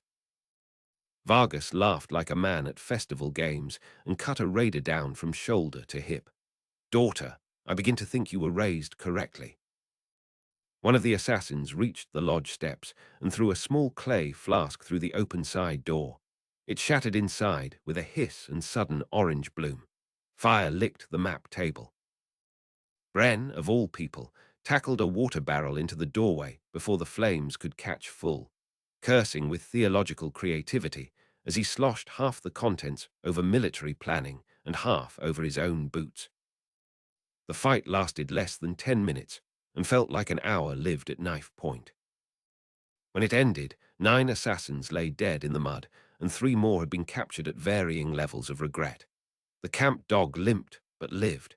2 Western sentries did not. A young page had taken a blade through the hand while trying to pull the signal horn again. Smoke still drifted from the lodge doorway where wet maps curled at the corners.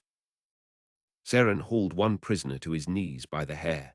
The man wore no house colors under the black outer cloth. His face held the flat look of a professional who had expected either success or silence and had not prepared mentally for questioning. Vargas crouched before him. "You came a long way to die outside a kennel, friend. That seems poor career management." The prisoner spat blood and said nothing. Garrick searched the bodies with brutal efficiency. From one inner pocket, he drew a small silver token worked in the shape of a leaf. Bell had once described such tokens to Soren, used by Selene's private household guard to mark officers trusted with tasks too dirty for formal record. "Palace men," Garrick said. "Good," Vargas replied, rising. "I dislike mystery before breakfast." Soren stood in the ruined patch of mud and firewater, breathing hard enough to feel each rib complain. Talia came to him at once, hands on his face, then his side, checking damage with the fierce tenderness of someone who had the right. "It is only bruising," he said. "Only is a foolish word in war." "I know." Behind them, Caradoc, woken fully into old soldierhood, stared at the dead assassins and said to no one in particular, "Well, that answers whether the Queen feels pressure." By dawn, the engagement was no longer a private fact. Nothing remained private after blood on camp roads. Word spread in the efficient, crooked way camps spread everything. The prince and the Western princess had pledged themselves. Selene had sent killers the same night. The killers had failed. Men hearing it by cookfire or horse line tended to settle on the same conclusion. The match mattered enough to frighten the queen. That made it stronger.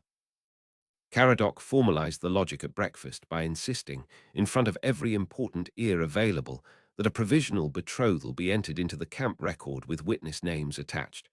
Not for romance, he said dryly, though his eyes betrayed him. For law, let the realm know where alliance stands. Vargas approved with such enthusiasm that even Talia laughed. A priest was found. The words were simple, not a full marriage rite, but a public vow of intent made before God, witnesses, and both banners. Soren and Talia spoke them with mud still on their boots and smoke still faint in the air from the night's attack. It felt less polished than court custom.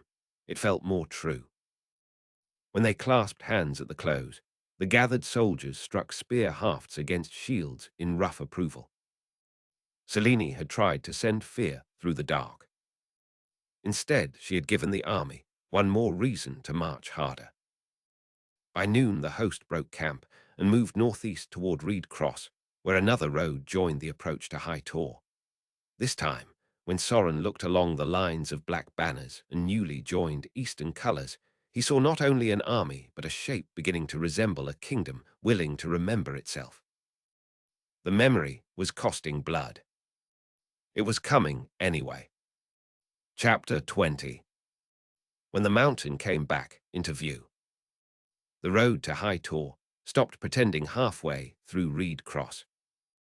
Until then it had still behaved like a road in any ordinary kingdom, scarred by wagon ruts and weather, bordered by farms trying very hard to continue being farms, interrupted by toll stones whose carved letters had long ago softened under rain. Beyond Reed Cross it became something else. The fields narrowed, the villages thinned. The slopes steepened and forced travelers into a series of rising turns between dark pines, old quarry cuts, and shelves of exposed stone, where a handful of defenders could delay a host if they were fed, steady, and willing to die. Alfred's ancestors had improved that approach precisely because High Tor sat not merely as a seat of rule, but as a hinge between north and east. Whoever held the mountain held the lanes that stitched three provinces together. Selene knew it. The proof lay all along the climb. Trees had been felled across secondary tracks. Store huts near the road had been emptied and burned. Two small hamlets stood deserted, except for livestock wandering loose among open pens. At the shrine of St. Mero, where travelers once tied ribbons for safe passage through the heights, the old prayer posts had been hacked down and replaced by a royal decree nailed to the chapel door. It declared all aid to Western forces punishable as treason and all supplies demanded by the Crown righteous requisition under emergency authority. Someone had spat over the signature before the paper dried. Someone else had added beneath it in charcoal, "Alfred's son rides." Soren stood before the chapel door and read the line twice. Lady Mile of Thornwake rode up beside him with her marsh-grey cloak pinned tight against the morning wind.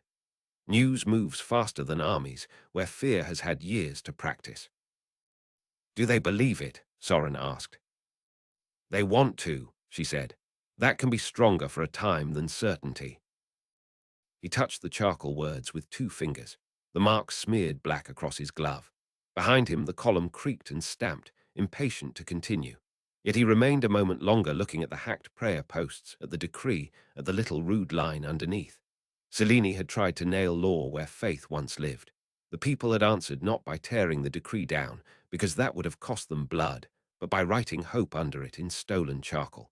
The host pushed on. By midday, scouts returned with hard news. Reed Cross itself, a fortified coaching yard where the marsh road and the mountain ascent met, had not been abandoned as Drelm had been. Captain Neril Quist held it with perhaps 300 crown men, 2 light engines set behind timber mantlets, and enough supplies for a week if they rationed. More troubling still, Quist had driven villagers and road workers inside the outer yard to use as labor and human shield both. No direct assault could avoid putting common folk beneath falling stone and panicked horses. Seren looked ready to bite iron. Every loyal captain she has left is learning from the same filth. Vargas, one hand resting loose on his saddle horn, watched the distant smoke of Reed Cross drift above the trees. Then we respond with imagination rather than temper. The Queen's men are consistent enough to make adaptation easier. Mile tapped the map spread over a wagon lid. There is an old peat causeway through the marsh east of the yard. Carts cannot pass it, but foot can if guided. It reaches the rear ditch below the grain sheds.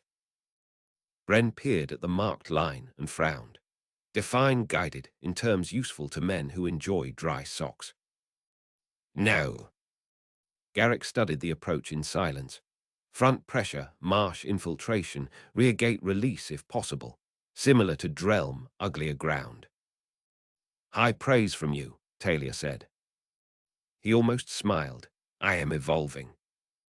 The plan grew from there.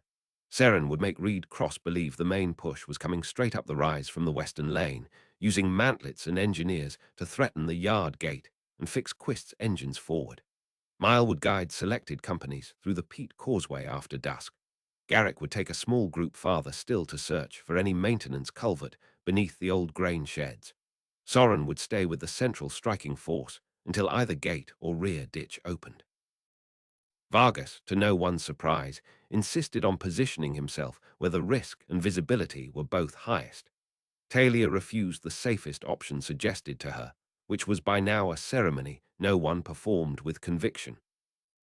Before the assault could begin, another rider came out of the mountain fog. He flew no banner and wore a charcoal cloak over servant's wool rather than mail. Two western archers nearly put him from the saddle before he started shouting Bell's name, Alfred's name, and every kitchen saint he could remember in one breath. He was dragged before Soren, trembling more from urgency than fear, and pushed back his hood to reveal a narrow face grimed by soot and a scar at the jawline that looked old enough to have been earned honestly. My name is Tomas, he gasped. Cellar clerk once, pantry runner later, now whatever survives below stairs. Lady Balara sent me if the road truly held your colours. Soren went still. Bell sent you. Tomas nodded hard enough to look dizzy.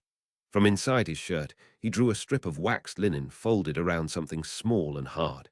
Inside lay a plain kitchen key darkened by age and a tiny square of parchment covered in compact script. The writing was Bell's. Soren knew that before he reached the second line, though he had not seen her hand since he was too young to remember much consciously. Some things lived in the body anyway. If this reaches you, the stone keeps fewer secrets than the wicked think. Alfred still breathes, but weakly. Selene forces him to appear tomorrow at noon in the amber chamber to quiet doubtful lords. The hidden room below the old kitchens remains my prison, though not always locked. Tomas knows two service routes. The east postern has been sealed. The old ash corridor still opens behind the royal buttery if the furnace wall is broken from below. Selene keeps poison in a silver casket within her private cabinet beside the bedchamber fire. If you come, do not come for glory. Come fast. No greeting, no plea. Bell wrote like a woman measuring distance in breaths.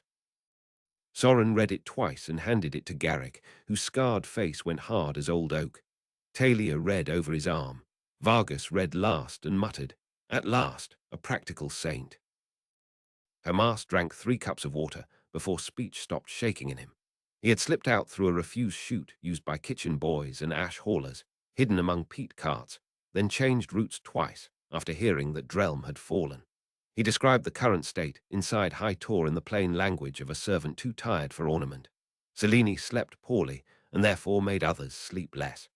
Alfred had been moved between chamber and council display only with great effort. Bell remained hidden because the Queen feared both Bell's influence and Bell's death. A living captive could still be weaponized if Soren appeared. Captain Quist at Reed Cross had orders to hold 2 days at any cost, then burn the outer stores and retreat uphill if overrun. More crown men were already inside High Tor than the stronghold liked to feed. Morale among ordinary staff had rotted. Morale among Selene's private band remained dangerous. Tomorrow at noon, Soren said quietly. Tomas nodded. That is what was said in the still room when the Queen's own physician came for stronger cordial. She wants lords to see the king breathing. She fears they will stop obeying if they do not. Caradoc, who had joined them unnoticed, closed his eyes briefly. Then she knows the room has turned. Vargas folded Bell's note and returned it to Soren. Reed Cross tonight. High Tor tomorrow if God, mud, and your enemies continue making poor choices. No one argued. The day became preparation stripped to necessity. Mantlets were repaired. Marsh guides were chosen. Tomas sketched the interior lines of Reed Cross from memory, such as they were, because he had once delivered flour there during winter shortages. Miles selected men light enough on their feet not to sink through peat crust in full panic. Surgeons rolled bandages. Priests moved quietly among the ranks, saying the sorts of things priests say when men are about to enter dark places and need language larger than themselves. Soren found a sliver of solitude near dusk beside the chapel ruin at Reed Cross's old, outer-mile stone. Talia found him there, naturally, carrying the Iron Sun charm from Vay's Hollow, because he had left it on the campaign desk when Tomas arrived. "You keep abandoning symbols," she said, placing it in his palm. "I prefer the living tasks. They are not opposites." He closed his fingers around the charm. Bell's note makes everything smaller and larger at once. Smaller because the path is clear. Larger because now I can see exactly how little time remains. Talia stood close enough that their shoulders touched. "Then look at the next hour, not the whole mountain. The next hour is Reed Cross. Then take Reed Cross. And after that is High Tor. Then after Reed Cross you take the next rise. Then the next. That is how mountains fall to men who refuse to worship them." He looked at her and felt some of the pressure in his chest ease, not because danger lessened, but because she had once again taken a thing too large to hold and cut it into human pieces. "You make courage sound almost practical." "It is practical. The poets are the ones who make it troublesome." The assault began after full dark. Seren's forward companies advanced up the west lane under hooded lamps and mantlets dragged on skids. The engines at Reed Cross fired sooner than expected, which was both bad for flesh and good for timing, because impatience on a wall usually meant officers believed the threat stood exactly where it appeared. Stones smashed against the mantlet fronts. One cart overturned. Men shouted, cursed, dragged it upright, kept moving. Quist's archers loosed in waves that turned the lane into a rattling corridor of impact and sparks. Meanwhile, Mile led the marsh column off the road and into black water. The peat causeway was less causeway than memory. Men moved single file over ground that quivered under each step. Rushes whispered against greaves. More than one soldier vanished to the thigh with a muffled curse and had to be hauled free by the two behind him. The smell of wet earth and old rot filled every breath. Somewhere out in the dark marsh, a bird shrieked once, and then all sound seemed to flatten under the pressure of stealth. Soren went with that column. He had argued briefly with Vargas about position. Vargas had called the argument decorative and ended it by placing Seren in charge of the visible push and insisting the prince belonged where the real gate would open. Garrick, who rarely agreed openly with the Western king on matters of command, nodded once. That settled it.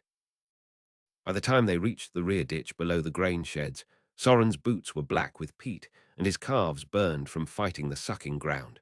Reed Cross loomed ahead as a darker shape against lesser dark, palisade stakes rising above the ditch, dim lanterns moving on the wall walk, the smell of horse and old straw drifting from within. Somewhere to the west, the frontal attack intensified. Good. Let Quist look there. Mile touched Soren's sleeve and pointed. A drainage slit, half hidden by reed bundles, cut through the outer ditch wall exactly where Tomas had guessed one might be. Not wide enough for armored men. Wide enough, perhaps, for Garrick and three chosen shadows with tools and unacceptable ideas. Garrick crouched, studied the slit and said, "I miss one quiet year in my life, and suddenly every plan involves crawling." "You are deeply cherished," Talia whispered. "Your affection insults me." Then he and the others slipped into the dark. Minutes stretched. The ditch stink thickened. A sentry above coughed. Another laughed at some crude remark no one below could hear clearly. Soren's hand stayed wrapped around his sword hilt not because action helped, but because stillness without preparation felt impossible. At last, a muffled thump came from within the sheds. Then another. The rear wicket under the grain loft opened inward by a hand's breadth and stopped against something jammed. A scarred hand reached through the gap and made the signal. Mile hissed. Men surged forward. What followed was not a clean battle, but a close, ugly ripping apart of a position from within. The first Western soldiers through the wicket hit a pair of half-alert yard guards before either understood the scale of the danger. One went down without sound. The other managed a strangled cry that brought three more running from the stable lean-to. Talia met the first with hard, bright efficiency. Soren took the second in the chest, with enough force to drive both of them into a grain barrel that burst under impact, showering the yard in oats and dust. The third stumbled on the spill and died under Miles' knife. Then the alarm went full and Reed cross-woke screaming. Quist had trained his men better than Fell. Even surprised from the rear, they regrouped fast around the yard pump and the inner gate track, trying to pin the infiltrators before the frontal force could break through. Crossfire erupted from loft windows. A torch arced from the parapet and smashed near the sheds, igniting loose straw. Horses shrilled in the stable row. The whole place became glare, smoke, splinters, and the brutal confusion of men killing at arm's length around civilians, trying desperately to flatten themselves against walls. Soren saw one road worker, still chained to a cart tongue, and cut him free between strikes. Saw a cook girl drag two children under an overturned trough while arrows slammed into the wood above them. Saw Garrick come out of the grain shed roof ladder with a blood-darkened axe in one hand and a look that suggested whoever had guarded the loft no longer required future instruction. "Gate chain," Garrick roared. There, through the smoke, the mechanism that held the West Lane gate bar sat beneath a lean roof beside the pump, defended by 6 crown men and Quist himself in blackened half-plate. Quist had the kind of face soldiers trusted immediately, which made what he served more dangerous. He did not rant. He did not posture. He simply held ground and killed whoever approached with frightening calm. Seren's rams battered the outer gate from the lane side. Each impact shuddered through the timbers. If the chain room was not taken quickly, Quist could still burn the locking ropes and collapse the whole front into a useless choke while retreating uphill. Soren shouted for 3 with him and charged. The fight around the chain room burned into fragments after. Quist's blade low and brutally economical, Talia ducking under pike and slashing the hamstring behind it, Mile taking an arrow through the upper arm and staying upright long enough to jam a fallen spear between doorposts, Garrick hitting the side of the melee like a dropped wall and knocking one defender clear off his feet. Soren and Quist met in the center of it under sparks from the burning straw. Quist was stronger than Fell and less vain. No shouted promises, no insults, only work. He aimed at joints, vision, breathing room. The blades rang once, twice, then slid into a bind so hard Soren felt his shoulder complain.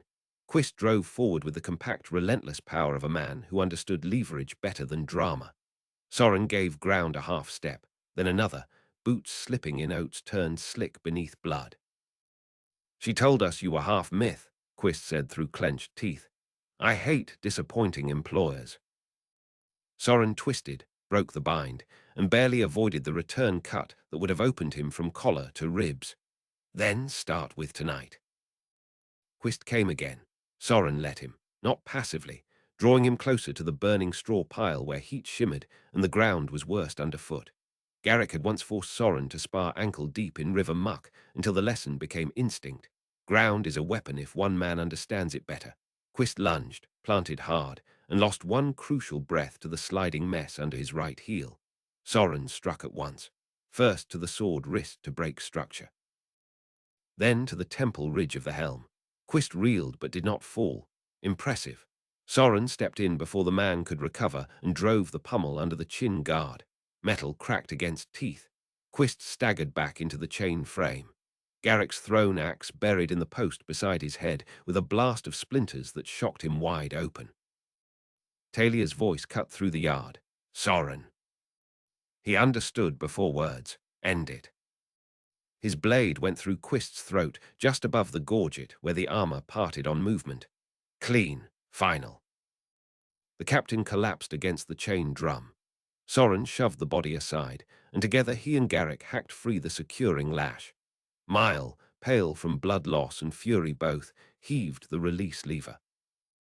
The west gate dropped. Seren's companies poured through in a black and bronze flood, shields up, faces savage with effort. What resistance remained at Reed Cross collapsed under the double pressure. Some crown men surrendered at once. Some fought until they no longer could. A few tried to flee uphill and were run down in the tree line by mounted scouts who had circled in expectation of exactly that. By dawn, Reed Cross was theirs. This victory felt different from Drelm, less heraldic, more intimate. Not a bridge taken in the face of the world, but a clenched way station torn open by mud, timing, and refusal. The civilians trapped inside were counted, fed, and separated from prisoners with careful speed. Miles' arrow came out under surging curses and her own elegant blasphemy. Tomas helped identify two pantry workers from High Tor who had been impressed into service hauling stores downhill. Both swore Bell still lived. One had seen a cell carrying linen toward the lower kitchens only 3 days before. Clouds tore on the upper ridges, and for the first time in years, Soren saw it. High Tor. It stood 3 hours further up the road beyond a line of dark pines, rising from its stone shoulder exactly as memory and loss had preserved it. The pale towers caught the new light. The eastern wall curved around the upper terraces like a stern hand. Smoke from 100 hearths feathered above the roofs within. From this distance, it looked unchanged, almost innocent, as if it had never housed poison, betrayal, hidden chambers, and the woman who had made a throne into a nest for spite. Soren's horse shifted under him when he reined to a stop on the rise. Around him, the column quieted by degrees as more and more men saw the stronghold ahead. Garrick drew alongside and said nothing for several breaths. At last he spoke. That gatehouse on the lower west face used to have a crack in the third stone from the arch. Alfred swore every mason had repaired it. Every winter it returned. Soren looked at him. The captain's gaze remained fixed on the castle. Why remember that now? Because memory matters, Garrick said. A fortress is easier to fear when it becomes symbol. Harder when you remember where the drafts came through and which cook oversalted the midsummer broth. Talia rode up on Soren's other side. Her face had gone very still. He knew that expression now. It meant she felt deeply enough to choose silence first. Vargas came a moment later, white stallion stepping high even after a night attack and dawn climb, and looked at High Tor with the assessing interest of a king who had heard of a rival seat for decades and was finally judging the stone for himself. Well, he said, I have seen uglier places from farther away. That broke the tension, just enough for breath to return. Yet no one mistook the hour for ease. Bell's note had named tomorrow at noon for Alfred's forced appearance in the amber chamber. Reed Cross had consumed the night. It was now well into morning. If they marched hard, left the wagons under guard, and took only the spear tip, they could reach the lower woods below High Tor by afternoon, reconnoiter by dusk, and choose whether to strike in the first dark or at dawn before the noon appearance. Every option carried cost. Delay favored Selene. Rashness did too, in its own language. Vargas ordered the full host to halt in the lee of a quarry shelf, while the war council gathered one last time before the mountain. Maps went down over a plank table dragged into sunlight. Tomas marked service routes from the lower scullery level. Garrick traced from memory the old brewhouse cellars, the storm drains, the blind turns in the undercroft, the stair that rose behind the chapel store. Caradoc identified which outer lords still nominally held wall command and which had probably already shifted their hearts if not their banners. Seren wanted the main gates battered under distraction, while infiltrators used the brewhouse and kitchen routes. Bren proposed setting fires in the lower supply lanes to force inner redeployment. Mile suggested marshing local charcoal men to cut hidden paths through the pine slope to position archers closer than the wall expected. Talia, listening more than speaking for a time, finally touched the map just below the old kitchen line. If Selene forces Alfred into the amber chamber at noon, she will concentrate attention on the inner palace, not the lower service runs, she said. She will want every lord's eye above, not below. That makes morning infiltration stronger than midnight. Midnight keeps everyone suspicious. Morning uses their own display against them. Garrick nodded slowly. Aye. Soren could almost feel Bell beneath the stone, waiting, counting, refusing despair, because despair wasted time. He looked from the map to the stronghold rising beyond the trees, the place where he had been born, the place he had lost before memory settled fully into language, the place that held Alfred between life and death, Bell in hidden captivity, and Selene at the center of the corruption she had dressed as order. We camp in the lower woods only long enough to strip the army to the strike we need, he said. No long siege lines yet. Vargas takes the main body to the western meadow by dusk and shows enough force to keep every wall watching the obvious danger. Seren prepares the frontal assault, but does not commit until my signal. Garrick, Talia, Tomas, and I go in with the infiltration band through the ash corridor after first light. Bren readies fire teams for the outer stores if confusion becomes necessary. Caradoc gathers any inner sympathizers he can reach by night runner. If Selene means to parade Alfred at noon, then by noon she will find the castle no longer belongs to her. No one argued. They moved at once. By late afternoon, the lower woods below High Tor were full of hidden life. Black banners stayed furled under pine cover. Horses were rubbed down and muzzled. Armor was wrapped in cloth where metal might clink. Scouts climbed through scrub and old hunting paths to mark sentry patterns on the outer walls. From the quarry shelf, the stronghold's bells carried faint and cold through the mountain air, the same bells Alfred had once heard at dawn while grieving his first queen, the same bells Belle had heard when she walked the kitchens, and the orphan house and believed service might still outshout vanity.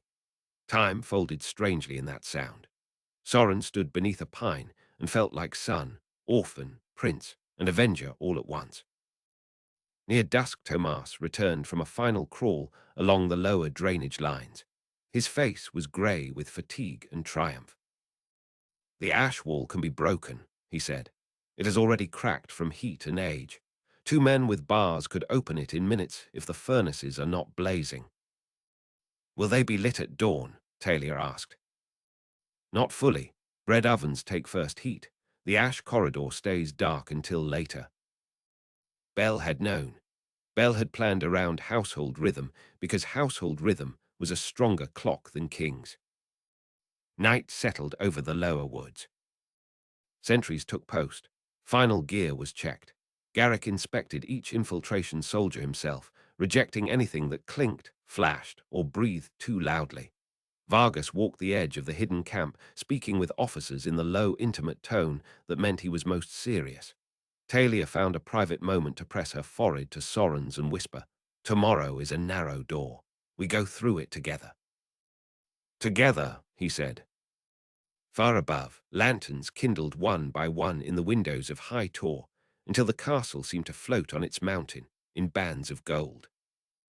In the hidden chamber below the old kitchens, Belle tied her torn linen strips tighter around her forearms beneath her sleeves and slid the small knife into her boot.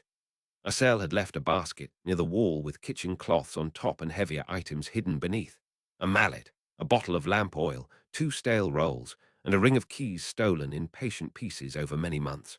Overhead, footsteps passed more often than usual. Preparation for the Queen's display, no doubt. Alfred would be washed, dressed, and perhaps half carried toward the amber chamber by noon, unless someone broke the shape of the day first.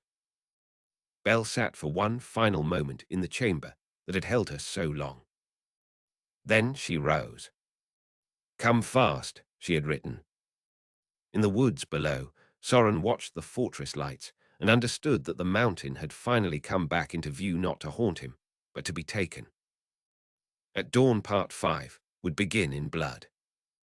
High Tor breaks from within as son, mother, and allies race the last poison. Chapter 21. The day breaks in fire. The mountain was blue before dawn, then grey, then the color of old steel as the sun began to push at the eastern clouds. High Tor stood above the ridges with its towers pale and severe, every wall sharpened by cold light, every battlement edged in black where night still clung. From the pine shelf below the fortress, Soren looked up at the stronghold of his birth and felt the years between boyhood and this morning gather into one hard knot under his ribs. He had dreamed of returning so many times that the place had often seemed less like stone and more like a fever made permanent in his mind. In some dreams it burned. In others it crumbled. In the worst of them it stood untouched, while everyone he loved vanished from within it. The real sight of it, solid and waiting above the mountain road, was almost worse than any dream because it admitted no softness. It simply existed, as if nothing that had happened inside its walls had been enough to stain it. Below him, the western host breathed like a beast in sleep just before waking. Men shifted under mail and leather. Horses stamped mist from their nostrils. Teamsters murmured to oxen hitched to the heavy engines dragged across half a realm. Standards lifted and settled in the wind, black cloth marked by the golden wolf. Oil jars had been wrapped in straw and kept near the front. Ladders lay stacked beside bundles of hooked chains. Ram crews waited with cloaks thrown over their shoulders. Quiet now, though soon enough their silence would be beaten out of them by stone, screams, and the labor of breaking gates for other men to die through. Garrick stood beside Soren with helmet under one arm and his scarred face turned toward the fortress, as if he could already see the hidden roots through its lower bones. Time had thickened the old captain rather than slowing him. Grey had come into his beard, and two fresh cuts crossed one cheek from the fighting east of Reed Cross, but the set of him remained unchanged. He looked like the kind of man built by the world for one purpose and too stubborn to accept a second. Talia stood on Soren's other side in dark riding leathers over light mail, her hair braided and tied back with no jewel or ribbon to soften the severity of her preparation.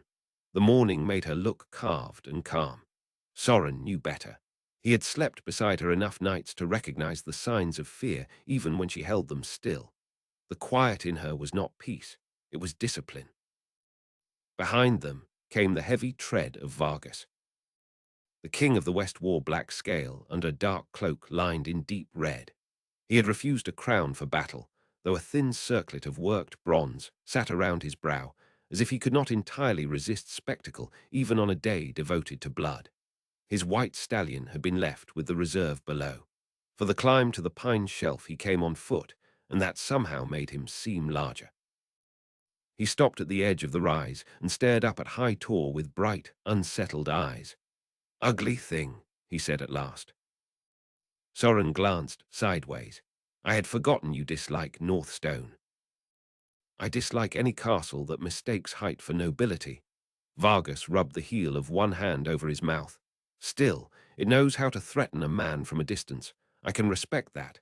He inhaled, held the cold air for a moment, then let it out slowly. "Well, today we teach it humility." Seren approached from the lower ranks, helm strapped, wolf-tail crest dark with dew. Bren followed carrying a rolled map already smeared with damp and soot from too many briefings. Around them clustered chosen captains, runners, and the small knot of soldiers Garrick had selected for the hidden approach. These were not men chosen because they smiled at danger. They were chosen because they knew how to move in narrow places without panic, how to kill without talking, and how to keep their feet when the world became wet under them. Vargas looked from face to face. The morning wind snapped his cloak against his boots. "There will be songs about today," he said. "Most songs are lies, so let us at least give the liars good material." A few grim smiles appeared. Seren snorted. Bren rolled his eyes in a way that suggested long acquaintance with royal theatre. Vargas ignored both. "The outer ridge towers are thin with men. They know we are here and have stripped those posts to strengthen the walls. Bren takes the left and chews through the lower roadworks. Seren takes the right with the horse and dismounts them when the slope gets stupid. The ram goes to the west gate under shield cover. The engines start with fire pots. If the gods are charitable, they kill useful people. If not, they still make smoke." His gaze found Soren. "And while every fool with a spear is staring at me, Alfred's son goes where walls are least proud." Garrick unfolded the route on the damp map between his hands and weighed the corners with dagger hilts. "The Ash Way runs under the old kitchen terraces," he said. "Built in King Osric's day when the upper hearths were widened. It was used for furnace sweepings and refuse first, then later altered to move coal and smoke. Most of the court forgot it existed, because noble folk think heat comes from prayer and servant labor appears by magic. The lower mouth sits in a rock crease beyond the west culvert. Bell's note said the grate inside had rusted loose. If that remains true, we enter under the kitchens, move through the scullery passages, and climb to the old steward's corridor. From there, the inner halls split three ways. The fastest path to the royal rooms runs beside the chapel crypt. Talia put one gloved finger on the map, and the deadfall on the second turn. Garrick nodded. Still there, likely. Drop chamber above the hall, used in old siege years. Selene may not know of it. Or she learned from Bell's ledgers after seizing the household, Talia said. Then we step lightly and kill whoever waits above before he kicks the release. Vargas grinned without humor. Comforting plan, I approve. Soren studied the rough lines of the fortress he had once run through as a child chasing servants who pretended not to let him catch them. Now every remembered corner seemed to contain a blade. What of Alfred? The question landed heavier than the others. Vargas drew a small leather case from inside his cloak and pressed it into Soren's hand. The antidote is in the glass vial wrapped inside, clear as water, bitter enough to wake the dead if the dead are merely offended and not yet gone. Get it into him if breath remains. If his pulse is still fighting, it can buy him hours, perhaps more. And if Selene has changed the mixture. Vargas shrugged once. Then I find her and improve my temper with her ribs. His expression shifted, some private madness or memory flickering behind his eyes. Do not spend this hour bargaining with possibilities. Either he lives long enough for your hand to reach him, or he does not. The only useful thing is speed. Soren closed his fingers around the case. It felt far too light to hold his father. A horn sounded below, low and long. Another answered from farther down the slope. The army was ready. For a moment, no one moved. The mountain wind carried resin, cold stone, horse sweat, pitch, and the faint high smell of snow hiding in shaded cuts above the road. Somewhere under all of it lay the scent of High Tor itself, one Soren knew in his body even after years away. Smoke from 100 hearths, lime mortar warmed by sun, old cedar doors, lamp oil, and the wet mineral breath of its cisterns. It reached him now like the hand of something buried. Talia touched his wrist. He turned toward her, and the war fell away for one stolen instant. When you were small, she said quietly, and afraid at night, what did you do? The question surprised him. I went looking for Belle. A faint smile moved at the corner of her mouth. Then go find her. He wanted to kiss her with all the force in him, but the captains, the banners, the mountain, the whole waiting day stood around them. Instead, he rested his forehead against hers. The helmets knocked softly. He could feel her breath. He could feel the effort with which she kept it steady. If I fall, he said. You do not get to finish that sentence. Talia. Her eyes sharpened. If you fall, I keep moving until Selene begs for death in a language too broken to be called speech. If I fall, you do the same. If Garrick falls, we honor him later and kill now. That is the shape of this day. Garrick grunted approval. Good. Now both of you stop talking like a poem and put your helmets on. Soren laughed once despite himself, a brief broken sound. Then he did what warriors and frightened men had done on bad mornings since the first iron was heated in a furnace. He fastened straps, checked blade, checked dagger, checked the leather case again, and set his fear where it would not trip his feet. Below, the first engine arm dropped. The fire pot rose through grey air trailing pitch smoke, turned once against the sky, and smashed into the lower outer wall of High Tor in a burst of orange and black. A moment later came the sound. Then the fortress horns answered. Then the mountain woke. Shouts rolled across the slope. More engines fired. Western shields lifted like scales across the advance. Archers on the walls sent black flights hissing down the incline, and men began to pitch backward among the stones, some tumbling without a sound, others screaming as shafts punched through throat, cheek, mail gap, or belly. Bren's companies moved left through brush and shattered quarry shelves, dragging mantlets behind them. Seren took the right at a half-run, horsemen leading mounts by the bridle, until the grade steepened enough that saddle meant stupidity. The ram crews lurched forward beneath layered shield roofs, while boiling sand and stones crashed down from the parapets. Vargas drew his sword and raised it toward the gate. The blade caught the first true line of sun. "Break it," he roared. The army answered like thunder, given human mouths.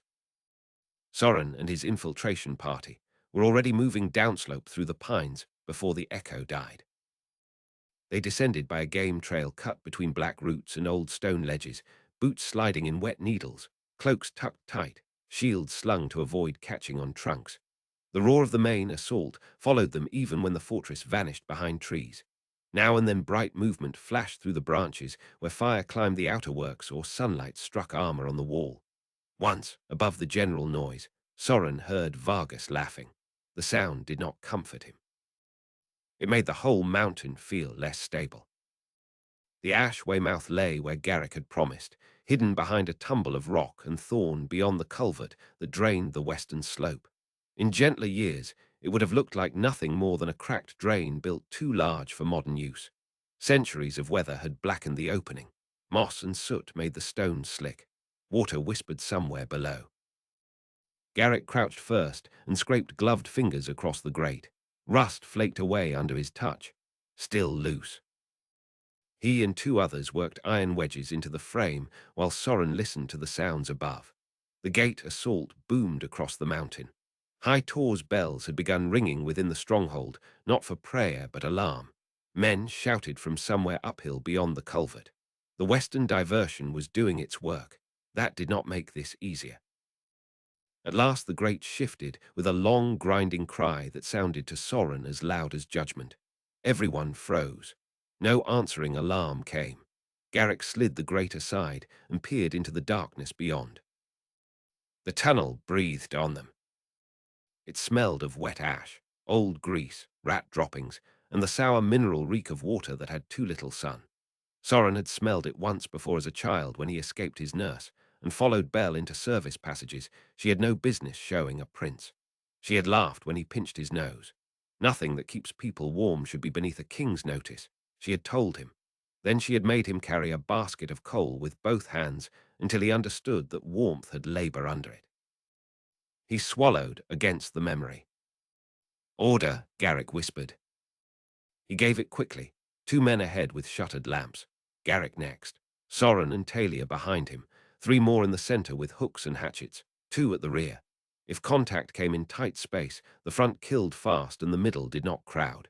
If smoke was released, cloth over mouth and truss the wall with the left hand until turn marker 3. If separated, regroup at the steward's stair or die moving toward it. All of them nodded. Then Garrick slipped into the tunnel, and the rest followed one by one, trading mountain dawn for underground dark. Inside, space narrowed almost at once.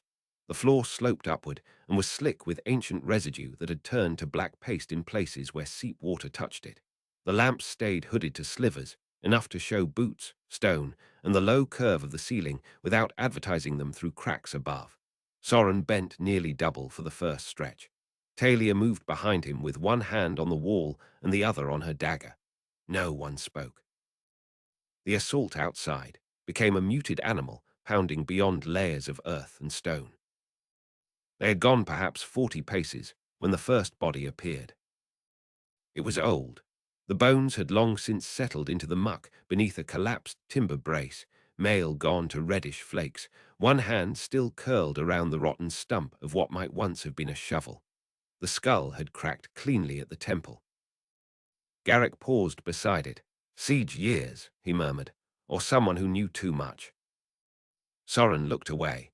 There would be more of that before the day ended, and fresher. The tunnel forked at a stone marker half worn smooth. Garrick took the left without hesitation, upward, always upward. The air warmed by degrees, then turned greasy. High above, faintly, came the rattle of kettles and shouted orders. Kitchens, they were close. At the third turn, Garrick lifted a fist. Everyone stopped. Ahead, beyond a low bend, came a scrape not made by water. Soren drew his blade carefully. Talia loosened the dagger in her left hand and shifted her weight. Garrick extinguished the nearest lamp with pinched fingers and moved soundlessly forward until he became no more than darker shadow inside shadow. There was a hiss, a grunt, a wet choking struggle, then silence. When the lamp slit reopened, Garrick beckoned. The dead man in the bend wore castle livery under a stained leather jerkin. Soot streaked his face. A short spear lay beside him. Garrick had put a knife through the hollow just under his jaw. "Tunnel sentry," Garrick said softly. "Selene knows enough to fear holes in walls." "One man only," Talia whispered. "One man means confidence or shortage. Today I prefer shortage." Garrick wiped his blade on the corpse's tunic. "Keep preferring it quietly." They moved on, now with no illusion that stealth alone would carry them cleanly to the upper halls. Somewhere above the kitchens, smoke thickened in the stone. Whether from hearths or fire pots striking roofs, Soren could not tell. His lungs tasted soot. Sweat gathered under his mail, though the tunnel air remained cold around his legs. The world had narrowed to breath, drip, foot placement, blade weight, and the need to keep moving. Far behind them, muffled by turns and distance, came a sound like giant fists pounding wood in slow rhythm. The ram had reached the west gate. Far above, in a hidden chamber below the old kitchens, Belle heard it too.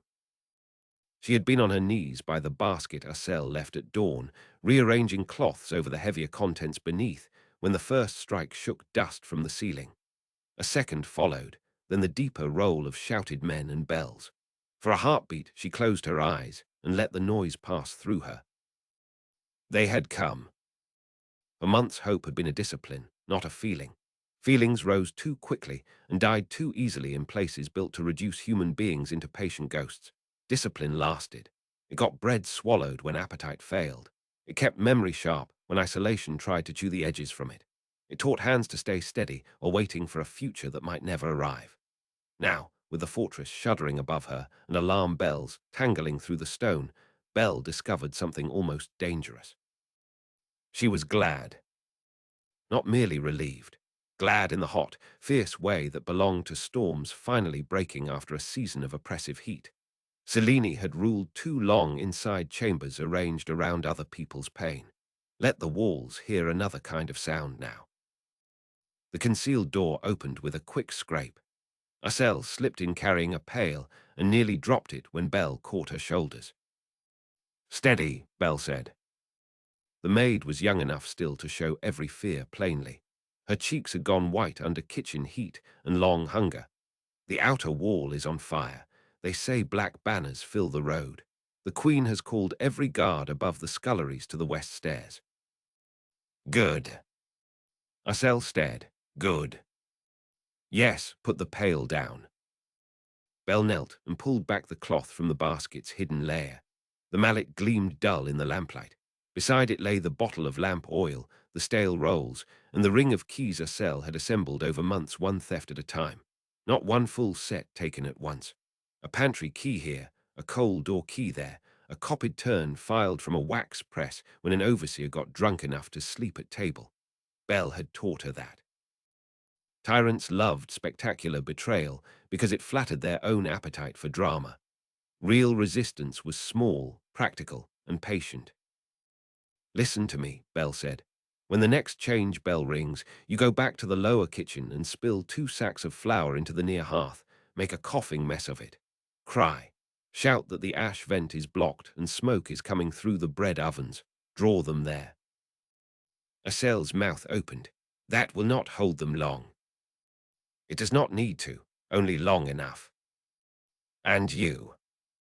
Belle picked up the ring of keys. Their small iron weight felt like an answer. "I am going upward." The girl's eyes filled instantly. "Lady Belle, if they catch you." "They will have to work quickly. This is a busy day for villains." A laugh escaped Ursel by accident, thin and disbelieving. It became a sob before she crushed it down. Belle cupped her face. You owe me nothing beyond what you have already risked, Bell said. If there is a moment to run, take it. If there is a moment to hide, hide. If Soren reaches the kitchens before I do, tell him the amber rooms are not where Selene sleeps anymore. She moved Alfred to the cedar chambers above the old audience hall because she likes the window light there in the evening. Tell him that. Acel nodded frantically. Cedar chambers, above the old audience hall. Good girl. Another crash rolled through the stronghold, this one closer. The ram again, or perhaps an engine stone striking somewhere vulnerable. Dust drifted through the lamplight. Belle stood, took the knife from her boot, tucked the keys into her sleeve, and lifted the oil bottle. Open the door, she said. Above them, High Tor trembled and bared its teeth. Below the pine shelf, Soren climbed deeper into its hidden gut with steel in hand, and Belle's name moving through him like prayer sharpened into purpose. Chapter 22. The Ash Way. The tunnel narrowed before it widened. For 50 paces after Belle stepped through the concealed door, she moved inside a passage so tight that the oil bottle knocked her hip with every stride, and the stone scraped her shoulder through linen and wool. The hidden roots under High Tor had been shaped by practical men in practical years. They were not built for dignity.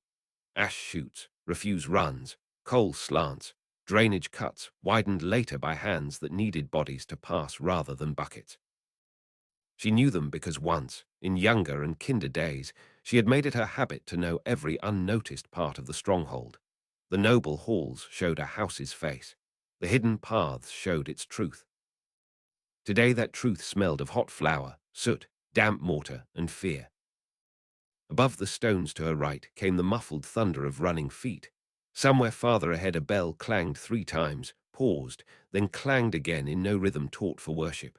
Emergency pattern. Kitchen fire, perhaps, or guard muster below the west terraces. Good. Acel was doing her part. Bell reached the first widening, set down the oil bottle, and listened at the vent shaft cut into the wall. Voices drifted down. More men to the gate. Captain says, leave the pans. Leave them then, unless you want your hands docked and fed back to you. Pots crashed. Someone was crying. Belle smiled without warmth. Flour in the hearth would have done that. She moved on. The passage turned twice and ended at a grated slit overlooking the rear of the lower scullery. Belle eased herself up to it and peered through. The room beyond was half smoke. Servants coughed over covered mouths while 2 kitchen guards shouted useless orders at one another. A boy no older than 12 dragged a bucket across the stones and slipped in spilled grease. Neither guard helped him. They were both staring toward the corridor that led to the west service stair, where more boots hammered past every few breaths. The keys Acel had stolen included one for the grate. Belle found it by feel, slid it in, and turned slowly enough that the lock answered with no more than a tired click. Timing mattered now more than courage. She waited until both guards turned toward a new shout from the hall. Then she pushed the grate wide enough to slip through and crossed the scullery bent low among smoke and hanging ladles. The boy on the floor looked up, startled, but Belle put a finger to her lips and he froze. Recognition widened his eyes. She knew him vaguely, one of the newer kitchen hands taken from a village holding after tax default. Selene had filled the household with people too frightened or hungry to ask whom they served. Cellar passage, Belle whispered. Go if you want to live. He did not wait to be told twice. By the time one of the guards noticed movement, Belle had reached the coal alcove behind the ovens. She uncorked the oil, splashed it across stacked kindling and dry sacking, and touched the nearest cook flame to the edge. Fire licked up greedily. When the guard shouted, half the room swung toward the blaze. Belle drove the heel of her hand into his throat, caught the short cudgel from his fingers before it hit the ground, and brought it down across the second guard's temple with enough force to fold his knees. She did not stay to see whether either man rose again. She was through the north pantry before the smoke properly bloomed. At the same hour, 2 levels below, Soren and his companions reached the loose inner grate of the Ash Way and discovered that rust had not been the only thing holding it in place. A crossbar had been added on the kitchen side. Garrick crouched, felt along the frame, and swore under his breath. New iron, recently done. Soren pressed his ear to the cold metal. Above it came the bustle of a room in upheaval, voices, coughing, the crackle of fire, and a bell still ringing alarm. Can you lift it? Not quietly. Quiet ended when we found the sentry. Garrick nodded once to the men carrying hooks. They wedged the points through the great, braced feet in muck, and hauled together while Garrick worked his knife and hatchet at the crossbar anchors. Metal shrieked. Stone dust rained down. Someone above shouted, too distant to make out words. Then one anchor tore loose with a snap. The second held. Garrick hacked again, muscles bunching under mail. A final jerk ripped the bar free. The grate came toward them. So did smoke. Soren was the first through, rising into a world of heat, hanging copper and panic. The lower ash room beyond the grate had once stored sweepings and coal baskets. Now it was half filled with overturned bins and drifting grey smoke from the scullery fire. A kitchen boy barreled past with both hands over his head. No one looked twice at Soren in the first instant because no one expected an enemy to rise from the floor. That instant was enough. Garrick flowed through behind him, cut down a guard racing toward the bell rope, and sent the body into a stack of split wood. Talia came next, knife in one hand, short sword in the other, face blackened by tunnel soot. Bell has touched this room, she said, taking in the fresh blaze eating through the sacking. Soren believed it at once. The disorder had intention in it. Then we are closer than fear deserves. One of Garrick's chosen men kicked, shut the ash door, while another dragged the dead guard aside. The party fanned out through the smoke. A cook lunged at Soren with a meat skewer from pure terror and found herself disarmed before she fully understood what she had done. He caught her shoulders. "We are not here for the kitchens," he said. "Get your people away from the west stair." The woman blinked through smoke and fear. Then she looked properly at him. Whatever she saw in his face made her whole body go still. "My prince," she whispered. He had no room in him for the ache those words caused. "Move." She did, shouting now for the others to take the lower buttery passage instead of the main service stair. That one decision probably saved a dozen lives before the hour was over. Garrick led them through a narrow corridor lined with old slate shelves and root bins, then up a stair so steep the steps were little more than chipped wedges in stone. The fighting above grew louder with every turn. Twice they flattened against the wall, while groups of castle men stormed past toward the gate without glancing into the service slit where Garrick had hidden them. Seleni's defense was being pulled outward exactly as planned. The danger of it lay in the same fact. The more desperate the outer battle became, the more likely some clever officer would begin sweeping the hidden arteries for threats. At the top of the stair, they entered the old steward's corridor. Soren knew it at once despite the years.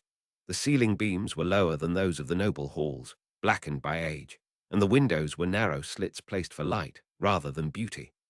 Household masters had once used the passage to move unseen between pantry, laundry ledger room, treasury annex, and the little offices where problems were solved before nobles had to acknowledge their existence.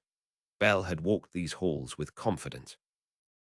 Alfred, too, sometimes, because he had understood better than most kings that a realm was held together by stores, keys, accounts, and the people whose names court poets forgot.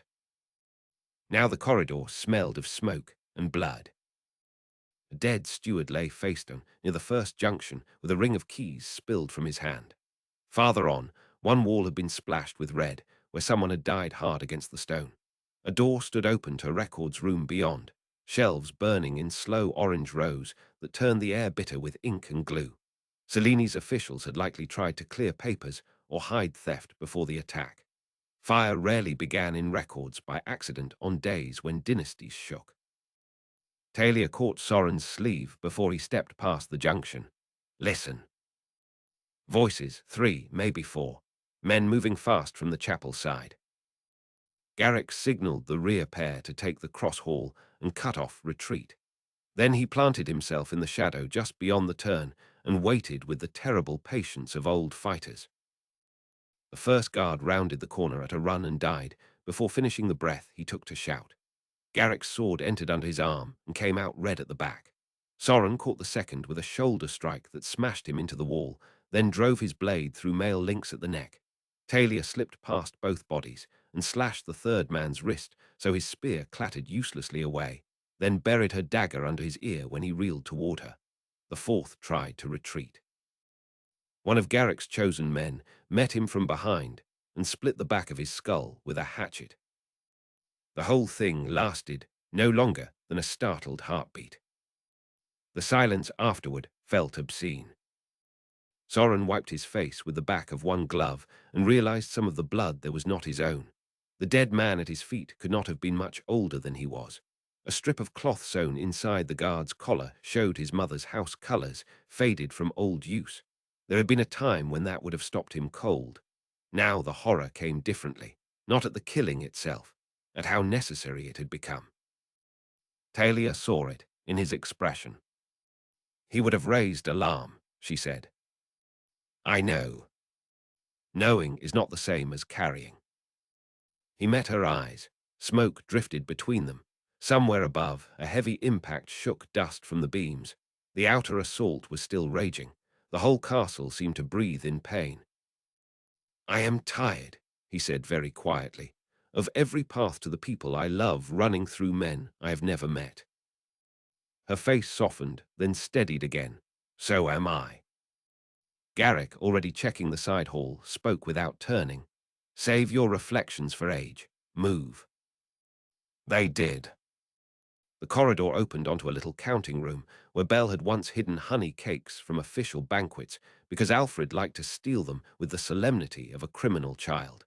Soren remembered that suddenly and so sharply that his chest hurt. Memory had become dangerous inside High Tor. Every room came with a ghost leaning in from the edge. A noise from the adjoining passage pulled them back to the living. This time it was not guards. Two laundresses and an old wine porter huddled behind a toppled chest, white with fear. When they saw Soren, disbelief crossed their faces so nakedly it seemed almost holy. The porter began to kneel. Soren caught him before his bad knee hit stone. No.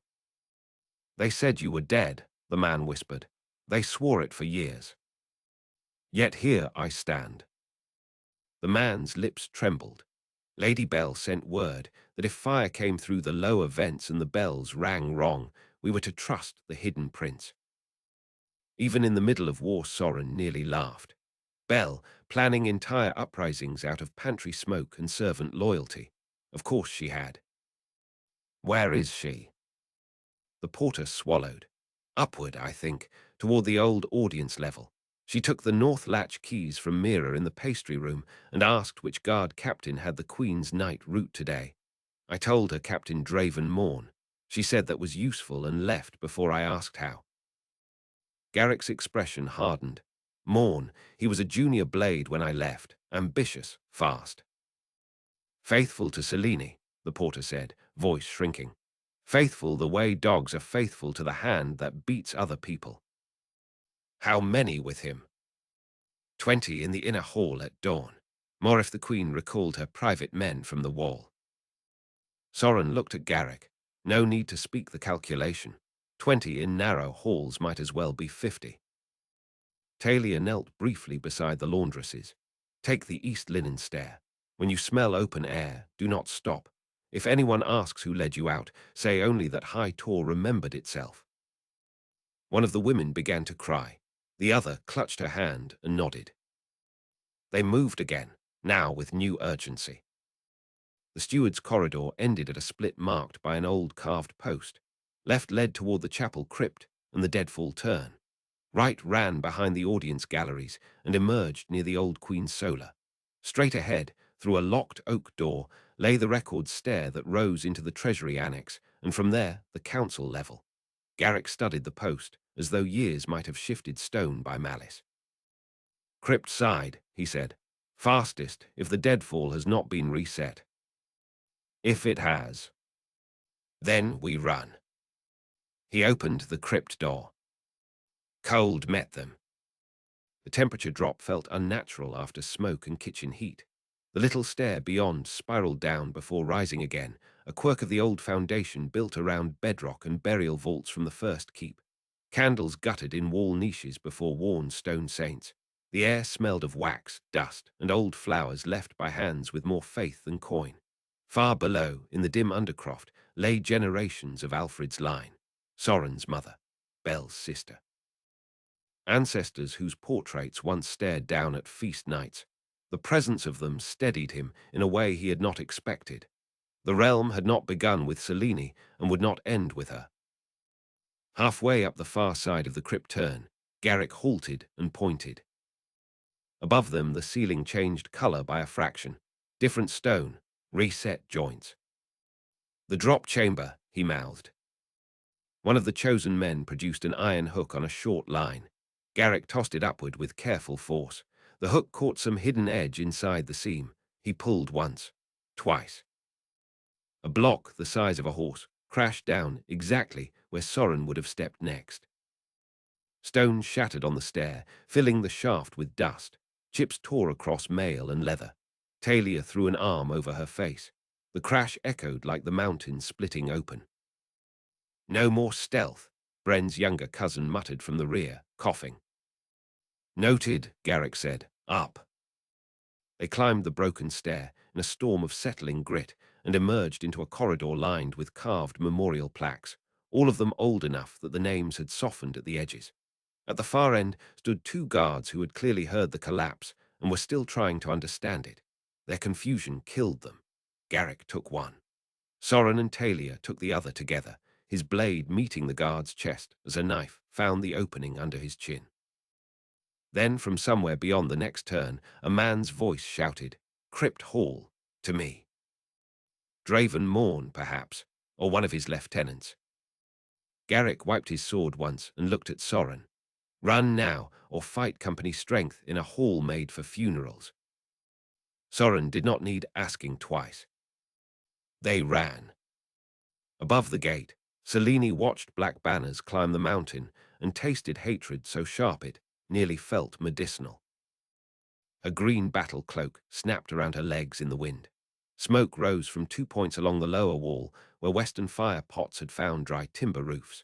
The first ram had reached the west gate and was hammering at it with patient brutality. She could hear the impacts even over the din of horns and screaming men.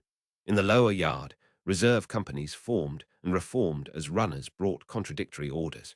The enemy had hit harder and sooner than some of her officers predicted. Cowards. She had told them Alfred's bastard would not waste time on ceremonial challenge once he came within sight of the fortress. He had too much of Belle in him for that. Beside her, Captain Draven Morn's second held his helmet under one arm and waited for command with blood already drying across one cheek. "The left ridge tower," Selene said. "Why is it still burning?" "The engine shot struck the lamp store beneath the platform, Your Grace.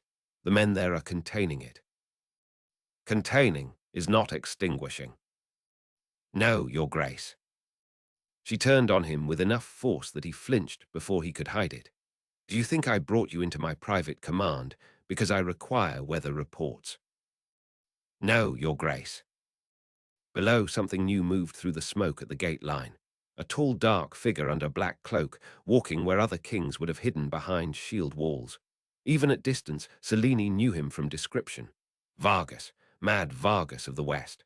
The sight of him brought old fury with it, bright as acid. She had tried to kill him once, tried well, and nearly succeeded. Now he climbed her mountain laughing in plain view, as if poison, time, and memory were all toys that had failed to entertain him long enough. "He should have died years ago," she said. The second said nothing, because wise men rarely answered queens who were talking to themselves. Selene's gaze shifted lower, to the dark crease where the pines hid the slope beneath the west terraces. No movement there. Good. Let the fool prince come through the gate if he meant to reclaim birthright.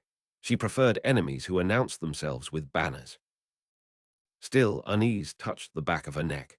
The kitchen's smoke bothered her. Draven had sent men to sweep the service ways at dawn. He was not a man who forgot details. Yet details had a habit of breeding teeth on bad days. "Recall 6 from the lower armory and send them through the under passages," she said.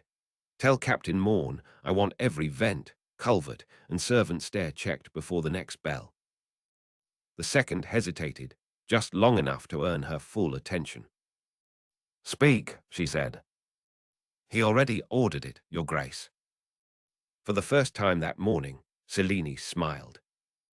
"Then perhaps the day will provide me one competent gift after all."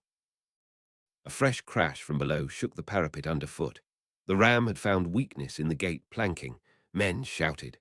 A horn from the right flank answered with a harsh, repeated note. Pressure there too. Good. Let them spend themselves on her walls. Let them choke on height and stone and hot sand. By dusk she would have Soren's head on a spike or his body broken on the steps where Alfred first crowned her. She believed that for almost 3 more minutes. Then an explosion of flour dust and kitchen fire blew from the west service vents under the inner terraces, and the fortress began to fight itself. Chapter 23. Blood in the Judge's Hall. By the time the kitchen fire rolled smoke into the inner terraces, the west gate of High Tor was no longer a gate so much as an argument conducted with timber, iron, and rage. The ram had bitten through the outer planking and split 2 of the reinforcing bars. Every strike now sent splinters through the shield roof over the crew and made the hinges scream like living things. Bodies lay piled in the churned mud before it, Western men crushed by stones or pierced by shafts. Castle men toppled from the parapet by engine fire, all of them sliding together under ash and trampled straw until no banner claimed them. Bren's infantry held the lower left in stubborn knots behind mantlets and pavises, advancing a few paces at a time whenever smoke thickened enough to blind the wall. On the right, Seren had taken the switchback road shelf after a brutal climb that left the stones red and slippery, and the defenders hurled from their own railings. He fought on foot now with 2 companies wedged into the ridge trench, trying to roll upward toward the side postern while archers above loosed until their fingers bled. At the center of it all moved Vargas. He had abandoned the safe discipline expected of kings 20 years younger and far less damaged. Black cloak thrown back, scale armor dark with soot, he stalked the gate line with a sword in one hand and a round shield in the other, shouting corrections, insults, tactical brilliance, and what might have been fragments of old hunting songs depending on the turn of the wind. Once he seized the pole of a falling wolf banner and planted it back into the mud with such force that 3 men around him straightened as if jerked on the same string. Another time he shoved a shield-bearer aside, stepped into the hail of stone himself, and pointed with his bloodied sword toward a weakness in the wall walk where defenders were bunching too tightly. "There," he roared, "throw your fire where their mothers can smell the panic." The pot crews obeyed. Oil jars arced up. One broke against the crenels and turned 4 defenders into silhouettes inside orange flame. Their screams spilled down the wall and vanished into the greater din. Bren reached Vargas between volleys, face blackened and one sleeve torn nearly off. "If you insist on dying in plain sight, at least do it after we get the gate." Vargas flashed his teeth. "No, it makes the men lazy if I survive sensibly. It also makes me consider treason." "You already considered it. You merely found me more interesting." Bren might have laughed in another life. Here he only ducked as a shaft hissed past and thudded into the mud where his head had been. "The hinge side is opening. 2 more strikes at most." "Then give me those 2 strikes with devotion." He turned and bellowed for the ram crew to change rhythm. Not harder. Faster, then pause, then 2 blows together. The altered cadence confused the defenders, timing their drops. The first paired strike caved a shoulder-width gap near the latch beam. The second drove daylight clean through. Western soldiers roared at the sight.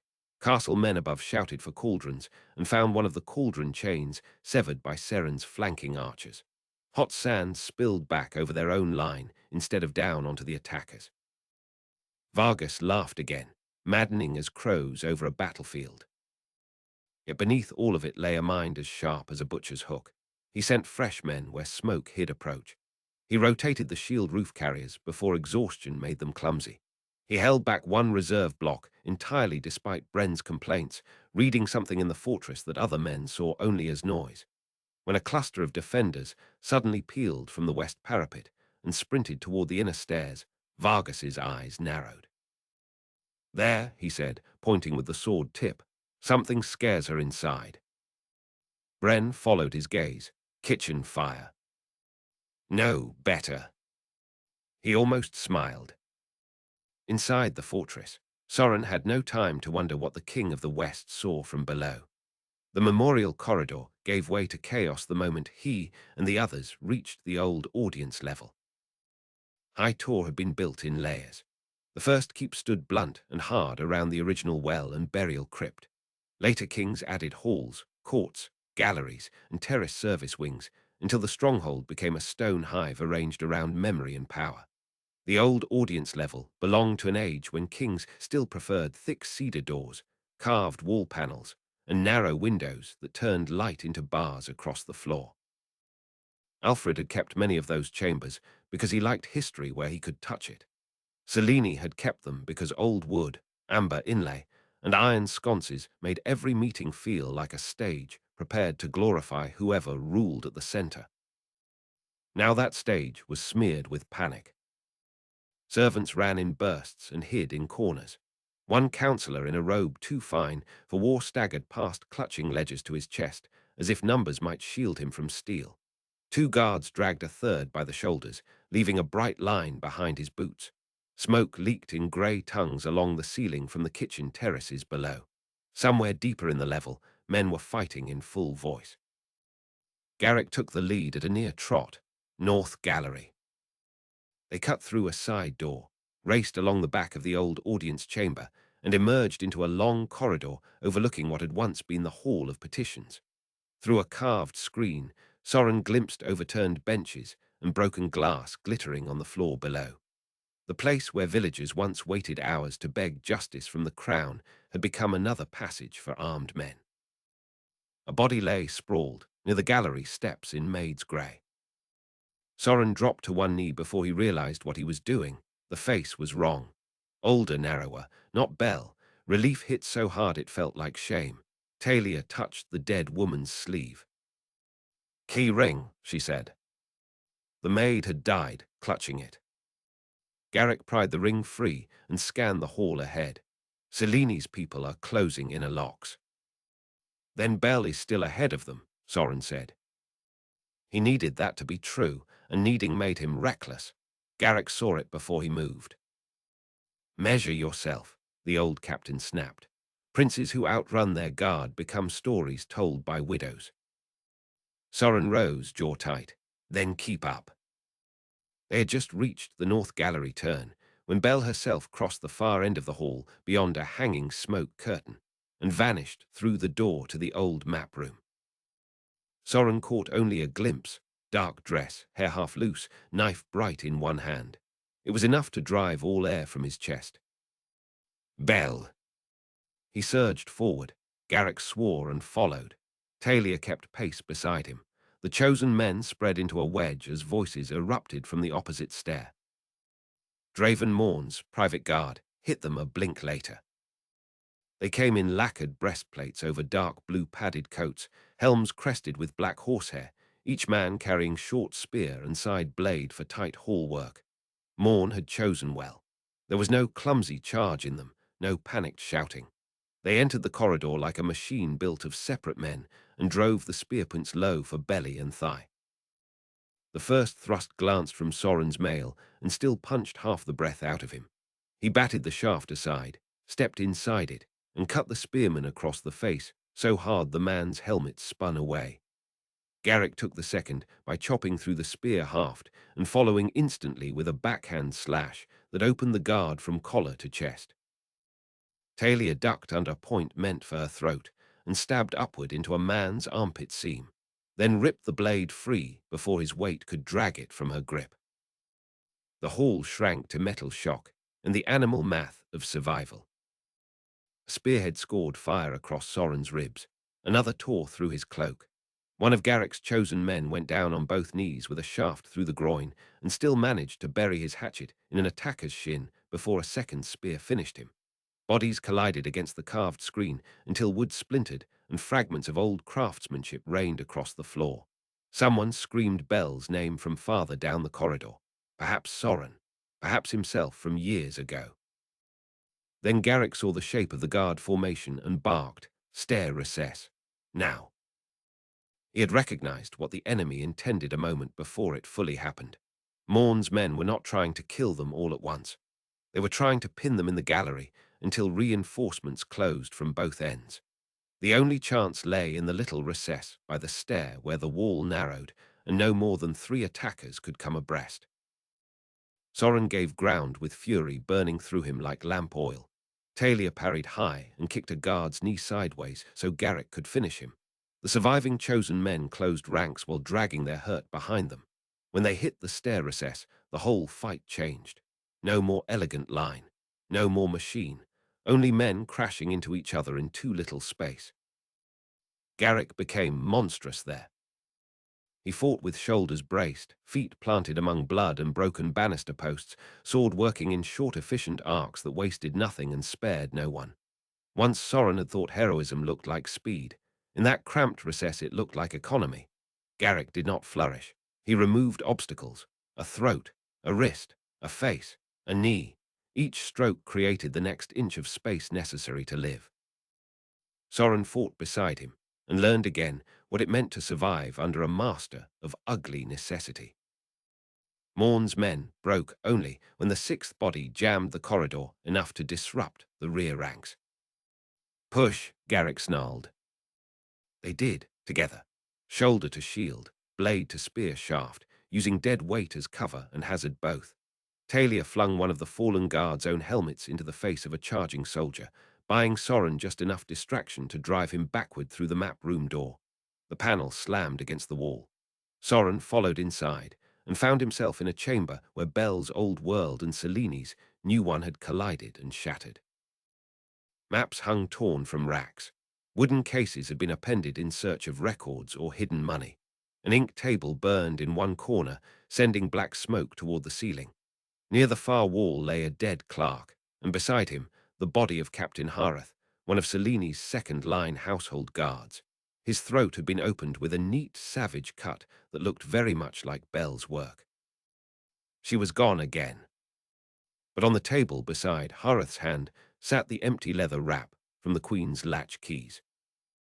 Talia snatched it up. She took the upper access set. Garrick was already at the inner door listening. Good, it means she is still ahead. Soren stared at the dead captain. Bel had not merely escaped, she was hunting. That knowledge changed him in ways he did not yet have language for. He had spent years imagining Bel as victim, survivor, prisoner memory, maybe even ghost. He had forgotten, or perhaps never fully understood, the harder truth Alfred once knew well. Mercy in her was chosen, not helpless. Bel loved children, fed the poor, negotiated like a saint, and soothed tempers other people would have happily inflamed. None of that meant she lacked the will to kill when evil made every gentler method into collaboration. Seeing Hareth on the floor with Bel's answer across his throat, Soren felt horror and pride twist together until they were impossible to separate. The map room's inner door opened onto the little passage behind the audience dais.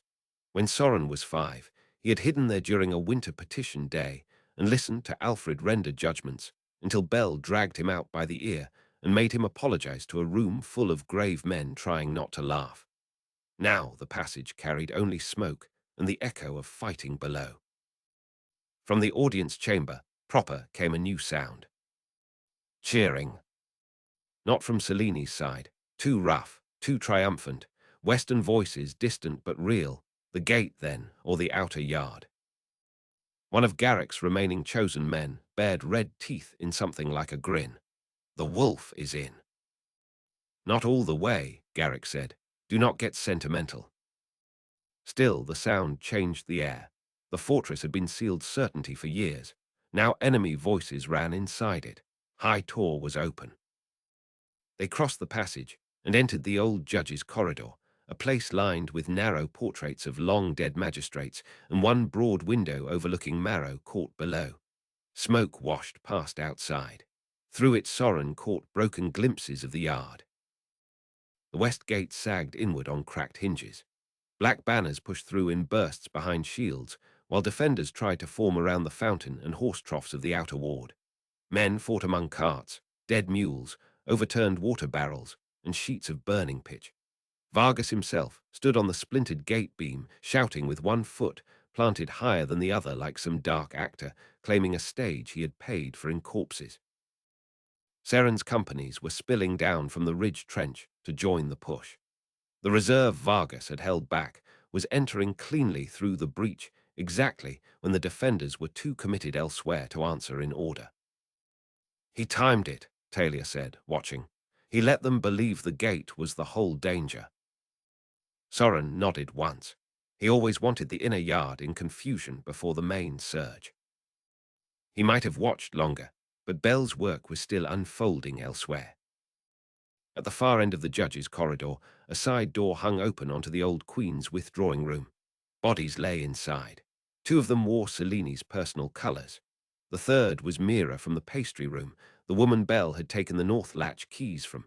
Mira still breathed, barely, one hand pressed to a slash across her side. Bell knelt beside her. For one impossible instant the whole war vanished, and Soren saw only that. Bell alive. Bell close enough to touch. Bell turning at the sound of his boots with soot on her cheek and grief so sudden in her face it made her look young and ancient at once. Soren! He reached her in 3 strides and dropped beside them. They collided more than embraced, armor and breath and hands grabbing for proof. Bell's fingers found his face, his hairline, the back of his neck, as if confirming bone and blood by touch alone. He had imagined this reunion in so many forms that the real one came like a blow. Her smell was rosemary, smoke, and iron. Her shoulders shook once before she mastered it. When she pulled back, there were tears in her eyes and murder on her sleeve. "You came," she said. "You told me to." A laugh broke out of her and became something close to a sob. Then Mira made a wet sound, and Bell's attention sharpened at once. "She helped me," Bell said. "We have little time." Soren took Mira's hand. The woman stared at him with clouded pain. "The cedar chambers," she whispered. "The Queen moved the king there before dawn. She wanted the audience hall ready if she had to make a spectacle of him before the garrison." Her face tightened. "Captain Morn has the upper stair." Garrick crouched on Bell's other side. How many with him? "Enough." Bell looked at the old captain, and her expression shifted, old trust meeting present ruin. "I knew if you still breathed you would bring him back." Garrick's mouth tightened. "We are all too busy for sentiment." "So I see." Bell's hands were still on his face when her expression changed again, sharpening from reunion into assessment. She drew back just enough to look at the cut at his jaw, the blood on his sleeve, the bruise already darkening under one eye. "You lead like Alfred and get hit like Garrick," she said. Soren let out something that might have been a laugh if the room had belonged to another life. "I had hoped for kinderpraise." "You came into a besieged fortress through an ash drain. Kindness can wait." Her gaze flicked to Talia and back. "Does he listen to anyone?" "Intermittently," Talia said. "Then he is certainly Alfred's." For one impossible heartbeat, the 3 of them stood there in the wrecked withdrawing room with dead guards at their feet and the battle shaking the walls, and family felt less like bloodline than a shape made by shared endurance. Bell's eyes went wet again, though this time she mastered it quickly. "I wanted you spared this place," she said to Soren. "All those years, every prayer I ever forced through clenched teeth, I asked only that if you returned it would be after rot had done the work for you. I wanted you to inherit a grave and not the making of one." Soren looked at Mira's body, at the blood on Bell's sleeve, at the smoke pouring under the door from rooms where servants had likely once hidden him for sweets and stories. There was never going to be a version that clean. "No," Bell touched his neck where the hidden birthmark lay beneath collar and sweat. "Your father knew that. He tried to build enough goodness around you that, when the knives finally came, they would not make you love them." Talia's voice gentled. "They failed."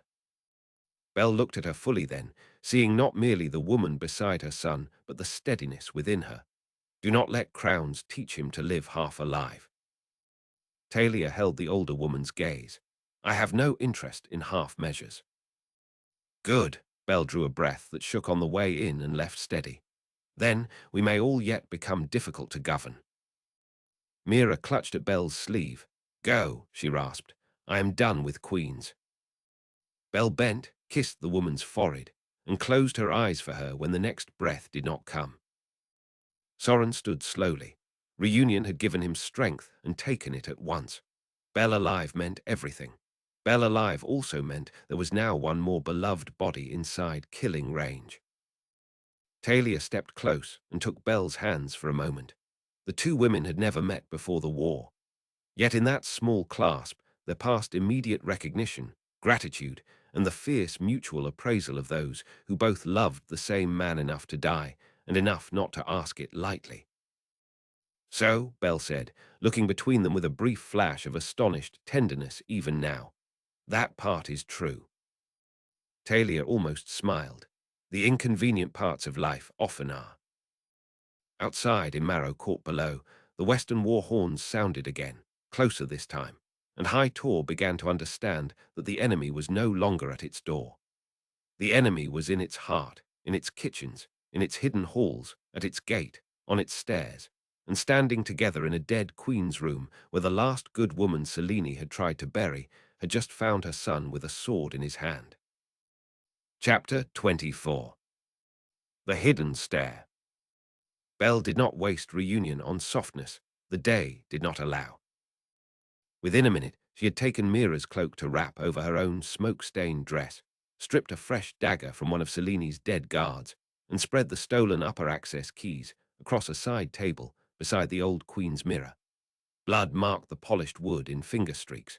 Through the cracked shutters came the roar of battle from Marrow Court and the harsh clang of steel on steel where Western troops were still fighting to widen the breach. High Tor had become what Selene feared most, a place where lines of authority broke faster than runners could mend them. The cedar chambers are above the old audience hall by the king's private stair, Belle said, sorting keys with swift certainty. Selene moved Alfred there because she can watch both the chamber and the hall where she planned to display him if the garrison faltered. It is close enough to power to look regal and close enough to the inner tower to become a prison if she needs one. Draven Morn knows the regular route and the postern route. I know the hidden one. Garrick looked up sharply. The old queen's vent stair. Belle nodded. Narrow, ugly, and probably full of soot. It rises behind the cedar paneling near the dressing closet. Talia leaned over the table. And if Selene has remembered it. Then she posted no more than 1 or 2 men because the passage is too cramped for a larger watch. She despises using routes she considers servant work. The flaw has always been in her. Soren took the leather antidote case from under his cloak and set it on the table beside the keys. Belle's gaze caught there and changed. You have it. Vargas gave it to me. Then Alfred may still. She did not finish. Hope was too dangerous to say whole. A crash from the corridor outside made them all turn. One of the chosen men had gone to the junction and now returned fast. More of Morn's people. 20 at least, maybe more from the council stair.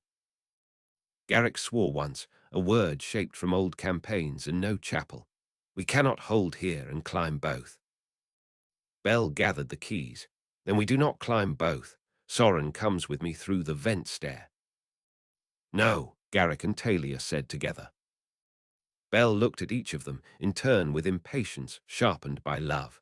You did not crawl through my fortress to tell me how its veins run.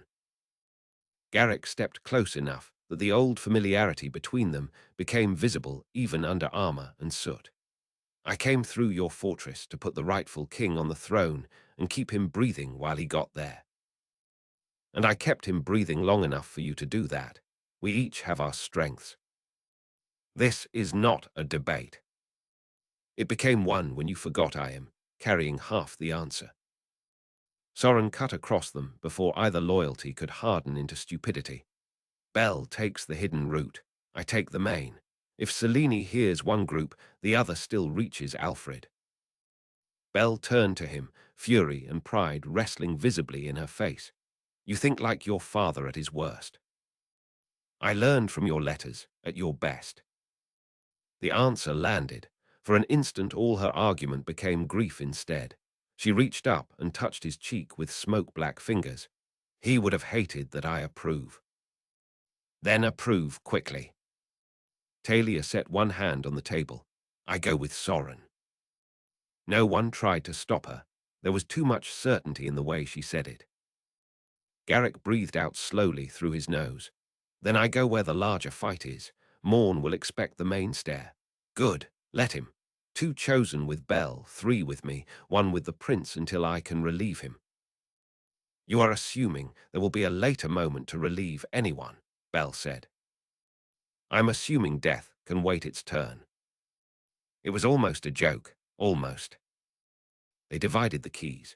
Belle tucked the narrow bronze ones inside her sleeve, and the heavier iron latch turns into Mira's cloak pocket. One of Garrick's men, a broad Western soldier named Ilio, volunteered to follow her into the vent stair, despite the fact that he would have to crawl sideways in places. The other was a thin Eastern scout who had joined Soren outside Reed Cross and knew how to move without panic in cramped dark.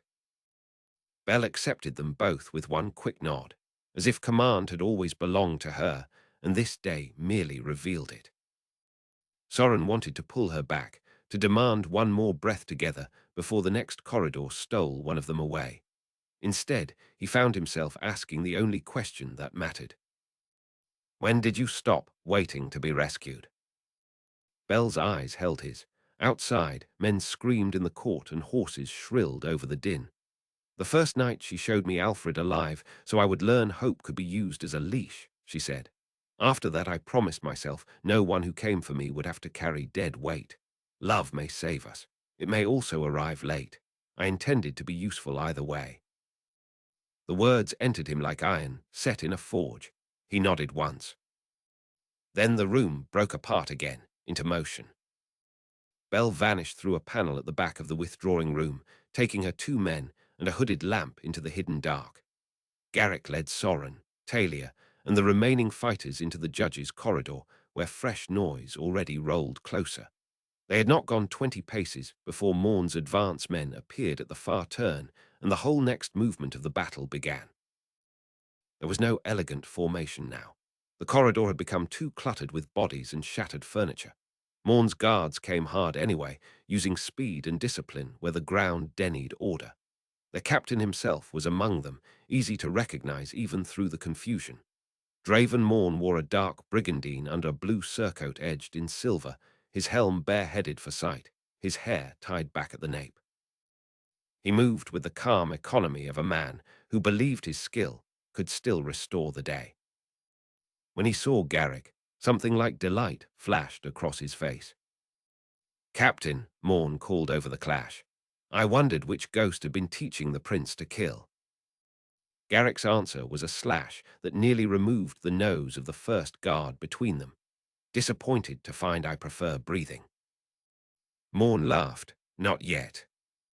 He came forward then, and the men around him gave way just enough to let 2 masters of the same house finally meet. Soren would have gone to Garrick's side, but the press of bodies forced him elsewhere. Talia caught his arm and pointed upward. The main stair to the cedar level stood open beyond the melee. 2 defenders were moving to block it. Soren took one on the climb and rammed him backward into the banister so hard old carved wood exploded outward. The second drove a short blade for his throat. Talia intercepted with a sharp inside parry, broke the man's wrist against the rail, and pushed him over the edge. He fell screaming into the corridor below. "Up," she said. They went. The stair rose through smoke toward the private level where Alfred had once slept, studied, laughed, and hidden from pageantry when he could. Soren's memory kept trying to surface in fragments as he climbed. A winter morning by the upper window while Belle read aloud, and Alfred pretended not to listen. A summer feast aftermath where he and his half-cousins stole sugared apples from cooling trays. The smell of cedar polish under sunlight. Every step brought those remnants closer and turned them crueler. Halfway up they passed a landing window overlooking Marrow Court. Soren snatched a glance through it because battle had become impossible to ignore. The outer ward was lost to Selene. That much was plain. Western infantry held the broken gate and Fountain Square in disciplined blocks. Seren's companies had linked from the ridge trench and were now rolling along the inner parapet to silence defenders from within. Yet the fortress had not collapsed all at once. Selene's reserve still held the stairs to the central keep in 3 staggered lines, making every yard costly.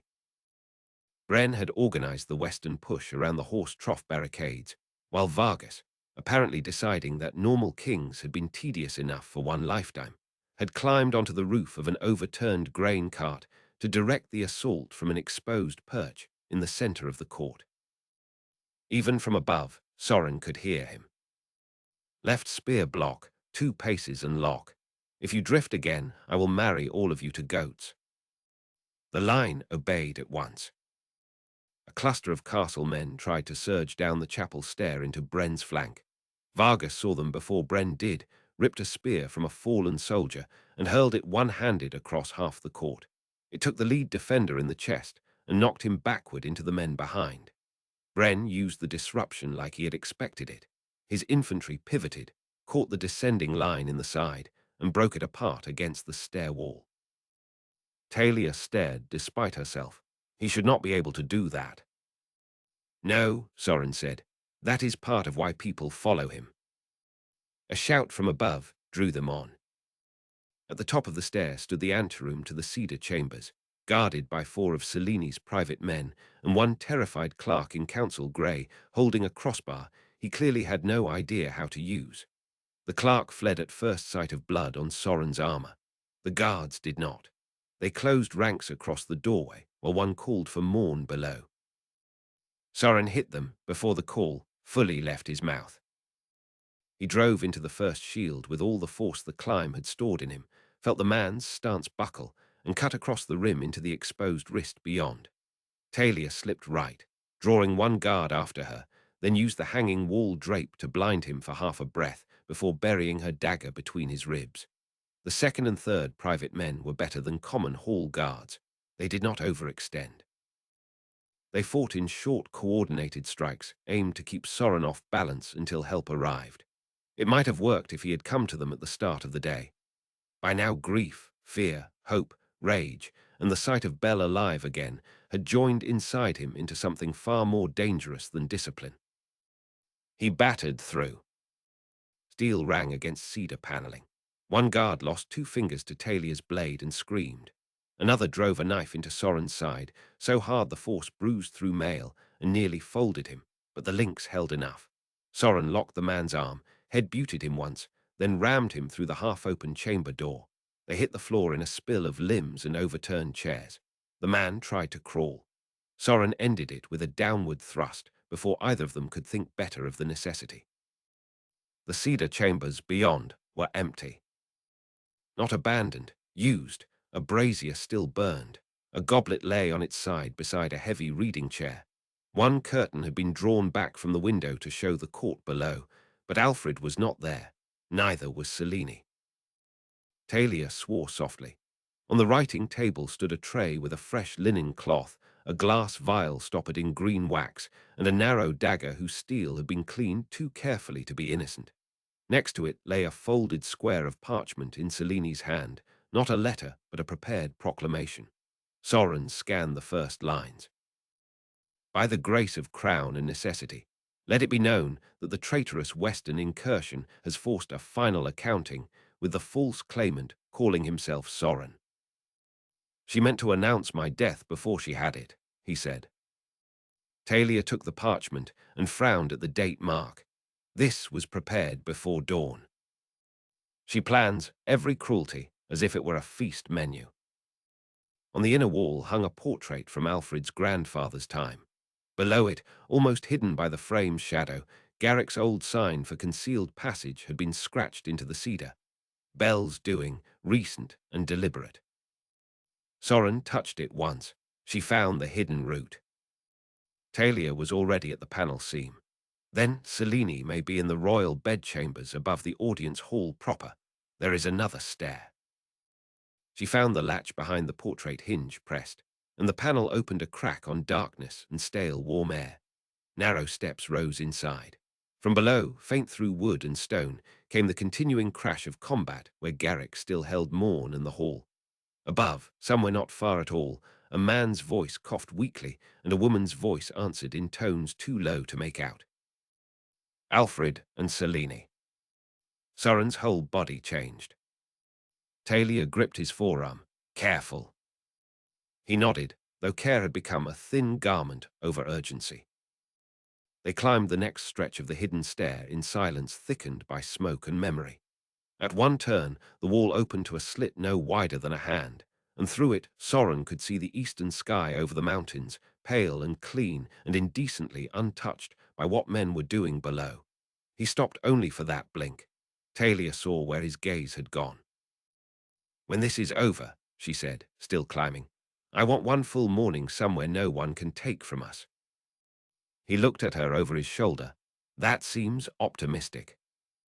It is a demand, not a prediction. I was raised to understand the difference. Despite the bruising ache in his side, despite Garrick fighting below and Alfred fading above, something warm moved through him. What sort of morning? The sort where no one calls either of us your grace before noon, where breakfast arrives because hungry people ought to eat, not because a servant has interpreted ritual correctly, where the loudest thing in the world is weather. He climbed another step. And if I wake before you? You will not. Battle has taught me your habits. You rise too early and pretend it is discipline when in truth you are restless. He wanted to argue. He could not. And if by some miracle I do wake first, then you will stay there and be grateful. Her answer hit him with such sudden tenderness that he had to stop again, one hand braced to the wall. She came up until they stood almost chest to chest on the narrow stair, armor touching, smoke curling around them. We are speaking like people who expect to live, he said. Yes, her eyes did not leave his. Someone should. He kissed her then, quickly and fiercely, and without ceremony, tasting soot and blood and the stubborn future she kept insisting upon even inside a burning fortress. When they broke apart, the world rushed back in around them at once. Yet it returned changed, not gentler, only more worth surviving. Come on, Talia whispered. They climbed toward Alfred with that stolen promise burning steadier than fear. They had taken only 3 steps up the hidden stair when a pounding from below rattled the panel. Garrick's voice came through hoarse with effort. Soren, down now. Against every instinct he obeyed. He and Talia dropped back into the cedar chamber and barred the panel behind them just as Garrick staggered through the outer door bleeding from shoulder and scalp, one of the chosen men half carrying him and half being carried in return. The second chosen man was gone. So were most of Morn's guards.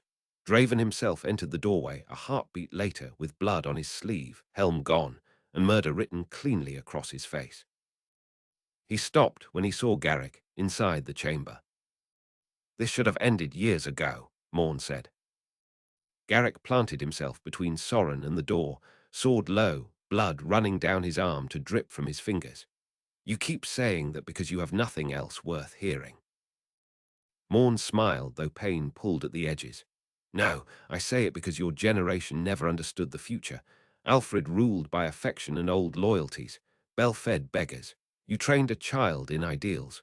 Selene understood what crowns are, pressure, fear, appetite arranged into law. Then you never understood crowns either, Soren said. Morn's gaze flicked to him. And you are the proof. A hidden prince raised in mud and stories. If I kill you in your father's rooms, perhaps poets will finally improve. What followed would have been called duel by men who liked clean language. There was nothing clean in it. Garrick met Morn first, not because pride required it, but because experience knew what must happen. Their blades crashed together in a burst of sparks that lit the cedar walls. Morn was indeed fast, faster than most younger men Soren had faced, and he carried that speed with the cold confidence of someone who had spent years killing in corridors very much like this one. Garrick answered with weight, timing, and the vicious understanding that rooms themselves were weapons. He kicked a fallen chair into Morn's shin line, used the stumble to carve a slash across his thigh, then took a cut of his own along the ribs when Morn recovered with shocking grace and returned inside his guard. Talia pulled the injured chosen man behind the overturned table and took position beside Soren instead of rushing in. She saw what he did. This was not yet a fight improved by more bodies. It was a reckoning between two schools of the same craft, and to interrupt carelessly would only get Garrick killed for nothing. Morn feinted high. Garrick did not bite. Morn reversed, drove low, and scored along Garrick's hip. Garrick answered by smashing his pummel into Morn's mouth. Teeth flew bright with blood. Morn laughed through red. Outside the chamber more boots approached. Seleni's remaining in a guard, drawn by the noise. Too many. Garrick knew it the same instant Soren did. He broke contact with a violent, shieldless shove that slammed Morn into the door frame. Then he barked without looking back. The upper stair. Now. Soren did not move. We hold together. Idiot boy, I trained you better. We do not leave you. Talia's voice cut through both of them. Listen. From above, through the hidden stair, came another cough. Weaker, then a woman's laugh. Soft, intimate, monstrous. Selene had Alfred. Seconds mattered again. Garrick saw Soren hear it. Some gentleness entered the old captain's wrecked face despite blood and fury. Your father first, he said. That is the whole shape. Mine is this. Morn lunged back into range. Garrick caught him, locked blades, and snarled close enough to share breath. You wanted the future. Here it is. Watch me buy it. There are moments when love becomes obedience. This was one. Soren seized Talia's hand and the antidote case, shoved the hidden panel open, and climbed while Garrick's roar and Morn's answering strike exploded behind him. He hated himself for every step upward. He climbed anyway. Talia was right behind him. Before the panel closed, he heard Garrick shout to the arriving guards in the old command voice that had once sent whole wings of high Tor moving at his word. Come then. The panel shut. Darkness swallowed them. They climbed by touch and the weak spill of light above. The stair turned once, tightened, then ended at a cedar screen just broad enough to breathe through. Through its carved openings, Soren could see the edge of a larger room lit by winter-pale daylight and many candles. He smelled cedar, old herbs, burned wax, and the bitter, sweet trace of poison. Below the screen, at floor level near the baseboard, lay a single strand of Belle's dark hair caught on a rough splinter. She was here, or had been within moments. Soren looked back down the stair as if he could still see Garrick through it. Nothing but dark answered him. He set one bloodied hand against the cedar, felt the whole weight of lineage, loss, and the day press into that touch, and understood with terrible clarity that childhood had ended years ago, but manhood might be decided in the next few breaths. Talia leaned close, her lips near his ear. Whatever is on the other side, remember this. You are not entering to avenge a story. You are entering to save who can still be saved. He nodded once. Then, together, they eased the cedar screen aside and stepped into the chamber level above while Garrick fought below for enough time to keep history from closing its hand. Chapter 25. The Cedar and Gold Doors. The upper royal level of High Tor had always held a different kind of silence than the rest of the fortress. Even when the court below was loud with petitions, feast music, quarrels, and servants carrying the 1,000 practical burdens of rule, the rooms above the old audience hall kept a quieter temper.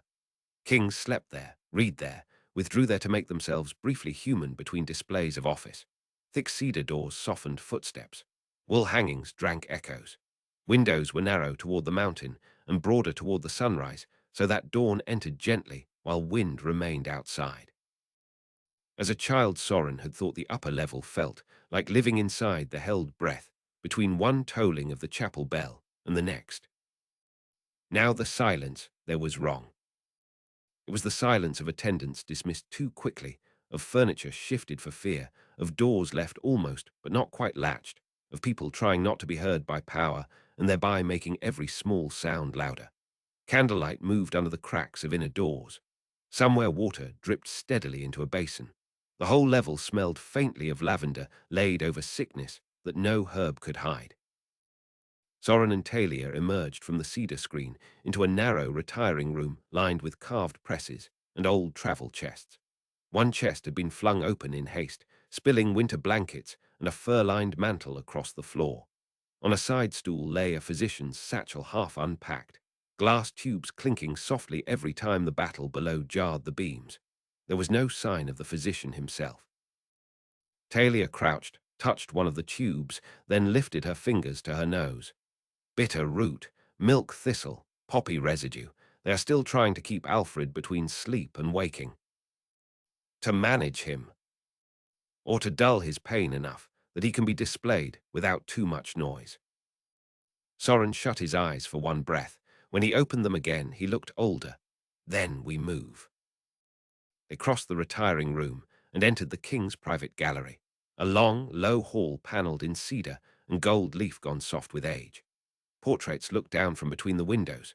Alfred's grandson stern beneath wolf fur, his grandmother with hawk eyes and pearls, the first king of the line whose neck bore the half-hidden strawberry mark in old court paint, because dynasties loved visible signs they could point to when law became inconvenient. Beneath those faces lay two bodies. The first was an attendant from the royal household, a woman named Elswith, who had once taught Soren to tie ceremonial knots on feast ribbons and secretly fed scraps to the hall hounds. She had been dead less than an hour. The second was one of Seleni's private guards, face down in a widening pool, his neck broken cleanly. Bell again. Soren knelt beside Elswith and closed her staring eyes. How far? Talia pointed to a smear of fresh blood at the base of the wall and the tiny grey dusting beneath it. Bell scraped the panel here. She turned through the dressing closets. Toward Alfred. Yes. No more needed saying. They went on with swords drawn low and steps placed carefully along the rug edges where old boards were least likely to creak. At the third door on the left, voices floated through the cedar. Cannot hold the lower court if the ridge line is lost as well. That voice belonged to Treasurer Vaughan, thin and perpetually offended. A second answered, cold as polished plate.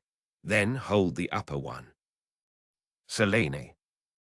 Soren's whole body tightened. Talia took his wrist before he could rush the door. She leaned close enough that her breath warmed the blood on his cheek. Not yet. He hated that she was right. Through the crack beneath the door passed shifting light. The room beyond must be the little council withdrawing chamber adjoining the bedchambers. If Selene was there with advisers, crashing through now might kill Alfred before the antidote ever touched him. It might also get Belle trapped between them all if she was hidden nearby. Soren bent, eye to the key slit. Inside stood Selene in dark green, her battle cloak gone, gown changed, hair newly fastened, as if she had paused amid siege to restore elegance before judgment. Treasurer Vaughan hovered near the map stand, wringing bloodless hands. Bishop Wren kept close to the wall with his prayer chain wrapped twice around his fist. Draven Morn was not there. Good and terrible at once. Alfred's bedchamber door stood open beyond the council room, but from this angle, Soren could see only bed curtains and candlelight. Selene turned slightly. He saw red on the hem of her sleeve, not her blood. Say it plainly, she told Vaughan. The treasurer swallowed. The outer yard is compromised. The west gate is open. Lord Selne's men in the south barracks have not answered the signal to reinforce the central stair. It is possible they are waiting to declare for whichever side remains standing at dusk. Then they have the souls they were born with. Selene's mouth curved. I always despised honest cowards less than decorated hypocrites. Bishop Wren found a voice. Your Grace, if the prince truly lives and has breached the fortress, perhaps there is still wisdom in parley. The bloodline sign at his neck has already been spoken of among the men, if he offers mercy. Selene struck him before he finished. The sound cracked across the room. Wren staggered into the wall, prayer beads snapping from his hand and scattering across the floor like dark seeds. "If he offers mercy," Selene said, "it will only reveal he inherited Alfred's soft disease entire. I will not be governed by sentiment disguised as virtue. Nor will you advise me to kneel in my own fortress while Western barbarians spill pig blood on the flags." Vaughan looked as though he might faint. "What are your orders?" Selene glanced toward the open bedchamber. "Prepare the proclamation. If the upper stair is lost, we move the king to the amber gallery and announce that the false claimant's attack has driven his majesty into a final seizure. Then we display the body, call the prince murderer, and force every wavering lord to choose whether he sides with a widow queen or an unproven son who brought foreign iron to his father's door." Wren, clutching his reddening cheek, whispered, "You would lie over the king's corpse." Selene's eyes glittered. "I have ruled over worse materials."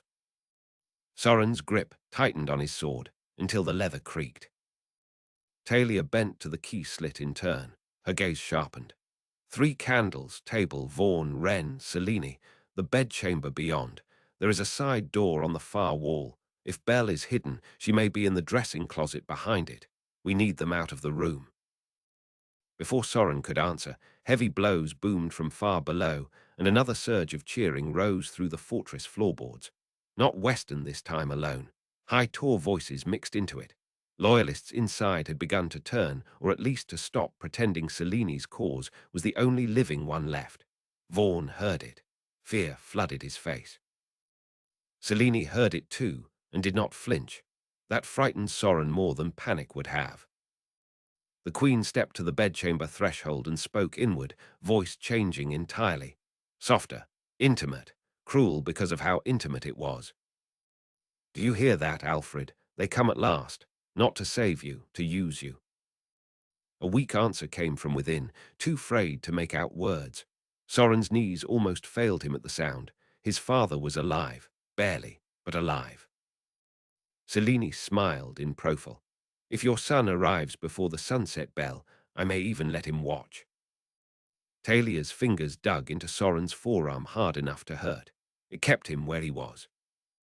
Inside the bedchamber, hidden beyond the cedar paneling of the dressing closet, Belle closed her eyes against the immediate urge to spring and drive her dagger through Selene's throat then and there.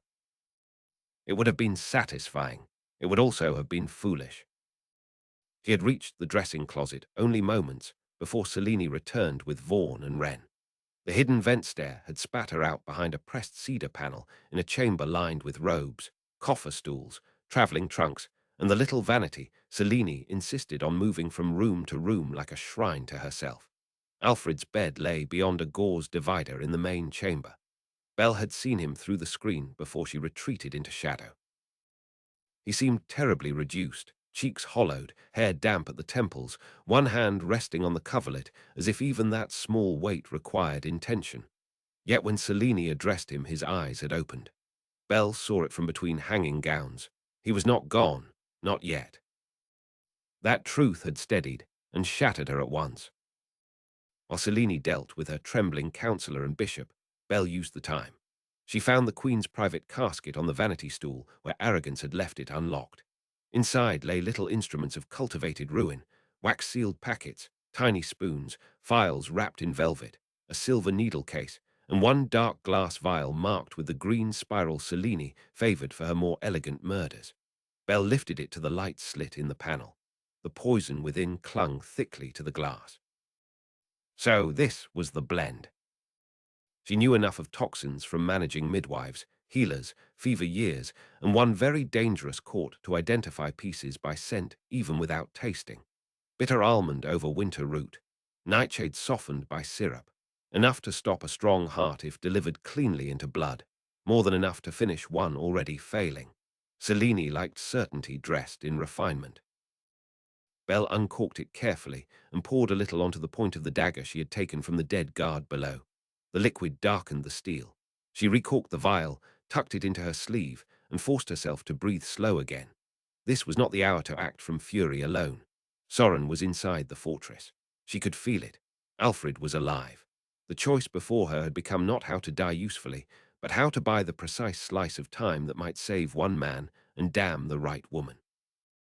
Through the panel, she heard Selene continue. If Morn kills the prince, bring me the head before the body cools. If he kills only the Western girl, hang her from the audience balcony. Vargas will make mistakes if he sees his daughter broken. Belle's hand tightened around the poisoned dagger until pain returned her fully to the room. Talia, so the queen knew enough. A new voice broke in from the outer hall, breathless and terrified. Your Grace, the lower council stair is lost. Captain Morn engages near the cedar chamber, but requests additional men. Selene did not turn. How many additional men exist?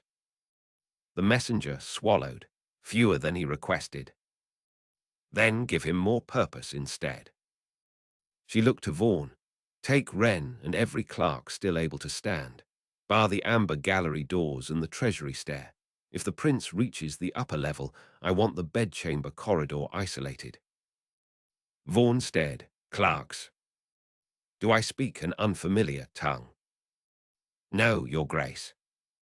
Wren, one hand still against his cheek, managed a whisper. This is madness. Selene smiled. No, madness would be trusting mercy on a day like this. The messenger fled to carry orders. Vaughan and Wren hesitated only long enough to prove their fear genuine, then hurried from the room together. Belle waited in the dressing closet until the outer door shut and silence changed shape. Now only Selene and Alfred remained. The queen crossed slowly to the bed, every line of her body composed. She sat on the edge of the mattress beside the man she had poisoned, displaced, manipulated, and imprisoned, and for the first time that morning Belle saw something like truth in her face. Not love, not regret, something harsher and perhaps more revealing. Weariness. You should have given me a child, Selene said to Alfred almost conversationally. So much trouble would have been spared if your body had cooperated with my ambition. Alfred's lips moved. Belle leaned toward the panel, straining. What was that? This time she heard him. Faint, raw, but undeniably Alfred. You never wanted a child, he said. You wanted a throne that looked less borrowed. Selene's expression barely shifted, yet color rose under the careful powder at her throat. And you wanted a saint with warm hands and no crown. We were both disappointed. Alfred coughed, a terrible dry tearing sound. When it passed, he looked toward the window, toward the battle below, though Belle doubted he could truly see that far. You could still stop this. No. My son will not kill you from pleasure. Belle almost laughed despite the chamber and the blood and the poison in her sleeve. Even now Alfred believed mercy might embarrass evil into restraint. Selene rose. Then I must kill him before he has the chance to resemble you in public. She moved toward the dressing closet. Belle slid soundlessly behind a hanging fur mantle and raised the dagger. Selene entered only far enough to pull open the vanity casket, frowning when she saw one vial missing from its proper slot. For a fractional instant Belle thought the whole game was done. But the queen's mind, brilliant in some directions and blind in others, made the wrong leap. She cursed the physician for clumsy inventory, took up the narrow ceremonial blade from the vanity instead, and returned to the main chamber. Belle let the breath leave her in silence.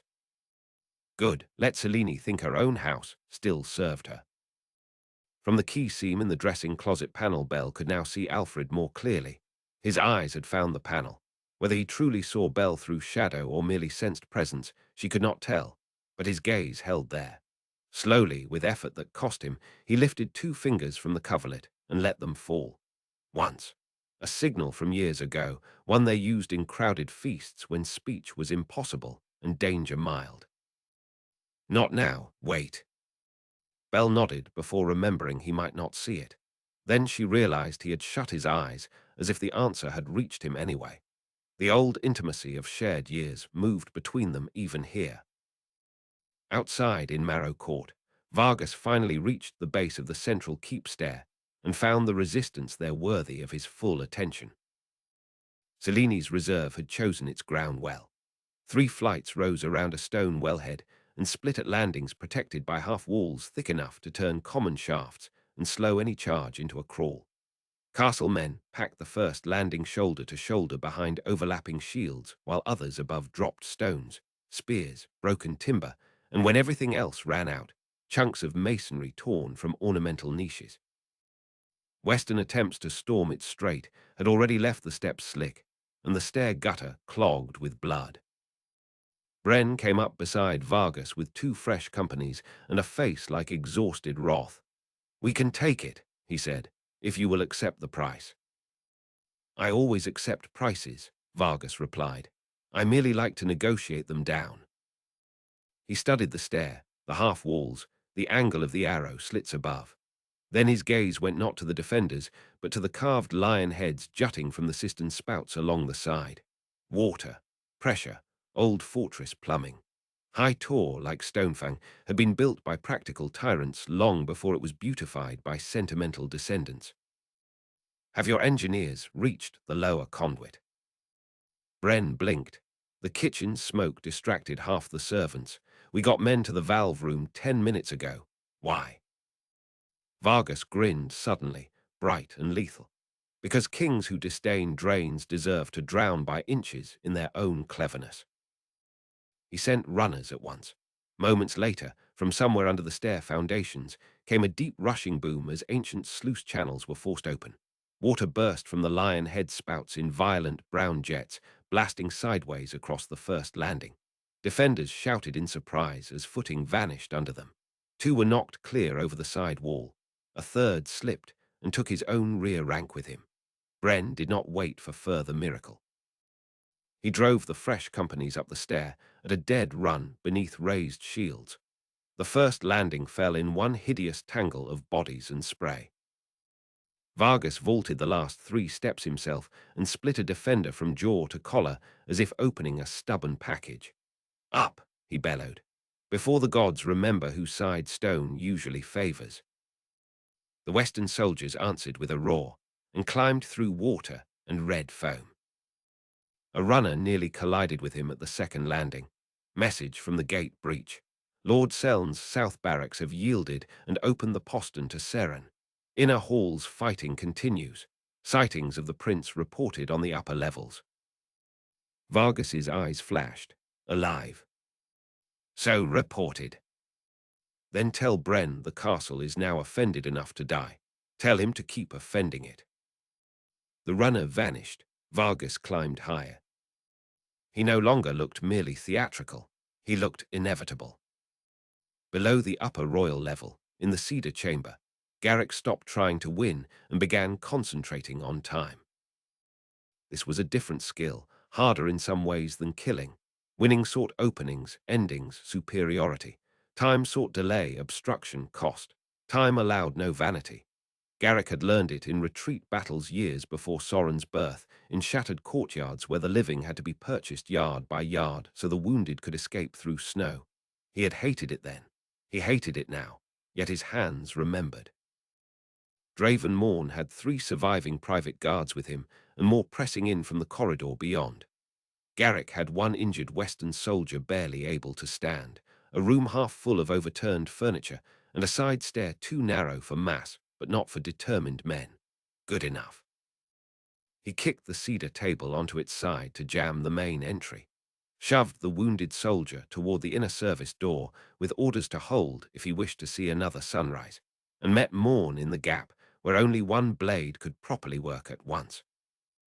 Morn was bleeding from mouth, thigh, and forearm. None of it had slowed him much. "You choose a bad death," he said, circling over splintered wood. Garrick spat blood onto the carpet. "I have seen better men say that with less style." They engaged again. No crowd now, only the dense, intimate brutality of 2 exhausted experts in a room gone too close for flourishes. Morn cut from the left. Garrick parried and slammed his shoulder in. Morn rolled with the hit, drew a dagger offhand, and scored a line along Garrick's temple that flooded 1 eye with blood. Garrick answered by trapping Morn's sword wrist against the broken chair frame and driving his knee into the younger man's ribs until something cracked. Morn hissed, tore free, and came back grinning through red teeth. You should have served her. She would have understood what you were worth. No, Garrick said. That is why I did not. He let Morn overcommit once, just once, and took 2 fingers from the man's dagger hand. The severed digits spun across the carpet. Morn made no sound until a breath later when the pain caught up and turned his grin feral. Behind him, the corridor filled with more boots. Garrick heard them and changed the room again. He slashed the ropes holding the wall drape nearest the brazier. Heavy cloth collapsed into the coals. Flame climbed at once, racing up old dust and embroidery. Smoke thickened. The cedar paneling would catch sooner than anyone liked. Morn swore and glanced back despite himself. That was enough. Garrick drove him bodily through the smoke into the corridor threshold. One of the incoming guards tried to stab past his captain and found Garrick's blade in his throat instead. Another landed a hit along Garrick's back that numbed half his arm. The old captain barely felt it. Fire had joined the fight now, and with it urgency on both sides. Burning yourself alive for a prince, Morn coughed through the smoke. Poets will oversell it. Garrick shoved the dying guard at him and backed toward the stair, buying another 5 breaths. Tell them I was rude the whole time. Up on the upper level, Soren and Talia waited outside the withdrawing chamber, while Selene moved within Alfred's bedchamber, and Belle moved within shadow. The outer hall around them had grown unnaturally still. Distant battle continued, yes, and through the windows one could still hear the fortress being taken piece by piece. But the immediate corridor lay empty, except for one dead attendant and the dim gutter of wall candles. Selene had stripped it for the final defense, pushing everyone either downward to the stair or inward to the bedchamber line. That absence made every hinge and breath more dangerous. There were fewer variables now, fewer bodies. More consequence attached to each one. Talia pressed her ear to the withdrawing chamber door. She sent Vaughan and Wren away. She is alone with Alfred. Belle is in there too. Probably, Talia drew back, which means we cannot crash through blind. Soren looked at the carved cedar, then at the adjoining panel where the hidden dressing closet likely stood behind. There must be a second entrance from this hall. There is. She pointed to a narrow seam disguised as decorative molding. Servant access. Belle may use it if she wants us in. As if called by the thought, the seam shifted. Not enough to open. Only enough for a folded scrap of linen to slide out and fall to the floor. Soren stared at it for half a beat before scooping it up. Belle's hand. 2 quick lines written in charcoal. Alive, poison near bed. Guards below, wait for strike. He read it twice and handed it to Talia. Her face hardened. She intends to hit Selene first. Or create the instant we need. Both likely.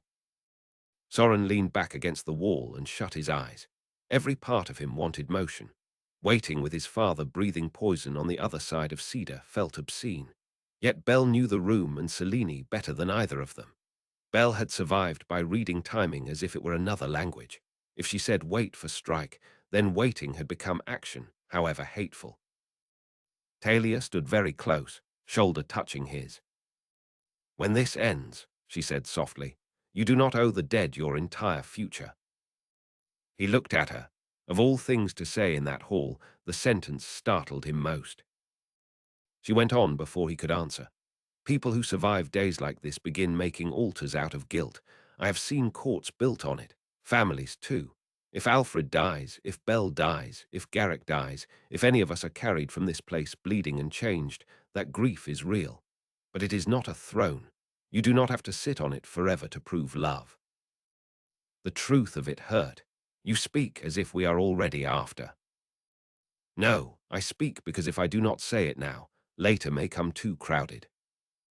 He took her hand, sticky with both their blood. And what do I owe the living? Her mouth trembled once before steadiness reclaimed it. Honesty, bread, mercy where mercy serves more than your vanity, fury where it protects those who cannot defend themselves, children perhaps if the world permits, sleep, laughter when it returns. And me, I hope, a life not built entirely out of battlefields. He lowered his forehead to hers very briefly, right there in the corridor outside his dying father's chamber. That sounds expensive. I was raised a princess. I have refined tastes. He almost laughed. The sound came out like a wounded breath turned warm. It was enough.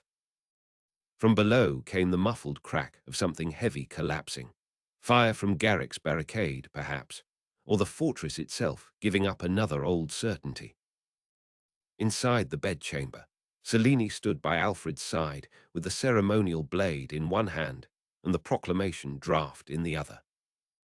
He had not yet decided whether to kill him before Soren appeared or make the appearance itself the instrument of murder. Both had merits. Killing early reduced variables, delaying increased spectacle. Alfred had once accused her, in one of their last honest arguments, of treating power like a jeweled mirror in which only her own face mattered. The accusation strung because it misunderstood her in such a common male way. Mirrors bored her. What thrilled her was structure. The exquisite instant when 20 men, 50, 1,000, altered their actions because one person in silk and iron had chosen which story would become law. Beauty attached itself to that kind of control, yes, but beauty was only garnish. Now, with the fortress trembling and old loyalties breaking out like hidden rot, she recognized the approach of a rarer test. Not whether she could maintain the structure she built. That answer was slipping. The test was whether she could still author the meaning of its collapse. Alfred watched her from the bed, eyes sunken but lucid in painful flashes. "You always mistake force for authorship," he whispered. She smiled with genuine appreciation. "And you always mistake kindness for immunity." A soft sound from the withdrawing room door made her turn. Nothing, only battle breath moving under cedar. Still, instinct prickled. She crossed to the dressing closet and almost opened it. Almost. Then a renewed crash from the stair below shook the floor hard enough to send one candle guttering. She swore instead and went to the bed. "If your son is wise," she said, "he leaves now and lets Vargas take the outer keep. If he is yours, he comes through that door in the next minute and tries to save everyone at once." Alfred's mouth moved around dry pain. "He is Belle's as much as mine." Something ugly and old flashed across Selene's face. "Exactly." She raised the ceremonial blade. Inside the dressing closet's shadow, Belle rose. Outside the chamber door, Soren felt rather than heard the shift within. Some deep private cord tied to Belle, to Alfred, to this room itself, snapped tight in him. He looked at Talia. She saw the same instant arrive. Below them, Garrick slammed the service door shut on a guard's reaching arm, broke the trapped elbow with his boot, and heard Morn coughing through thickening smoke as more men shouted in the hall. Fire had taken the wall hangings and now climbed the cedar paneling in earnest. Heat beat at his face. Good. Fire frightened the young worse than steel did. They still believed they might reason with blades. Flame taught them otherwise. Morn came through the smoke one last time, wild now, half blind in one eye, sword point wavering from blood loss but still deadly. "You are finished," he rasped. "Eventually," Garrick said. They met in sparks. Morn drove high, low, then high again. Garrick yielded the first, the second, caught the third on the edge of his own blade, and turned with every ounce left in his shoulders. Morn stumbled just enough. Garrick stepped in and rammed his sword under the man's ribs to the hilt. For a moment, both of them stood chest to chest in the smoke. Morn coughed blood against Garrick's gorget and tried to laugh. Still, too late. "Perhaps," Garrick said, "but not for lack of manners." He shoved Morn off the blade and turned to face the next wave alone. On the upper level, Belle moved first, and Selene saw her only when the closet panel struck the wall. Time altered. Later, perhaps, each of them would remember separate details. The hiss of Belle's skirts against the carpet. The shock on Selene's face not at seeing Belle alive, but at seeing her free. Alfred trying and failing to rise. The ceremonial knife flashing in one hand while Belle's shorter blade remained hidden for the crucial half-beat in the other. But in the true instant itself, There was no sequence, only convergence. Selene slashed at Belle with the ceremonial blade. Belle caught the wrist, twisted, and both women crashed against the side table hard enough to topple the basin. Water and glass exploded across the rug. Alfred cried out, a ragged, broken sound. Belle drove Selene backward again, not yet striking for the kill because the room had to open. The room had to open for Soren. The collision overturned the bronze floor lamp beside the bed. It hit the boards with a sound like a bell. Outside, Soren heard it. He did not wait for another.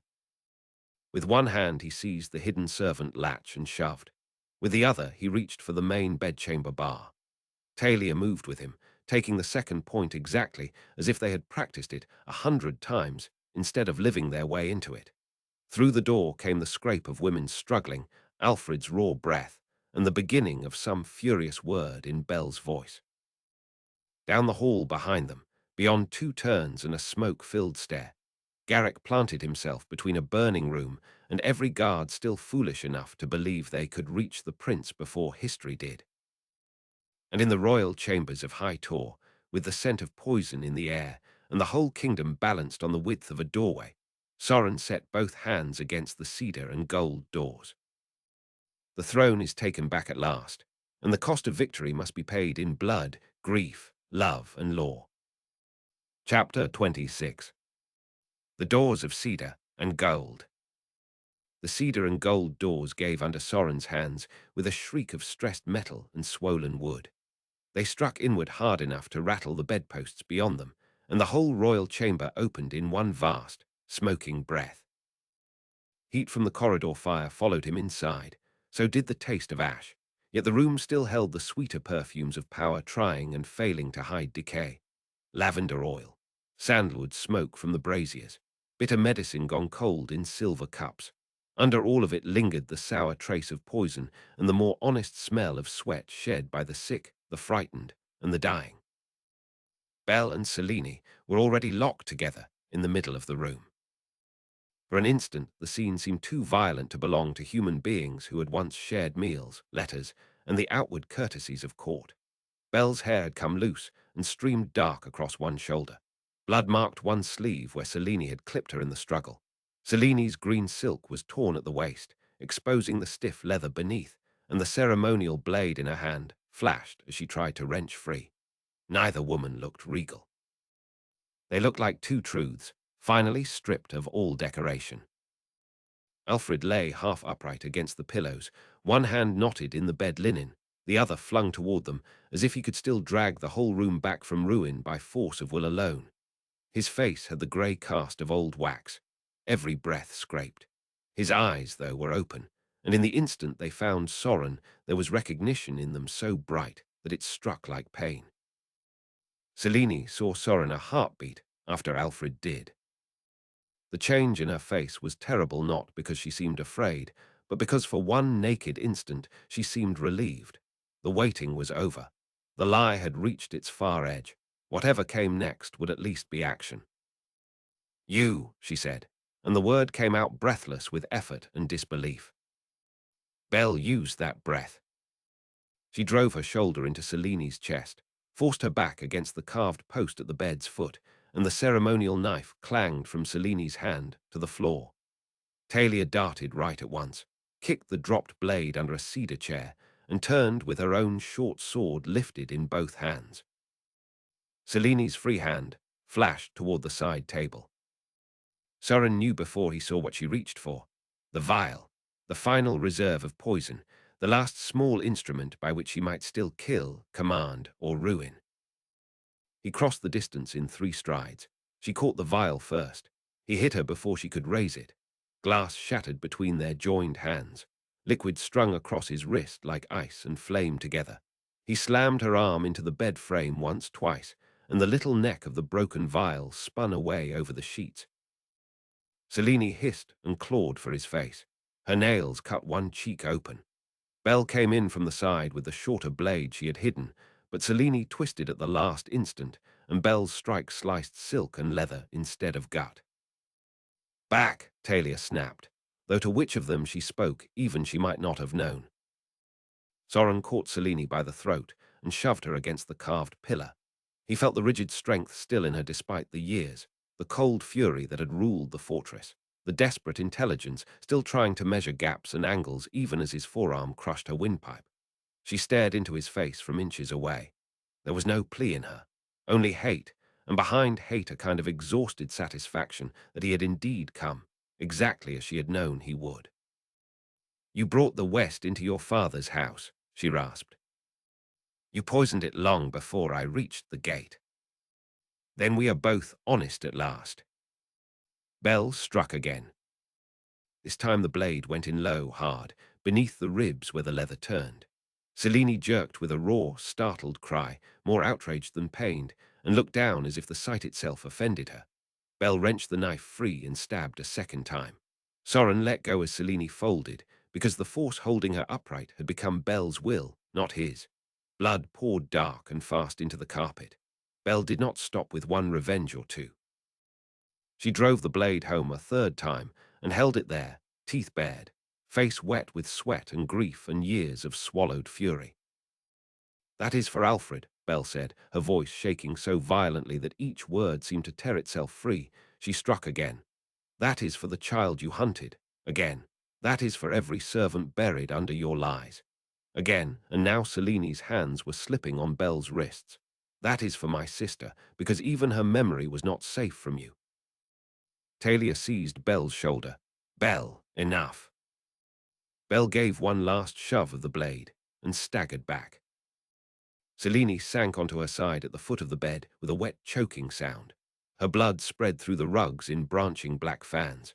She tried once to push herself up. Failed. One hand groped blindly through the stain she was making, and in that searching movement there was something almost childlike, as if even now she could not understand how the floor had risen to meet her. Her gaze found Bell first. "You," she whispered.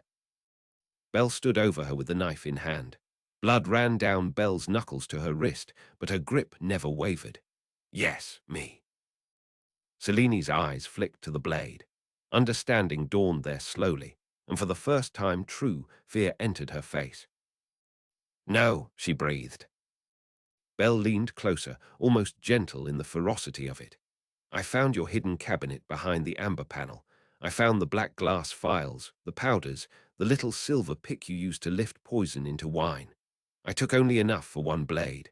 I wanted you to know it. I wanted you to feel your own hand in it." Selene tried to speak again, but her mouth had already begun to fail her. Foam touched one corner of her lips. Her fingers jerked once against the carpet, then curled inward. She turned her face toward Alfred as if some old instinct still demanded witness. Whatever she meant to say, there never became sound. The poison took the muscles of her throat before it took the light from her eyes. When that light finally went, it did not go nobly. It gutted. It fought. It clung to anger until anger itself could not hold.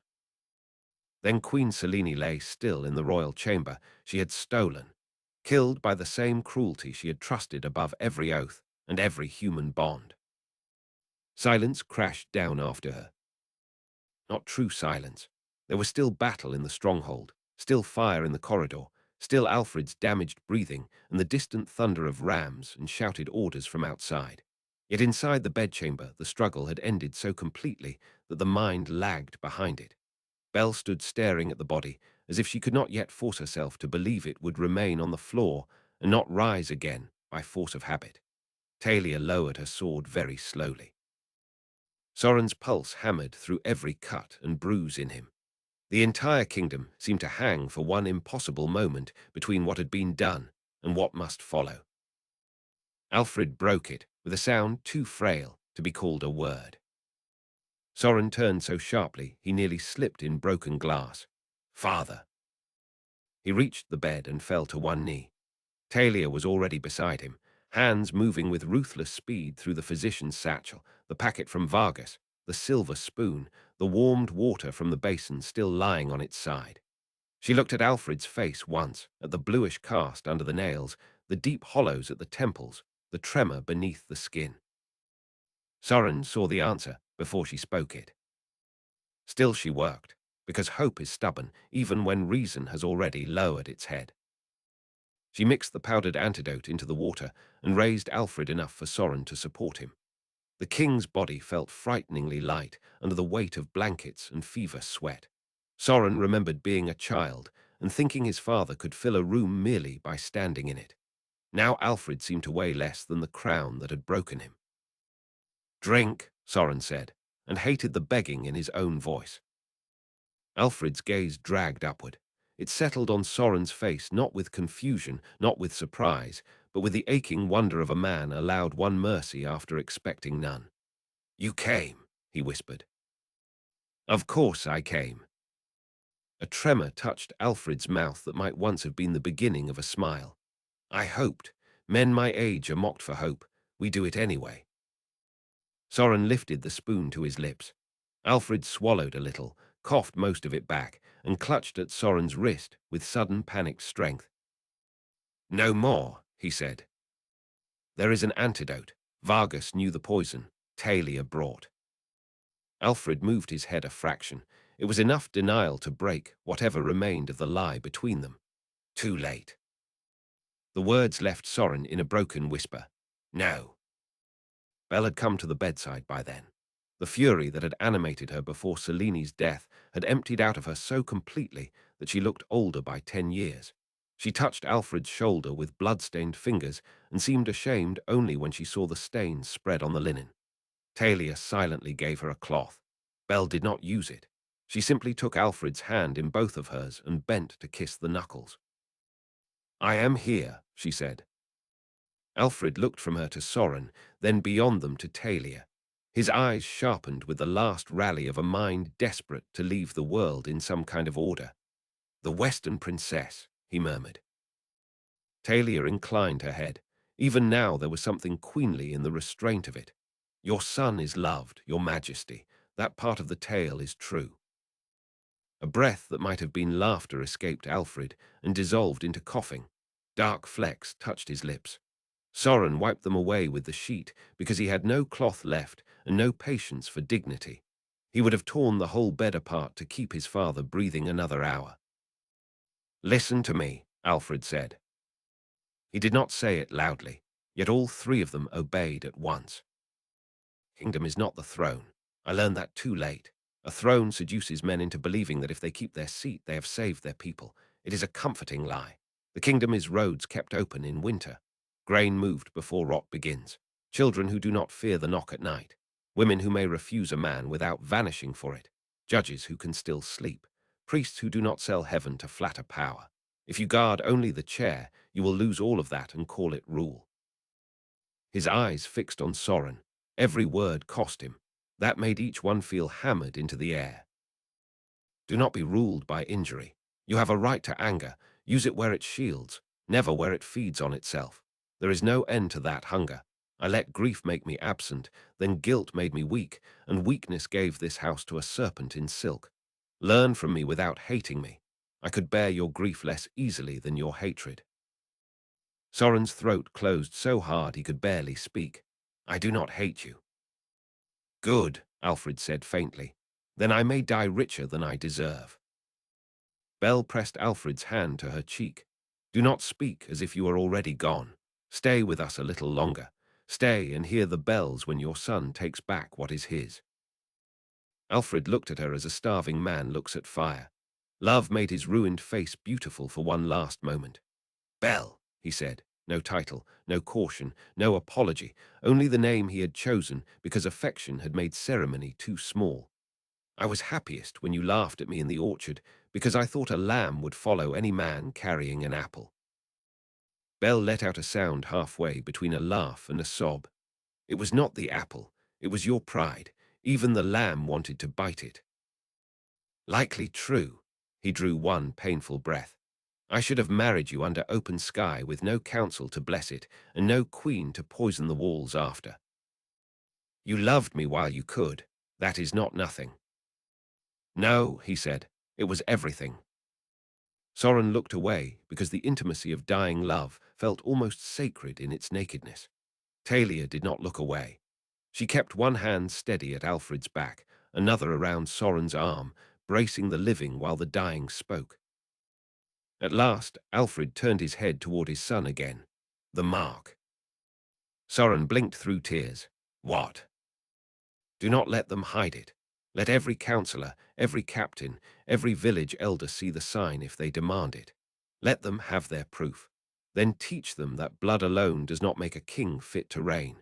But use what the realm understands, because a good man who despises the language of his people will not govern them well. Soren nodded, though it felt as if the motion might break his neck. I swear it. Garrick, Alfred whispered. He is alive, Soren said at once. Still fighting, he brought me here. Relief softened the king's face. Then tell him the debt between us ended long ago. He served beyond duty, beyond reason likely. Men such as he think the two are the same. They are not. Honor him anyway. The smoke in the chamber thickened as the corridor fire found new timber. Somewhere beyond the outer door a man screamed, another answered, and steel rang twice in savage, quick succession. Talia lifted her head, listening. The battle was shifting closer. Alfred heard it too. No time, he murmured. Listen carefully now. Belle must live. Do not let the court consume her because it lacks the courage to name what she was to me. Talia must choose this life freely, not as the price of Western iron. Vargas will bark and posture, but he knows rot when he smells it. He will prefer a living ally to a dead son-in-law. Treat him with candor, and he may answer with something almost resembling grace. A line of pain cut across his brow. Soren felt Alfred's fingers weaken around his wrist. Father. Alfred's eyes went to the canopy above the bed, but Soren knew from the focus in them that he was no longer looking at fabric or carved beams. He was looking backward through years no one else could enter. When your mother first placed you in my arms, he said very softly, and Soren knew he meant Belle, though the realm had never given her that place. You opened one eye as if disappointed by the world already. Then you sneezed milk onto my collar, and I loved you more than my crown in the same instant. A king should perhaps not admit such things. I do not care. Soren bent over him, forehead nearly touching Alfred's. I remember your hands, he said, because he had to offer something back, some small proof that exile had not erased everything. I remember you carrying me above the lower yard and telling me the geese were plotting rebellion. I remember the smell of leather and cedar. I remember you laughing. Alfred's mouth trembled. Then I was not entirely lost to you. Never entirely. The king's chest rose once, twice, with terrible effort. His last clear words came to Belle and Soren together. For the kingdom, he said. Then his breath left him in a long, unsteady sigh, and did not return. Soren held him upright for several heartbeats after death, as if sheer refusal could coax life back into cooling flesh. Talia touched his shoulder, but he could not feel the pressure through the roar that had filled his ears. Belle made no theatrical lament. She simply folded over Alfred's hand and rested her brow against it, utterly still, as if movement would admit a fact she could not yet survive. The chamber door slammed open. Garrick stumbled in through smoke with 3 Western soldiers at his back and a dead man's blood all down one side of his face. His shield was gone. Half his cloak had burned away. One of the rings in his mail shirt had split at the shoulder, and the cloth beneath it was black with blood. Yet he entered the king's chamber still holding his sword correctly, still placing himself by instinct between danger and the royal bed before his eyes fully took in what had happened. When they did, the old guard stopped. His gaze dropped to Seleni's body, then lifted to Alfred in Soren's arms, to Belle standing there with the bloody knife, to Talia, to Soren again. In Garrick's face grief and duty met and locked like 2 armies on a bridge. The chamber is secured, he said, though his voice had roughened into something near ruin. The upper corridor is ours. Seren has the outer stair. Bren and the Western men broke the north gallery 10 minutes ago. The Queen's banner is down above the inner court. He took one more step and knelt, not to Soren, not yet, but beside Alfred's bed. He inclined his head for the first time in Soren's memory. When he raised it again, his eyes had gone red, though no tear fell. My king, he said to the body, you were late with many wisdoms, but you finally taught the right one. That will have to do. Soren laughed once, ugly and helpless, because the voice of Garrick saying anything tender sounded so strange that it punched straight through despair. Garrick looked up at him. Do not mistake me. I'm still capable of insulting the dead if they tempt me. I know, Soren said, and now the laugh broke entirely into grief. Garrick rose with a visible effort. Talia moved toward him at once, seeing what discipline tried to hide. Blood was pouring from a deep slice under his left arm where the mail had opened. Not a mortal hit if treated, but dangerous enough that pride alone had kept him upright this far. Sit, she said. No. That was not consultation. Belle found herself at the foot of the bed with Alfred's blanket still clutched in one hand. She looked at Garrick as if waking from a dream. Please sit before I decide that surviving this night only to die of stubbornness will be too insulting to forgive. Garrick considered the request, perhaps because it came from Belle, perhaps because his knees had already begun to answer for him. He sank onto the cedar chair by the hearth with the rigid care of a man pretending his body belonged to someone else. Outside, horns sounded from the western lines, one long note, then two short. Seren's signal for the inner court. Talia tore Garrick's burned sleeve and packed cloth against the cut, while one of the western soldiers moved to the window slit, peered down, and called the state of the yard. Soren laid Alfred gently back on the pillows and pulled the coverlet to his chest.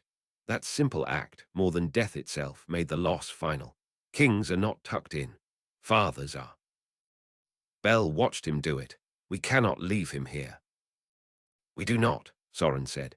He wiped his face with the heel of his hand, smearing blood, ash, and tears into a single dull stripe.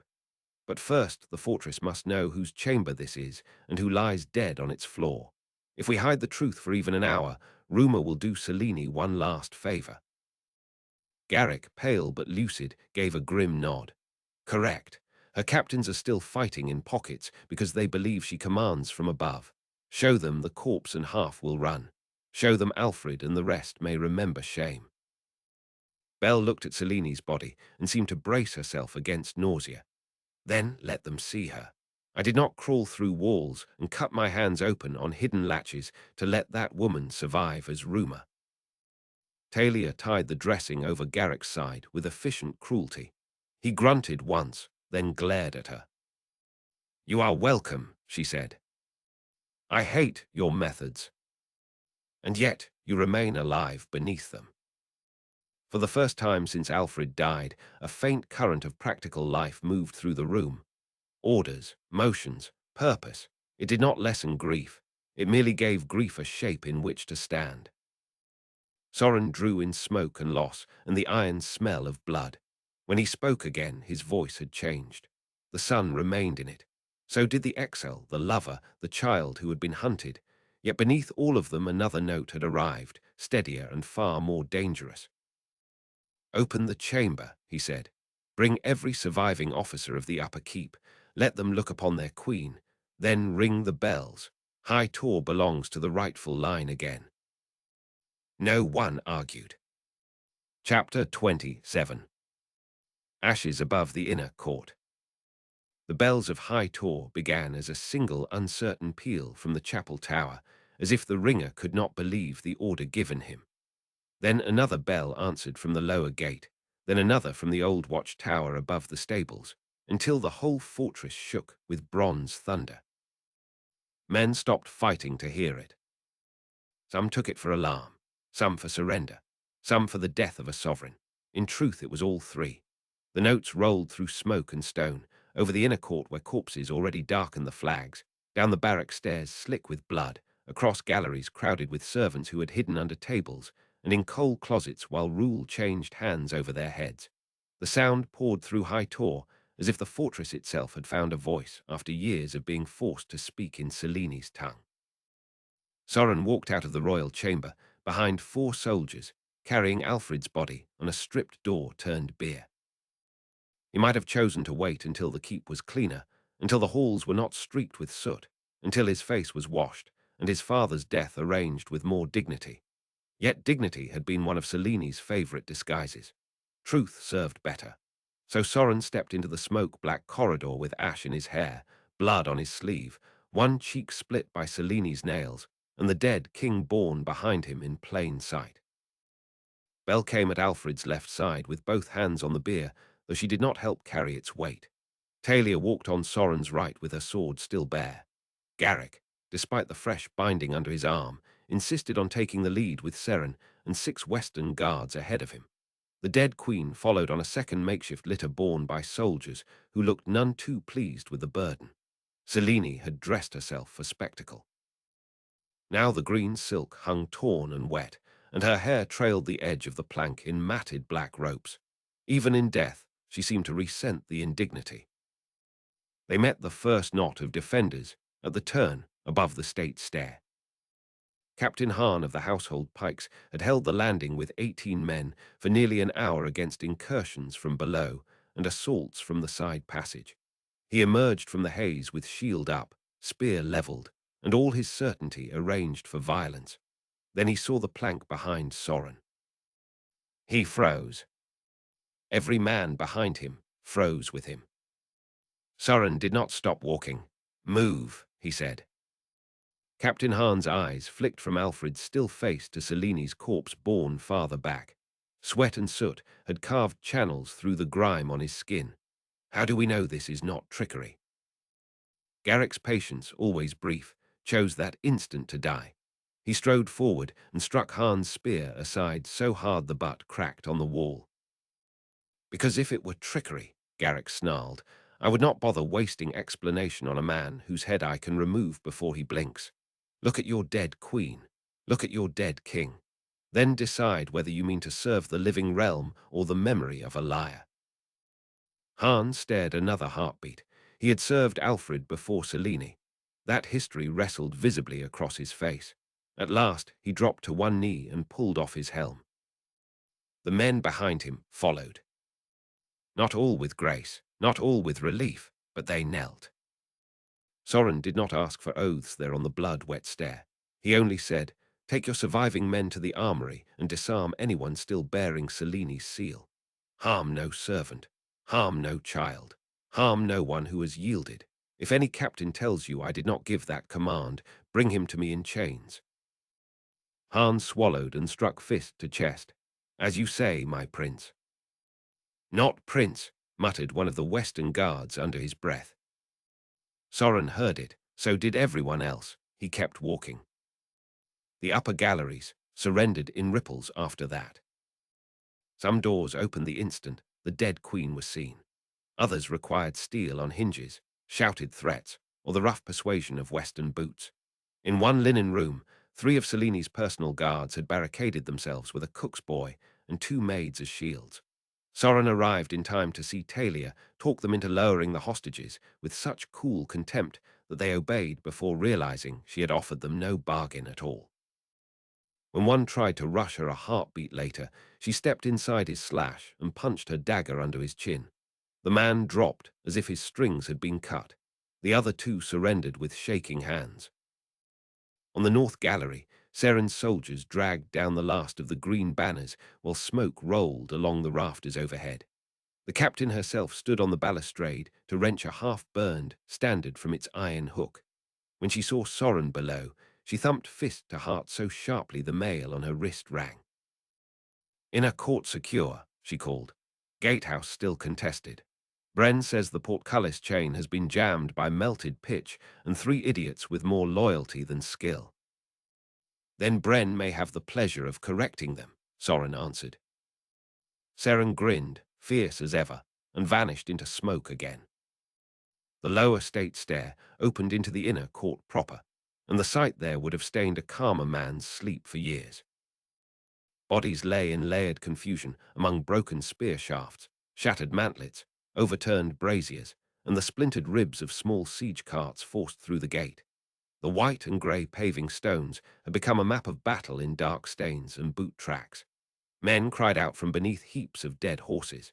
A priest from the lower chapel crawled from one injured soldier to the next, with his robe tied up at the knees and his hands black to the wrist. Western archers lined the north arcade. though half of them had abandoned their spent quivers to carry water or bind cuts. Servants emerged from storage vaults in cautious clusters, staring at the yard as if they had lived to see the sea boil. At the center of it all stood Vargas.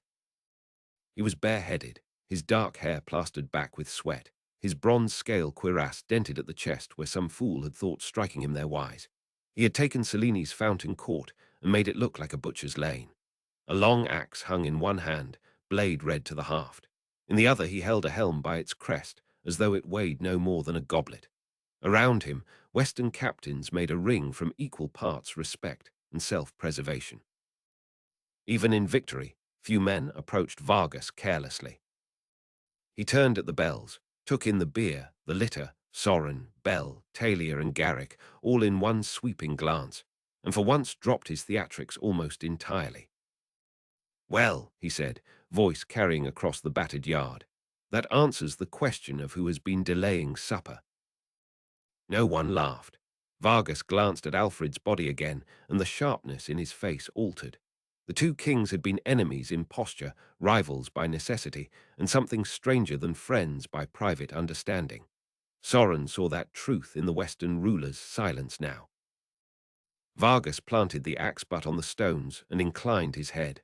Not deeply, not ceremonially, but in any court where kings still noticed one another, the gesture mattered. "Alfred of High Tor," he said, "you stubborn old mountain goat. You owed me 2 drinking nights and a lie about trout that were clearly smaller than advertised."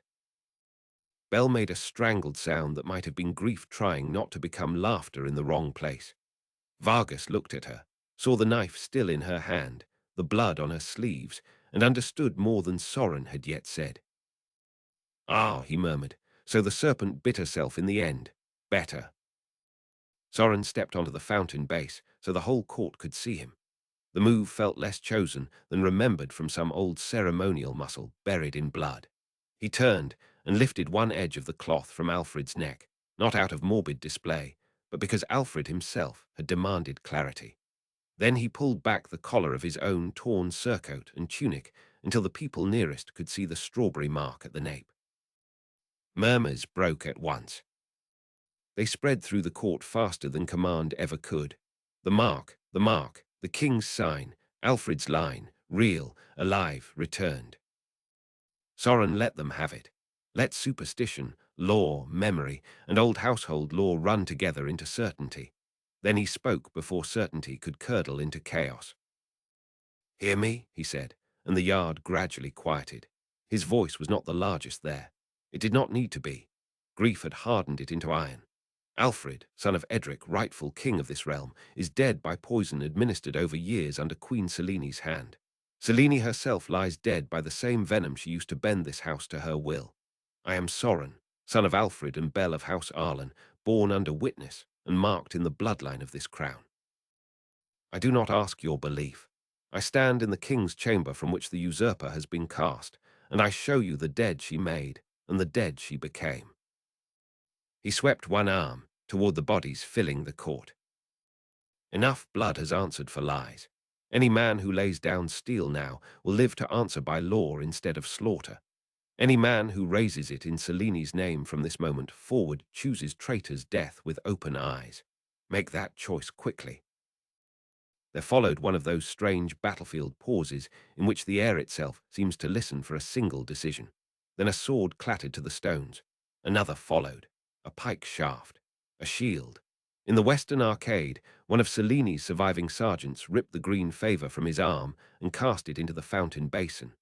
Across the yard, 2 men bolted for the stables, and Bren's archers shot them down before they crossed half the flagstones. The keep did not surrender all at once. Keeps never do. Pride survives proof for a while, yet the spine of the fight broke there. Orders flew. Vargas sent Seren to the gatehouse, Bren to the lower armory, and his niece Jessa to sweep the servant tunnels for fugitives.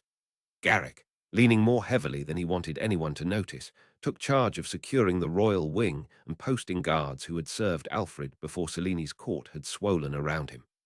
Bell insisted on accompanying Alfred's bier to the chapel antechamber, where the dead could be washed, watched, and kept from rumor's hands.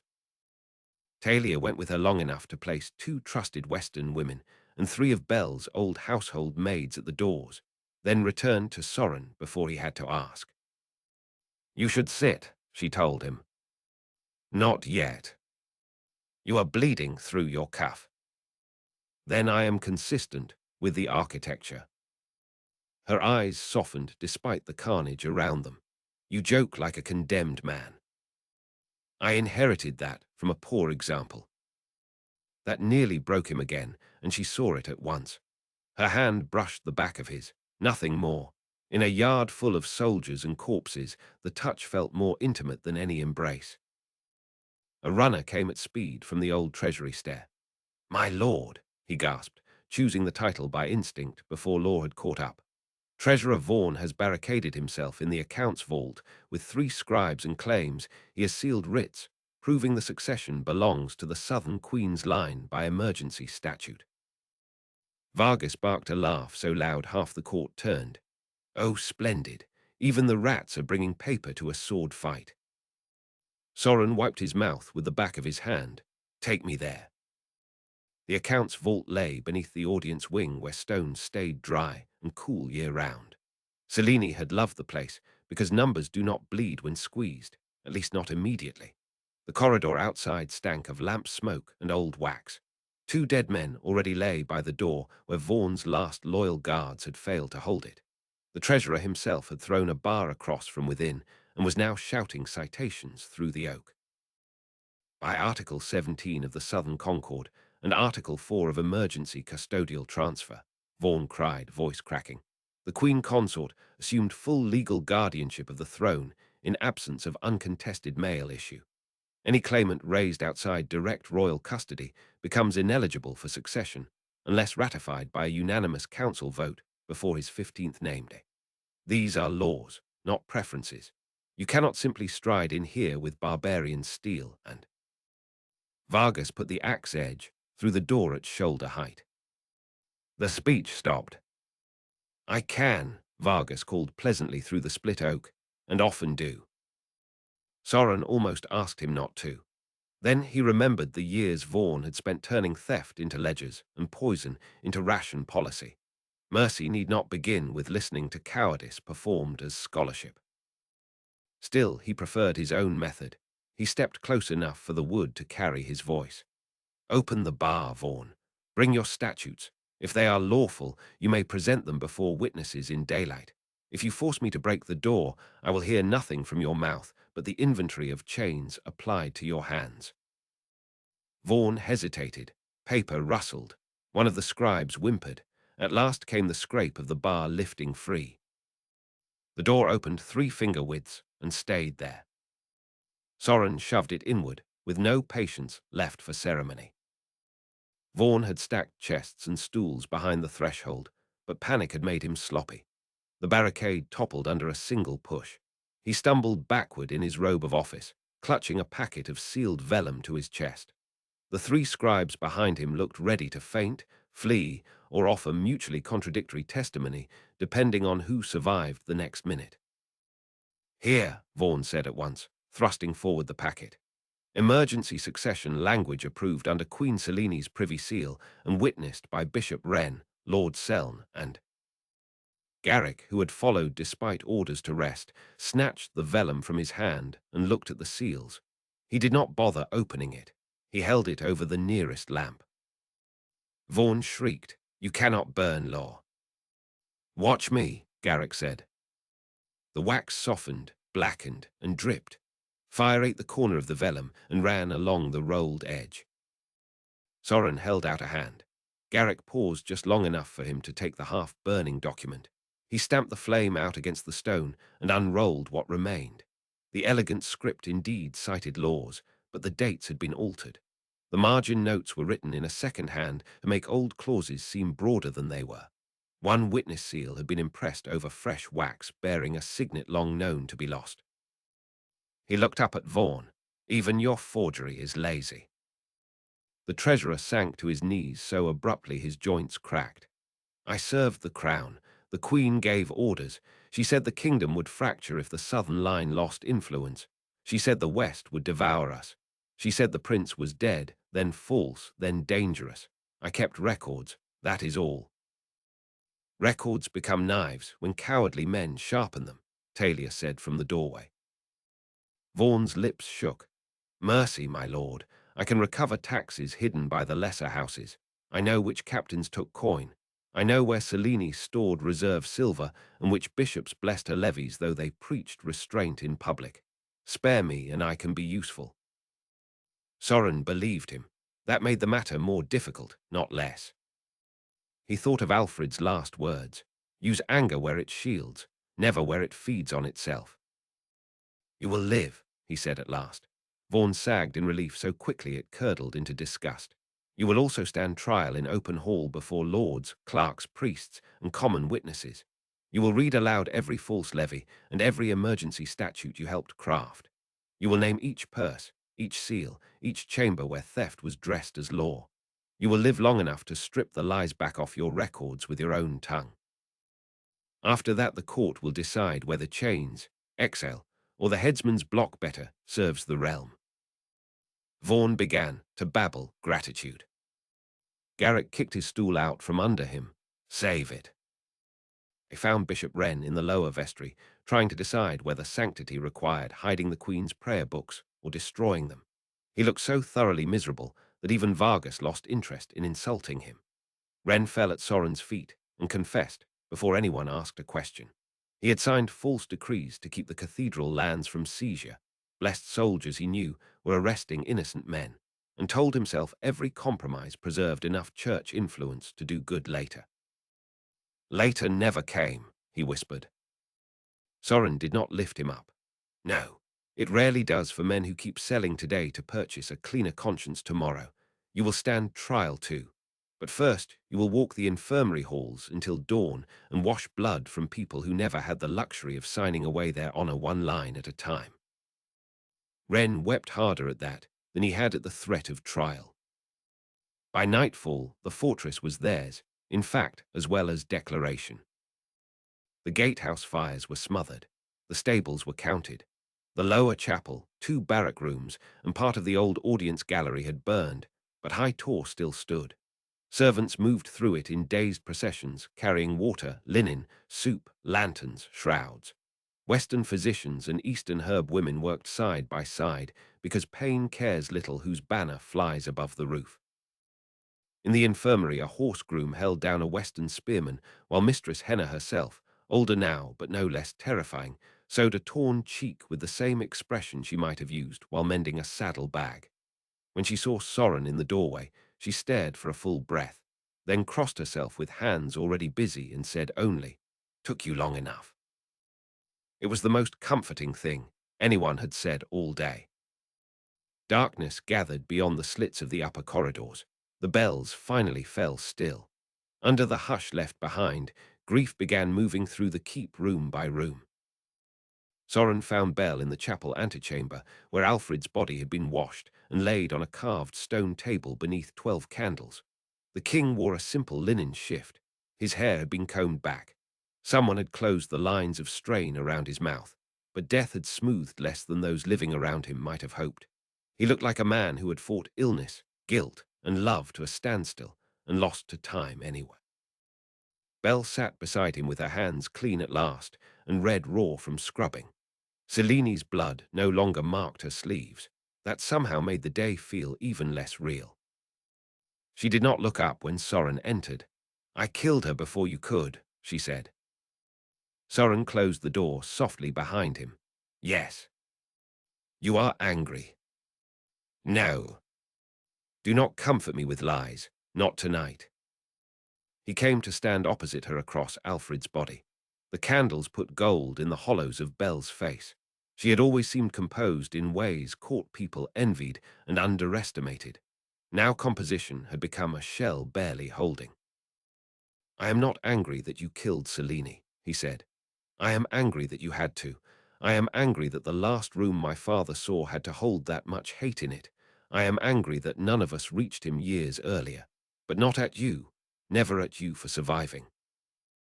Belle finally lifted her eyes. The tears in them looked astonished, as if she had expected blame because blame would have been easier to bear than mercy.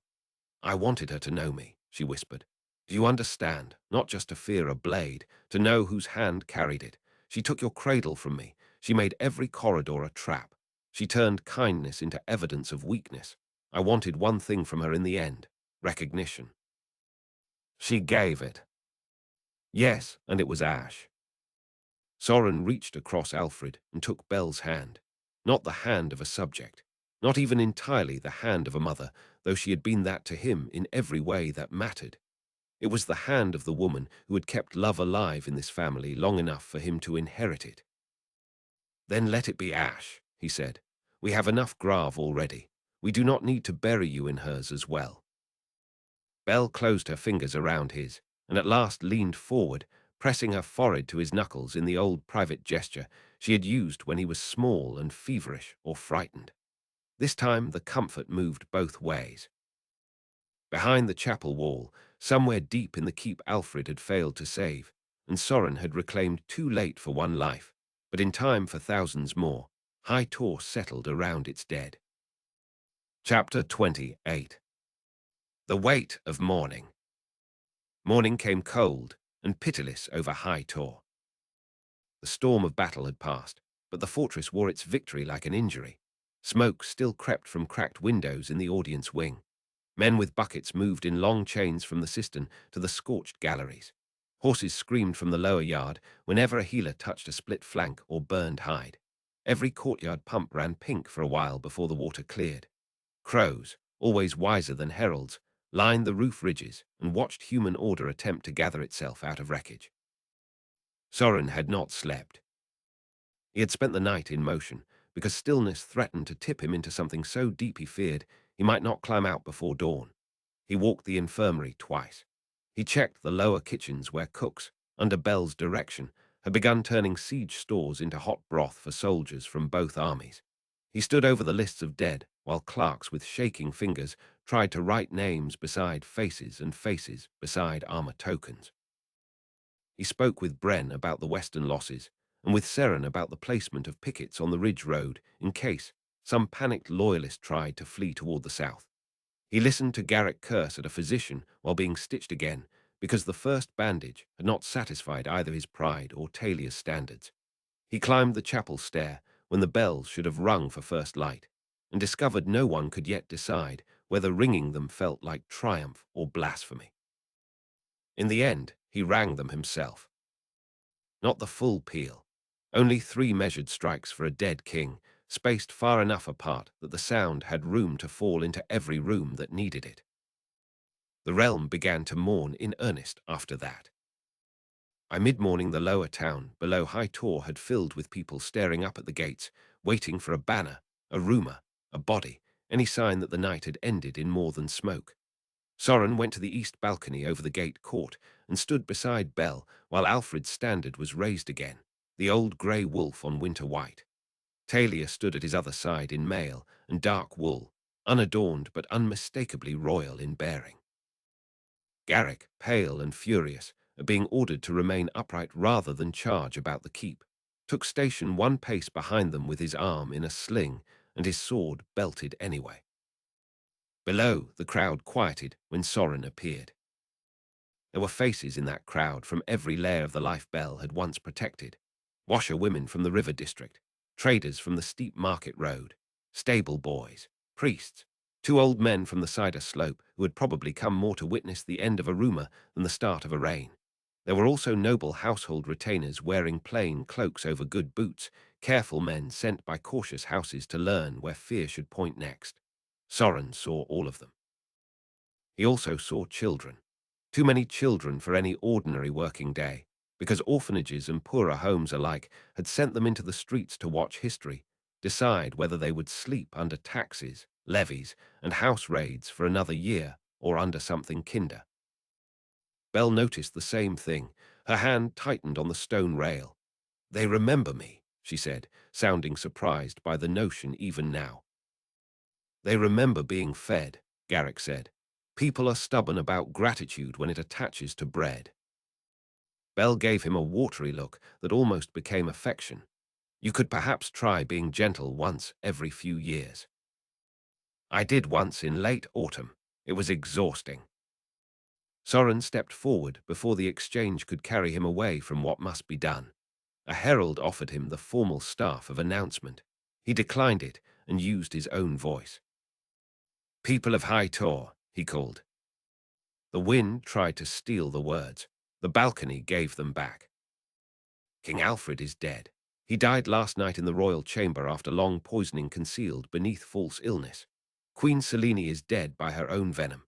The fortress stands under my authority by blood, witness, and the surrender of its surviving captains. There will be mourning for the king. There will be judgment for those who corrupted his rule. There will be no sack, no purge against the town, and no license for private revenge under my name. Any soldier, Eastern or Western, who steals from a household, harms a child, takes a woman by force, or settles old hatred through the cover of victory will hang." That last line rippled through the soldiers on the wall walk behind him. Good. Let them hear it early. Food stores will be opened by noon under guard and counted honestly. The infirmaries in Lower Chapel, West Stable, and Outer Guildhall will receive injured of either banner. Priests may ring for the dead at sunset. This afternoon the king will lie in public watch, so the realm may look upon him and say farewell without another wall of lies between sovereign and people. Tomorrow the council of houses, clerks, and bishops will be convened, not to decide whether I exist. That matter is finished. But to hear the charges against those who ruled in poison and fear. The kingdom has buried enough truth. It is time to exhume the rest. There was silence at first, then a sound from the crowd that grew not as cheering usually does in sudden bursts, but in layers. Men lifted caps. Women raised hands. Someone began weeping openly. The name Alfred moved through them. Then Bell. Then Soren. In the end, none of it resembled celebration exactly. It sounded like relief straining against grief. When Soren stepped back, Talia leaned close enough that only he could hear. "You have the room." "Do I?" "No," she said. "You have the people. Rooms are easier." The public watch began at midday. Alfred was laid in the Hall of Pines, the long ceremonial chamber used in better years for treaty feasts and winter petitions.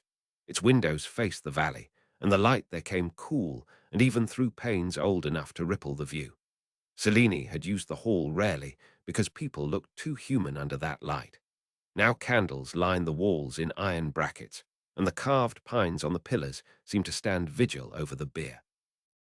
Soren had Alfred dressed, not in jeweled coronation robes, but in the dark wool and silver clasp he had worn on ordinary court days before grief and poison hollowed him. The crown rested on a cushion by his head rather than on his brow. Let the emblem remain separate from the man once at last. Bell approved that choice with a single nod that carried more than praise. The line of mourners stretched the length of the hall and out into the court. Servants came first, because Bell insisted the household enter before the great lords. A laundress who had washed Alfred's childhood shirts touched the hem of the bier cloth and crossed herself 3 times. The old kennel master stood so long at the head of the bier that Garrick finally had to guide him along by the arm with as much softness as that granite man possessed. Mistress Henna, still smelling of vinegar, blood, and sleep she had not taken, laid a sprig of mountain thyme on Alfred's chest and muttered, "You were impossible, but not in the worst ways." Then came lesser knights, guild wives, cooks, the stable hands who remembered Alfred riding among them without escort in better years, petitioners from the lower town who had once been granted hearing by a king that later lost too much of himself to sorrow. By the time the nobles entered, the room already belonged to grief rather than display. Lord Merrow arrived under guard, in a fur-lined mantle, hastily thrown over his nightclothes. He had been found at dawn in his townhouse, trying to burn correspondence in his own hearth. The man who had once pressed Alfred with smooth suggestions and smiling poison looked smaller now, but only because exposure had stripped away the flattering shadows around him. His hair, always groomed into immaculate waves, hung lank with sweat. He inclined himself toward Alfred's bier with practiced solemnity, then turned to Soren with eyes already searching for the safest angle of survival. "My deepest sorrow, your majesty, had I known." You knew enough, Soren said. The line behind Mero shifted uneasily. Excellent. Let them listen. Mero spread his hands. I knew the queen had become severe, not the full nature of her medicines. You must understand how difficult it was to interpret events within a court increasingly. Bell's voice cut across his in a tone Soren had heard only once before. On the day an orphan girl had been slapped by a visiting merchant lady in Bell, had made that lady apologize in public until both classes forgot which rank ought to have prevailed. Interpretation ended when my son was hunted from his cradle, Bell said. Everything after that was appetite dressed in legal silk. Do not offer me confusion as excuse. Mero's mouth closed.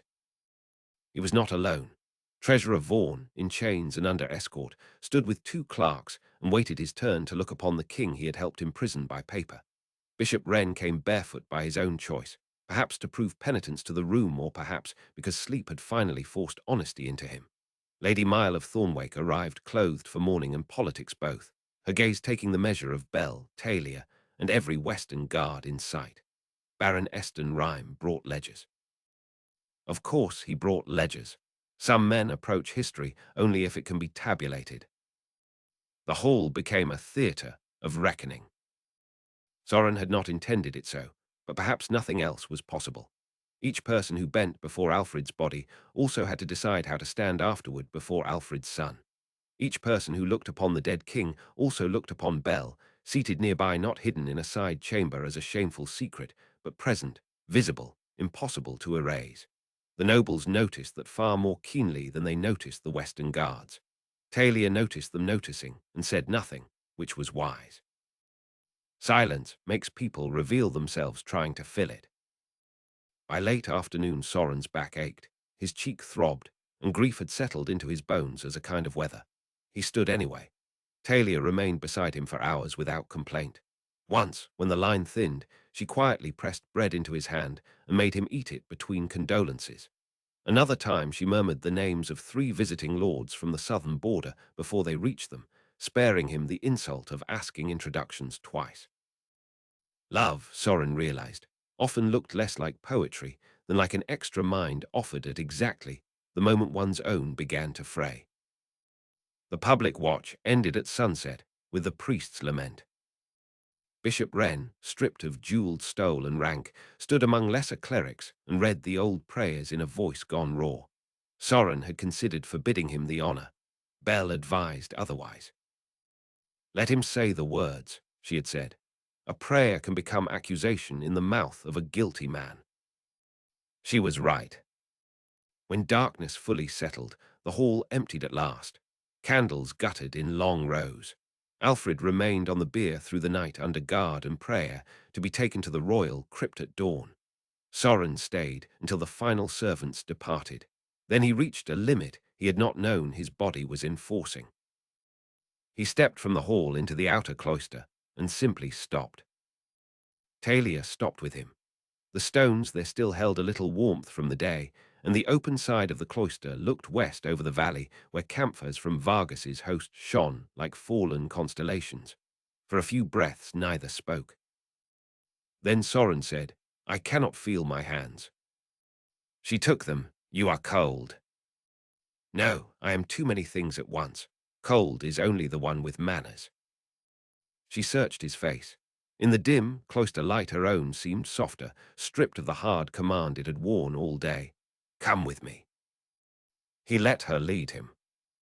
Not to her assigned chamber in the western guest wing, not to the king's rooms, which still smelled of poison and death.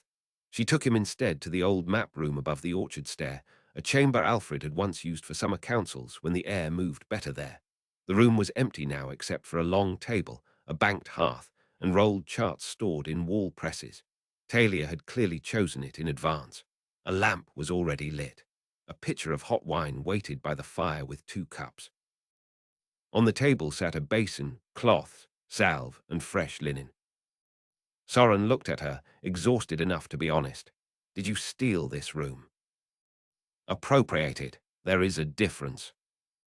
He laughed under his breath, and almost cried again from the relief of hearing something living in himself.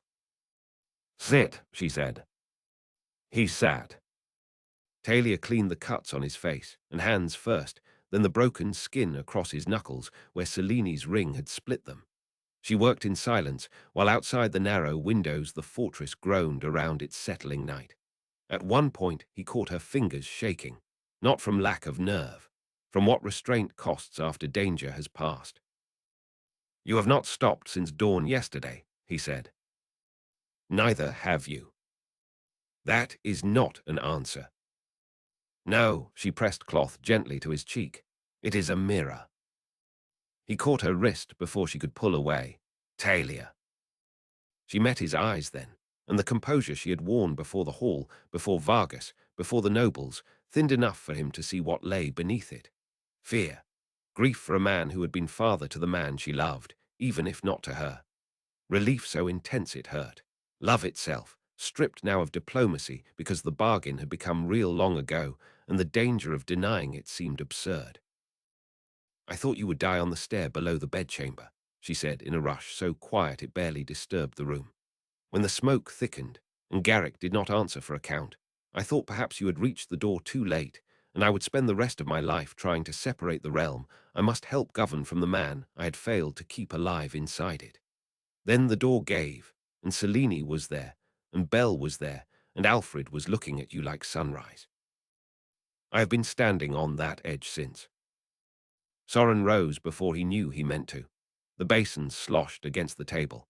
He took her face in both hands, careful of her temple where soot still marked the skin.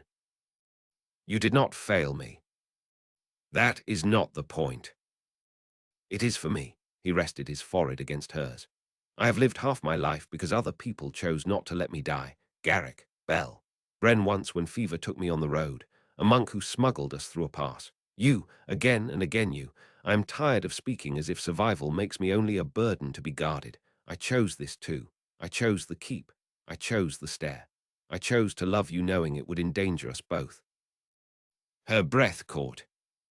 Then say that last part again, she whispered. So he did. Not as declaration before armies, not as a condition of alliance, not as some bright, polished vow prepared by court poets. He said it in the map room above the orchard stair with smoke still in his hair and his father newly dead below them. I love you, he said. I loved you in the caravan when you pretended not to know how nobles sit. I loved you in Stonefang when you stood between me and your father's test with that look that warned the whole room not to be stupid. I loved you on the march east when you told starving villagers the grain would move whether the quartermasters liked it or not. I loved you when you taught me that reading a room is as sharp as reading a battlefield. I loved you when you opened the king's door with me. I love you now, when grief makes everything ugly and true. Talia's eyes closed once. When they opened, they were wet. Good, she said unsteadily, because I have been in love with you since the day you split the last apple of winter in half and gave me the better piece while pretending you disliked sweetness. That was strategy. It was transparent. He kissed her then. The kiss held no courtly caution. It was relief and hunger, and the strange tenderness born when two people have seen each other bloodied, exhausted, frightened, and still choose closeness over retreat. Talia's hands slid to the back of his neck. His found her waist. The room, the keep, the dead below, the campfires in the valley, all of it remained real. Nothing vanished. Yet in that moment, grief no longer stood alone in him. Love stood beside it and refused to yield the ground.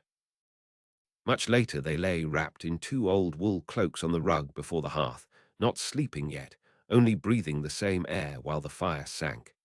Soren traced the line of Talia's knuckles with one finger. She rested her head against his shoulder and watched the embers.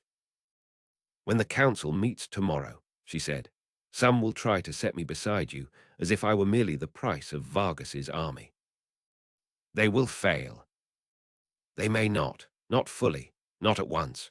These houses have made a habit of measuring women by what men gain through them. Soren considered the embers.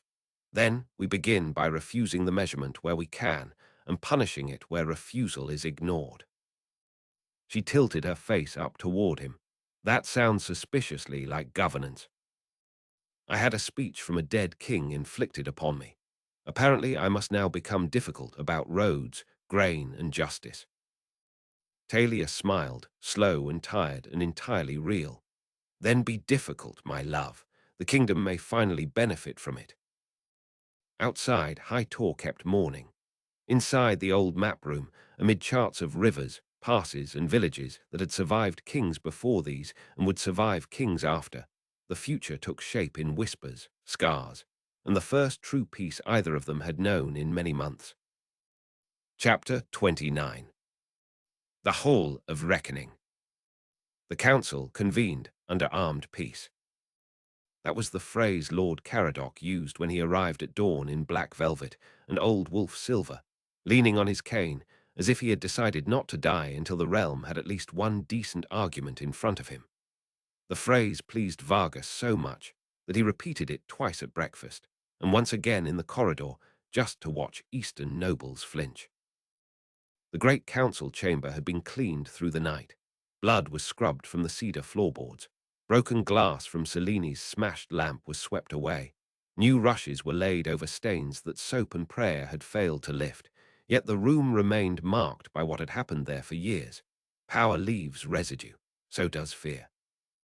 Sorin chose not to sit the throne at the start. He took a plain chair at the long table's center with Bell on one side and Talia on the other. Garrick stood behind him, despite repeated instructions to rest. Vargas refused a chair entirely and prowled the rear of the chamber like a bear badly disguised as statecraft. Seren and two Western captains remained by the doors, while Eastern guards who had served Alfred before Cellini's rule lined the walls in fresh livery stripped of green favors. Let the symbolism arrange itself.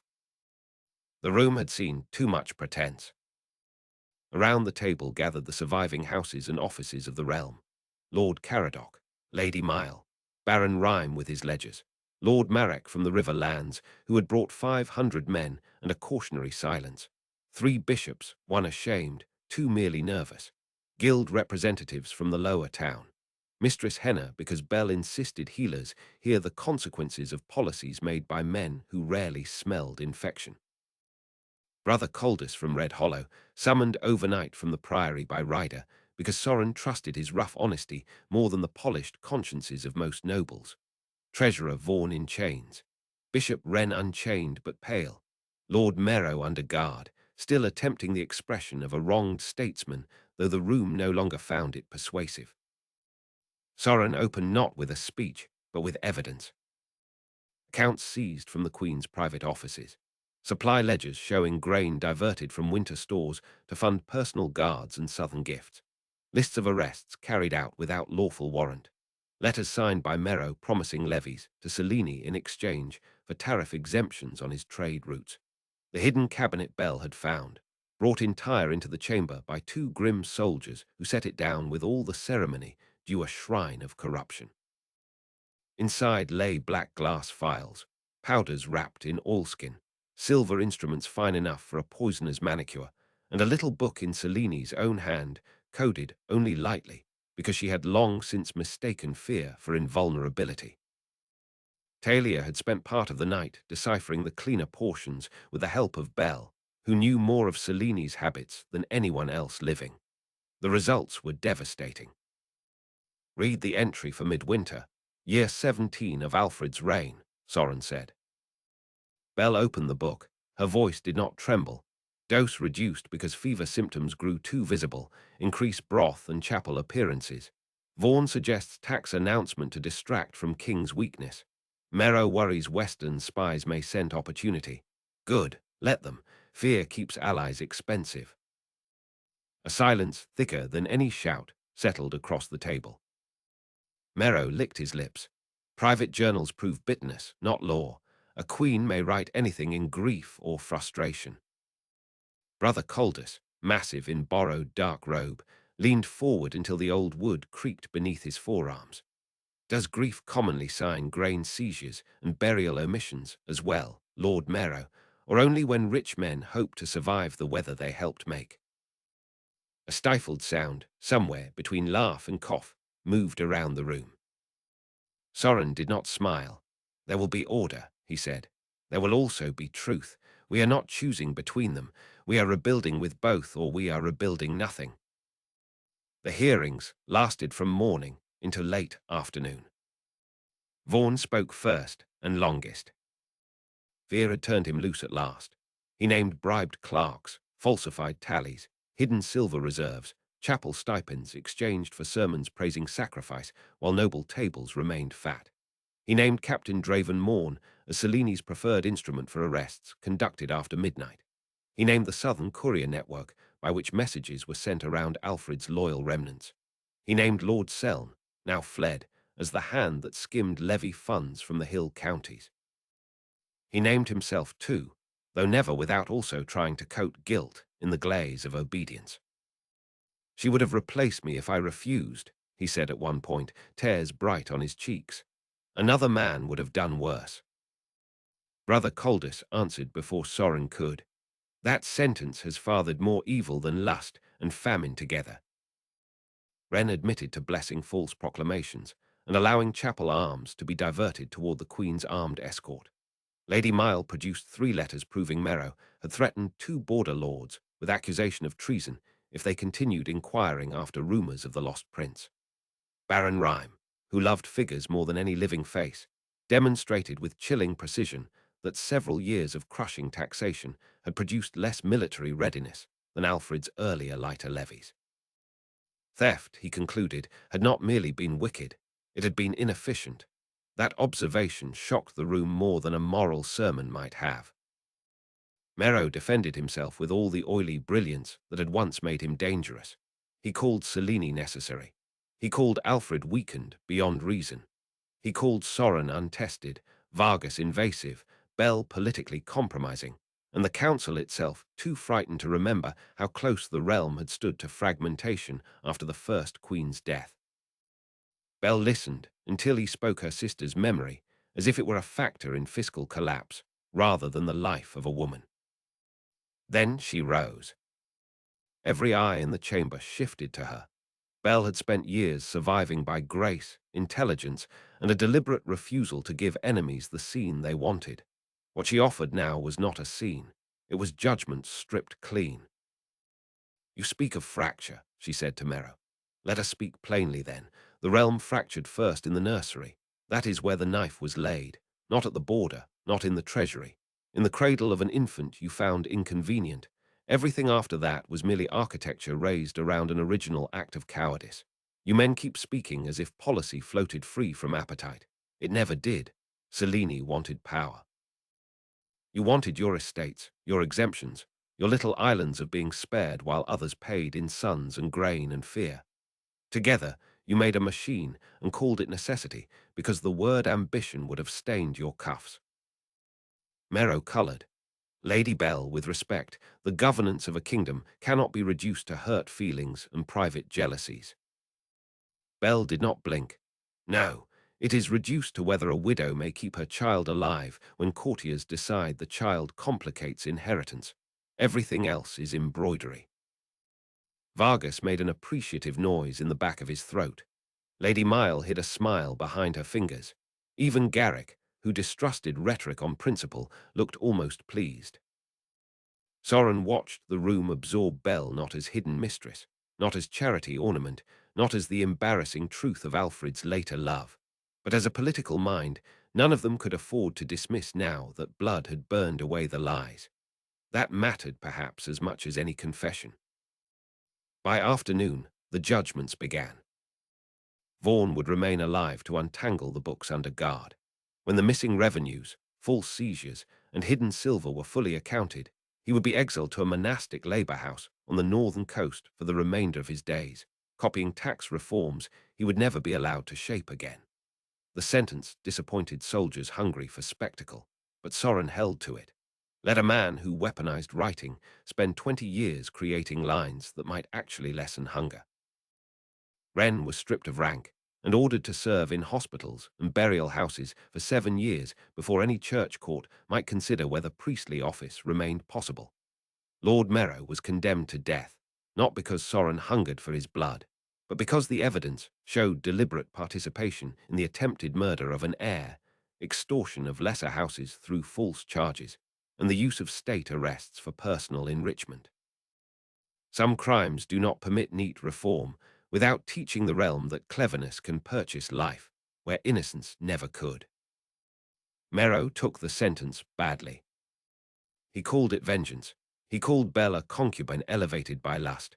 He called Talia a foreign schemer. He called Soren bastard, pretender, and child. He even spat toward the table, though distance and failing courage made the insult fall short. Garrick moved before anyone else. He did not strike. He simply caught Mero by the collar, pulled him half upright across the table, and said in a voice so quiet the whole room leaned to hear it, "The only reason you still possess your tongue is that His Majesty prefers law to the quicker education I was prepared to offer. Test his patience further, and you will discover mine is not the governing standard of this chamber." Mero sagged back, suddenly old. The sentence was carried out at dusk in the lower court by the gate he had once used to send others into chains. Soren did not attend. He signed the warrant and remained in the upper chapel with Alfred's coffin instead. Let the first death under his direct seal be done without spectacle. Let it be witnessed, recorded, and finished. He had barely returned to the council chamber when the alarm struck. Not the great bells, only the rapid hammering of steel on steel from the North Service passage, followed by one of Seren's clipped command calls and the high, terrified cry of a page. Garrick was moving before the echo finished. Soren, Talia, and Bell followed at once with Vargas close behind, delighted by crisis in the way other men are delighted by music. The passage beyond the council chamber bent toward the old records rooms and the narrow stair leading up to the Hall of Pines. Smoke from wall torches drifted low in the corridor. 2 dead guards already lay there, both men Alfred had trusted in earlier years, both cut down from behind. Seren met them at the turn with blood on her jaw and murder in her eyes. 6 men, she snapped. Maybe 7. Lord Seln's colours scraped off their coats. They came out of the salt vault passage, killed the watch, and ran upward. One shouted for the king's corpse and the woman. Bell went very still. Soren did not waste breath on surprise. Of course the old order's last reflex would be desecration. If they could not retake the fortress, they would try to poison memory again, burn Alfred's body, slit Bell's throat, and call the rest confusion. The thought chilled him more deeply than battle had. "With me," he said, and sprinted for the stair. The ascent was tight, old, and cruelly steep. Torches threw broken light over worn steps and arrow slits. Halfway up they hit the first traitor. He had been left behind with a cross loaded across his knees to take whoever rounded the bend. Talia saw the man a heartbeat before he loosed. She hit Soren low at the waist and drove him into the wall. The bolt hissed past his shoulder and buried itself in the mortar. Garrick took the man in the throat before the assassin could reload. They did not slow. At the top of the stair, the passage opened before the Hall of Pines. 3 men in mixed guard gear were trying to force the antechamber doors, while 2 more fought Bell's household maids and a grey-haired chapel porter who had armed himself with a brass candlestick. One maid already lay bleeding against the wall. The other was still in the fight, kitchen knife in hand, teeth bared, like an animal defending young. Bell made a sound Soren had never heard from her. Not fear, something older and colder. She snatched the fallen cross from the dead assassin on the stair landing, set her foot, and fired without hesitation. The bolt took the nearest traitor through the back and pitched him against the chapel door he had been hacking at. Before the body slid down, Vargas crashed into the second man with enough force to flatten both of them against the opposite wall. The Western King did not bother with elegance. He simply smashed the man's face into stone until resistance ended. Soren and Garrick hit the remaining fighters together.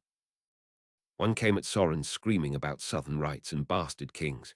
Soren parried high, stepped inside the return cut, and drove his blade under the man's breastbone. The traitor folded over the steel with shocked breath and grabbed at Soren's sleeve as if they might negotiate after all. Soren shoved him away and turned in time to catch another rushing the door with torch in hand. Talia cut that man's wrist almost through. The torch fell, rolled, and set a runner rug alight. Seren stamped it out, while cursing the dead man's entire ancestry. The last of them was their captain, a hard, narrow veteran with Lord Selne's signet sewn into the lining of his cuff. He had bells made by the hair and a knife at her throat when the corridor cleared enough for him to understand he had failed. "Back," he spat. "All of you. I kill her, then the body, then myself. Let your first feast stink of smoke and rot." Belle stepped forward before anyone else could speak. "You are late," she said. The captain blinked, thrown by the calm in her voice. "Late," Belle repeated, coming on without haste. "Selene is dead. Mero is dead. The king you served by cowardice lies beyond that door under prayer, and you still think one more vile act will change the shape of this day. Men like you always arrive after history and call it courage." His grip tightened on the maid. "Stay back." Belle kept coming. Soren understood her intention a breath before it unfolded. He shifted left, drawing the captain's gaze. Talia drifted right. Garrick crouched almost imperceptibly, ready for the opening. Belle was the bait only in appearance. In truth, she was timing the man's panic. It broke exactly when she wanted. The captain slashed at the maid to free his hand for a full strike. Garrick's knife took him through the palm before the slash could deepen. The maid dropped. Talia kicked the captain's knee sideways with a crack loud in the corridor. Soren tore the knife from his fingers. Belle seized the man's face in both hands and slammed his skull against the chapel door once, twice, until he sagged to the floor. No one moved for a heartbeat after that, except the maid scrambling clear, clutching the shallow cut at her neck. Belle looked down at the captain and said, with a softness more chilling than any scream, "That was for attempting to make the dead serve you too." The man tried to spit blood at her. Vargas put a boot on his chest and ended the effort. When the danger passed, Belle went immediately to the injured maid and knelt beside her, all cold fury transformed back into care. She tore linen from her own sleeve and pressed it to the cut, while murmuring assurance so steady the girl stopped shaking enough to breathe properly. Soren watched that change and felt the whole logic of Belle's life settle into place again. Violence was never what defined her, not even now. It was what she would do without flinching when tenderness needed teeth. Garrick checked the Hall of Pines doors. The inner bar held. Alfred had been untouched. "Double the watch," Soren said. His voice was flat with the nearness of what might have been. "No servant passage unsearched. No old vault or salt room left unwatched. And send for Belle's people from the orphan houses. Those who wish shelter here will have it until every last snake has been rooted from the stones." Belle looked up at him, surprise and gratitude crossing her face too quickly for defense. Soren held her gaze. There was no world now in which he would allow those who loved him to remain exposed merely because courts preferred tidy categories over inconvenient bonds. Only when the corridor had been secured and the bodies dragged clear did the pounding in his chest begin to ease. When the chamber finally emptied, only Talia, Belle, Garrick, and Vargas remained. The Western King had endured almost an entire day indoors, listening to law. This was more impressive than any battle achievement. He prowled to the window, looked down at the court where Mero's scaffold was already being dismantled, and blew out a breath. "You are all unnaturally patient people," he declared. "In my hall, that man would have been dead by the third lie, and the room happier for it." "Your hall also keeps trained wolves under the banquet table," Talia said. "Only for difficult guests." "You define difficult far too broadly." "That is leadership." Soren might have smiled if exhaustion had not hollowed him clean. Vargas turned from the window then and looked at him with the rare directness he reserved for moments too serious to waste on theatre. "You did well," he said. "Do not grow vain about it. A single good day makes no rain, but you did well." The praise hit harder for being so grudging. "Thank you," Soren said. Vargas grunted and shifted his gaze to Belle. "You also. Though next time you plan to crawl through poison cabinets and royal walls, I demand more notice." My daughter looked as though she might peel the keep apart with her fingernails waiting for the signal. Belle managed a small laugh. "Next time I hope to limit myself to garden walls and pantry doors." Sensibly scaled ambition. Garrick, who had remained silent too long for his nature, cleared his throat. There should not be a next time for any of it. Vargas stared at him. What a radical strategic vision. I offer novelty where I can. Even Talia laughed then, and the chamber eased. When Vargas withdrew to bully his captains and Bell left to inspect the lower kitchens, because grief had not cured her of practical tyranny, Soren found Garrick lingering by the table with unusual uncertainty in the set of his shoulders. "Speak," Soren said. Garrick gave him a long look. "You should name the office before others attempt it for you." "Which office?" "Mine, or its replacement if you prefer a cleaner title than the one I had under Alfred. The keep is taken, but men obey most cleanly when they know which hand may lawfully strike them for failing." That was Garrick, all tenderness translated into administration. Soren stood. Every muscle complained. He ignored them and came around the table until he faced the man who had smuggled him from murder, taught him on roads and in ruins, bled on his behalf, and still stood as if awaiting mere assignment. "Kneel," Soren said. Garrick blinked. "This is unnecessary." "So is half of what you have done for me. Kneel anyway." The old guard obeyed, stiffly and with poor grace. Soren drew Alfred's sword from where it leaned by the chair. The blade had been cleaned, but not polished bright. He rested it first on Garrick's right shoulder, then left. "Garrick Vale," he said, voice quiet but formal enough that Talia, still near the door, straightened to hear every word. "You kept faith when the court broke. You guarded my life when law would not. You taught me steel, patience, duty, and the uses of anger held on a short chain. Before witnesses present, and those yet to hear of it, I name you Lord Commander of the Royal Guard and Warden of High Tor.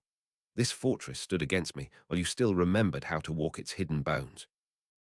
Let it now stand under your keeping, because no man alive has done more to return it to the line it betrayed. Rise and try not to look surprised. It does not suit you." Garrick rose more slowly than usual. Emotion moved across his face with the visible awkwardness of a bear attempting embroidery. "I look exactly as a man ought when burdened with excessive titles," he said. "You look honored," Talia said. "Then the room is poorly lit." Soren embraced him before Garrick could invent another defense. For a moment, the old soldier went rigid with habit. Then one mailed hand struck Soren's back once, hard and brief. It was enough. That night, after the writs were signed and the captains assigned, Soren went with Talia to the orchard terrace above the east wall. The trees there were not yet in full leaf. Spring had only begun to loosen the mountain's grip. Branches etched black against a silver moon, and the air smelled of damp soil, new growth, and smoke carried thin from the western camp. Somewhere down the terrace bells, gardeners had already returned to their work, because grief does not stop weeds and kingdoms must eat in summer whether kings are buried or crowned. Soren remembered Alfred speaking there of lambs and pride. He told Talia that story. She laughed softly, then fell quiet.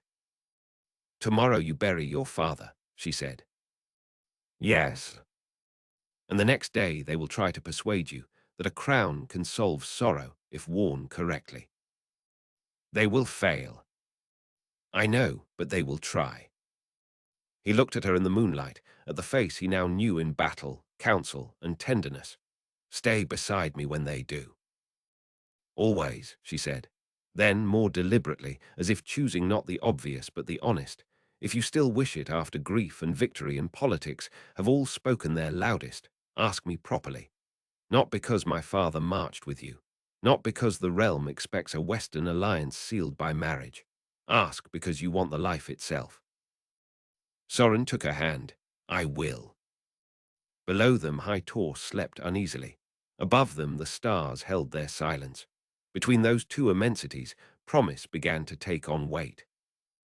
Chapter 30. Alfred was buried at dawn beneath the mountain that had made his line. The royal crypt of High Tor lay not under the chapel, as southern courts preferred, but deeper in the old stone, where the mountain opened into a natural chamber of black and silver rock. The first kings had chosen it generations ago because they believed a ruler should return to the same hardness from which his people carved roads, walls, and winter shelter. Over time, masons had cut columns into the chamber and laid polished slabs for tombs, yet the heart of the place remained raw stone, cold enough that breath smoked even in summer. Only a small company attended. Bell, Soren, Talia, Garrick, Vargas, who claimed he had no interest in funerary solemnity and then came anyway, Lord Caradoc as oldest noble of the realm, Brother Coldus and 2 priests of the old liturgy, Mistress Henna because Alfred had once held her hand through a plague night while she delivered village children faster than grave diggers could keep pace, a handful of guards who had served him faithfully before Cellini's shadow lengthened. No court crush, no decorative lament. Alfred had lived too divided for such easy performance. The coffin itself was plain oak banded in iron at Bell's request. He carried enough gold while living, she had said. Let him rest under wood and stone like a man, not a display. As the coffin was lowered onto the carved bier, Soren felt a silence within him answer the one in the crypt. He had thought perhaps tears would come again. Instead, there came a steadier thing, bleak, but not empty, like a river under ice that continues moving even when the surface appears fixed. Brother Coldus read the prayers in a voice made for hillsides and poor chapels rather than royal stone. The words gained force from that mismatch. They were not elegant, they were durable. Dust returns to dust, the monk said. Name returns to memory. Deeds return to judgment.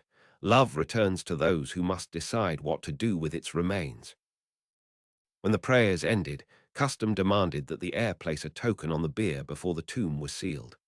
Past kings had received rings, signets, fragments of battle standards, even a miniature crown once from a son who clearly misunderstood grief as pageantry. Soren had brought none of those. He stepped forward and laid Alfred's old writing knife beside the coffin. Bell looked at him in surprise. He carried it when correcting petitions, Soren said quietly. Not the jeweled one. This one. The blunt-handled thing, he said, cut through ribbons, bad seals, and foolishness with equal reliability. It seems more honest than burying him with a sword he barely used in later years. Bell's expression broke into a small, pained smile. He did love that ugly knife. He said it kept people from handing him documents merely to admire the hilt. He was right. She stepped up next. From the fold of her sleeve, she drew a bit of blue ribbon, faded, nearly grey. Soren recognized it after a moment. It had once tied the cradle curtain in the room from which Garrick saved him. I kept it, Bell said, more to the stone than the room. For years I told myself it was because cloth is cloth and cloth may be reused. That was nonsense. I kept it because it smelled like cedar and milk for longer than any other thing I owned. You should have had more years with him. He should have had more years with you. This is not payment. There is no payment. But let him carry one piece of the beginning with him, since the middle was stolen. She laid the ribbon beside the knife. Garrick approached after a visible debate with himself. He set down nothing at first. Then, with a muttered curse at sentiment, he unclasped the old bronze wolf token Alfred had once given his elite guard company and placed it on the bier. You spent this on me years ago, he told the coffin. I kept taking interest anyway. Even Vargas went still for that. At last the Western king strode forward and drew from his belt a carved trout hook of black horn, ridiculous and beautifully made. For the fish you lied about, he said, may the next river be kinder to your boasting. The priests exchanged baffled looks. Talia covered her mouth, not quite quickly enough to hide the tenderness in her eyes. Soren thought Alfred might have liked that offering best of all. The tomb was sealed by stoneworkers while they watched. There is a cruelty in that too, but perhaps also a mercy. Finality is easier to believe when one hears the grinding of stone with one's own ears. When they climbed back into daylight, the east sky had turned pale and immense. High Tor rose above them in tiers of white and grey, cleaned only partly of its battle scars. Men already moved along the wall walk, repairing charred railing. Somewhere in the lower yard, a mule objected to labor with democratic outrage. Life, indifferent and necessary, had resumed its small noise. The coronation was set for 3 days later. Not sooner, because Alfred deserved proper mourning. Not much later, because the realm required settled authority before border lords, southern opportunists, or half-cowed captains decided uncertainty could be profitable. Those 3 days became a storm of labor more exhausting than battle in subtler ways. The crown jewels were inventoried, and several pieces quietly removed from use, because Selene had favored them so heavily that half the keep shuddered at the sight. Belle ended a tailor's quarrel by asking whether embroidery could feed a child. Garrick rebuilt the guard rotations so thoroughly that no blade could cross the keep unseen. Varga sent letters equal parts condolence and threat. Talia oversaw the reception chambers and diplomatic order with the calm of a seasoned queen. Soren signed grain release orders, suspended punitive levies, restored confiscated property where possible, and granted relief to the orphan houses Belle had kept alive through private coin. Every page felt small against the dead, yet Alfred's lesson beat steadily in him. If he did not begin with roads, grain, and children, he would only inherit a cleaner throne above the same rot. On the evening of the second day, Belle found him in the old library with 6 open ledgers and an expression she knew too well. "You are trying to govern everything before breakfast tomorrow," she said. "A little after supper, actually."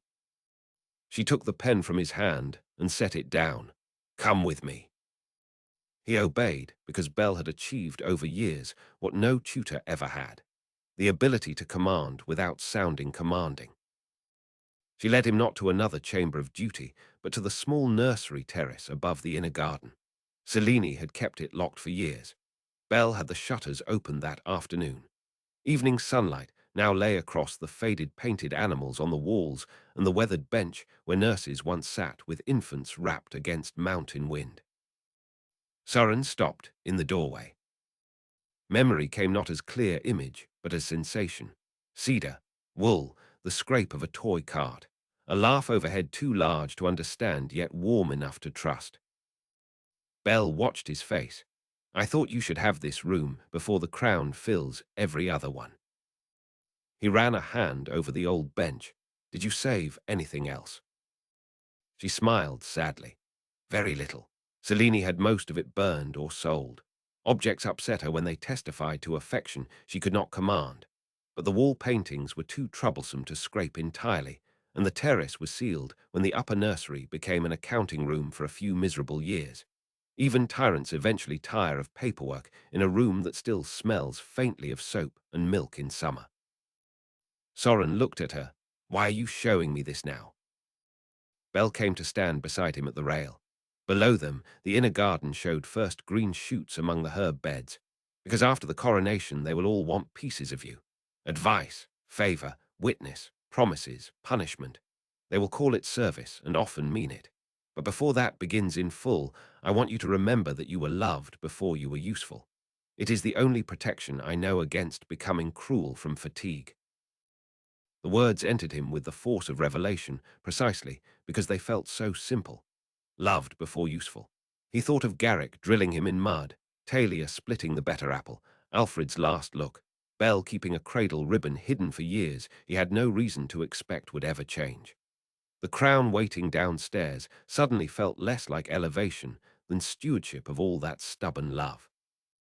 He turned to her and said, "When the court asks what place you hold, what answer do you want me to give?"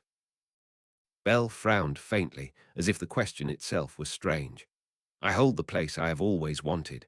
I want the orphan houses restored, the widows' kitchens reopened, the mountain road shelters funded before first frost. I want no jewel that cannot be traded for blankets." "That is not what I asked." Her gaze sharpened.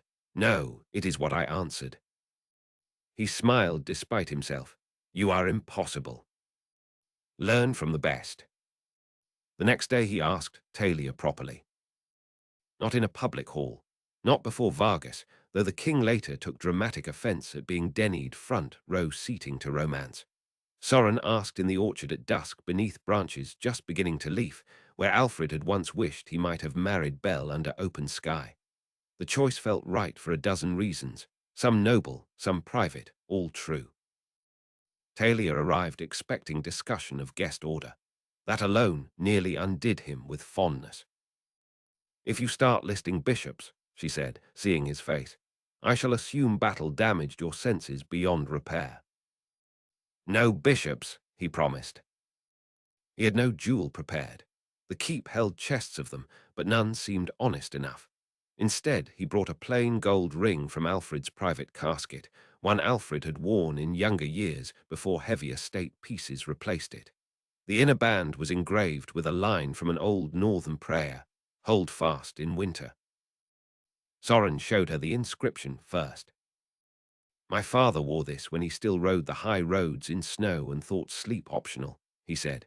"Belle says he lost it twice and blamed saddlebags both times. I cleaned it because that seemed respectful. If you prefer another ring less burdened by family history, I will find one. But this one has endured weather, which feels relevant." Talia looked from the ring to him. The wind moved loose strands of her hair across her cheek. "Soren, I know what the council expects. I know what Vargas negotiated. I know every practical reason our marriage strengthens the realm. I would accept all of them if I had to, because kingdoms are not saved by pretending love floats above politics. But that is not why I ask. I ask because when I imagine the work ahead, every road in it is clearer if you walk beside me. I ask because I want your mind in my council, and your voice in my chambers, and your hand in mine when the room turns ugly. I ask because the hours with you are the only ones in which duty has ever become something more than burden. I ask because I love you, and because my father died telling me you must choose freely. So choose freely now. Talia, will you marry me?" The answer in her face arrived before the words. Joy there looked fierce, almost defiant, as if happiness too were a weapon she intended to wield without apology. "Yes," she said. Then, because she was herself and never merely one thing, she added, "Though if you ever use that prayer line to excuse poor weather planning, I reserve the right to mock you in council." He laughed, slid the ring onto her finger, and kissed her beneath the orchard branches while evening gathered around them. When they returned to the keep, Vargas took one look at his daughter's hand and announced loud enough for 3 corridors to hear, "Finally! I was beginning to think mountain people required a formal siege to reach obvious conclusions." The coronation and wedding were joined at Belle's suggestion. "Not as spectacle," she said when some nobles objected. "As statement. The realm has spent years watching power sever love from duty until both turned sour. Let the first great act of this reign refuse that lie." No one found an argument strong enough to survive the force of that truth. So on the 4th morning after Alfred's burial, High Tor opened all its bells. The fortress had never looked as it did then. Scars remained, but banners hung clean from the towers. The valley road filled with petitioners, merchants, villagers, lords and soldiers, while western drums answered eastern bells from the lower yard in a rhythm no one had heard there before. The whole mountain seemed to understand it was being asked not merely to witness restoration, but to imagine change. Soren dressed in the robing chamber Alfred once used, with Garrick helping, because grief and history had made both of them clumsy with the task. The robe chosen at last was deep grey trimmed in silver, less jewelled than tradition allowed. Over it lay the wolf clasp of the line and the state belt newly altered, because Soren was built leaner than Alfred had been in his strength.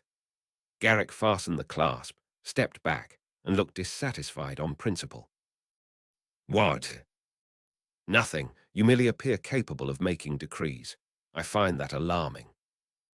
Soren smiled. "You have had years to prepare." "I prepared for you to survive. Competence at ceremony was not in the first lesson set." When the robing was done, Garrick hesitated, then drew from his own belt the old knife Alfred had not been buried with because Soren had changed his mind at the crypt entrance and kept it after all. He offered it hilt first. "Carry this instead," Garrick said. "A king who signs bread orders should keep a blade made for string, wax, and foolishness close at hand." Soren took it. You are becoming sentimental in your age. Do not spread that rumor. The procession formed in the Hall of Pines. Priests first, then the house standards of those who had answered Soren's summons, then Belle, clothed in dark blue with no crown, only the silver pin of her late sister's house at her throat, and the composure of a woman who had spent a lifetime refusing to be reduced. Talia walked after her in ivory and steel grey, a queen in truth before any rite declared it. The dress fell clean and strong rather than delicate, and over it she wore a mantle clasped with the western wolf and eastern pine together. Vargas, seeing that clasp, made a suspicious noise and then stared at the rafters, as if daring anyone to notice the shine in his eyes. At last came Soren. The chapel was full beyond proper comfort. Nobles crowded the side aisles. Guild leaders stood shoulder to shoulder with captains. Villagers lined the rear under the watchful eye of ushers who had long since stopped pretending rank alone deserved the closest view. The air held beeswax, mountain flowers, damp wool, and anticipation sharp enough to taste. Brother Coldus led the rite with the blessing of the senior bishops and the obvious relief of half the room, who preferred honest plainness after years of ornate hypocrisy. Soren knelt first. The crown, ancient and heavier than he expected, was carried not by a bishop alone, but by 3 hands, Caradoc for the old houses, Coldus for the conscience of the realm, and Bell for the love and blood denied public shape for too long. That too had been Soren's choice. It sent murmurs through the chapel before the crown even touched his head. Let them murmur. Coldus spoke the charge. Caradoc named the line. Bell set her fingers beneath the circlet with the other 2, and together they lowered it. The weight settled across Soren's brow not as triumph, but as pressure, literal and clarifying.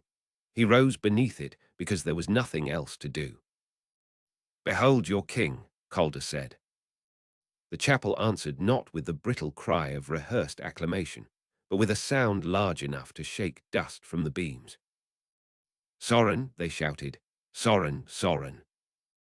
Then Talia came forward. Their wedding vows were spoken under the same high arches where so many alliances had been polished into emptiness. Not this time. Soren gave Talia no grand speeches beyond the vow itself. He promised candor, constancy, partnership in labor and in rest, and the humility to hear truth from her even when pride smarted under it. Talia promised the same with a steadiness that made several seasoned lords visibly uncomfortable, because a woman vowing equal counsel rather than decorative obedience has always unsettled small men. Good. Let the discomfort begin early.